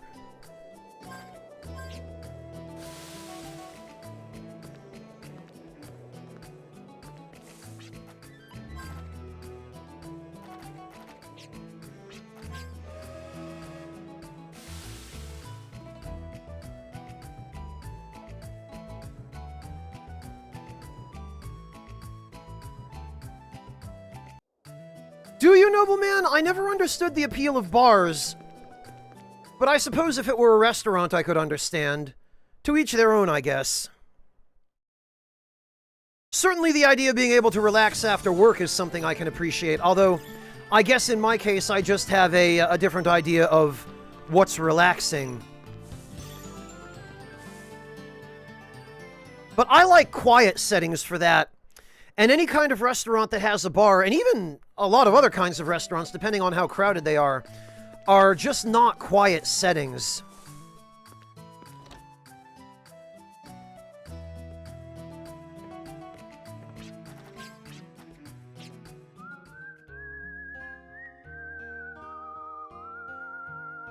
Ah, congrats, Taco Salad.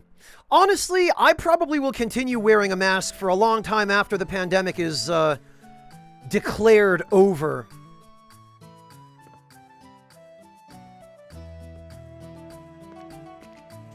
During my time in Japan, I got used to wearing masks because people there do on a routine basis whenever they have a cold or hay fever or whatever, and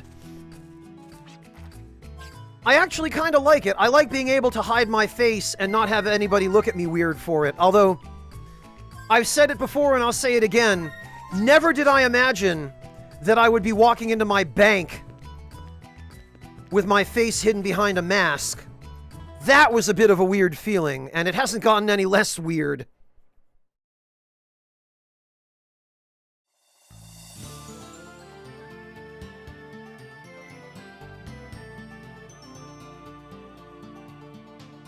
It certainly would help stop the spread of common illnesses, taco salad. You too, Haji? Yeah, I don't know. Anywhere else, I can kinda get my head around it, but in a bank, walking in with a mask on, I always feel like, ugh, please don't trip the silent alarm, guys. I just want to make a withdrawal.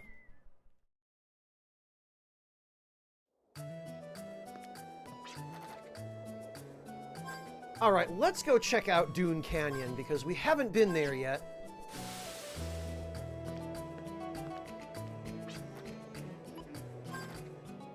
Thanks for riding with us. Are you heading to the Dune Canyon? I heard that gargantuans have been sighted out there, causing quite a ruckus. The station attendant there probably knows all about it. Well, take care. Gargantuans, eh? I imagine it does, Haji.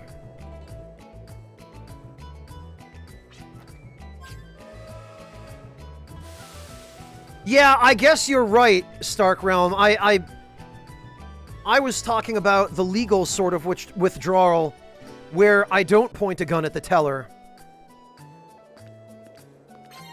Ooh, a duplicator. I like that.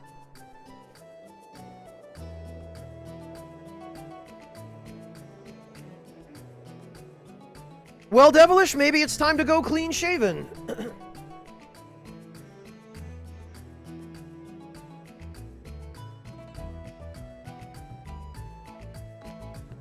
Alright, let's see. Thank you for riding with Filgaia Railways. Chat. Say, are you drifters? There's something I'd like you to be aware of.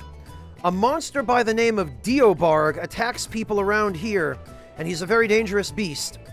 He somehow responds to fast-moving things, and he's ruined so many of our trains. So please watch out. You're just asking for trouble if you go out horseback riding here. Cool! Let's get him!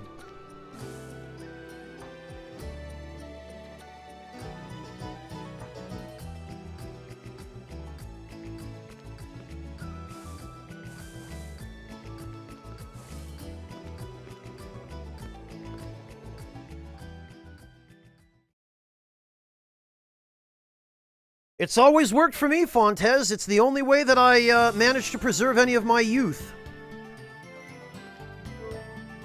Alright, so let's use a call whistle. I also don't remember how strong Diobarg is, so we're going to save just in case. Let's get him. Come on, Diobarg!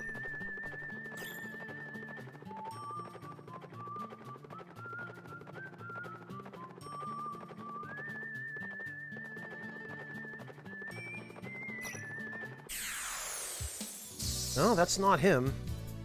We would have gotten boss battle music, I think.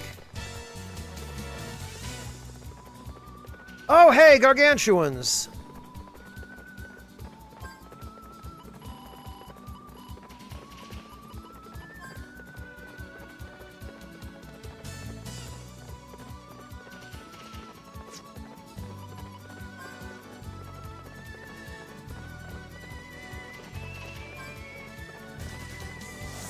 I don't remember how strong these things are, but we're about to find out, I suppose.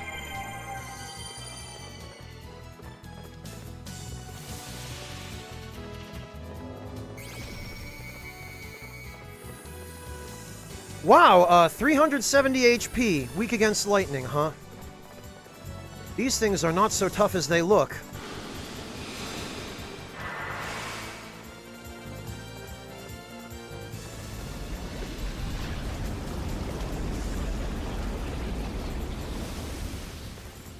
Oh no, 94 damage.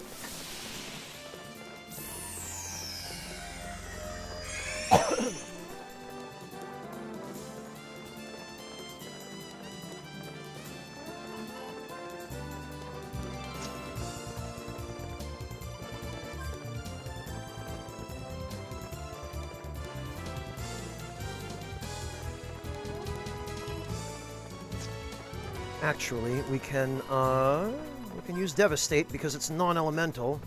Wait a minute. Will it actually hit both of them, though? No, it won't.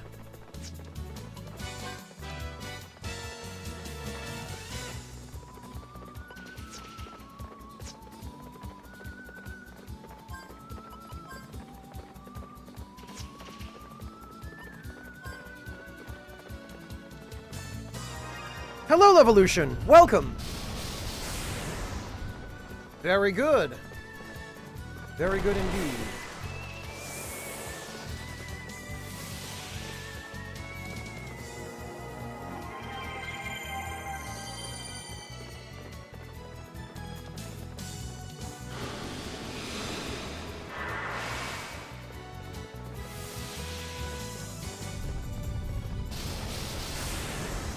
Got him.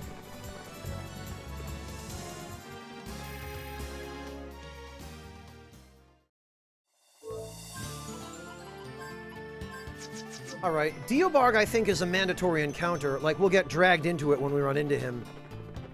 If I recall.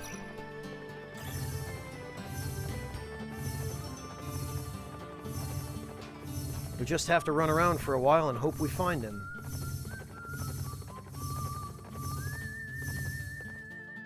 What's this?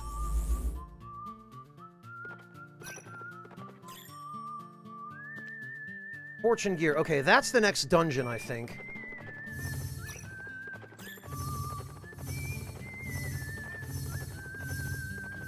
If only, Lev. What have we here?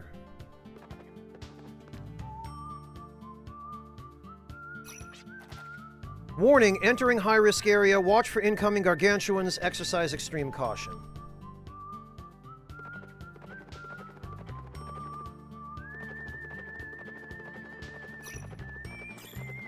Also, I love how that train tunnel just goes into a cliff that ends and doesn't even connect to anything.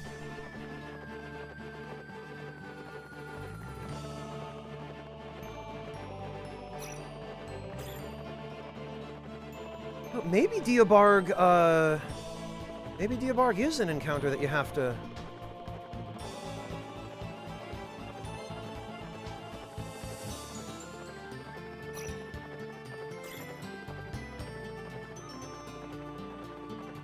I don't know, Lev. I wouldn't get my hopes up. I hate to say that, but...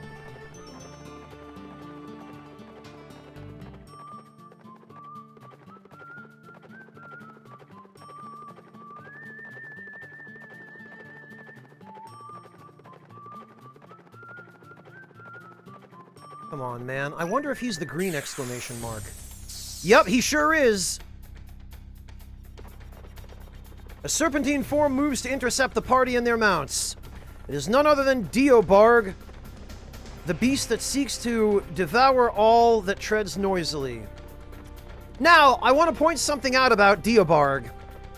If you spell Diobarg's name backwards, you get Graboid. And it appears that somebody on the dev team was a fan of cheesy 1990s horror movies.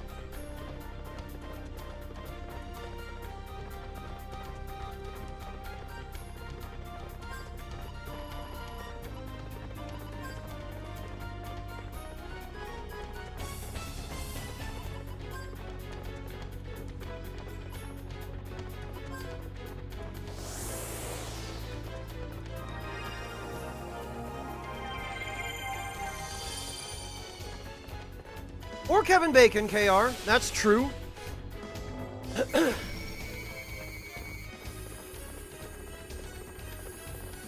Ah, there we are. Wind and ice. Well then.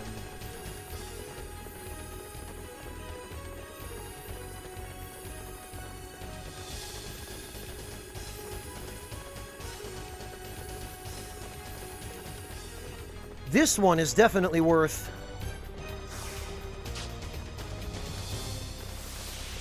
a Gela card.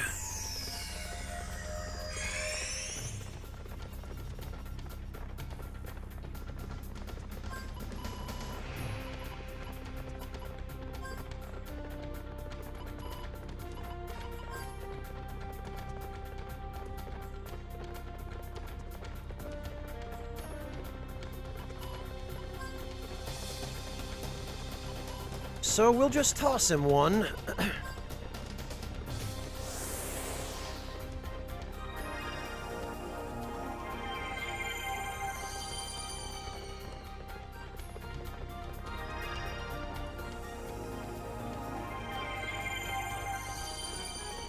Yeah, Warrior, as a kid, it'll do that to you.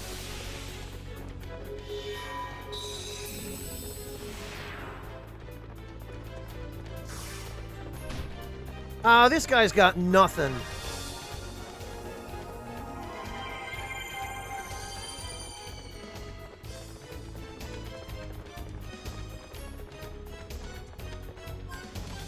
And now, you pop a lucky card.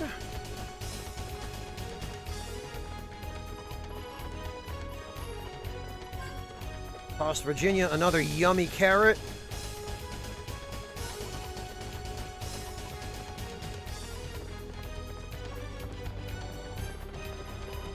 And let's see how much damage Refrigerate does, actually.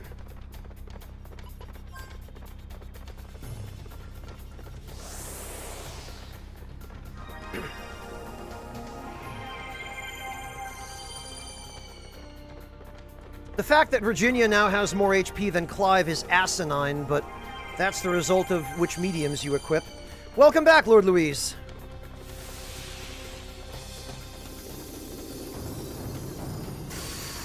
Not bad at all. I've never played it, Corknut. No, I've heard of it. I've heard people talk about it a few times, but,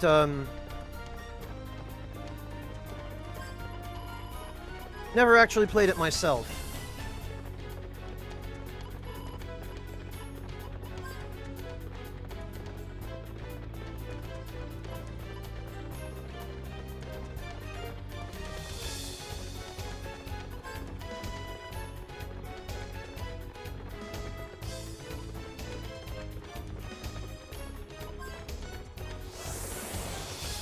An addictive game, huh?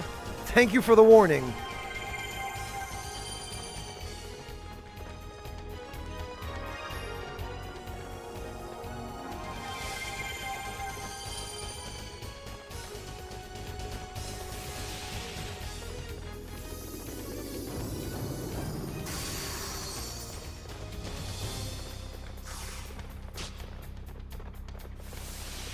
Man, this poor sod doesn't have a chance.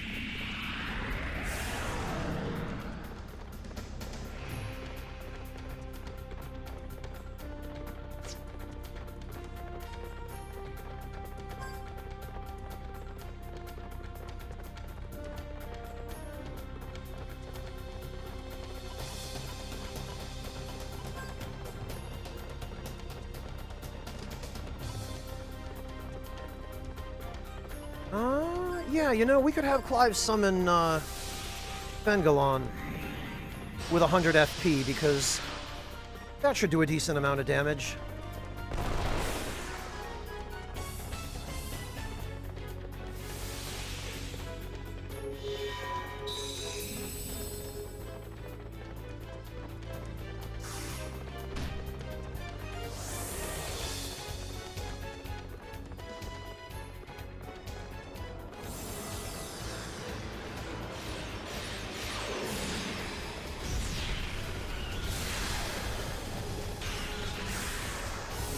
$1,700 damage. Not bad. Well, we got him! Wow, he was nothing.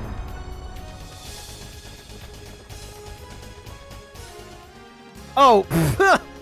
15 dragon fossils we get from him.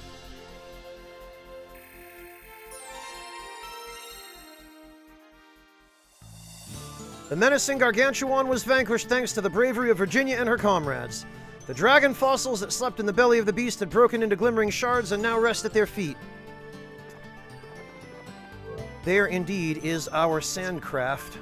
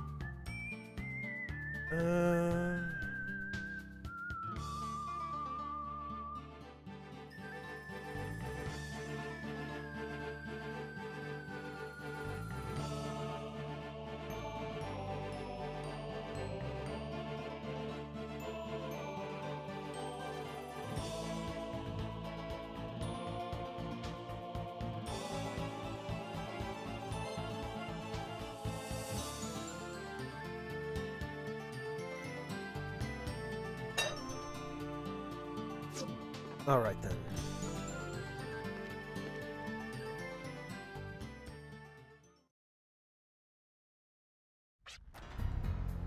Yo! Yes, I sense it too. The last time Catherine and I were here, we did not feel this evil presence. Feels as though monsters might jump us at any moment. I can't sense the Guardian's life force with this vile atmosphere. We need to go in and check.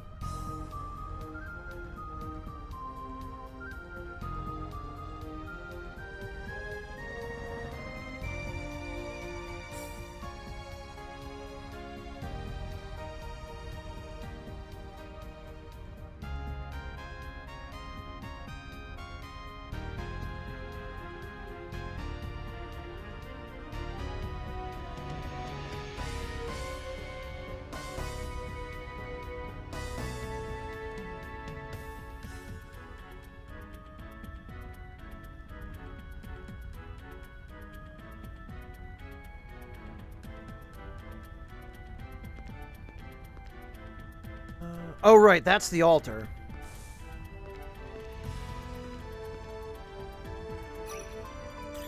And then the pillars here are faces.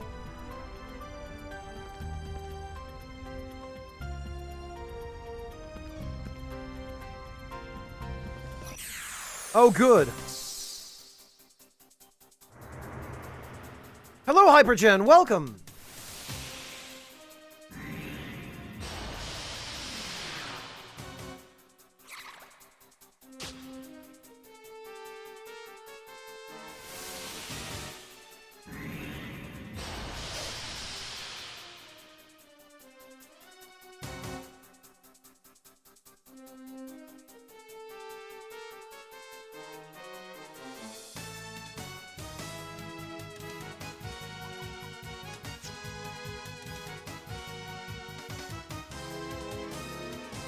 Critter, huh?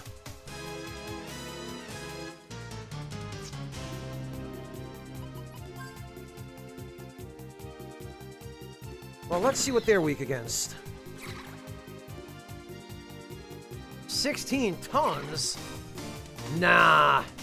No way, not these things.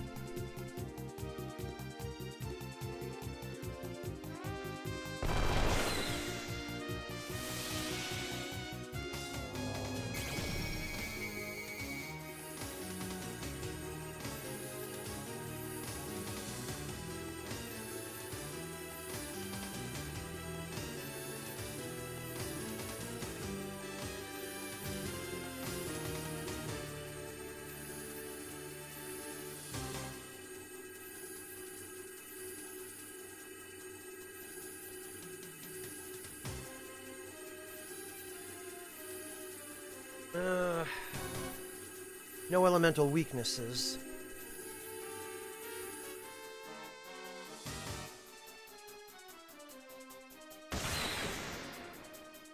Except gun.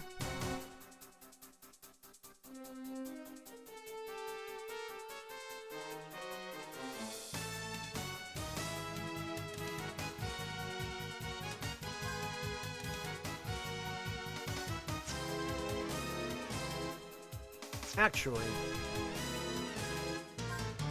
I want to check something.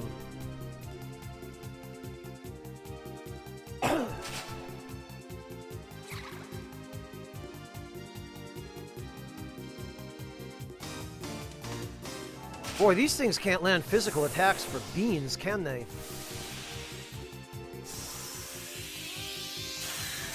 Yeah, okay, Devastate works. And what do we have here? Booby trap. Thanks, Jet. Kate's boots, huh? What have we got here? SOS Reflex Boost. I don't remember those being terribly useful, actually.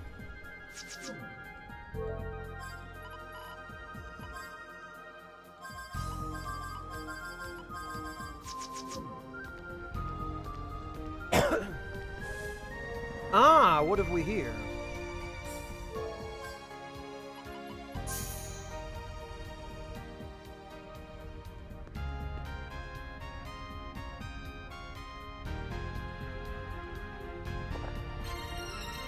Growth egg, and this, if I remember correctly, this is this chest has a condition for opening it. Do you wish to know? Yes. There are 320 treasure chests in this world, of which 100 have been opened. Oh, that's right! This is the last treasure chest. Once you open every other chest, you can come back here and open this one.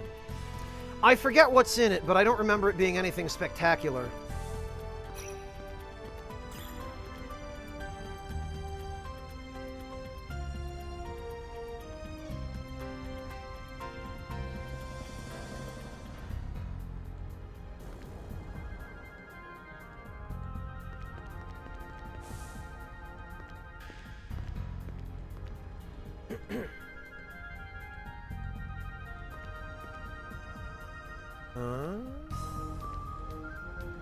Chamber of Fortune.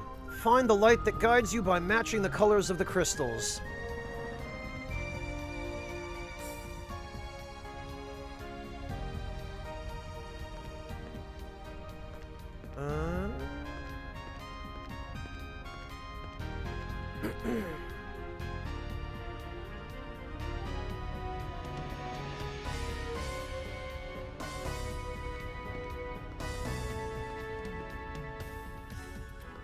Hang on a minute.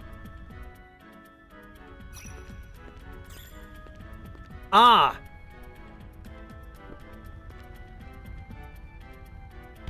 I thought I remembered there being something over here. A Gimmel coin. 2 Gela cards, we'll take those.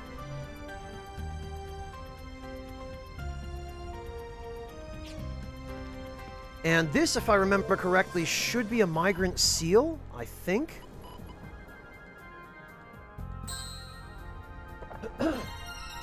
Indeed it is! Sexcellent.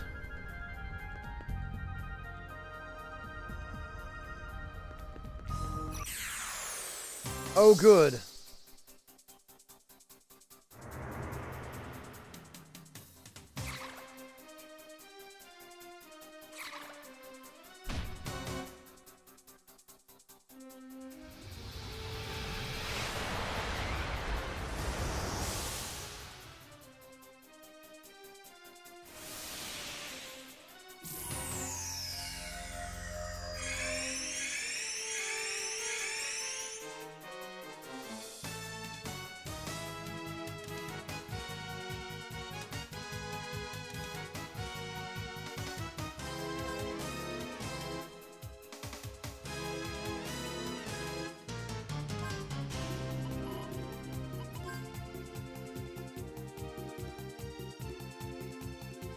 Hey, Dolo, welcome!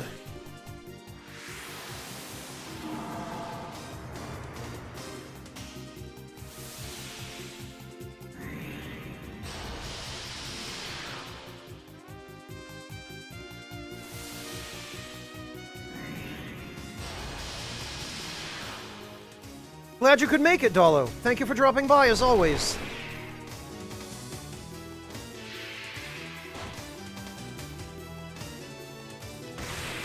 Ah, man, counterattack. The best.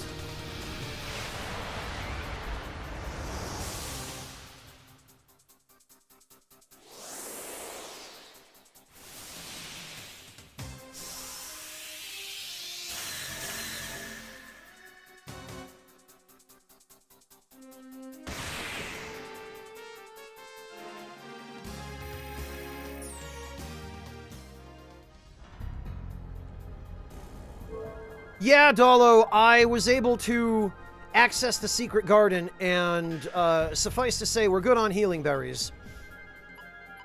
We are also good on holy roots, tiny flowers, and mini carrots. Hypergen, each character has things they're good and bad at. Their base attributes are all different, but depending upon what guardians you equip on them... 12.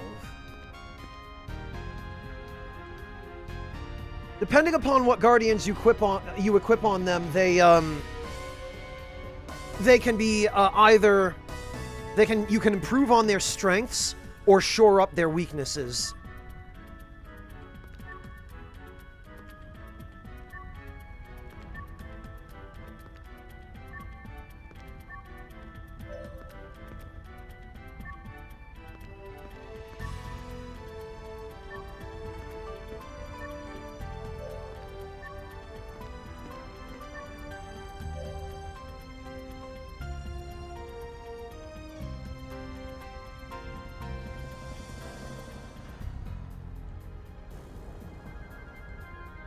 Ah.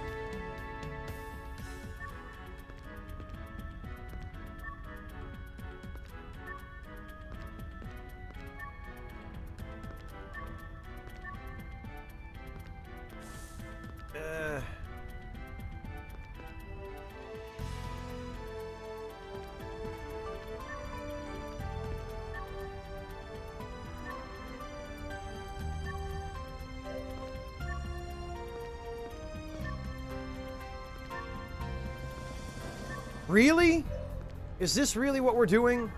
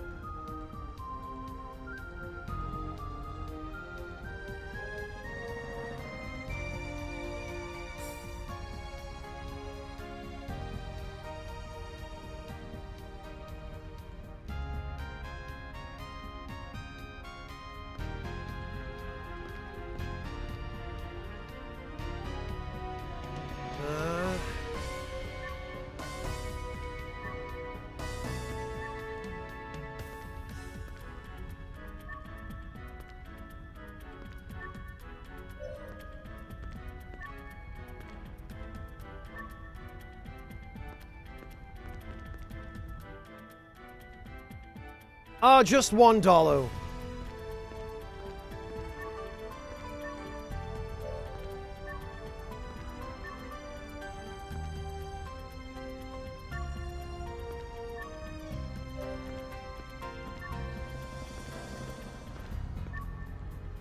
Okay, we got this.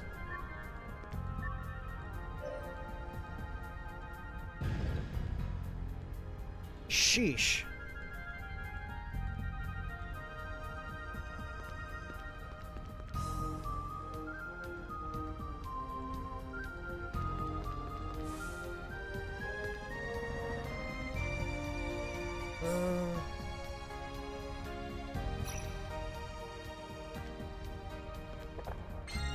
Ooh, money!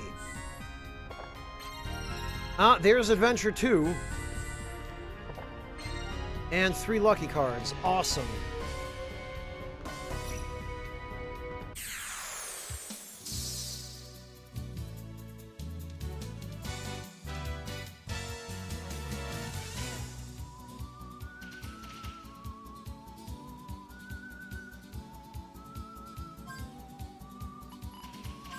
This is what I like to see.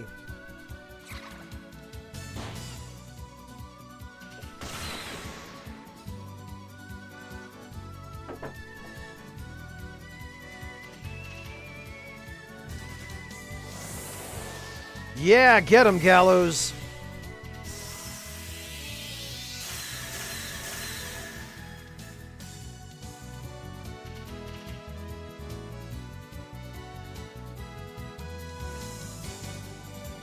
Who gets to open this?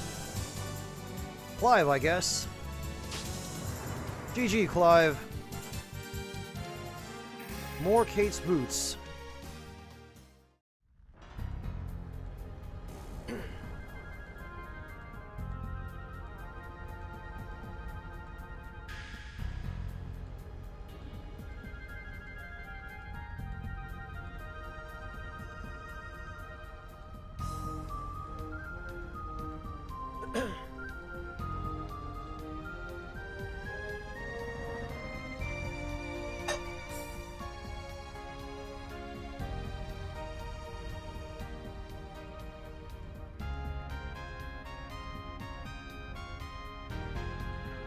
All right.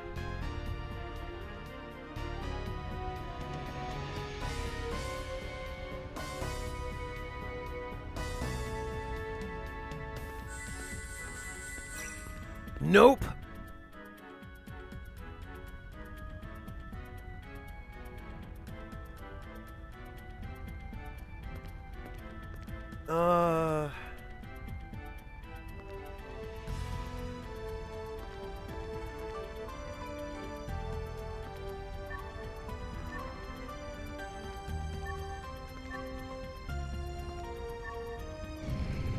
What the?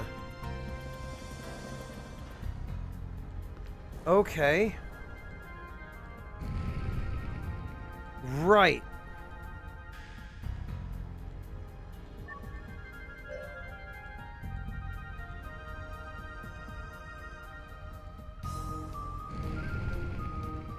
Really? All right, hang on.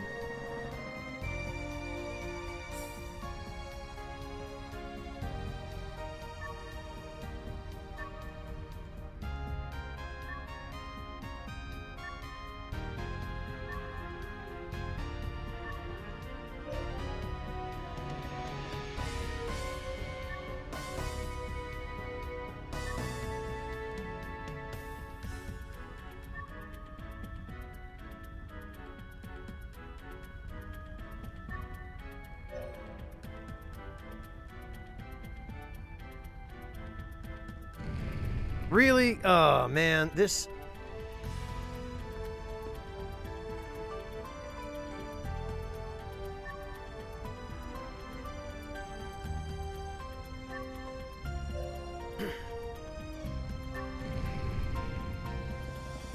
How am I falling through the floor here? I am walking.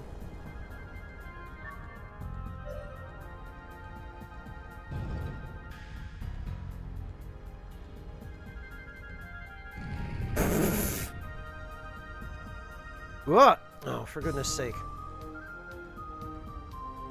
So I don't have to do that puzzle again.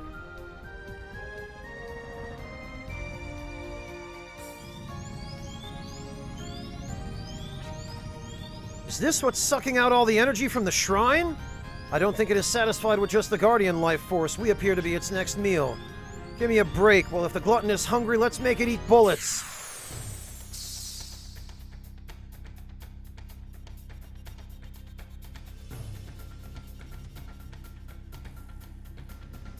Olivier. I forget what this guy's gimmick is.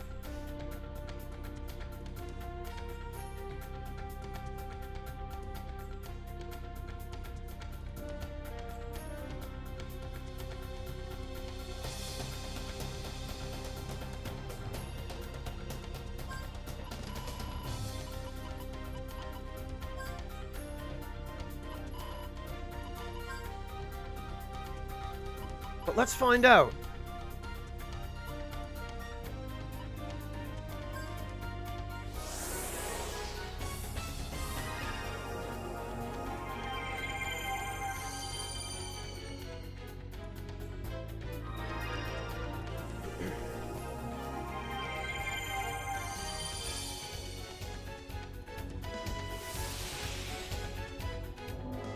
I know this boss has a gimmick of some kind, I just don't remember. Oh, that's what it is. It absorbs all elements. I guess that's it. Prohibited play, look at that. He took a booger out of his nose and stuck it on Clive and poisoned him.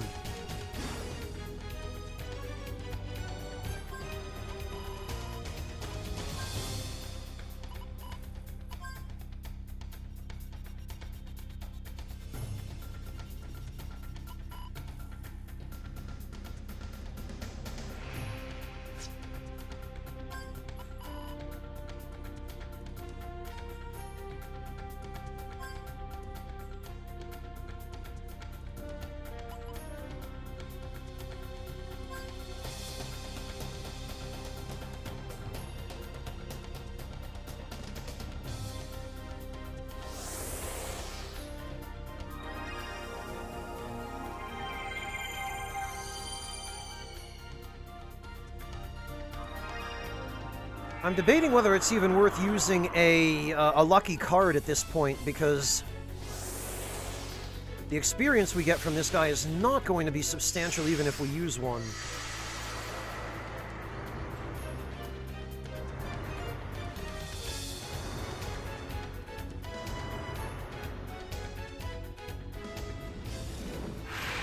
Oh no, he puked on everyone.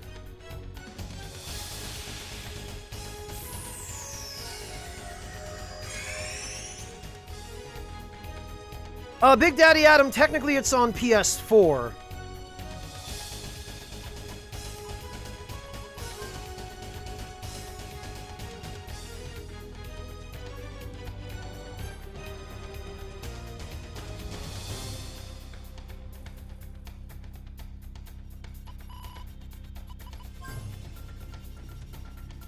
But I'm just playing the PS4 version on PS5.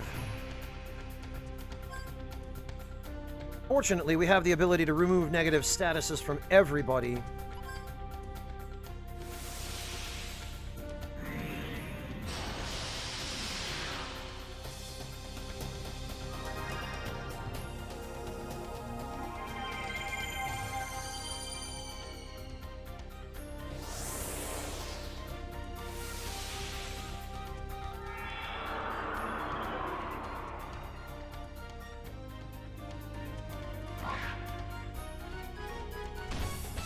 Ha! Way to whiff, loser.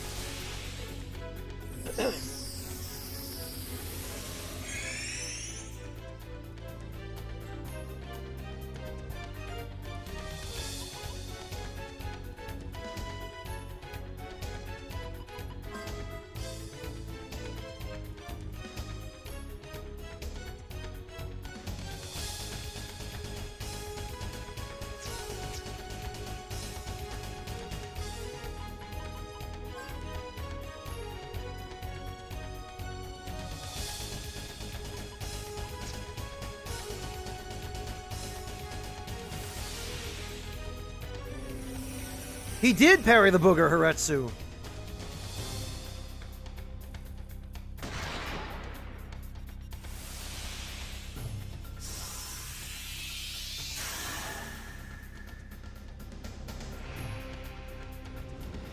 Oh, here we go again.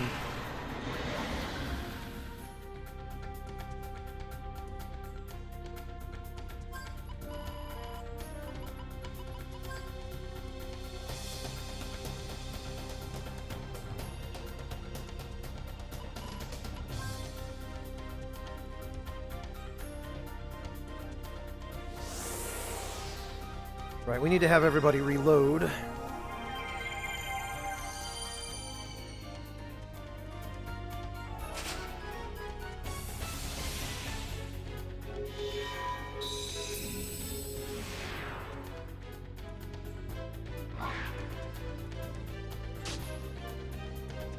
Ah, too bad.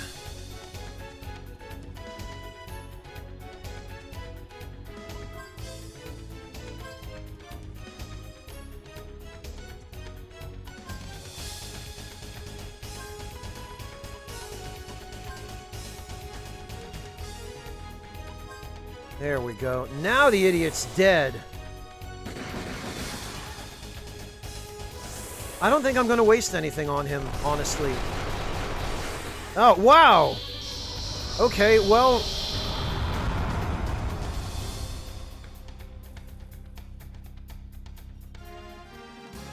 And we got a Hazel Sprig. Alright, Ezreal, have a good one. Take care. Ugh. That wasn't it. There's something else eating away at the Guardian's life force. We've sensed this evil before. The dark spear that devours all life forms is nearby. Janus, how dare you desecrate life?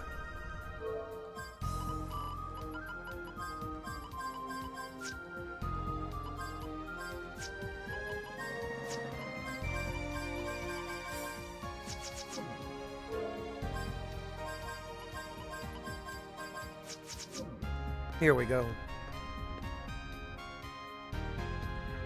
Have a good one, Ezreal. Thank you very much for joining us. We'll catch you next time.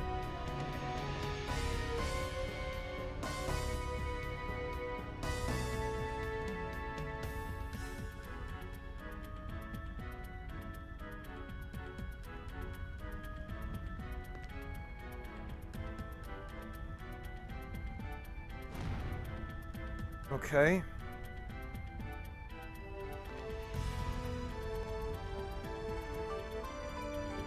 If I remember correctly...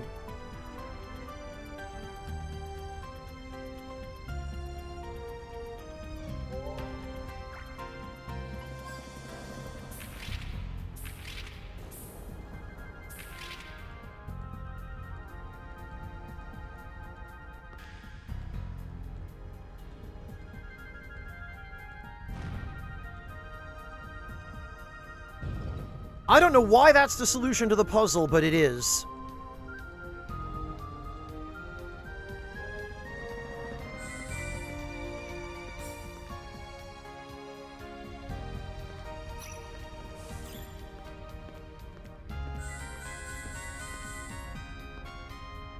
And this... we slam into that, and that door opens.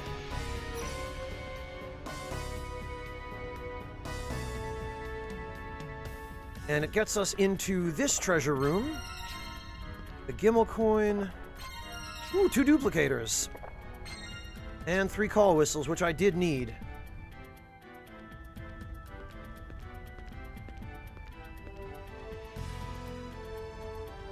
Oh good, more of this.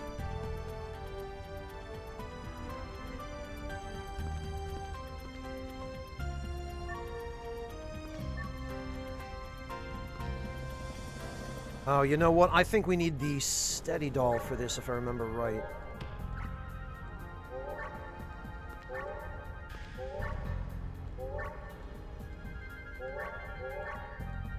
Okay.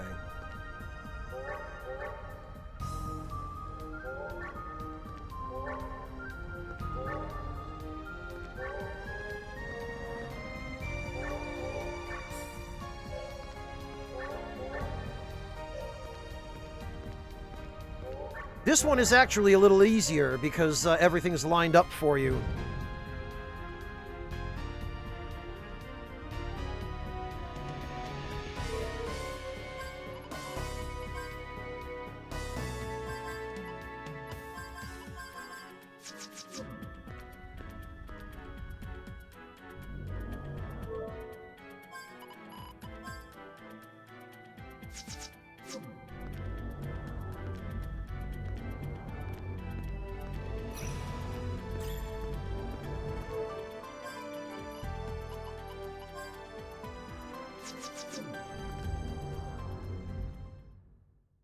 Alright, this must be... Yup.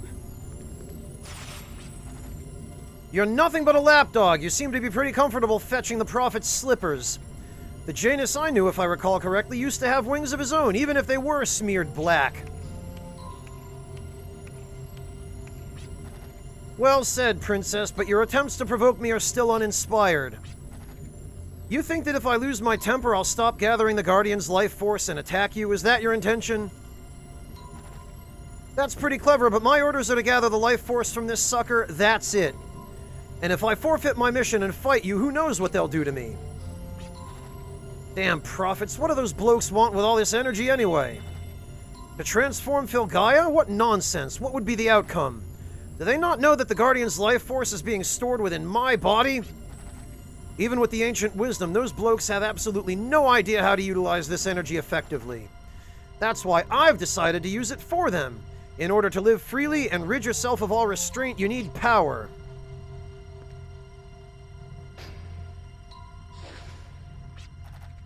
This is exhilarating. With this power, I can overcome all restraints.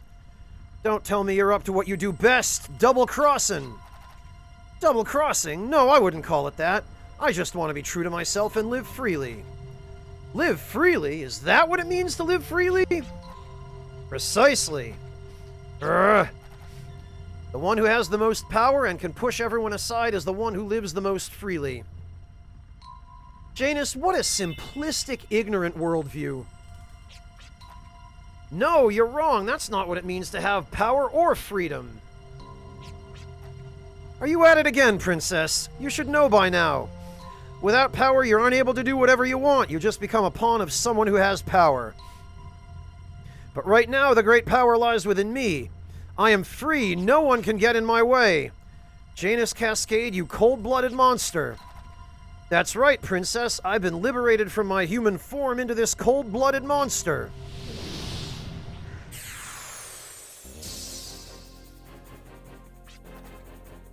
I'm burning up. I'm about to explode. It's as if something's trying to break out from my insides. Could this be the Guardian's power? Here we go with this crap again.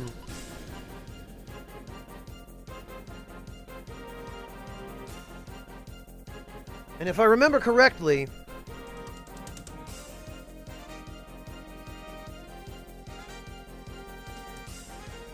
this time he starts off buffed, so actually what I want to do is blow away all that crap on him.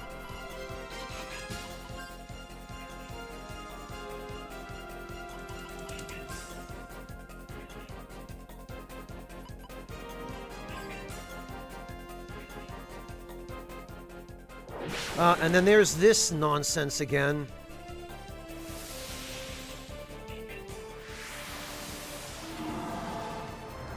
Yup, he had a bunch of buffs from the Guardian power. And his comment about feeling really powerful at the beginning was a hint that you need to debuff him.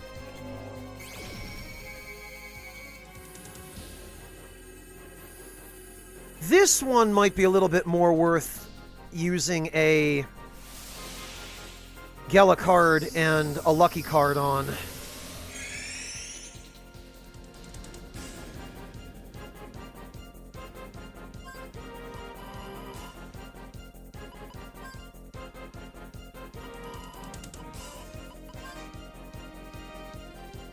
I really almost feel badly that Jet's sole purpose here has been pretty much just to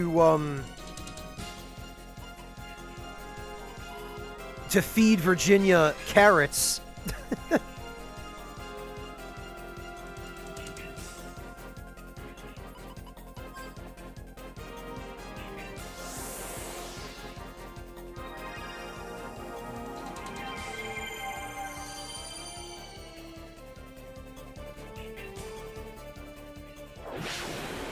Oh, alright, great.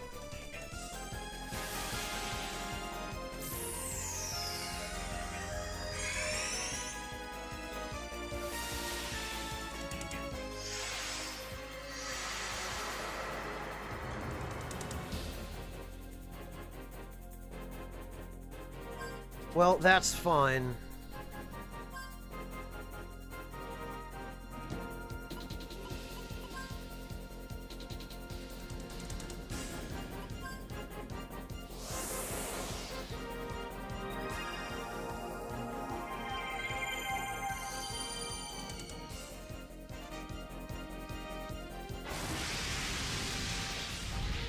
Oh no, not Proton Beam. Oh, for goodness sake, really? Clive moves before Gallows now? I guess I did have him cast the speed ability on himself. Whatever.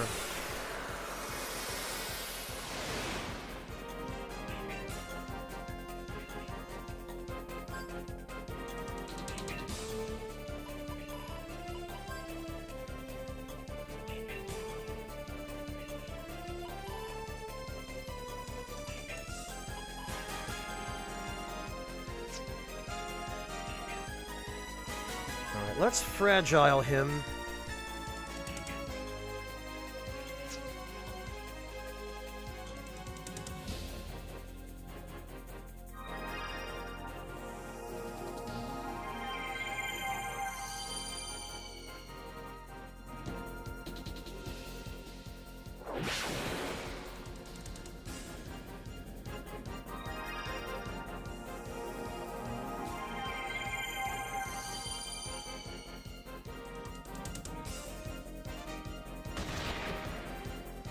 Yeah, that's only all right.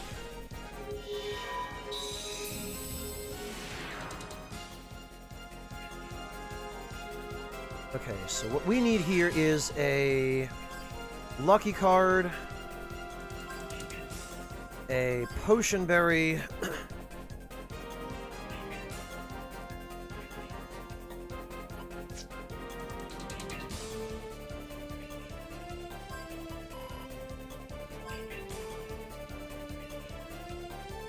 a cast of Valiant, I think, and a Gela card.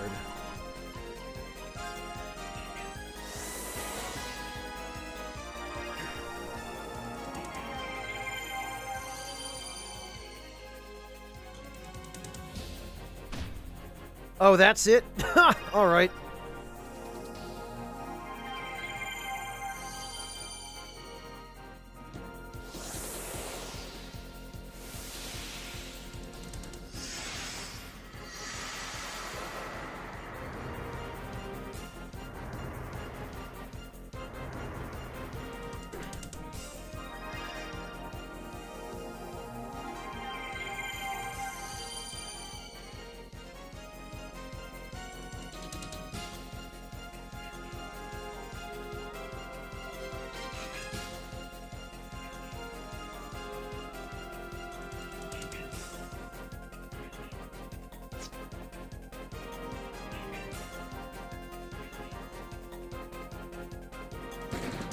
Oh, yeah, that's much better.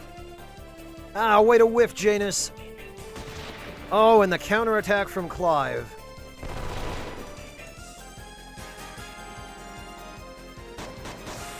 Nice! Jeez, rip Janus. Ha ha ha, the power that sustains the world, amazing! Oh, you mean the power I debuffed? No matter how much damage I take, I will not perish. This is the power I've been after. This is mind-blowing, absolutely mind-blowing. Ha ha ha ha ha.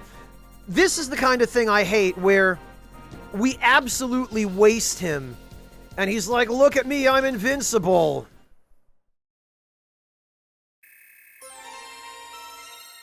What a stupid chump. Say your prayers, princess, I'll make this quick and painless. Oh, and now we're acting like we didn't just completely trash him. Psych. Surprised? It'll be a waste for me to use my powers when you're already half dead. Don't worry, princess. I'll let you blokes live a little longer. Stop! Where do you think you're going? Sorry, princess, but I have places to go and things to do. I'm a busy man. This just is a slap in the face from the developers. We got the lucky hand. We're too late again. I can feel the anger, chagrin, and frustration of the Guardian robbed of its life force. Is it because of the Arc Scepter? Probably not, huh? It's because the Guardians and I are both trying to survive desperately in Filgaia. We share the same sentiment. No, Big Daddy Adam, it's just that even if you win, the devs do that thing that so many Japanese devs used to do back in the PS2 generation, because everyone in Japan was doing it, which is just that, nah, you didn't win. What is it that I'm seeking? The freedom he talked about? If I had the power, I could have denied him of his freedom. How much longer do we have to fight that guy? Why do I have to be bound by fate?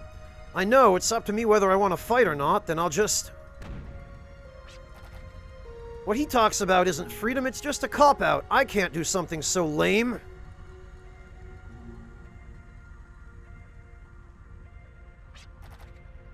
Sorry, everyone, I'm slow to catch fire, but it looks like I'm ready to burn.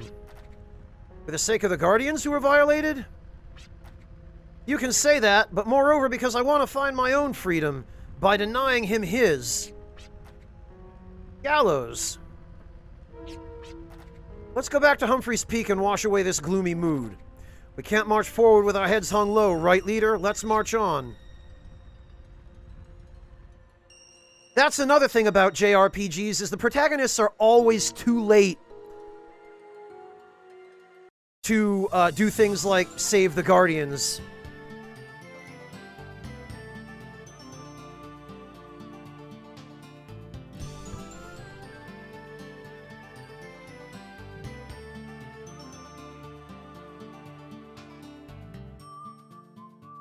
Alright,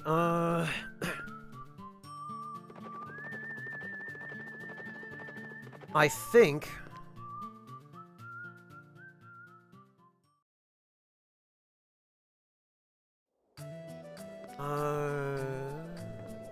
There's somebody around here that we need to talk to. Maybe it's just the attendant. This station is going downhill. Nobody ever comes, and I have nothing to do. So whenever I'm on duty, I work on making and solving puzzles. Oh, that's right. We unlock Millennium puzzles here. I guess it is the attendant we had to talk to. I've been chipping away at this one for 2 years, and now it's finally taking shape. You see, I have a sponsor who constructs puzzles I design all over Filgaia. I'm not entirely sure who he is or why he's doing it, but I try not to pry. After all, people who like puzzles are good people.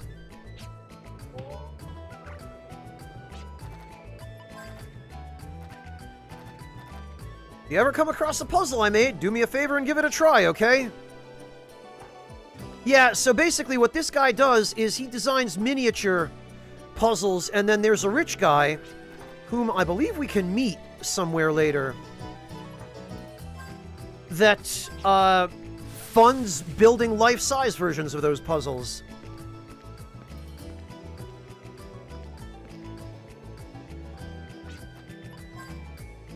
Rumor has it that the gargantuan around here eats dragon fossils.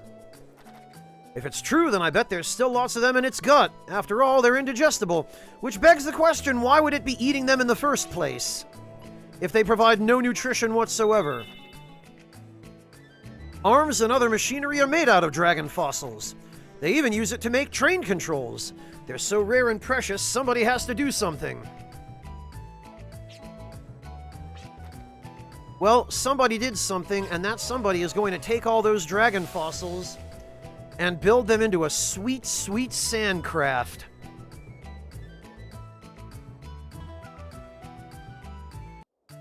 Maybe, Stark. Maybe.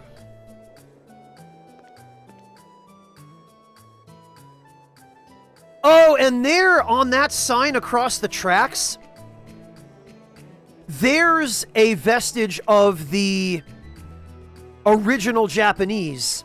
Because if you look closely at the sign, it says Fargaia Express. And it appears that Filgaia is actually the typical Japanese L and R swap mistranslation of the world that was supposed to be called Far Gaia, meaning Gaia far away from the original homeworld, which relates back to the fact that humanity settled this planet on a spaceship.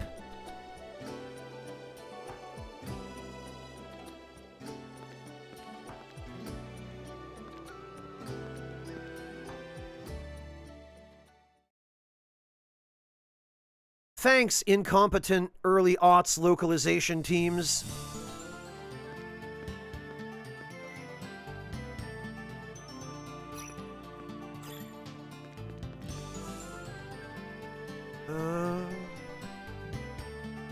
Oh, and actually, before we do anything else, we need to...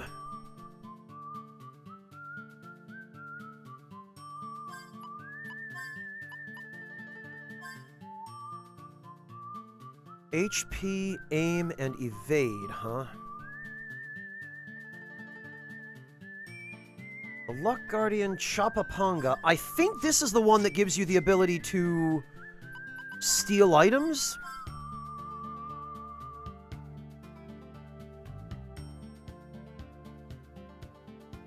Yes, pickpocket. Okay.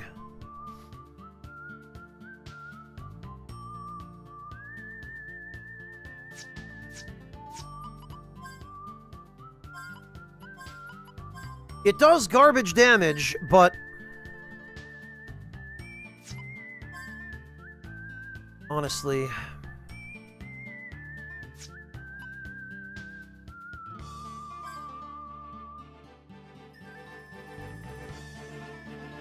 honestly, now that we have the lucky hand...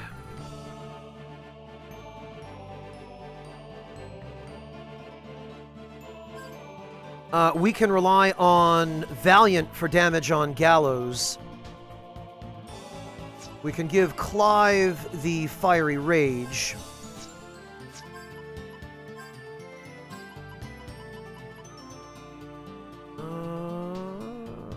Light Ward, Initiative.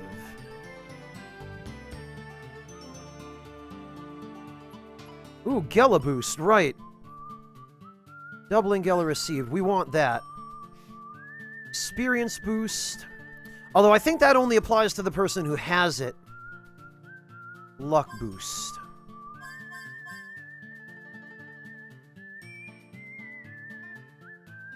Yeah, Devilish, the problem is, if you're going to use it, you're best off using it on Gallows because he has extension.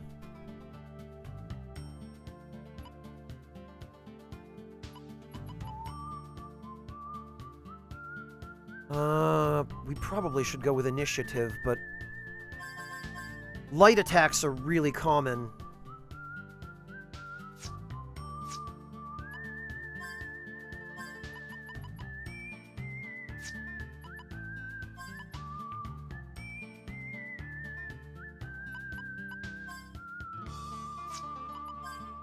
And he's gonna need critical hit.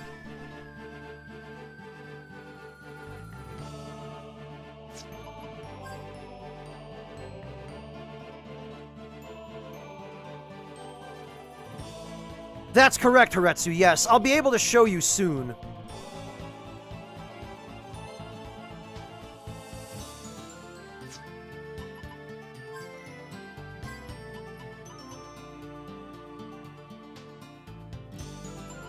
And FP save.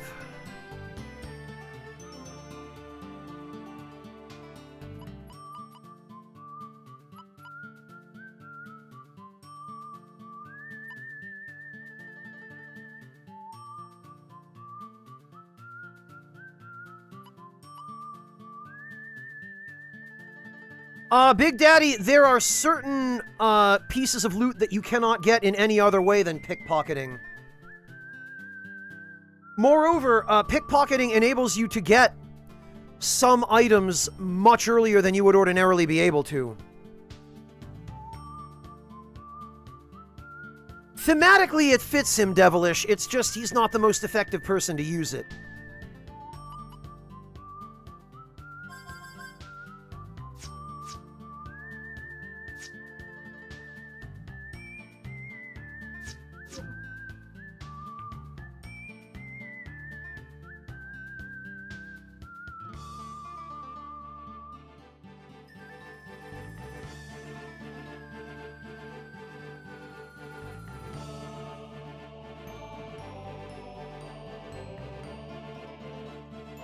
And actually, now that I think of it...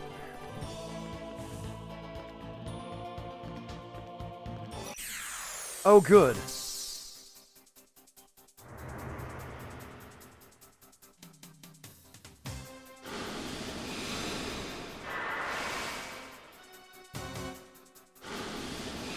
Now that I think of it, I think there was a Millennium Puzzle right near the Dune Canyon train station, so I'm gonna have to go back for that.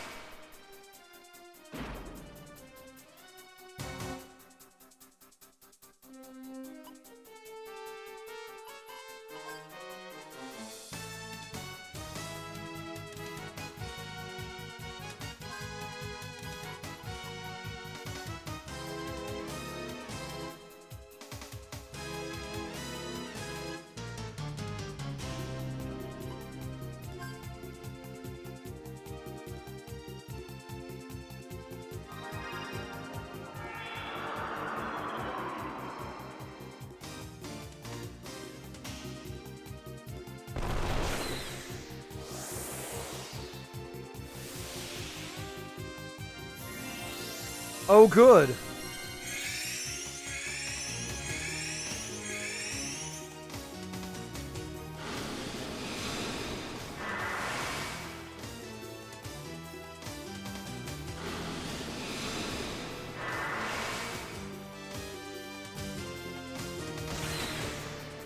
Actually, if I remember correctly, it's also possible to guarantee an item drop if you finish off an enemy with the Luck Guardian's attack. Which, if I remember correctly, it's a garbage attack. It does trash damage, but...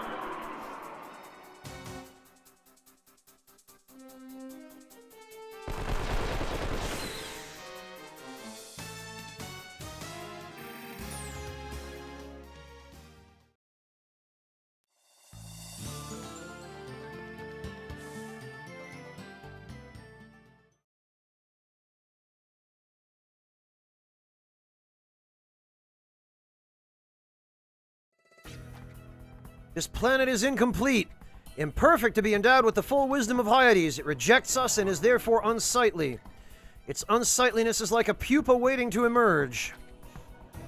This planet must reincarnate into utter beauty, like a butterfly, like... Me? Is that what you were thinking? Moloch, since when have you... I heard your vainglorious looks had no effect on that man. I think I like the old you better. Temper, temper, look at her. She's so mad. It's not very admirable of you to use the wisdom of Hyades for your own personal matters. Like resurrecting the dead, a spin-off of life control technology? You think I haven't noticed?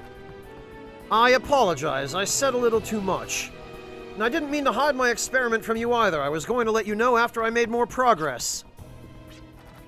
There is no need for the three of us to quarrel. We all strive for the same goal. Our goal, to recreate the entity of life we call Filgaia. Ever since we were evolved by the wisdom of Hyades, the environment of this planet is too much of a burden on us. And that is why we must carry out the terraforming. Alter the makeup of the environment using the wisdom of Hyades to evolve this planet into Terra, a planet that is suited for us. And by doing so, we are also promoting the analysis and practice of the lost wisdom from the information library Hyades. They are clearly talking not to each other here, but to the player. We will be in charge of this lost technology of the gods. This has been a long-cherished ambition for us as disciples. However, should our plan fail, we will be nothing but an alien element to this life entity we call Filgaia. The planet will no doubt deem us parasites and will begin to cleanse itself in order to exterminate us. Our deaths would not simply be our own, but the stagnation of evolution. In other words, the end of the human race. The future is meant for the evolved. We are the only ones worthy. That is why we must evolve Filgaia into a form suited just for us. It is the dark spear that points to Filgaia's future and ours. Melody, accompany Asgard and eliminate those unwanted drifters. Yes, sir. Yes, my master. Speaks?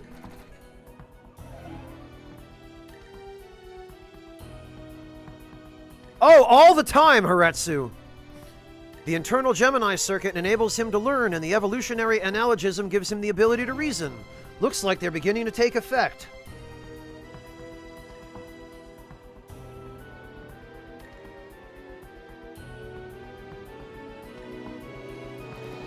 Accumulating past battle data and analyzing the proper action to take is what forms his simulated spirit. So if the Gemini circuit is his soul, then all the data he collects can be likened to his memories. Depending on the type of data he gathers, he may even form emotions one day. Huh, this isn't my field, but very interesting indeed, the formation of memory. Moloch, continue with the download. I want you to bring up the schedule by 7 steps. 7 steps? Sir, why the rush? Is there a problem? I've just received word from Balzus. Janus has just stored the extracted Guardian life energy into his own body. Janus has reached his final level? His motive or ours? If we don't act now, the future may fall into the hands of one with unsuitable ambitions.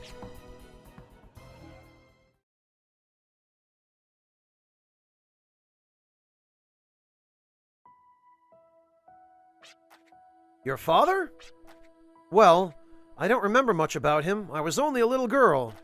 Actually, my uncle told me he was a scientist. You know, looking back, the only memories I have of my father are shooting the guns. That photo is indeed the Council of Seven, or if it is somehow connected to the prophets, it may have something to do with the mysteries of the world. Just as my professor, Catherine's father, did, perhaps they were looking for the mystery behind Filgaia's decay. Then your professor is a scientist too? Yes. He was in search of Filgaia's memories, so that he might track down the cause behind the planet's decay. He passed away several years ago during an accident. It was all my fault. Listen, I'm sorry. You told us this story before. I'm sorry I brought it up. Please don't worry, it'll just make us more uncomfortable. Yeah, that's all in the past now, and there's nothing more pointless than dwelling on the past. Just because you don't have any memories doesn't give you the right to say such a cruel thing. Look who's talking. Hey, is Clive here? Was this a bad time? No, not at all. What can I do for you? I just received word about a mission that calls for a skilled drifter, and, I mean, you're a protagonist, so if you're busy, I could always come back later.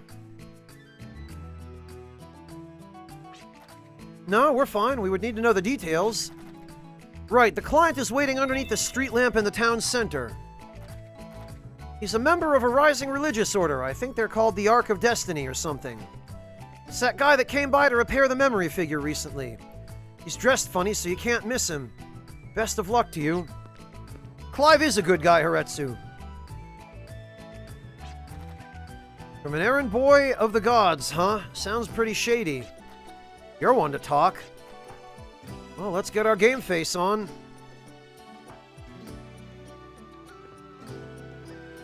Yeah, I hope the client is ready for my face-to-face man face.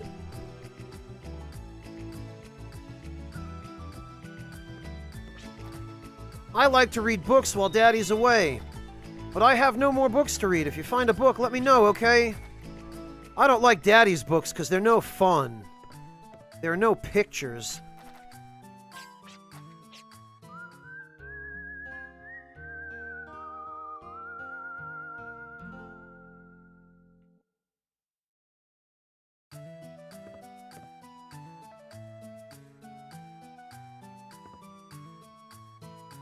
Also,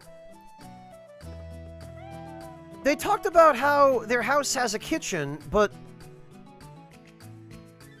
there's no kitchen. It's just the bedroom and the living room.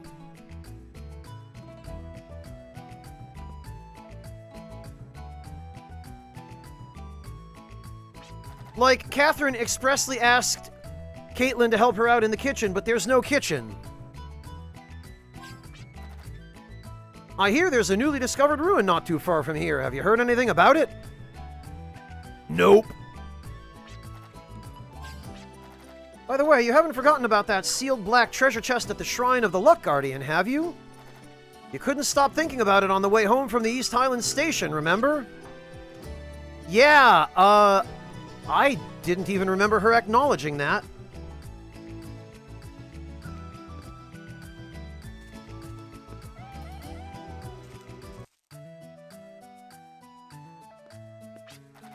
I understand you'll take on this mission. Thank you very much. We'd like you to brief us first, then we'll decide whether to accept or not. Very well, I understand. We at the Ark of Destiny are dedicated to using ancient artifacts to bring about a better future, free from these harsh environmental conditions. Our religious order has recently discovered a ruin in this area. It is said to be an ancient ruin dating back to the very first people who inhabited the planet. The very first people of this planet? They are a people from the unknown who descended to the fertile plains of this planet from a ship that soars the heavens. You're talking about the legend about our forefathers coming out to Filgaia on a flying ship, right? I thought it was just a fairy tale. Many people see it as that. However, we at the Order have excavated a number of ruins that substantiate the tale. The ruin in question is another one. What would you like us to do? I would like you to get past its security system and make your way to the power room to retrieve the Kazim Fire. The Kazim Fire? What's that? Just as the name implies, it's a beautiful crystal that shines a translucent red. However, its true value is not in its physical beauty. It is a crystallization of energy that once set the ship that soars the heavens afloat on the seas, allowing it to keep running. That is the true worth of the Kazim Fire, or so the legend says. So it's nothing but a rumor without much credibility, but if it is in fact true, we will be able to gain the power of the ship that soared the heavens. As our name implies, we at the Ark of Destiny wish to guide mankind toward the future. Well, okay, we'll accept the mission. You sure you're not making a hasty decision? Shouldn't we find out more? It's true that we hardly know anything about this Ark of Destiny, but if such a powerful crystallization of energy lies untouched deep within a ruin, the prophets will come knocking. Since there are so many unknowns about this mission, I don't know if we can live up to your expectations. We won't ask for payment up front, but we would like to be paid in full if we succeed. Very well, if successful, I'll pay you 2,000 Gela? Wow! That's what I'm talking about. No negotiations needed. Then it's agreed. We'll let you know what we find. Hey, Drax! Good luck!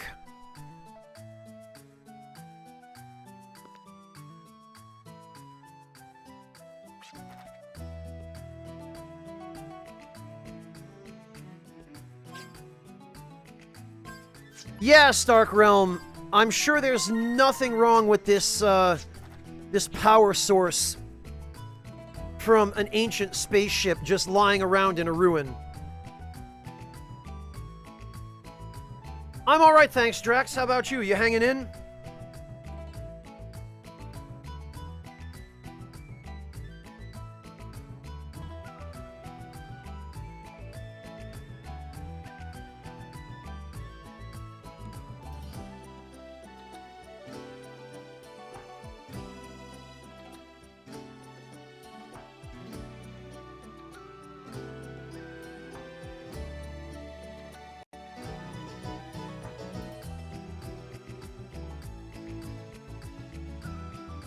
I hope all is well, Drax. I hope everything's going okay.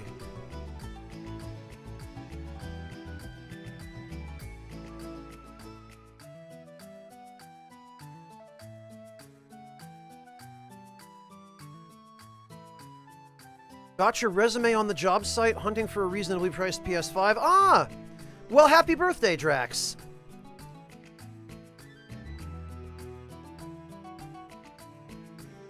I can definitely appreciate the hunt for a PS5. It is one that I underwent for a while as well. What we discover from ruins does not always lead to prosperity. In most cases, they're a source of peril. Knowing this, we still utilize the artifacts from ancient wisdom. Just goes to show mankind is not afraid to play with fire. Boy, are we not. Founder Lamium has told me the Kazim Fire is located in a ruin southwest of the town. I wish you Godspeed.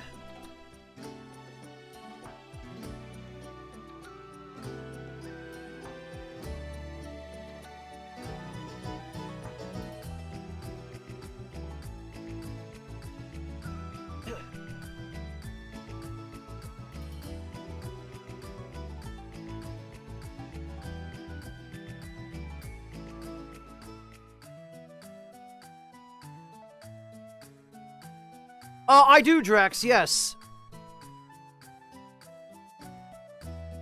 And I wouldn't say they're mostly digital now. I mean, there are games that still get physical releases.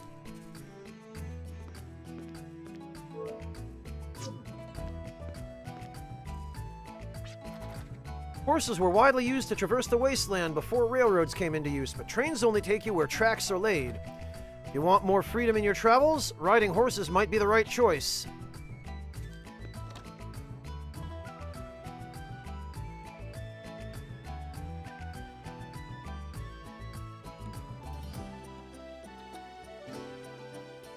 Guides? What do you mean, Drax? I'm not sure I follow.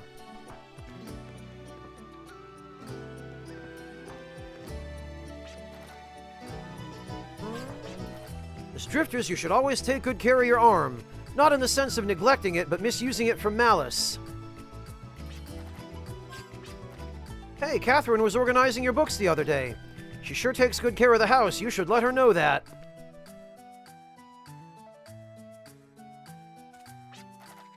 When did we stop making pilgrimages to the Shrine of the Luck Guardian, I wonder? Ever since there's been a rise in people who rely only on their own strength, perhaps. That may be all good and dandy, but I call it arrogance, unwillingness to accept help from others. Drax, first of all, Prima's out of business. They're gone. And also, there are still a few companies doing print strategy guides now. Udon still does them. And there are a couple of companies in Japan that still do them. But no, Future Press still does print strategy guides. That's the main thing we do. Nah, Brady Games is long gone. They got bought out by Prima a number of years ago, Drax. And after the merger, Prima eventually, I think they were just assimilated into their parent company, which I believe is the same company that owns Scholastic.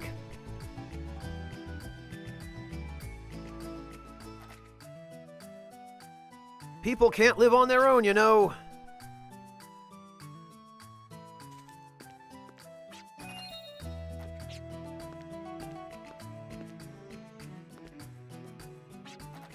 The excavated ship, the heritage of faraway lands?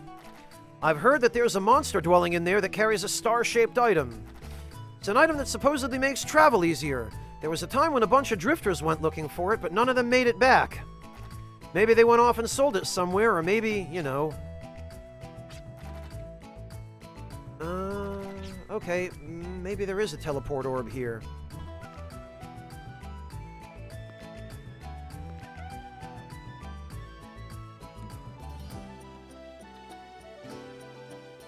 Fingers crossed, Dolo.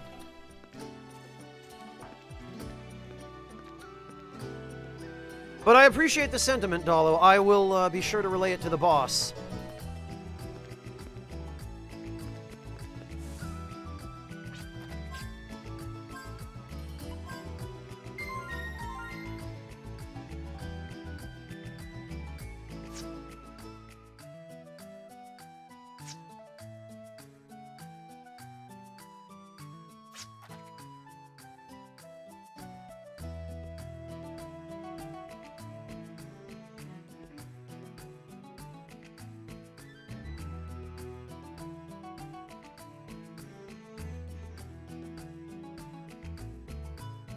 And with that being said...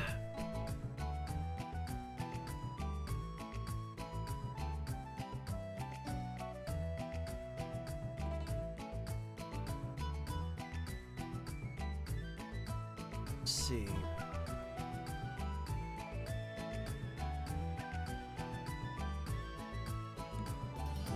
Drax, if you're asking about Wild Arms 3, it's nothing new. This is not my first or second or even third time playing it. But I mainly chose it as filler because I was desperate for something else to play. You know, I've run out of games to play, basically, and nothing new interests me. And at this point, I'm waiting on SMT3, which is in a couple of weeks, and then Legend of Mana, which is about a month after.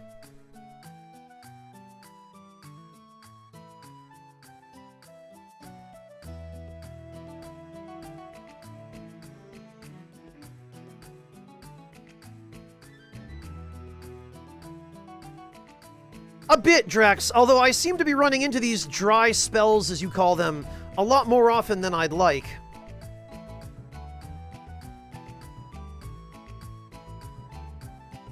At any rate, guys, it's been...